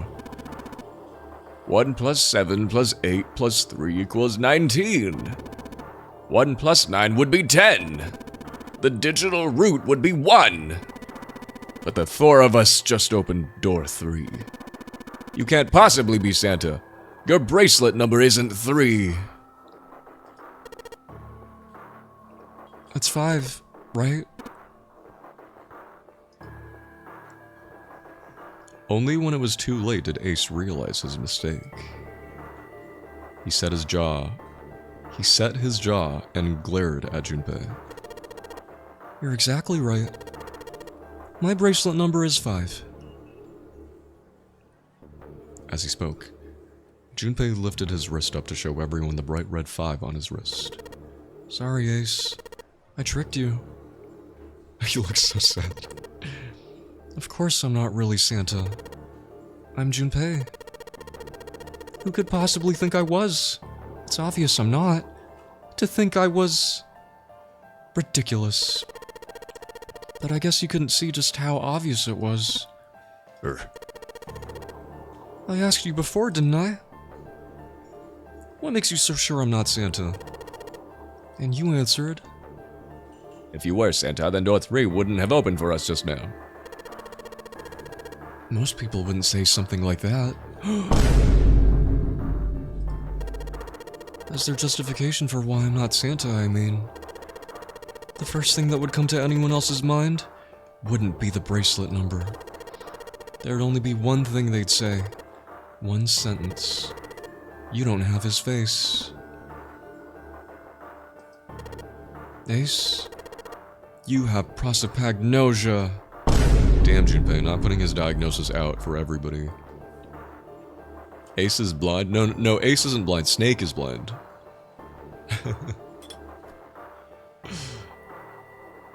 Snake is is number 2. This is Ace, number 1. But Ace is face blind, pretty much. You don't get why this was relevant. Oh, you'll see. Alright, P-Fang, have you played this game before?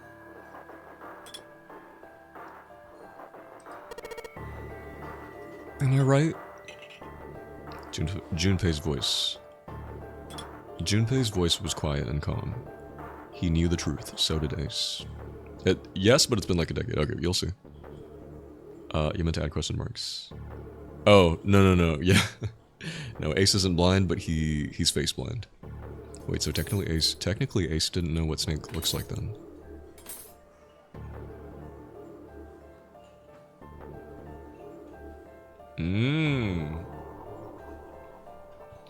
Junpei's voice was quiet and calm. He knew the truth. So did Ace. He could hear a sudden buzz of conversation from the others. Prosopagnosia? What's that? He heard Lotus begin to explain it to them. Yeah, she was the one who explained it to us. Ace glanced at them, then turned back toward Junpei and sighed. This feels so fucked up though. We're just like shaming this man for his disability. Very well. I confess. I have prosopagnosia. I cannot differentiate human faces. Is that what this was about? You want to mock me for my disorder? No, not at all. I'm not making fun of you at all. In fact, I feel kind of bad for you. No, the reason I brought this up is that there's an excellent chance the person who killed Snake has prosopagnosia. Ace's face tightened. His eyes narrowed. What do you mean? Junpei leaned casually against the iron piping of one of the beds. I'll just come right out with it. I think it was you, Ace. You killed them. Him. Junpei was suddenly very aware of 5 pairs of eyes on him. He had their undivided attention now. The room had grown very quiet. Junpei took a deep breath. That's ridiculous. What possible evidence do you... I have 3 pieces of evidence. The first, think back to a few hours ago. You made us argue over the 3 doors here in the big hospital room. There was no way all 7 people could go through them. Lotus suggested that we sacrifice one of us. Lotus looked away awkwardly. She's like, hey, you're making me look kind of bad here, Junpei. Junpei glanced at her and continued. Then you, Ace, said, I'll stay here. Why would you say something like that? It's pretty simple, really. Yeah, Lotus catching strays.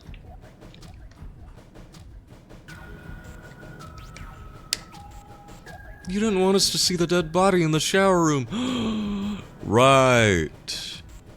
if Ace brings himself out of the equation, then it wouldn't be possible to go into door 3 with the equal number of people. Lotus said spill the tea, but not all the tea.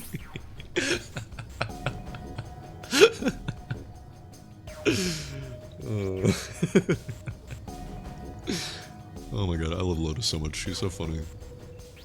You didn't want us to see that dead body in the shower room. You see, if Ace stayed behind, there were only 2 doors the rest of us could go through. Doors 7 and 8. There was no way we could get through door 3, the shower room. You knew that, didn't you, Ace? That's why you volunteered to stay behind. Come on now. I think that's going a bit far. I can understand if you're jealous of my bravery, but, oh my god, please don't devalue my actions. I only wanted to save the rest of you. Surely you can understand my altruism. Altruism, huh? Junpei stared off into the darkness at something very interesting, and lazily began to dig a persistent bit of wax out of his ear. Ugh. You already knew, didn't you? You knew that whichever doors we took eventually... You knew whichever doors we took, eventually we'd end up back in the big hospital room. What on earth are you saying? Of course I didn't know that. How could I have? Really? Yes. Pleading was not something they'd heard from Ace before. Oh, he's panicked. Junpei pulled the piece of wax from his ear, glanced at it, and flicked it off into the darkness. Junpei, please. Have some class. Ah, well, that's cool. I've still got 2 more pieces of evidence that say you're the killer. The second is that, as I said earlier, you have prosopagnosia. Again, shaming him for his disability. Then you mean to imply that a person who can't distinguish human faces must be a bad person? Junpei, they call that prejudice. No. I'm not that stupid. Then why? Well, before I explain, I suppose there's something I should tell you. The corpse in the shower room? It's not Snake's. What? Ace's face went pale. The others looked confused as well. If the body wasn't Snake's... I didn't put it together right away, but there was something Clover told me. You know, dead Clover? Yeah, you feel bad now? She said that Snake's left arm was prosthetic. He'd lost his real arm in an accident. But the body we saw in the shower room, let's call him Guy X. Guy X's left arm was definitely flesh and blood. In other words... We were all rooting for you! How dare you! In other words, Guy X couldn't possibly have been Snake. Oh god. No, that's impossible. Ace started muttering deliriously to himself, shaking his head back and forth. Junpei was long past caring. Let's say, hypothetically, that the killer didn't have prosopagnosia. If that were the case, he would immediately realize that Guy X wasn't Snake. Even if the clothes were the same as Snake's, their faces would be completely different. It would have been obvious they were different people. And yet, they still killed him. Why? Why would they kill a stranger who'd only just shown up? Also, who even was that? Yeah. On the other hand, if the killer did have prosopagnosia, it makes sense. They thought Guy X was Snake and killed him. Wait just a moment. Let's say you're right and I mistook Guy X for Snake. Even if I did, I would have no motive to kill him. Yes, you would have. Why would I want to kill Snake? I can think of at least 2 motives. 1, Snake knew about your past. If he ever revealed what he knew, that would have been really bad for you. You really didn't want that to happen. So to make sure Snake's mouth stayed shut, You killed him! 2. Snake had a grudge against you. You knew that, or at least you could have easily assumed he did. Even without exposing your identity, he was a threat to you. He never knew you might be you never knew when you might be attacked. Why am I making Jinpei sound so horny? What do you mean, horny? You couldn't ever let your guard down. Every moment was a moment he might try something. This is meant to be my Deku voice. You didn't want that kind of danger hanging over you, so you... Hey, hold on a minute. For the first time since the beginning of Junpei's explanation, someone besides Ace spoke. What's the past that Ace wouldn't want us to know? Ooh.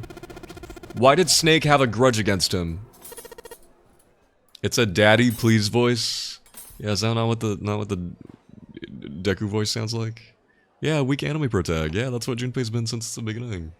Damn it, Santa, let Junpei finish. Look at this. He handed Santa a small piece of paper. Santa squinted at the paper and began to read. The nonary game was played once before, 9 years ago. The person with the number 2 bracelet attended the game 9 years ago. It was planned by the following 4 people. Cradle Pharmaceutical CEO Gentaro Hongo, and Santa knows that that's Ace. What is this? Santa needs the Bakugo voice. I don't know what Bakugo sounds like. I've never seen My Hero Academia. Slowly, Santa looked up from the paper. His eyes met Junpei's. It's the message from Zero. It was in the safe in the first-class cabin. You haven't seen it either. It's just such a meme. Oh, I'll have to go watch it sometime or listen to it. That's the only reason I know about Deku's voice, because people keep memeing on it. The Baku Deku Yaoi, the Yaoi. Then suddenly, oh Jesus! Give me a break. Oh. Ace's face was red and shaking, and his voice was full of fury tinged with desperation. Saikuno voice. That paper is a lie. Someone is trying to frame me. Me? You said me, right? So he confirms that that's him. He's Gentaro Hongo. Junpei's eyes narrowed, and the trap began to close. Oh. Ace inhaled sharply. His eyes flicked off of Junpei to something, anything else.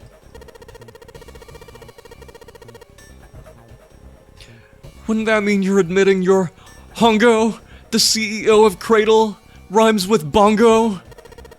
CEO of Cradle Pharmaceutical? Or am I mistaken? It was as though a switch had been flipped. The color drained from Ace's face. As he realized what he'd done, his eyes went wide. Very well. I admit that much. I'm certainly the CEO of Cradle Pharmaceutical. Gentaro Hongo. So what if I am? I don't know anything about this notary game that supposedly took place 9 years ago. Everything on that scrap of paper is bullshit. Someone is trying to set me up, you see. First of all, Ace stammered as he tried desperately to work himself to a more tenable position. Junpei, you're claiming I did all this by myself. Think that over, all right? Nuh-uh. That paper had a bunch of other people's names on it. How could I have killed? Oh, okay. Oh, how could he have done it by himself?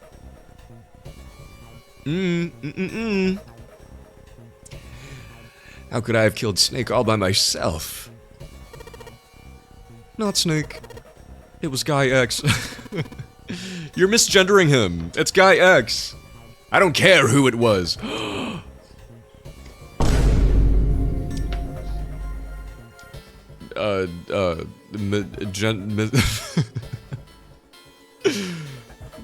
Homophobic ace? I don't fucking know.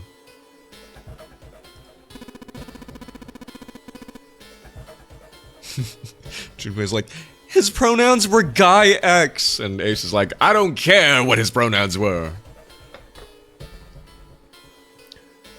You said the killer put this other man into door 3, right? Homo prosopagnosia is... Yeah, maybe. Then I couldn't have possibly done that alone. I couldn't have opened door 3 with only myself and Guy X. Nope, you could have. Wow, Junpei is so on top of this. Oh wait, no, that was Santa.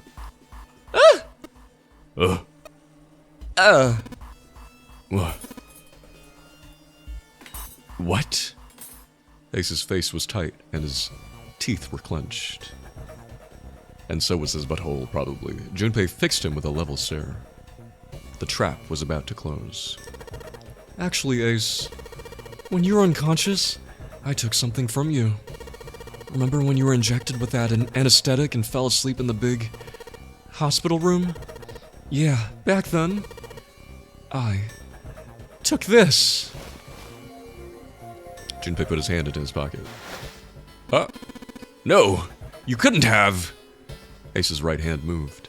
Junpei smiled. I got you, Ace. Your right hand there tells me all I needed to know. We didn't take anything from him, did we? You want to tell me what you were so worried about? What's in your pocket? You have to be one of the most creative Filipino VTubers on this platform. Love the work. Thank you, Unemployed. The Unemployed. He's Malaysian. Nah, don't listen to them. Don't listen to Honey Lemony. They don't know what they're talking about. Unemployed, what makes you say that? But hi, welcome. Why do you say that? Welcome.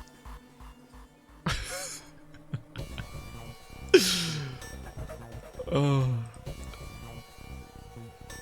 Thank you for the Bowser check. Everybody unshrimp. Enjoy the bread. Yeah, me Malaysian. What? Honey Lemony is crazy. What? They don't know what they're saying. They don't know what they're saying. Why do you say? Why do you think I'm? Why do you say I'm one of the most creative Filipino VTubers? I don't know why the VTuber part is cracking me up more than Filipino. And thank you for loving the work. Why do you say all of that? What makes you say all of that? The Unemployed Void, are you still there?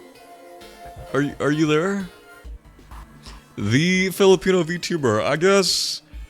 You know what? I'm just gonna hold on. I think that's one for the stream testimonials, probably. Oop. Sorry, English is not my first language. I cannot comprehend. Oh. Are you Filipino? Hang on, I'm just gonna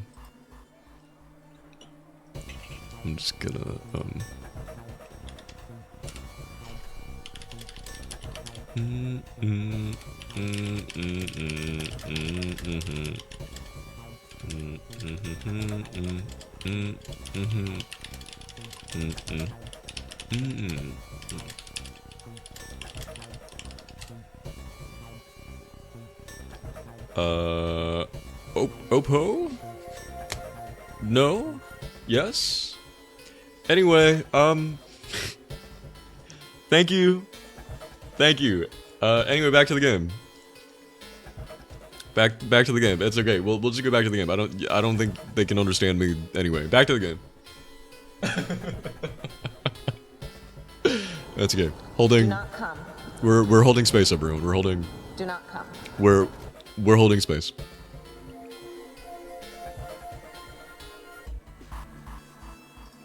Anyway. It's the number 9 bracelet, isn't it? My favorite Filipino streamer. We are holding space. Red bean holding space. Holding space, everyone. Can I get some red bean holding space emotes in the chat? Holding space. Holding space.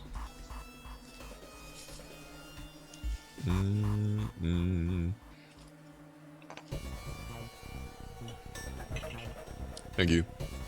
No, Tiger, we have a holding space emote. Do you like it? Thank you, everybody.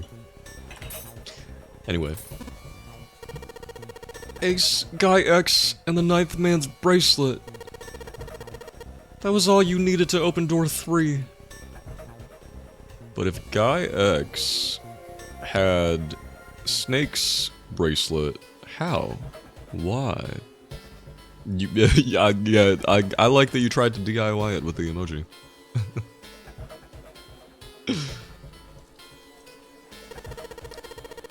That's how you killed Guy X all by yourself, Ace! All you needed was the number 9 bracelet in your chest pocket! We didn't actually take it. It was our bluff. We have him right in our hand. He looked down at the floor, his face hidden from Junpei.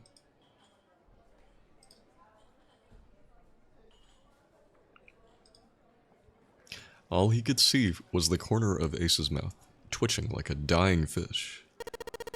If you want to play innocent, that's fine by me. Go ahead. Tell me I don't have the bracelet, if that's what you want to do. But if you could take off your coat and hand it to me, I'd really appreciate it. Oh, we're gonna strip him? We're gonna strip him. See, this is why I can only watch gay streamers, because what do you mean he has a... No, you're right. One time I referenced the holding space thing in another stream chat, and that stream chat was so straight that nobody understood. When I said holding space, the streamer and their chat were just like, yeah, this is a safe space. This is an inclusive safe space. And I was just like, oh no. They don't know what I'm referencing! What does it mean? Oh, the holding space, the thing. It's a meme. They said this is a safe space. Somehow them saying that did not make me feel like this was a safe space. Oh, do you not know about the holding space meme? It's just a Wicked meme from the Wicked press tour. It's a gay thing just because people, tons of like queer people loved that meme and referenced it nonstop. But I think straight people didn't really appreciate that meme as much. You have to be in queer media. Yeah. This week. People are taking the lyrics to Defying Gravity. Is that the one? Or is it people have been taking? People have been taking? People are taking the lyrics. People have been? Sorry, if you recite the whole thing correctly, we have audio. Like, I am in queer media. I am in queer media, so... We have, that's really powerful. That's really powerful. This is about making space for Defying Gravity. Yes! What else do we have? That's what I wanted. That's what I wanted. Okay. I didn't know that was happening. You got it.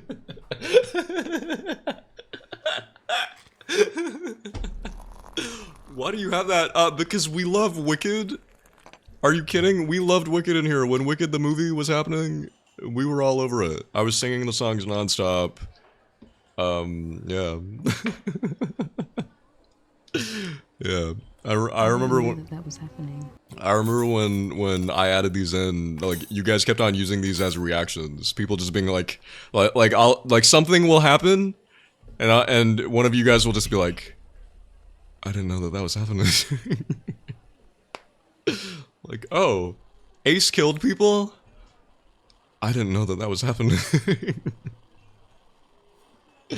How many of these voice commands do you have? So it all comes from an interview. This really bizarre, wicked... That's what I wanted. This really bizarre, wicked interview. And I added in, like, almost everything, line by line. So I added, this week, people... I don't remember the second line. It's people are taking the lyrics of Defying Gravity. Hang on. This week. This week, People are taking the lyrics to Defying Gravity. people are taking the lyrics of Defying Gravity Thank you. And feeling power in that. and feeling power in that. And holding space. Holding space. And holding space with that. I don't remember that. I don't remember it. Do you remember it? Feeling power. And feeling power in that. And yeah, I don't remember. You find out. You figure it out. Holding space with that. And really holding space with that.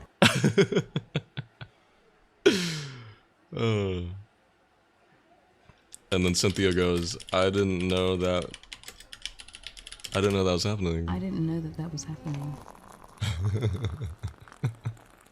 But it has to be line by line, though. And then she says, I've seen it. Oh, I've seen it, yeah? I've seen it, yeah. I didn't know that that was happening. No. Also, hi, Megan. Anyway, back to the thing. Tense moments. Feel free to use the sound clips. I am in queer media, to react to things. Let's get back to queer media.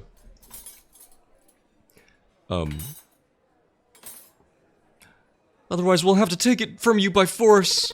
Right, Seven? Yeah. It'd be my pleasure. Hello, Megan. Seven cracked his knuckles with a sound like gunfire.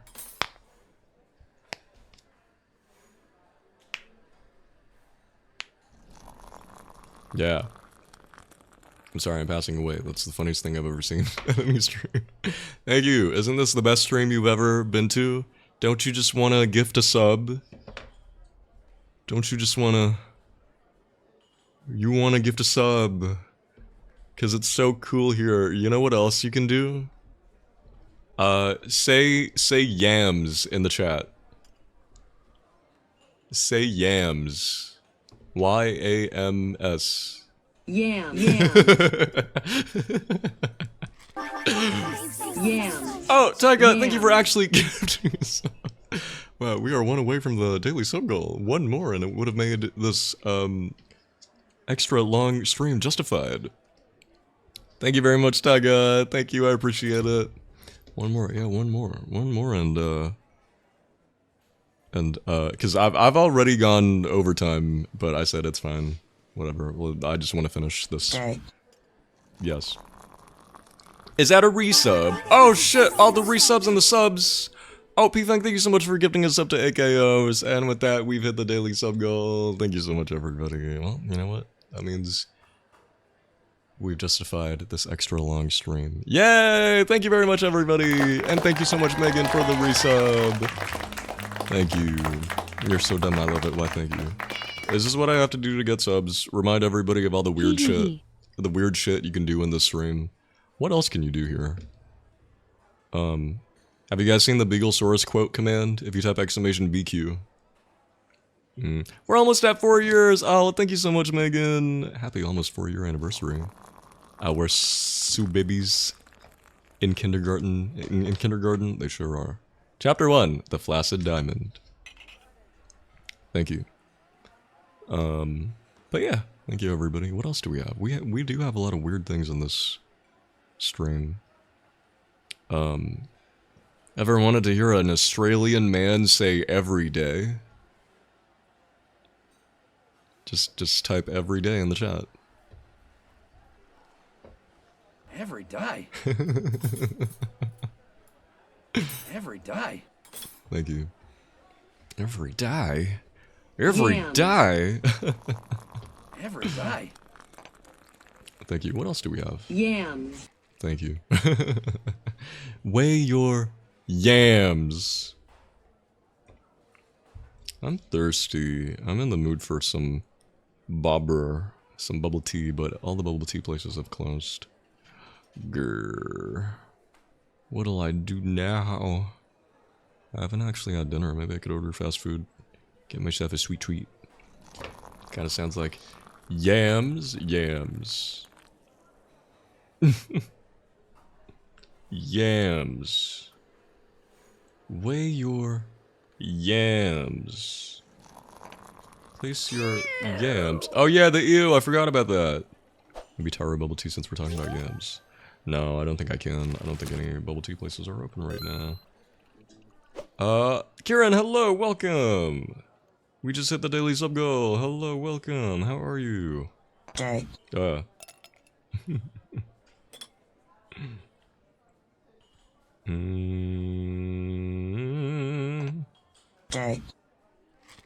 Thank you. Well, thanks to whoever gifted you a sub. Welcome in. Enjoy the sub. Yes, it was somebody. I forget who it was. It was... yeah, I don't know who. I forget. Was it P-Thang? Was that the one that just happened? Yes, it was. No, wait, it was Taiga. It was Taiga. It was Taiga. Thank you so much, Taiga, for gifting a sub. How are you doing? We are at the point of this game where big reveals are happening. We're unveiling the killer. It's this guy. Sorry, spoilers. Spoilers if you don't wanna... if you don't wanna... What the fuck? I just got a DM from some random account being like, "Hi Johan, we have a proposal for a collaboration. We're ready to send Prime subs to your Twitch channel on a regular basis. About $600 to $1,500. The profit split is in our favor." What the fuck? What on earth? And then they say, if you like this collaboration idea, please contact this other person. Do not reply here. Bitch. Bitch. I'm like, bitch. Spam DMs. Spam DMs. Spam DMs. Spam DMs. Spam DMs.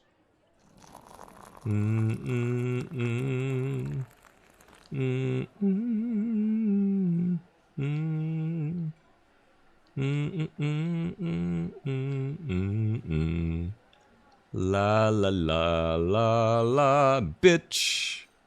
These bitches. Anyway, guys, thank you so much for the subs. Thank you for the hype train. Yeah, let's keep going. Enjoy the bread, guys. Don't forget to claim your daily bread. And how are you, Kieran? Good to see you.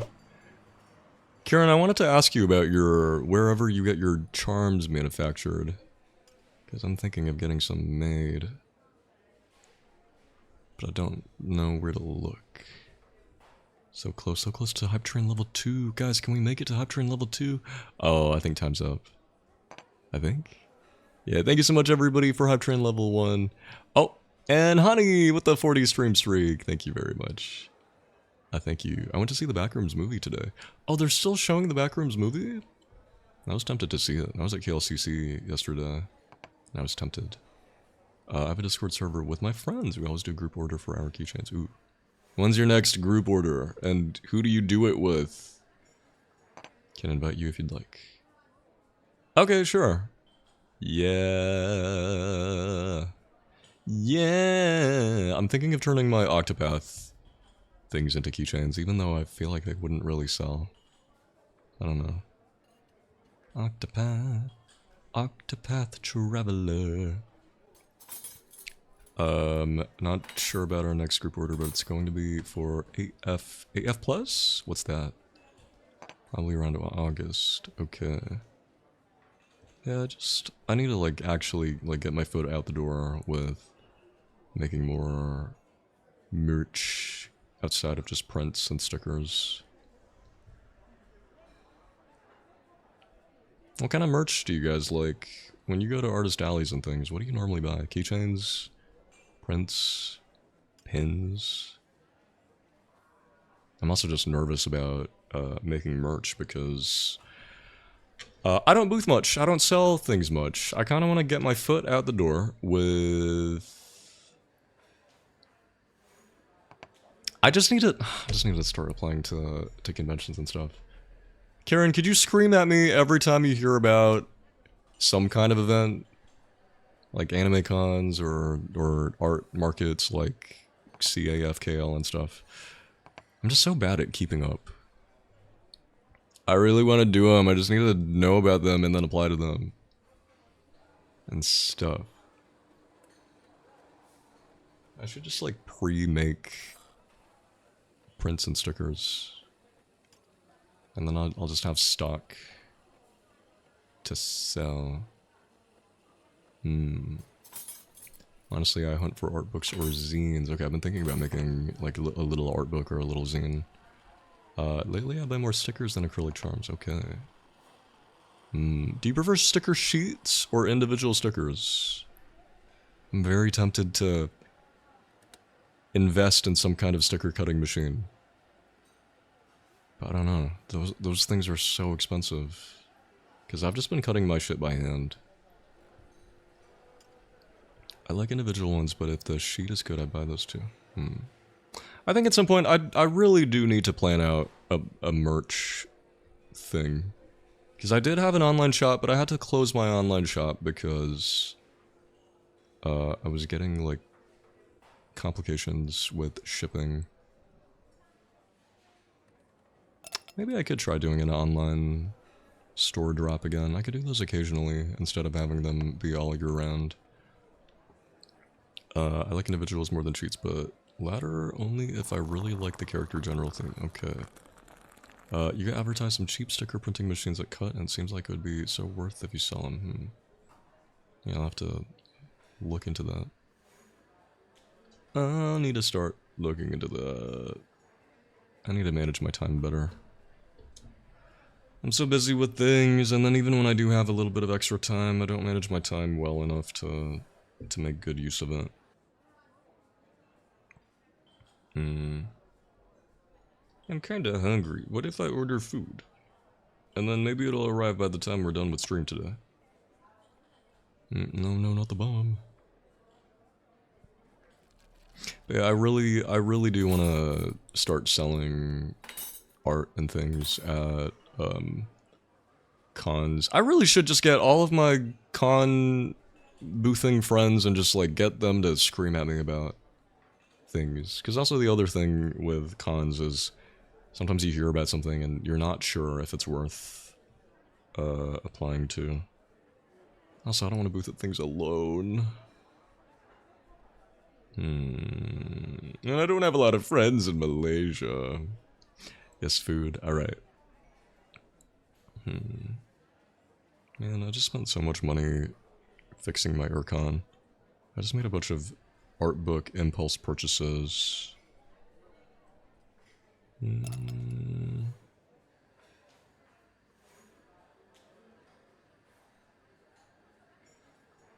I may think about opening my store again. DM'd you the keychain Discord. Thank you.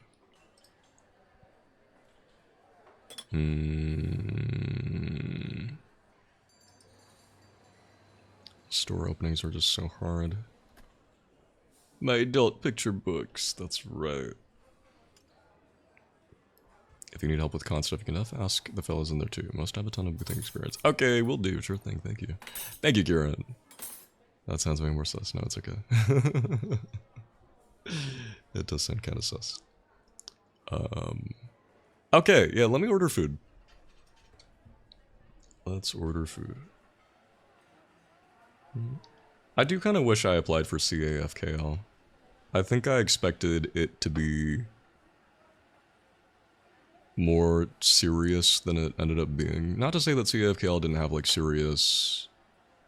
Not to say that it wasn't serious, but I expected CAFKL, the Comic Art Fest, to strictly be comic-related. But it ended up not being that. So like I didn't think I would be able to qualify because I didn't really have like comics and stuff, but it really just felt like any other artist alley. Like some people boothing there weren't even selling comic related things. It was just like original creations. Some people were selling their like craft things. So yeah, the next time I see something like CAFK, I expected it to be more like what was it? The Illustration Art Fair, which was very like it felt very legit and serious. Everybody there was like a serious illustration artist. That felt more comic art than the comic art festival did. Yeah, I want to make things and sell things. I wish shipping things to different countries wasn't such a pain. Pain as in not being sure if things are gonna make it. KLIF is very serious. CAFKL is more chill. Yeah, I expected CAF to be like KLIF. Yeah, if I ever see another event like CAF, I'll probably apply.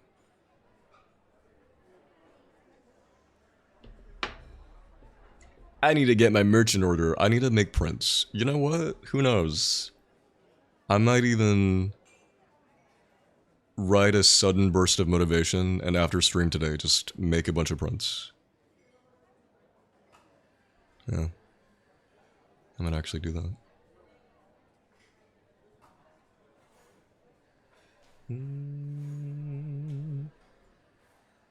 To just have. Then I could sell them at places. Yeah, it might be time to make some more prints.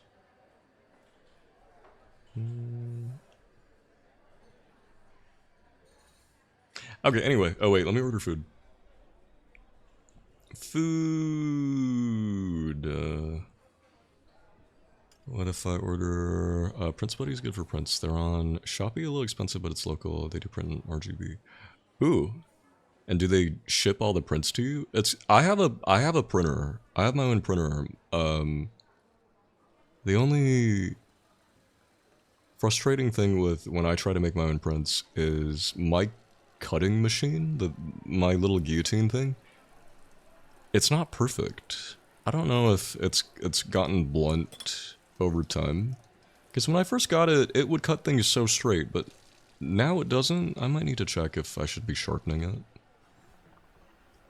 They do shipping by Lalamove, or you do self-pickup. Okay. Yeah, I'll think about it. I have been... Oh yeah, I've been thinking about trying to get better paper to make prints with. Because the paper I use right now, I'm not fully satisfied with it.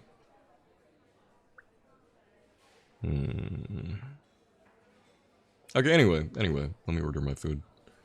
And then we go back to the game. I think I'm gonna order something soupy. Because my throat is gonna feel really dry after all this reading. Soup. Let's see, what's a good soup? They don't have small servings of tom yum soup, only big servings. They don't have like a small side soup? Maybe I could get like a noodle soup.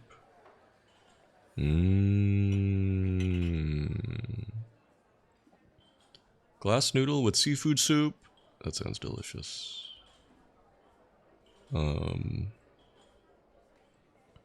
Guys, feel free to use this time to also get yourself some food, maybe. A snack. Noodle soup, instant noodle. Or glass noodle. Spicy Thai noodle soup. Thai chicken noodle soup. I could get tom yum seafood with glass noodle. But is that gonna be too spicy? Can I get it less spicy? I'm gonna get it less spicy. With glass noodle. And it's decently affordable.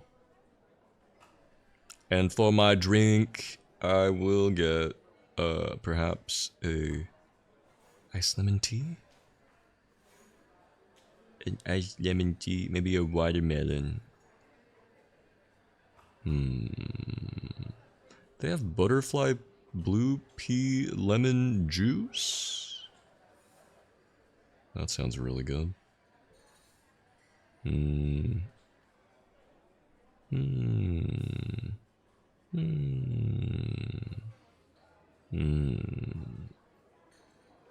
Karen, do you like Sukiya by any chance? Me and Ra always get Sukiya from time to time. There's another friend, another streamer friend I recently just found out is Malaysian. I've known them for so long. I just found out that they're Malaysian. I would love to meet them. Maybe invite them for some sukiyaki or something. It's pretty alright for a quick meal. For a quick meal? Quick meal? Are you serious? I feel like every time I go get sukiya, it's like, we're there for a while. That is not a quick meal. Free flow meat? We are not going to be there for a quick meal. What? Yeah, sukiya. The hot pot. Hot pot thing. Sukiya. Sukiya the hot pot. Oh yeah, there are two sukiyas. I'm thinking sukiya the hot pot. The hot pot with the all-you-can-eat free-flowing beef. Yeah. Sukiya the gyudon is mid. Wait, Taiga, are you Malaysian? I didn't know that was happening. Thought you meant the other one. No. Sukiya the hot pot. The hot pot place that's always full. Me and Ra go there. We've gone there a couple times. I live close to one. Let's get some hot pot sometime. Excuse me. I went with Kieran and our other friend Ra to eat and co-work, and it was very fun. Let's do that again sometime. I got some good... excuse me, I got some good work done. You would kill for some hot pot right now. Hot pot is so good. So good. Okay, you know what? I'm gonna get a Thai iced milk tea for my possibly spicy noodle. And less sugar, because I don't like sugar. I'm that bitch who complains about things having sugar in them. Like, if you give me bubble tea and they added sugar into it, I will pout. I'll be like, I asked for no sugar and they put sugar in it. Or I forgot to tell them I wanted no sugar. This is the worst day of my life. My life is over. Marketing consent. I consent to share my contact details with name of restaurant for marketing communications. The fuck? No.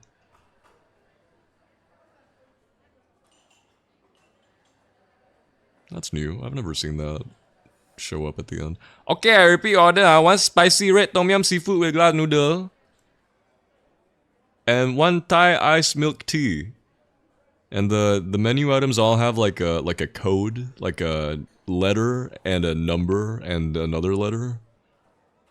The code for Thai iced milk tea is DO1M, but it just looks like it says Dom. Like I'm getting Dom Thai iced milk tea. Def would be down to hang out again. Okay. Yeah. We should. And we don't have to go somewhere so far away from you this time. Can you get me a Dom too? No! It's because I don't know a lot of Doms. Yeah, all I'm saying is I got my friend group to do the, like, ABO, Alpha, Beta, Omega, something test. There's one going around right now, and almost every single one of us got Beta. Yeah. No Alphas. No alphas. That sounds like a very generic menu. A lot of Chinese restaurants have the number thingy. Yeah, no, they do. I think no, they had a big menu. If I go back to the thing, I was scrolling for a long time. This was a Thai restaurant. No, not Malaysian. Just been to Japan a bunch, and I think it's in LA too. Oh, you're in LA. You're American. America. Okay, what kind of American are you? Are you the kind of American who is a little offended when people make fun of America, or are you one of the cool ones? Are you one of the chill ones? I'm just kidding. I don't meet a lot of I don't meet a lot of Americans who get offended when you poke fun at America.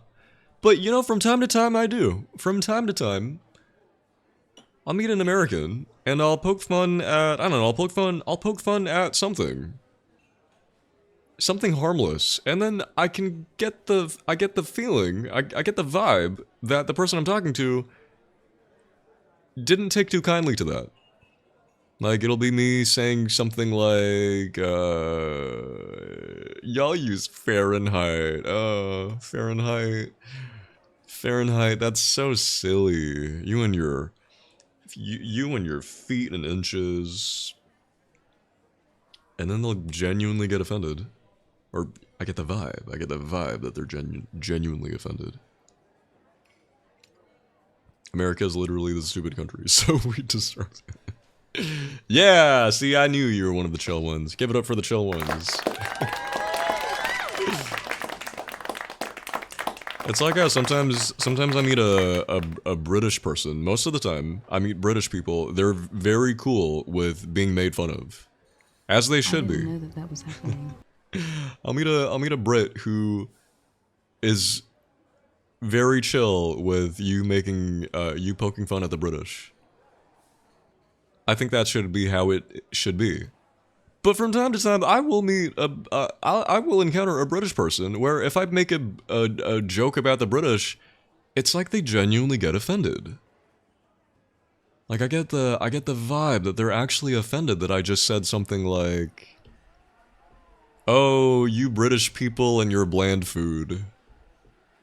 And then like I'll get the vibe that they're genuinely offended. They'll be like, actually, blah blah blah blah blah blah blah blah blah. And that's why British food is seen as bland, when actually some British food is more flavorful than any Asian food. And like, they'll just go on, and I'll be like, in my head I'll be thinking, oh, they're actually offended that I just said British food is bland.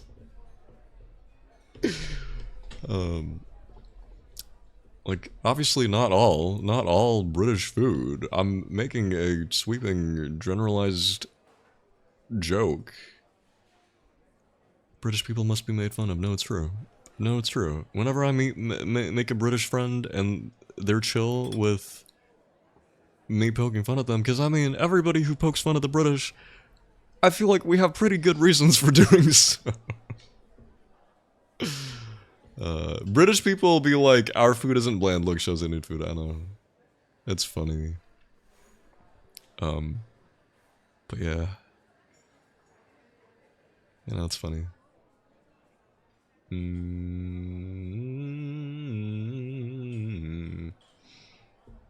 One time we had a chatter from LA who, I don't know, they just seemed a little bit rich and out of touch. I was getting a vibe. I was getting a rich and out of touch vibe from them. Some things that they were saying felt kind of rich and out of touch. But then they would insist that they're not rich. And that something, not everyone who lives in LA is rich. I'm like, okay, but, I mean,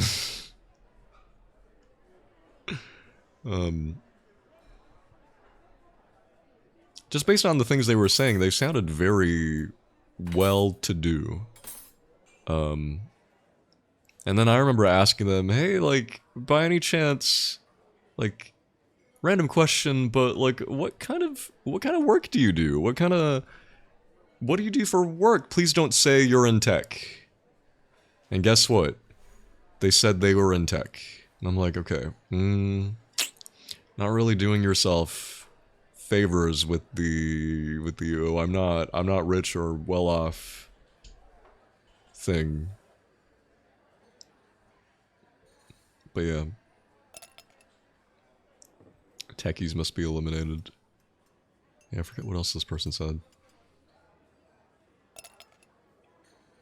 But yeah, like, I wasn't just assuming they were rich for no reason. Some of the things they were saying just sounded very out of touch. Which made me go, hey, like, are you rich? By any chance? They said, I'm not rich. They said, I'm not rich. Everybody in LA lives in a 3-story house or something. They said they live in like a 3-story house or multi-story house, but like most people in LA do. And I'm like, really? I don't know about that. That's crazy. Then they said that they had a car. And it was like a really nice car too. And I said, ooh, having a car in LA? That sounds, you know, that doesn't sound like something that every person gets to do. And they're like, okay, yeah, most rich people are the ones who can afford to have a car in LA.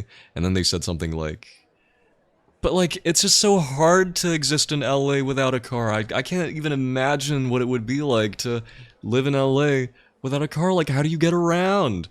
And then we had some people in the chat. I think some of you guys in the chat, also Californian, don't know if they lived in LA, but some of you guys in the chat respond to this chatter and say, bus. Public, have you considered public transport? Like, oh, we got him. And then some other people in the chat pinged them as well to be like, hey, you may not be able to understand, or you may not even be able to imagine what it must be like to not have a car. Well, for some of us, it's not a choice. For some of us, we don't have a choice but to take public transport and yada. Yeah, we take the fucking bus. And this person insisted, like, they really insisted that they were just average. But I don't know. Things weren't looking good for them. Honestly, I feel like tons of broke-ass struggling people have shitty cars in LA, but I don't know. I don't live there. Maybe not. What else did they say? They said that they hire a cleaning lady regularly in LA. I don't know if that's common. Is that common? That doesn't sound common. In LA, do people do that? Does the average person hire cleaning staff? Nope. If you pay somebody to clean for you, you're in a whole another tax bracket. That's what I'm saying. This person insisted. They're like, oh, I don't do it that often. Only rich people do that, period. I mean, yeah, at the very least, I think, at least in LA, at least in that part of the world, it would be different if you told me that you lived in Southeast Asia. Because, like, in Southeast Asia, for example, having maids is common for most middle class and just any family living in the city having a maid, but we call them maids, but it's more like they're more like a nanny or like an au pair or something. Someone who, it's very commonplace for people who live in cities in Southeast Asian countries to have like a maid who takes care of the kids and housework like that. If you told me you were Southeast Asian living in the city, then okay. But living in LA and employing a cleaner semi-frequently. I don't know if you're I don't know if you're normal. I feel like it'd be cool to pay someone to do that like once a year, but you never have. Yeah, it didn't sound like this person did it once a year.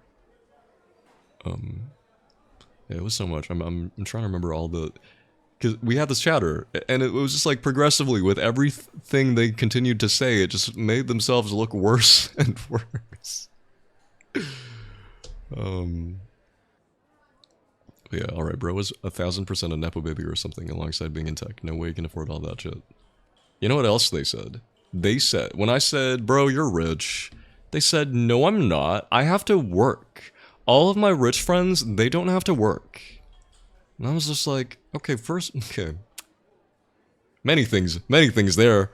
The fact that you even get to say all of my rich friends, the fact that all of my rich friends is even a sentence that can come out of your mouth. Probably says something.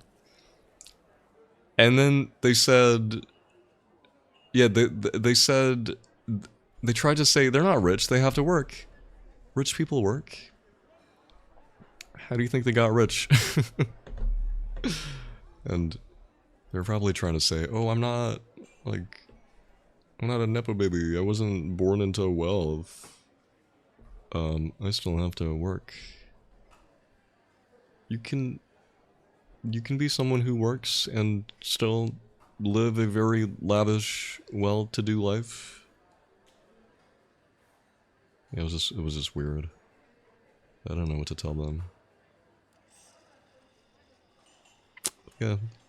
I'm not that rich, guys. I'm just the top 10%, but I'm still poor. Like, okay, bud. Yeah. I can't remember. I feel like we also talked about... upscale grocery stores. Like, I feel like Erewhon got mentioned. And I think they had something to say about Erewhon. That made it sound like they were someone who shops there with enough frequency to act like they knew the place. I can't remember if this was them or if this might have been someone else. But if it was them, they said something like, oh, Erewhon's not even that good. Erewhon, I go there. I went to Erewhon and I bought this and did that and... or, I don't fucking know. It was a whole thing. I forget who this person was. I don't think I see them anymore. Because they weren't even a first-time chatter. They were maybe like a third-time chatter. Yeah. It's just so funny to me when rich people try really hard to insist that they're down to earth and middle class and relatable. Like, oh, I'm not rich. I have to work too. I'm just like you. Oh, I'm not rich. I only have one car. Actually, did they say that? Or did they say they had multiple cars? I'm trying to remember. Because I swear to God, I feel like they also said that they... No way. They said... When I said, you have a car, you're rich, they said, nuh-uh. I didn't buy the car. My parents got it for me. They said something like, it's not my car. My parents got me that car. Hmm.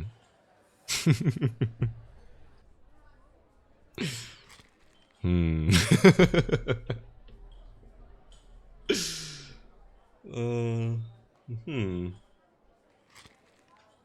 Oh, we're still going. Hit the goal. We did. A little bit late. But I just wanted to keep going until we got to the end of this playthrough. But, yeah, we're getting there. We are at the reveal of Snake. No, not Snake. Of Ace being the killer.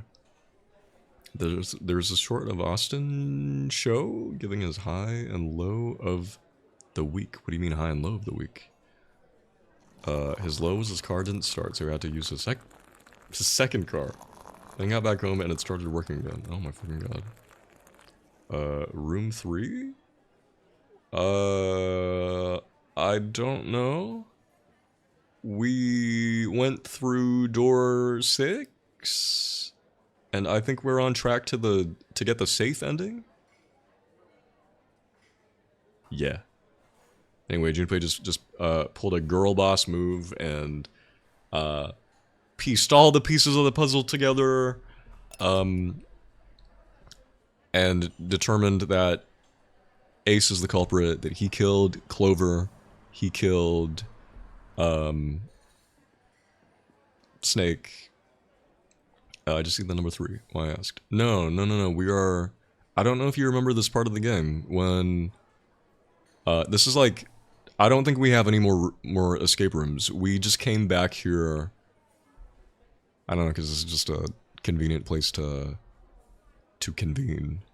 If you want to know what doors we went through, we went through door 5, door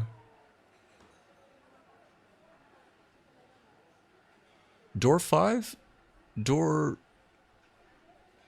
8, and then door 6.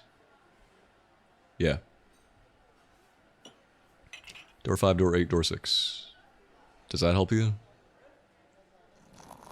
Yes. So we're past all of the rooms now, I hope. Yeah, do you not remember this part of the game? I feel like this is a pretty, like, memorable, pivotal moment. You didn't get this far. Oh, you haven't played the whole thing. I'm sorry, Elsaros. I was under the impression that you had played the entire game. But yeah, we're at the point of the game where we've gotten enough clues. We've learned how everybody else connects to the nonary game. We learned what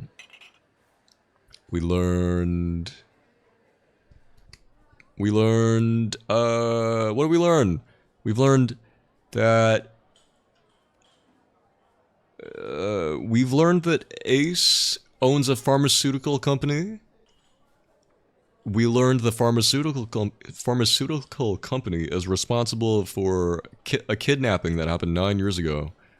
They set up an experiment where a bunch of kids got kidnapped and were forced to do an experiment.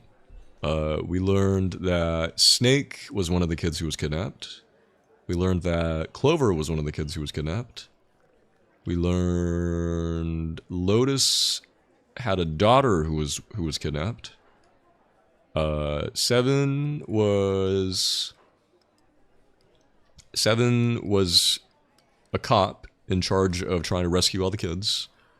I think it's been implied that Santa had a little sister who died. He said he had a little sister who died 9 years ago. We learned that there was a little girl who died as a result of the experiment, so I think it's implied that Santa's little sister was that little girl who died. So yeah, we've just been piecing together all the information. Nope, I played one game through, got axe ending, and then never got back into it. Oh, right. So I decided, and drip and learn from your playthrough. Okay, I see. Okay, I see. Sorry, it's just every time you come in here, you ask for what room, which has made me think, oh, you just want to know which part of the game we're at.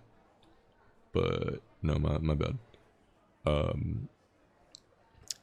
Bro, Ace is middle class. He just owns a simple pharmaceutical company. Gosh. He's just a CEO of a massive pharmaceutical company.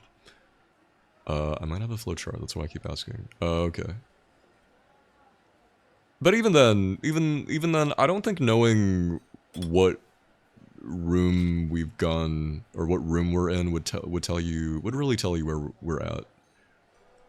Been looking at a flowchart online without spoiling. Okay. Well, if you didn't know, just knowing what room we're in doesn't really tell you exactly where we are. Yeah. But I can tell you that this is playthrough number 4. And we are probably close to getting an ending. Not the true ending, unfortunately. But I think the ending we're about to get is the ending that you need to get the true ending. This is the ending where you get lots of answers and breakthroughs. The flowchart says what rooms you go through will direct you to which ending. Yeah. If you know the sequence of rooms that we've gone through, then you'll know where we are. But if I just tell you that we're in room, I don't know,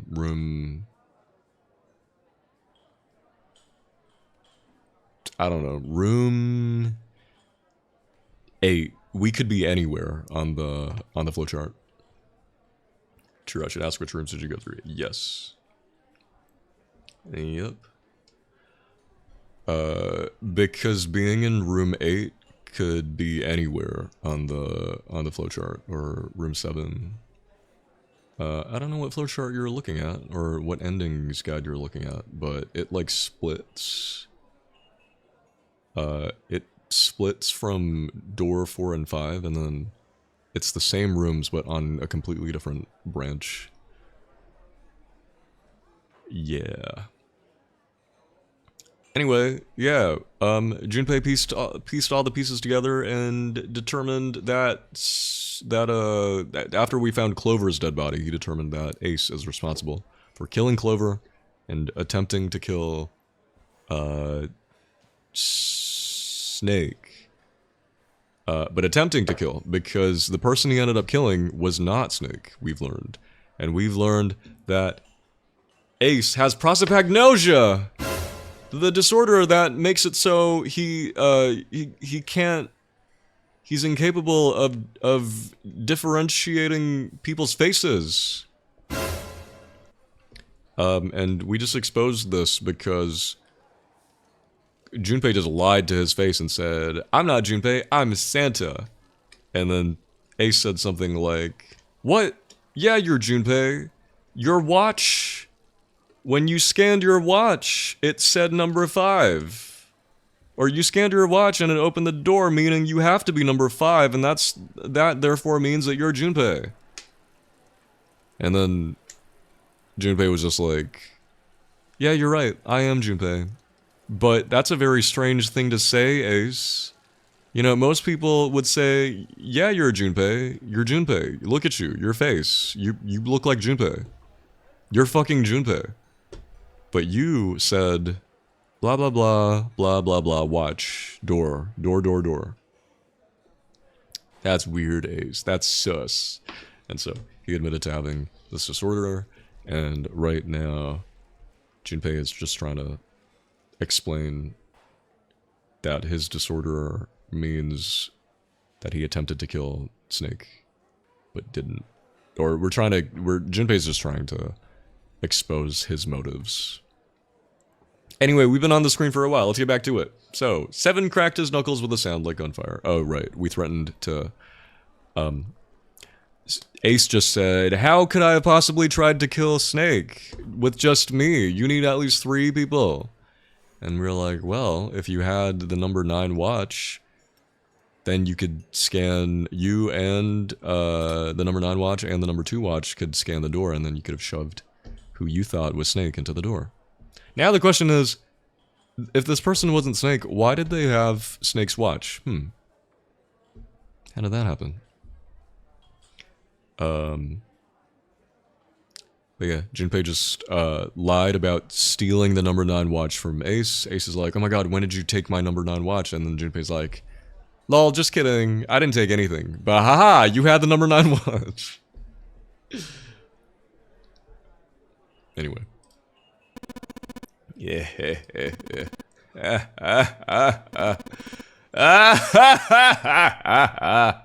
Ace roared with laughter. He threw his arms wide and his head back and laughed, filling the room with a sound that scarcely belonged there. "He's gone mad!" Then it stopped. His arms came down and his head dropped to look straight ahead at Junpei. Oh my god, that face is terrifying! Oh, the music! Hang on, I need to zoom in so you can get a good look at this face. This is the stuff of nightmares. His face was flat and cold. You can't hear the music. Wait, what? Have you guys not been able to hear the sound this whole time? Oh? Just kidding? Oh my fucking god. P-Fang, don't do that. Don't joke about that. My heart just sank. I thought for a second I didn't have sound. 9.5 hours into stream and I don't have sound? I would have been very pissed. Just slow on my computer. Okay. I'm sorry, I'll go kill myself. I didn't say that. Don't do that. No, don't do that. You can't. Okay, thank God. Okay. His face was flat and cold, devoid of any emotion. Well done, Junpei. Oh. He's just outright admitting to it. As you so correctly deduced, I have the number 9 bracelet. I retrieved it while we were searching for the missing hardware for the raid. I left the room I was supposed to search and headed to the first-class cabin on B deck. His voice showed no emotion, no sense of remorse or interest. It was almost bored, as though he were reciting an especially dull corporate letter. My purpose was to obtain the number 9 bracelet. 9 is a potent ally in the notary game. Adding 9 to any set of numbers won't alter the digital root. Oh. 1 plus 9 equals 10. 1 plus 0 equals... No way. So 9 is basically a free... like, person. Without, like, altering your number. Wow. Oh my god, 1 plus 0 equals 1. 2 plus 9 equals 11. 1 plus 1 equals 2. Oh my god. Yeah, it's kind of crazy that nobody else thought to grab the number 9 watch. As you can see, 9 is a very useful number here. With it, one can go anywhere. With anyone. So I made for the first-class cabin to obtain it.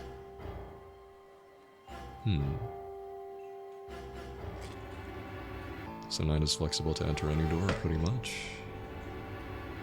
Oh, if we had the number 9 man, that watch would have been OP. Ace successfully acquired the number 9 bracelet. He also found an unexpected bonus. The knife the 9th man had been holding. Oh my god. He slipped both of them into his chest pocket and left as quickly as he'd come. Okay, wait, I need to save game. Oh my god, the plot gets so juicy here. Oh, is my food here? Hold on.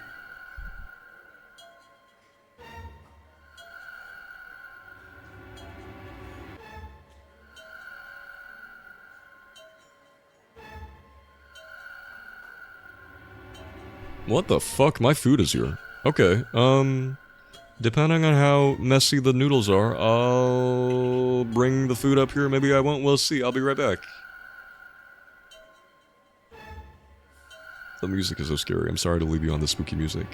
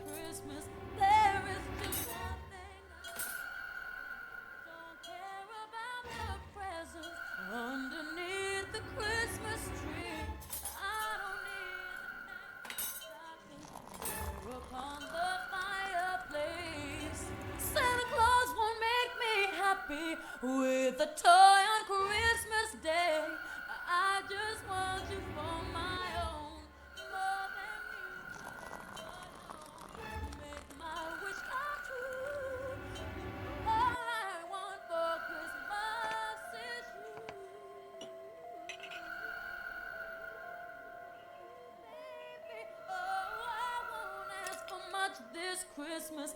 I won't even wish for snow. I'm just gonna keep on waiting underneath the mistletoe. I will make the list and send it to the North Pole for sending. I won't even stay awake for those magic reindeer.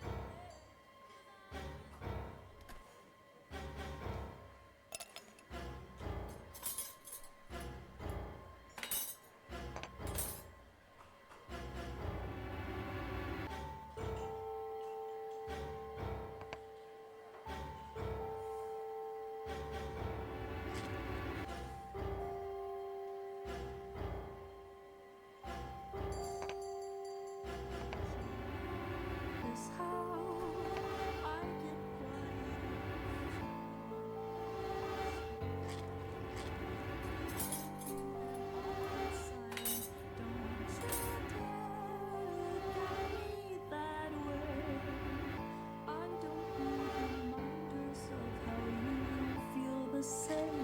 Oh, the burning pain. That's a new soulmate. She's so perfect, blah blah blah. Oh, how I wish you would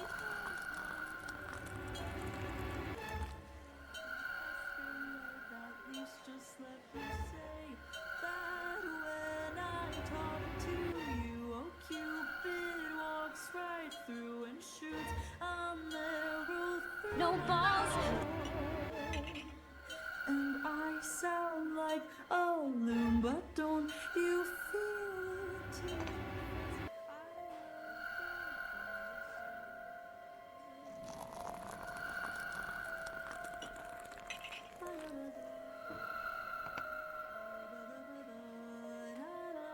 God grant me the serenity to accept the house down boots I cannot. What's slay. happening in here? The courage to slay Welcome the back, house everybody. down Is that boots Leve? that I can, and the wisdom to know when I can play something off as can. Welcome back. Did you just try to bomb P-Thing? You actually can. If you type bomb and tag someone, your Barrington will take the time to walk all the way to them and put a bomb in front of them. Oh, excuse me. Love is driving. Yeah, you've never tried that?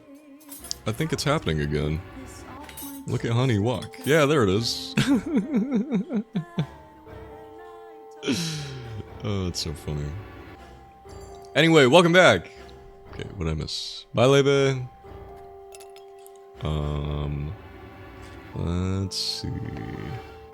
I saw Honey say something. 9 is flexible to enter any door. Honey says the 9th man is the stupidest, but have the OP number bracelet. I'm somehow pissed with this information. What makes you think he's the stupidest? For dying so early? Because if you think so, remember how he died, though. Remember what happened. Speaking of bombs, remember how he died. He tried to cheat the game, and then in his words, he said that someone tricked him. He said that someone tricked him, misled him, and that person is the reason that he died. He's about to die. And then he dies. So don't you think that maybe whoever was responsible for that knew how overpowered his watch, the 9th man's watch was, and maybe wanted to get rid of him? To take advantage of his watch? And who might have done that, maybe? Galgabat, he's stupid for thinking his idea would work. I mean, maybe. We don't know exactly what transpired between him and whoever gave him the ideas, but he did say that someone else was responsible for misleading him and ultimately killing him. So I don't know. Anyway, back to it. I mean, if you saw someone else who had a great advantage, wouldn't you try to dispose of them and maybe take that advantage for yourself? He's stupid for trusting that trick because he understands the digital route way before Junpei did. I don't know if he did. I think he was led to believe. Well, we might learn about it more. So don't be too quick to make snap judgments, because it might not be as it seems, or there might be more to it than you realize. Oh, bye, Centipede. Take care. So true, he was tricked. Yeah. We might learn more about that later.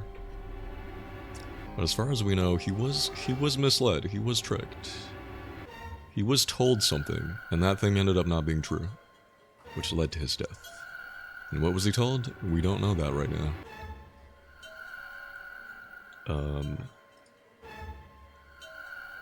He walked down the stairs and headed back to where he was supposed to be. That was when he met Guy X and mistook him for Snake. Snake was on his way to the large... noodles too messy? Yeah, I'll eat that later. We'll finish this, and then I'll probably eat that after. Snake was on his way to the large hospital room, and had not noticed Ace behind him. Ace made sure it stayed that way. Ooh. He followed the man wearing Snake's clothes to door 3. Now, why was this man wearing Snake's clothes? When the man stopped, he walked up behind him, quietly, and called out. Snake. Oh. Look at this man. That is not Snake. But he's wearing Snake's clothes. And again, Ace can't distinguish people's faces. And I think hair color he might not be good with, like heads maybe. I don't know. I don't know how far Prostapac Noja goes. Matcha Boba, thank you for the follow. Welcome in. I was just thinking about getting boba. Unfortunately, all the boba places are closed, but welcome in. Did you come to us through the 999 category? The man turned to look at Ace.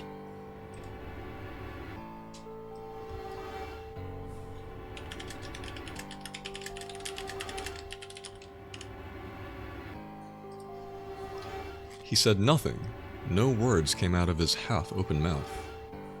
He seemed dazed, somehow, almost like a man half asleep. Perhaps he had been drugged. It didn't matter to Ace. Ace was certain the man was Snake. You saw my username and clicked because you love red bean soup. Welcome in. Yeah, I named myself Red Bean Porridge after an item in Maple Story, if you know Maple Story. Yeah, welcome in. I like your name. I hope your day's going good. We're playing a spooky game right now, though, so I don't know if that's your vibe, but content warning, murder mystery, death, murder, suspense, spooky things. We're on a ship. We're trying to escape. He knew Snake had been part of the Nonary game 9 years before. Snake hadn't recognized Ace immediately, but he was blind. That much made sense. Why then hadn't Snake said anything to him? Surely he hadn't forgotten what had happened to him in the Nonary game, but not once had he attempted to confront Ace. Perhaps his lack of sight had prevented him from recognizing Ace, or perhaps Snake had conspired with Zero to deceive Ace. In either event, he was a threat, and it was better to deal with him sooner rather than later. Ace's mind was made up. He moved. He held the number 9 bracelet over the red. He waved his own bracelet in front of the red and finally grabbed Snake's arm and shoved his hand against the scanner panel. The door happened. The door opened. Ace threw the man through it. What I want to know, because I don't remember, is how did Snake get his watch off? 9 seconds later, the door shut.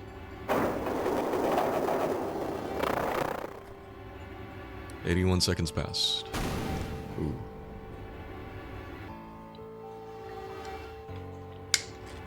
Maybe he took his whole arm off?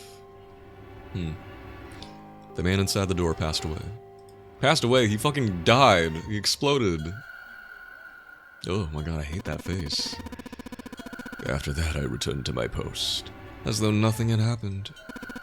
After conducting my own research, I returned to the large hospital room where the 1 a.m. bell rang. I played Maple Story 2, but I'm not a fan of the newer stuff over there. It's too much pay to win.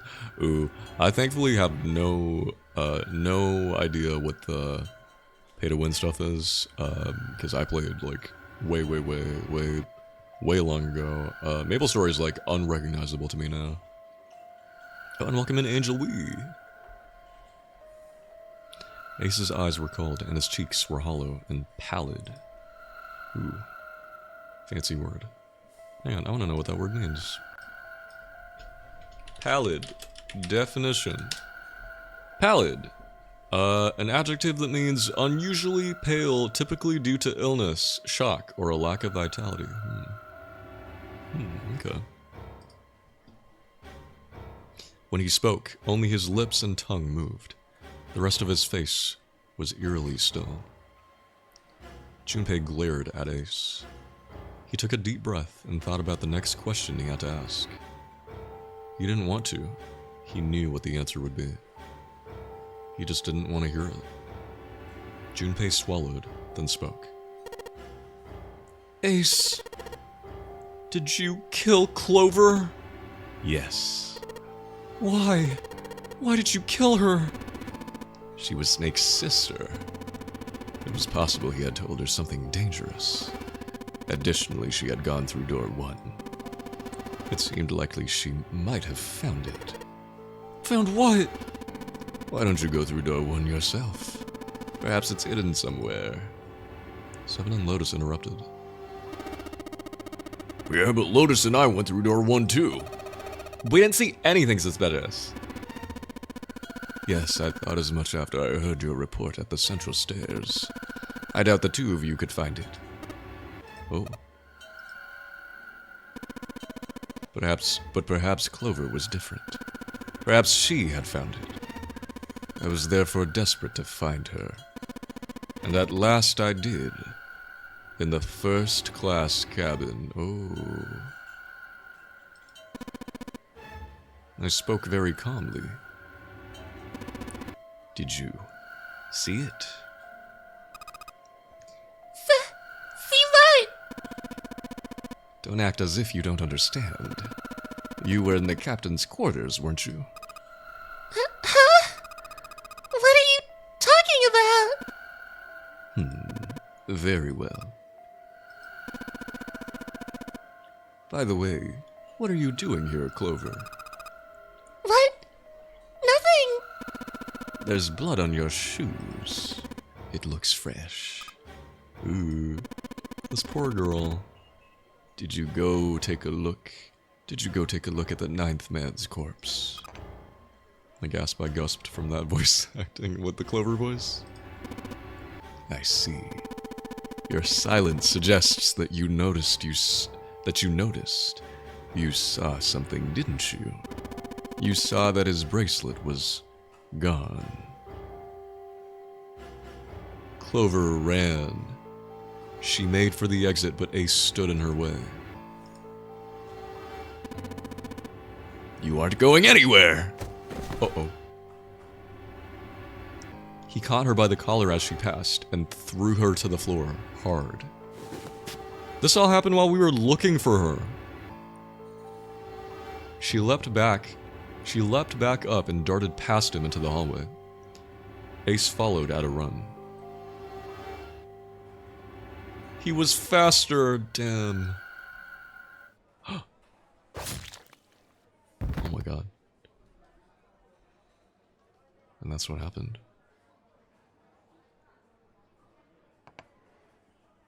Get in, loser. We're going shopping. Thank you for the follow. Welcome in. And welcome Emmanuel. Hello, hi. Hello, welcome in. Things are happening right now. A girl just died. That's so sad. Poor thing. Poor thing was just grieving the loss of her brother and didn't know what to do. And then she gets killed. She gets cornered and killed. That was how I killed Clover. His face hadn't changed. If he felt guilt or remorse, or anything one might feel after taking the life of another human being, it didn't show. You son of a bitch! Seven's whole body trembled with rage, and his voice rumbled with hate. Santa's eyes were bloodthirsty, and Lotus and June's faces were distorted by anger and hatred. Okay, so Snake's still alive. Well, he didn't die. Ace looked at them and smiled. It was a cold, cruel thing with no humor in it. He shook his head and sighed. I admit it. I've lost. I have lost completely and utterly. But don't misunderstand, Junpei. I didn't lose to you. I lost to Zero. Not you. I'm rather disgusted with myself for falling into such a simple trap. And it was a trap. Make no mistake. I was trapped and manipulated by Zero. Oh, not him giving Zero the credit. Hey, Junpei did a lot. The man I killed in the shower room? If he wasn't Snake, then I had no idea who he was. Yeah, neither did we, and I will never know. But he was wearing Snake's clothes, and that was no coincidence. He had also been injected with something that reduced his cognition and prevented him from identifying himself or resisting me. And we can't forget the components that were removed from the red before we arrived. I have no doubt that Zero planned all of this. Zero made sure I would kill that man. Well, it's not Zero who made you kill that man. You killed that man. It follows, of course, that Zero knew everything I would do. You're very predictable. That I would try to take the number 9 bracelet. That I would try to kill Snake. Everything. Suddenly, Junpei remembered the paper he'd found in the safe. He remembered the last words Zero had written on it. I must punish them for the innocent lives they sacrificed. This is the only warning they will receive. That innocent souls might be saved. I now state the truth. Zero. And he remembered other words he'd heard from Clover. I think Zero is one of us.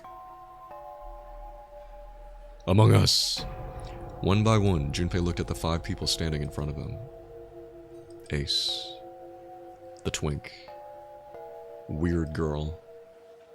Big man. Lotus. Zero is one of us. No, Junpei paused. There was one more person. Snake.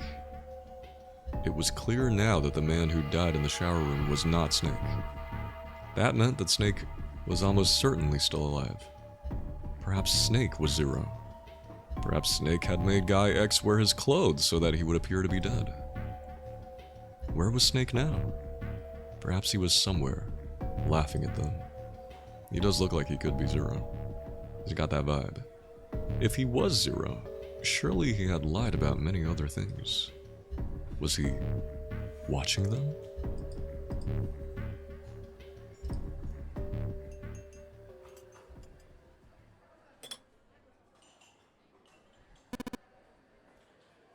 Well, I believe I've finished my confession. Why don't we get moving? Are you serious? You just killed people! You just killed a girl! He sounded as if he'd just finished doing nothing more exciting than describing the weather. For Santa, it was the last straw. Get his ass! Punch him! Punch him in the face! Twink attack! What the hell is this shit?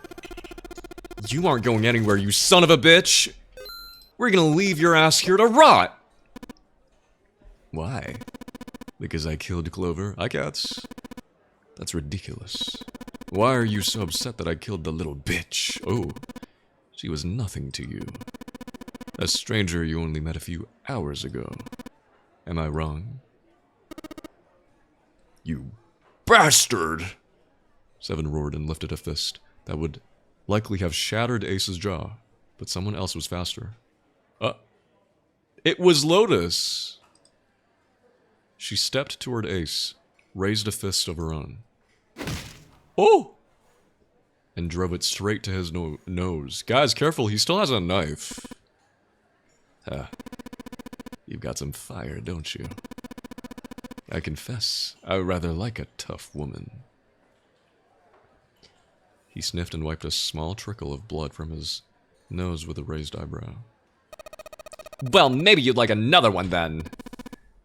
Before that, let me give you one of my own. Are you gonna hit her back? Huh? Lotus scarcely had time to blink.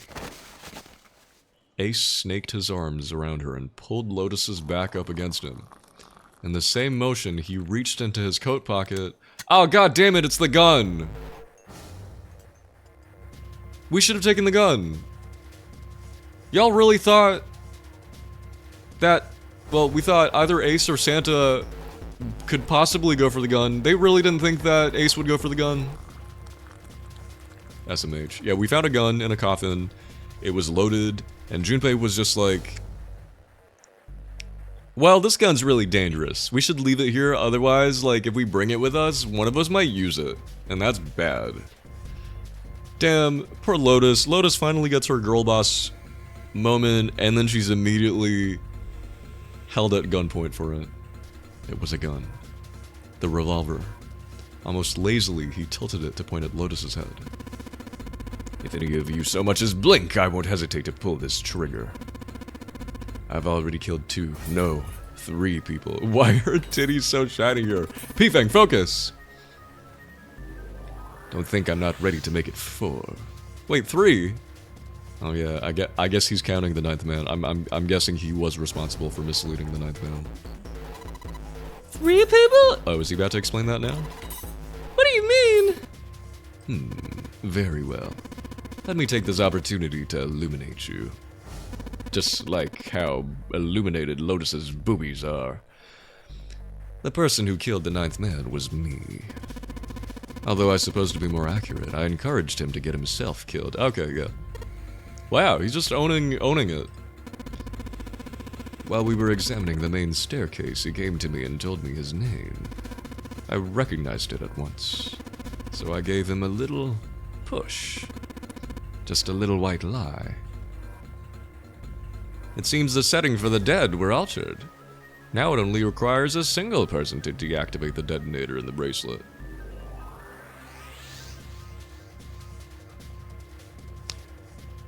So Ace already knew about the dead.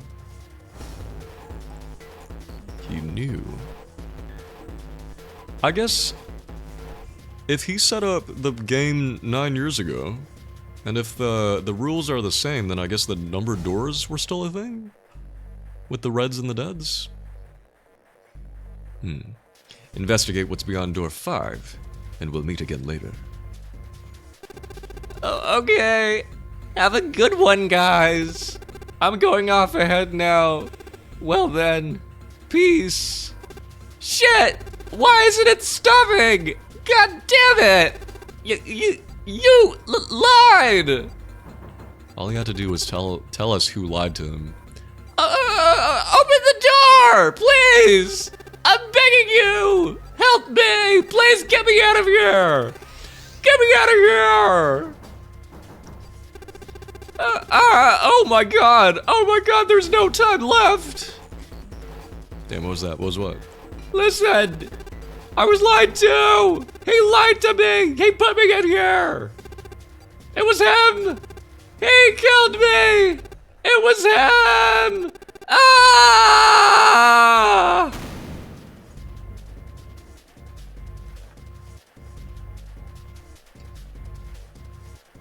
Die!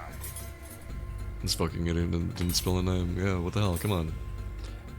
Yeah, but I guess if he spilled the name, we wouldn't have a 9 hours, 9 persons, 9 doors. It would be more like 9 hours, it would be more like 1 hour, 9 persons, 9 doors. Or maybe 9 minutes.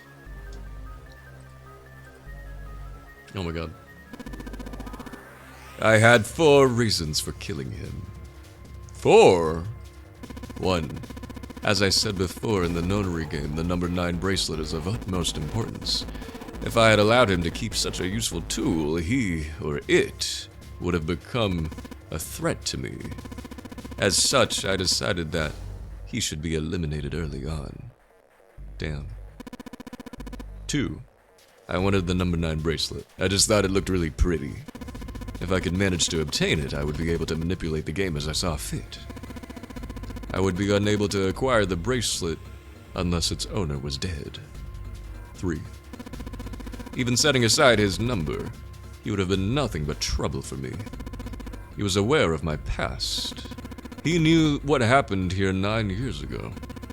It was important that I eliminate him before he was able to disseminate this information. Damn. 4. Lastly, I just like the look of the number 9 watch, but I also wish to conduct a simple test. A test to see if this notary game was serious or a poor attempt at a joke. So he wanted to make sure it was legit. He wanted to make sure those bombs were real. I needed to be quite sure. As such, I encouraged him to act against the rules so that I might observe the outcome. So the 9th man was also in the previous game. No. Well, hold on, we're getting to it. Junpei glared at him. I don't get your third motive. What the hell happened 9 years ago? Didn't I say? The notary game was played. I planned it out, and I conducted its execution. Why? What on earth was it supposed to do? I don't really think I have any obligation to tell you that. Oh, but you've told us everything else. Come on, Ace, be a girl's girl and tell us more. Ace smirked. He was trying to provoke them, and it was working. Although Ace had paid very little attention to Lotus after catching her, the gun had never wavered from her temple. She looked quite pale, and when she spoke, her voice shook. Hey, what's with this gun? Where did he get this? Why don't you tell her, Santa? Oh. Santa ground his teeth and glared at Ace. On the other side of door 6. We found the gun in the coffin. In the cargo room. Right? Yep. The bastard must have grabbed it when we weren't looking. Indeed, I did. That was a pretty serious mistake, you know. Just saying you intended to leave it behind. Are you stupid? Ace laughed a short, derisive snort and gave Junpei a sickeningly pitying look.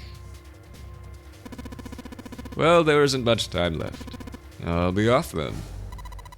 Where are you going? Do I really need to explain? I'd assumed it would be obvious. I have the number 9 bracelet. And now I have Lotus. God damn it. Yeah, he's been wanting Lotus from minute 0. 9 plus 8 plus 1 equals 1 plus 8. And 1 plus 8 equals 9. Yeah. Wasn't there a door with a 9 on it in the room that looked like a church? That's where you're going, isn't it? And how do you know that? Santa told me about it while we were looking for Clover.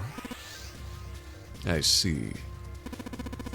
Well, you are correct. That is my destination, but now I must say goodbye to all of you. And please don't forget my warning. Move and I'll pull the trigger. I don't need her alive to open the door, you know. Oh, yeah, I'm surprised. Okay, no, keeping her alive means he gets to leverage her against them to not try to go after him. As he spoke, Ace began backing toward the door, practically dragging Lotus behind him. Damn it, Lotus. Junpei, Santa, June, and Seven stood frozen. How different this would have looked if Seven was the one who went for the punch. Can you imagine Seven being held at gunpoint? Probably not. Oiled titties are gone. Ace had the face of a man gone mad. They had no doubt he would pull the trigger. Ace had reached the exit. He forced Lotus to open it, then turned and addressed them once more. Goodbye. Then he stepped through the door.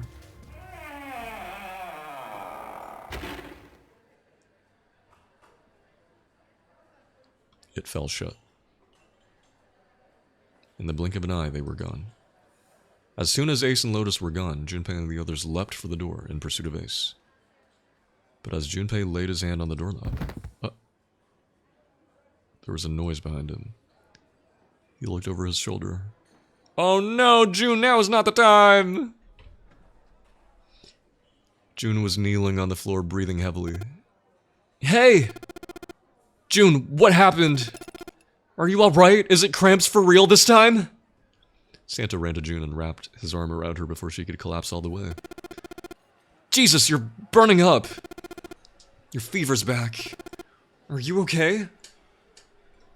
June's fever had returned again for no apparent reason. Her eyes were watery, and her eyelids drooped. Her breath came in dry, shallow gasps. I'm okay. Really, I'm fine. You don't look fine. You should be worrying about Lotus. She was breathing hard now, and she could barely summon the strength to talk. Junpei was torn. He couldn't leave June alone in the state she was in. But every moment they waited, Ace was farther away, Lotus's life in his hands. What was Junpei supposed to do? June's eyes drifted to Junpei's. She managed to muster a weak smile. Jumpy, don't worry about me. I just need a little rest. I'll be fine. Don't you remember? I just needed to rest a little bit last time. So, please save your game.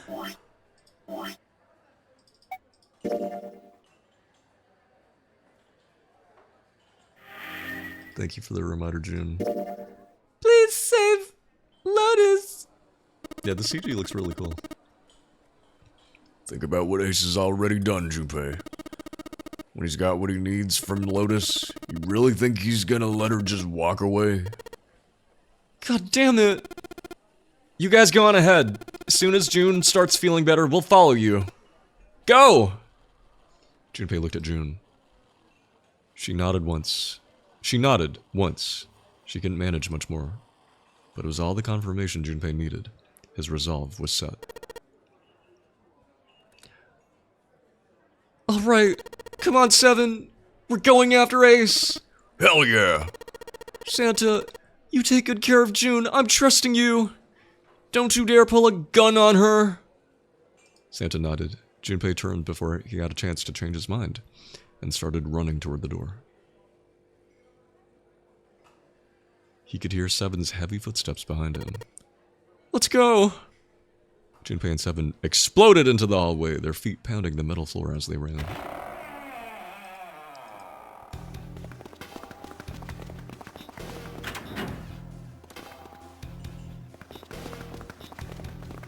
To the number 9 door.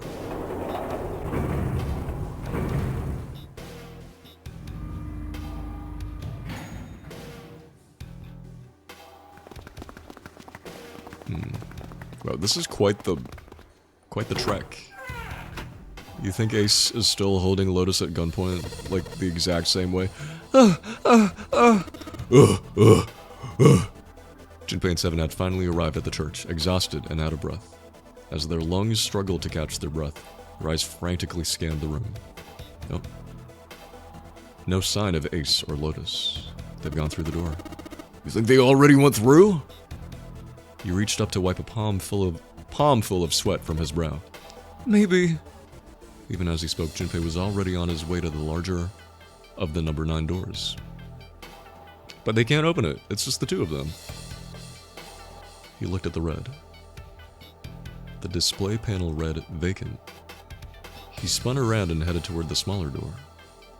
The red would tell him if Ace and Lotus had moved to another room. They went through that door, engaged. It's occupied.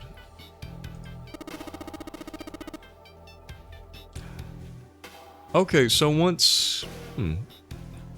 I can't understand if doors only open once. Because sometimes it seems like they do, and other times it seems like they don't. That means Ace and Lotus went through here. Yeah, it seems like it. Junpei and Seven stepped away from the door. They retreated to the center of the room and began to talk. What do we do now? Yeah, what should we do? Well, the big door is still vacant, but... The two of us can't do anything with it. Yeah. First of all, our digital route is not 9, and there are only 2 of us. Just then, as they were pondering what to do next... Santa? Ah! There was a noise. A noise like someone hitting thick wooden panel.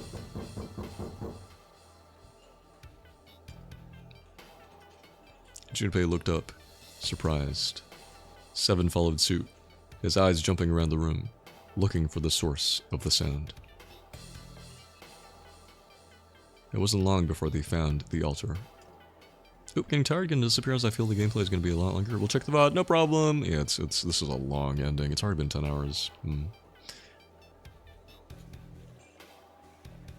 Or more precisely, what was on it. But take care, Elsaurus. The coffin. Yeah. Let's open it. How? By force. I don't think that's gonna happen. Well, you never know till you try, right? The only necessity for success is the willingness to suffer 1,000 failures. Who said that? I forget. Anyway, we've got to try. Junpei and Seven leapt at the coffin. They grabbed hold of what purchase they could find and pulled.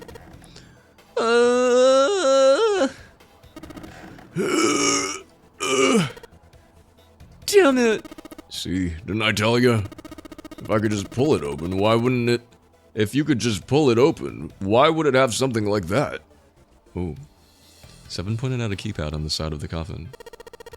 Right, so unless I put in the right passcode, it's not gonna open. Do we have the passcode this time? Oh my god. The noise hadn't stopped. In fact, as it continued, it had only gotten louder and more forceful. Oh, Junpei and Seven are here again, but this time we don't have Clover because she's dead. What were they supposed to do, Junpei wondered. Was there some sort of clue somewhere?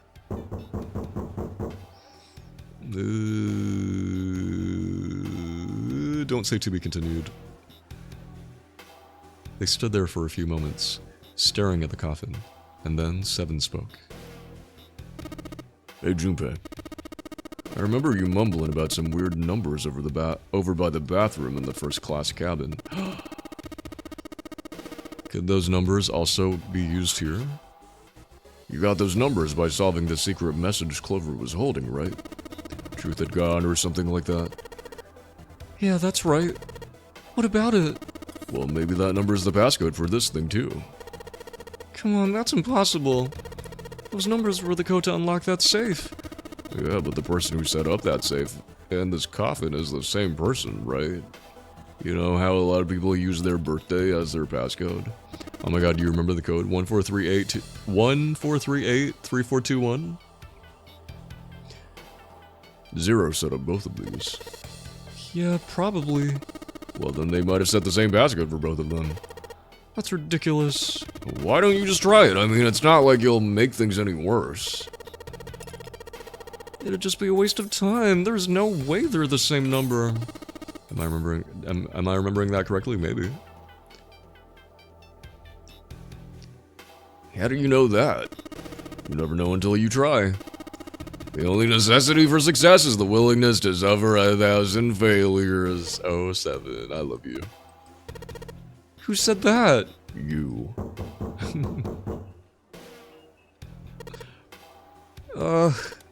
Fine. He knelt down in front of the keypad and looked at it. Perhaps because he'd repeated them so many times before, the numbers came easily to Junpei's mind. 1438 3421. 1438 3421. Quickly, he typed them in.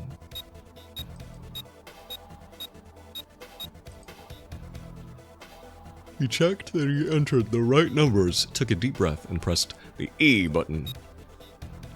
It only took a moment. What? You've got to be kidding me. There's a click. Oh my god. I'm kind of scared. This is kind of terrifying. And with a heavy clunk, the lid of the coffin slid off onto the floor. Someone sat up from inside.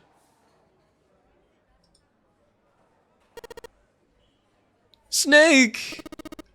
You? Why? It's Snake! Sorry, I didn't remember this part. I bet you did. What did I make you sound like again? Ah, those voices. Junpei and Seven, unless I'm mistaken. Where are the others? Are they elsewhere? Of course, there was no reason Snake would have known anything about where anyone else would be. Guys, he's been in this coffin for how long now? We've heard this banging many times. Have you been peeing in there? Also, who put you in here? How'd you get in here? Also, what's with that outfit? Junpei and Seven looked at one another. There was a great deal he needed to know, but... Oh no, Snake is alive, but Clover's dead. Who's gonna tell him? They had to tell him something. However, so they began to walk. Snake explained to them how he came to be locked in the coffin. Apparently he'd been hit with some sort of knockout gas, and Junpei and Seven explained what had happened to the rest of them. There was one thing, however, that neither Seven nor Junpei could bring themselves to say. That Ace had killed Clover. Ooh, that's gonna be hard. They feared that if Snake knew, he might go insane. They decided as much by a look the moment Snake had climbed out of the coffin. Wow, look at him, he's so handsome. Look at that Nick. Snake's story explained frustratingly little. Zero's true identity was a mystery, as were his intentions. Ooh. Why had Zero put Guy X in Snake's clothes? Who even was Guy X? If Zero had left a note for them to say the Nonary game had been played 9 years before, was there some connection? Was there some connection? Hi, Frisco. Junpei put the question to Snake. His answer was less than illuminating. What are you talking about? I apologize, but I have no idea what you're saying. Oh, Eyeshadow. Welcome in. We found Snake. He's alive. It seemed as though Snake was, perhaps, not being entirely honest. But that knowledge did Junpei and Seven little good. No matter how many times they asked, he insisted that he knew nothing. That's Taiga, and that sure was. It was becoming clear that Snake wouldn't give in, and every second they spent asking him was a second wasted. I mean, who? Yeah, who? Their time limit was fast approaching. Snake's release from the coffin had changed nothing. They still needed to follow Ace as quickly as possible. However, they stood in silence, the overpowering atmosphere of the chapel almost stifling. Junpei, Seven, and Snake simply stood at a loss for what they should do next. What do we do now? He glanced over at Snake's wrist. Sure enough, he could see the number 2 on the bracelet on Snake's wrist. Was there a second number 2 bracelet? The 3 of us can't make a digital root of 9. Yeah, we just get 5. We're stuck here then. Oh, hey, I just remembered something. Seven began patting his pockets, as if he were checking to see if any of them held anything. What? What is it? I found something earlier. What did you find? This. He finally found the pocket he wanted, and his hand dove into it. Is it the Zero watch? 7 pulled out something round and metal. It is a bracelet. There was no mistaking the number glowing at them from the face like a cartoon eye. 0. Zero's bracelet. What the hell? Are you saying that 7 has the number 0 bracelet? Oh yeah, 2 plus 7 plus 0. Yeah. But wait.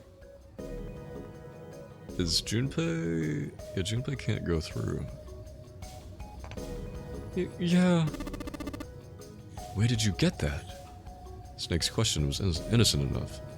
But if he learned the truth, if he'd been able to see, he would have noticed 7 look away.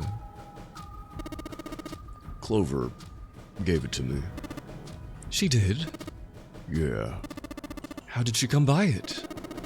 Well, she found it, see, on the other side of door 1, A deck, in the captain's quarters. She asked me to hold on to it because it was too big and bulky for her to be lugging around. It was a lie, and Junpei knew it. I haven't actually looked at it yet. Didn't want to disturb the crime scene, you know. Basic stuff. Well, I did borrow one thing. Alright, Junpei. Been nice knowing you. What? What? 7 plus 2 plus 0 equals 9. Come on, man, I'm just kidding. Still, just in case, I want to make sure the 0 bracelet gets picked up by the red. Snake, give me a hand, alright? Without waiting for a response, he started walking toward the door. Junpei and Snake followed him quietly. Before long, they found themselves in front of the larger of the 2 doors. 7 and Snake put their palms on the red. Wow, Snake's hand is so pasty. Once they'd done that, 7 put the number 0 bracelet on the scanner panel as well. A third asterisk appeared on the screen. 7 plus 2 plus 0 equals 9. Now they just needed to pull the lever and the door would open. Yep. Huh? Why isn't it opening? Well, the third asterisk lit up, so it must have registered the 0 bracelet. Maybe it isn't actually 0. Huh? What? That bracelet may not actually produce the number 0 when scanned. That is what I'm saying. Why don't we try a few different combinations? Perhaps we can determine what number that bracelet actually contains. Junpei nodded. They decided to use the following combination. Oh! Let's see. We need number 9. If we did Snake plus Junpei plus bracelet, it would be 5 plus 2 is 7. Wait, 5 plus 2 is 7. Excuse me. To get a 9, we would have to...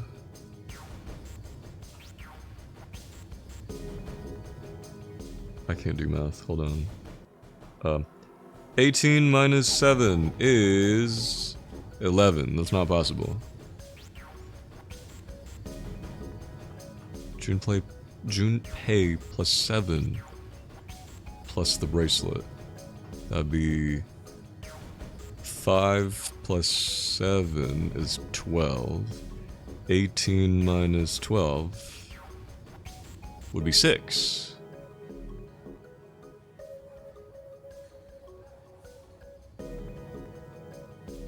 Which is possible. The bracelet could have 6. I mean, I'm just assuming if we do this and the door opens. Or Snake plus Junpei plus 7 plus the bracelet. Would that possibly give us a... If that gives us a 9, Root of 9. Welcome in, enjoy the bread. 5 plus 7 plus 2 is 14. And then that would have to be 4.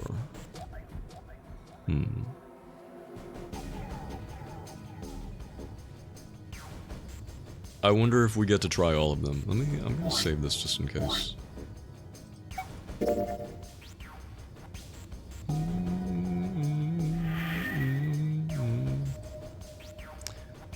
Okay guys, you know what, actually, we've hit the 10-hour-and-a-half mark. I have food waiting for me, and this has been a long fucking stream.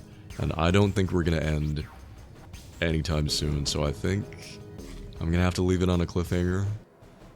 What will happen to Lotus? What will happen to everyone? I think we are gonna have to end it here. But thank you so much everybody for joining me today for 999. Goodbye, Mr. Filipino Streamer. Goodbye. Next week might be the last 999 stream, because I imagine we won't have more than an hour remaining for this ending. And then for the true ending, I feel like we'd probably be able to get it done in one stream. So yeah guys, thank you very much. Thank you! This was your favorite Filipino streamer, signing off. Hey guys, don't go anywhere just yet. If you enjoyed the stream, if you're new here, do follow me on Twitch if you haven't already. If you enjoyed the stream, do follow me on my socials. If you're not following me there, do follow me. Join the Discord if you'd like. And yeah guys, don't go anywhere just yet. Let's go find somebody to raid. Everybody say goodbye to the Diaz. Bye bye little Diaz. Goodbye. Okay, see you next time. Yeah, thanks for being here. Join me next Wednesday for the thrilling conclusion, I think. Possibly, to 999. But yeah, thank you so much everybody for subbing today. Thanks to you, we got an extra long stream. I really didn't expect this stream to go for so long. I even skipped a lot of things. 999 is really taking a lot longer than I expected. Like,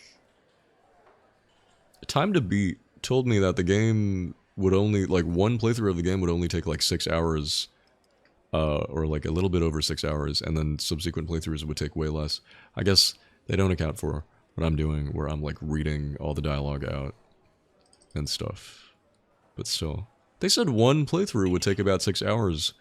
I think I needed 2 streams to complete just one playthrough, or maybe even 3.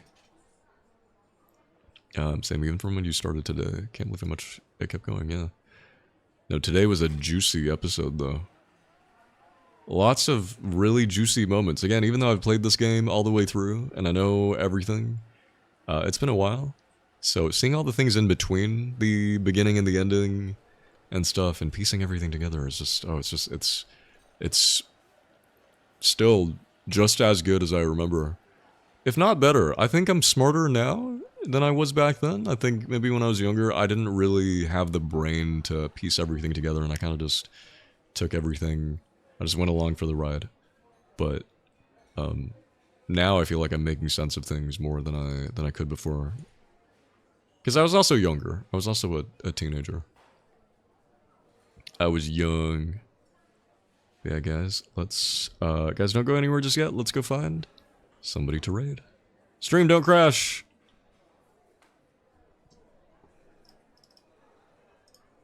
Stream, don't crash. Okay. Alright, who shall we raid? VTuber male, VTuber Asian English. My favorite. Actually, what game is this? This person is playing demos? Oh. Does that say Malaysia? Okay, goodbye. I'm just kidding. Malaysia. Is this a fishing game? Wait, I see someone I recognize in the chat. It's Cotton Cryon. How are they going to get cooked, man? I see. I don't think that's possible, guys. I think that's probably... Freak. Oh, that's probably why this person's showing up on my recommended. Also because they're Malaysian, maybe.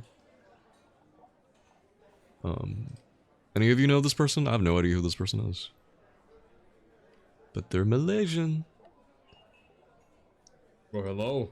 Am I invisible to you? What is this game? Is this just hard. a whoop? Is this a horror If I game? do like this, perhaps. Maybe this might work. There's something very uncanny about this game. Oh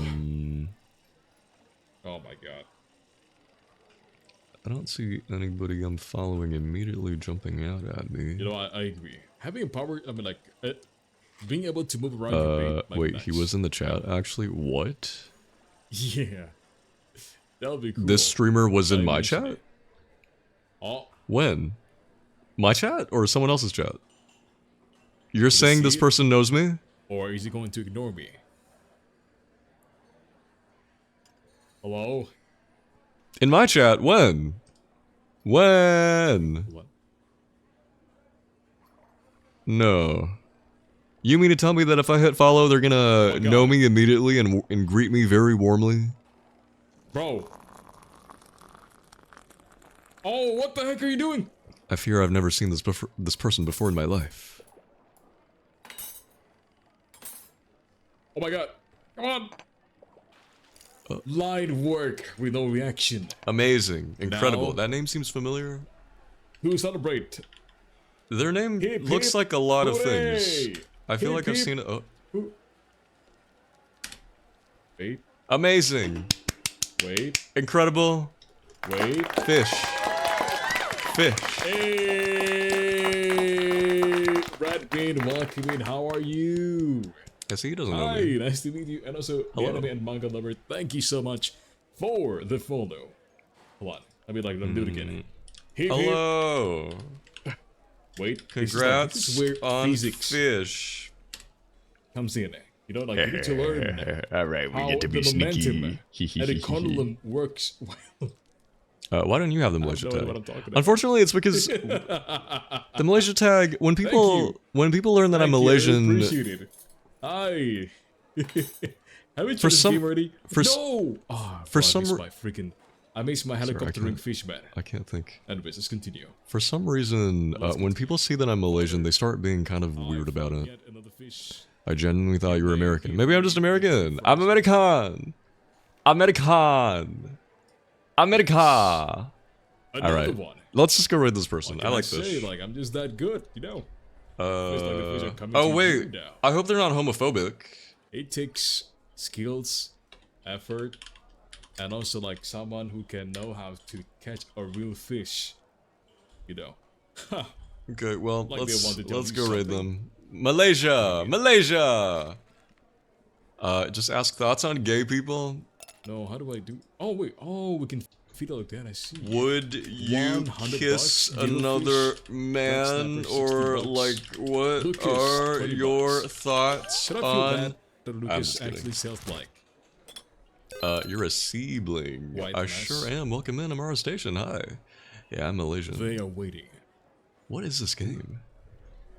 What is this game? It looks weirdly unsettling. Oh, someone said hi in the chat. Hello. Hello, Hydro Aqua Water. I don't suppose they're here because of this fishing stream. Unifor Hoy!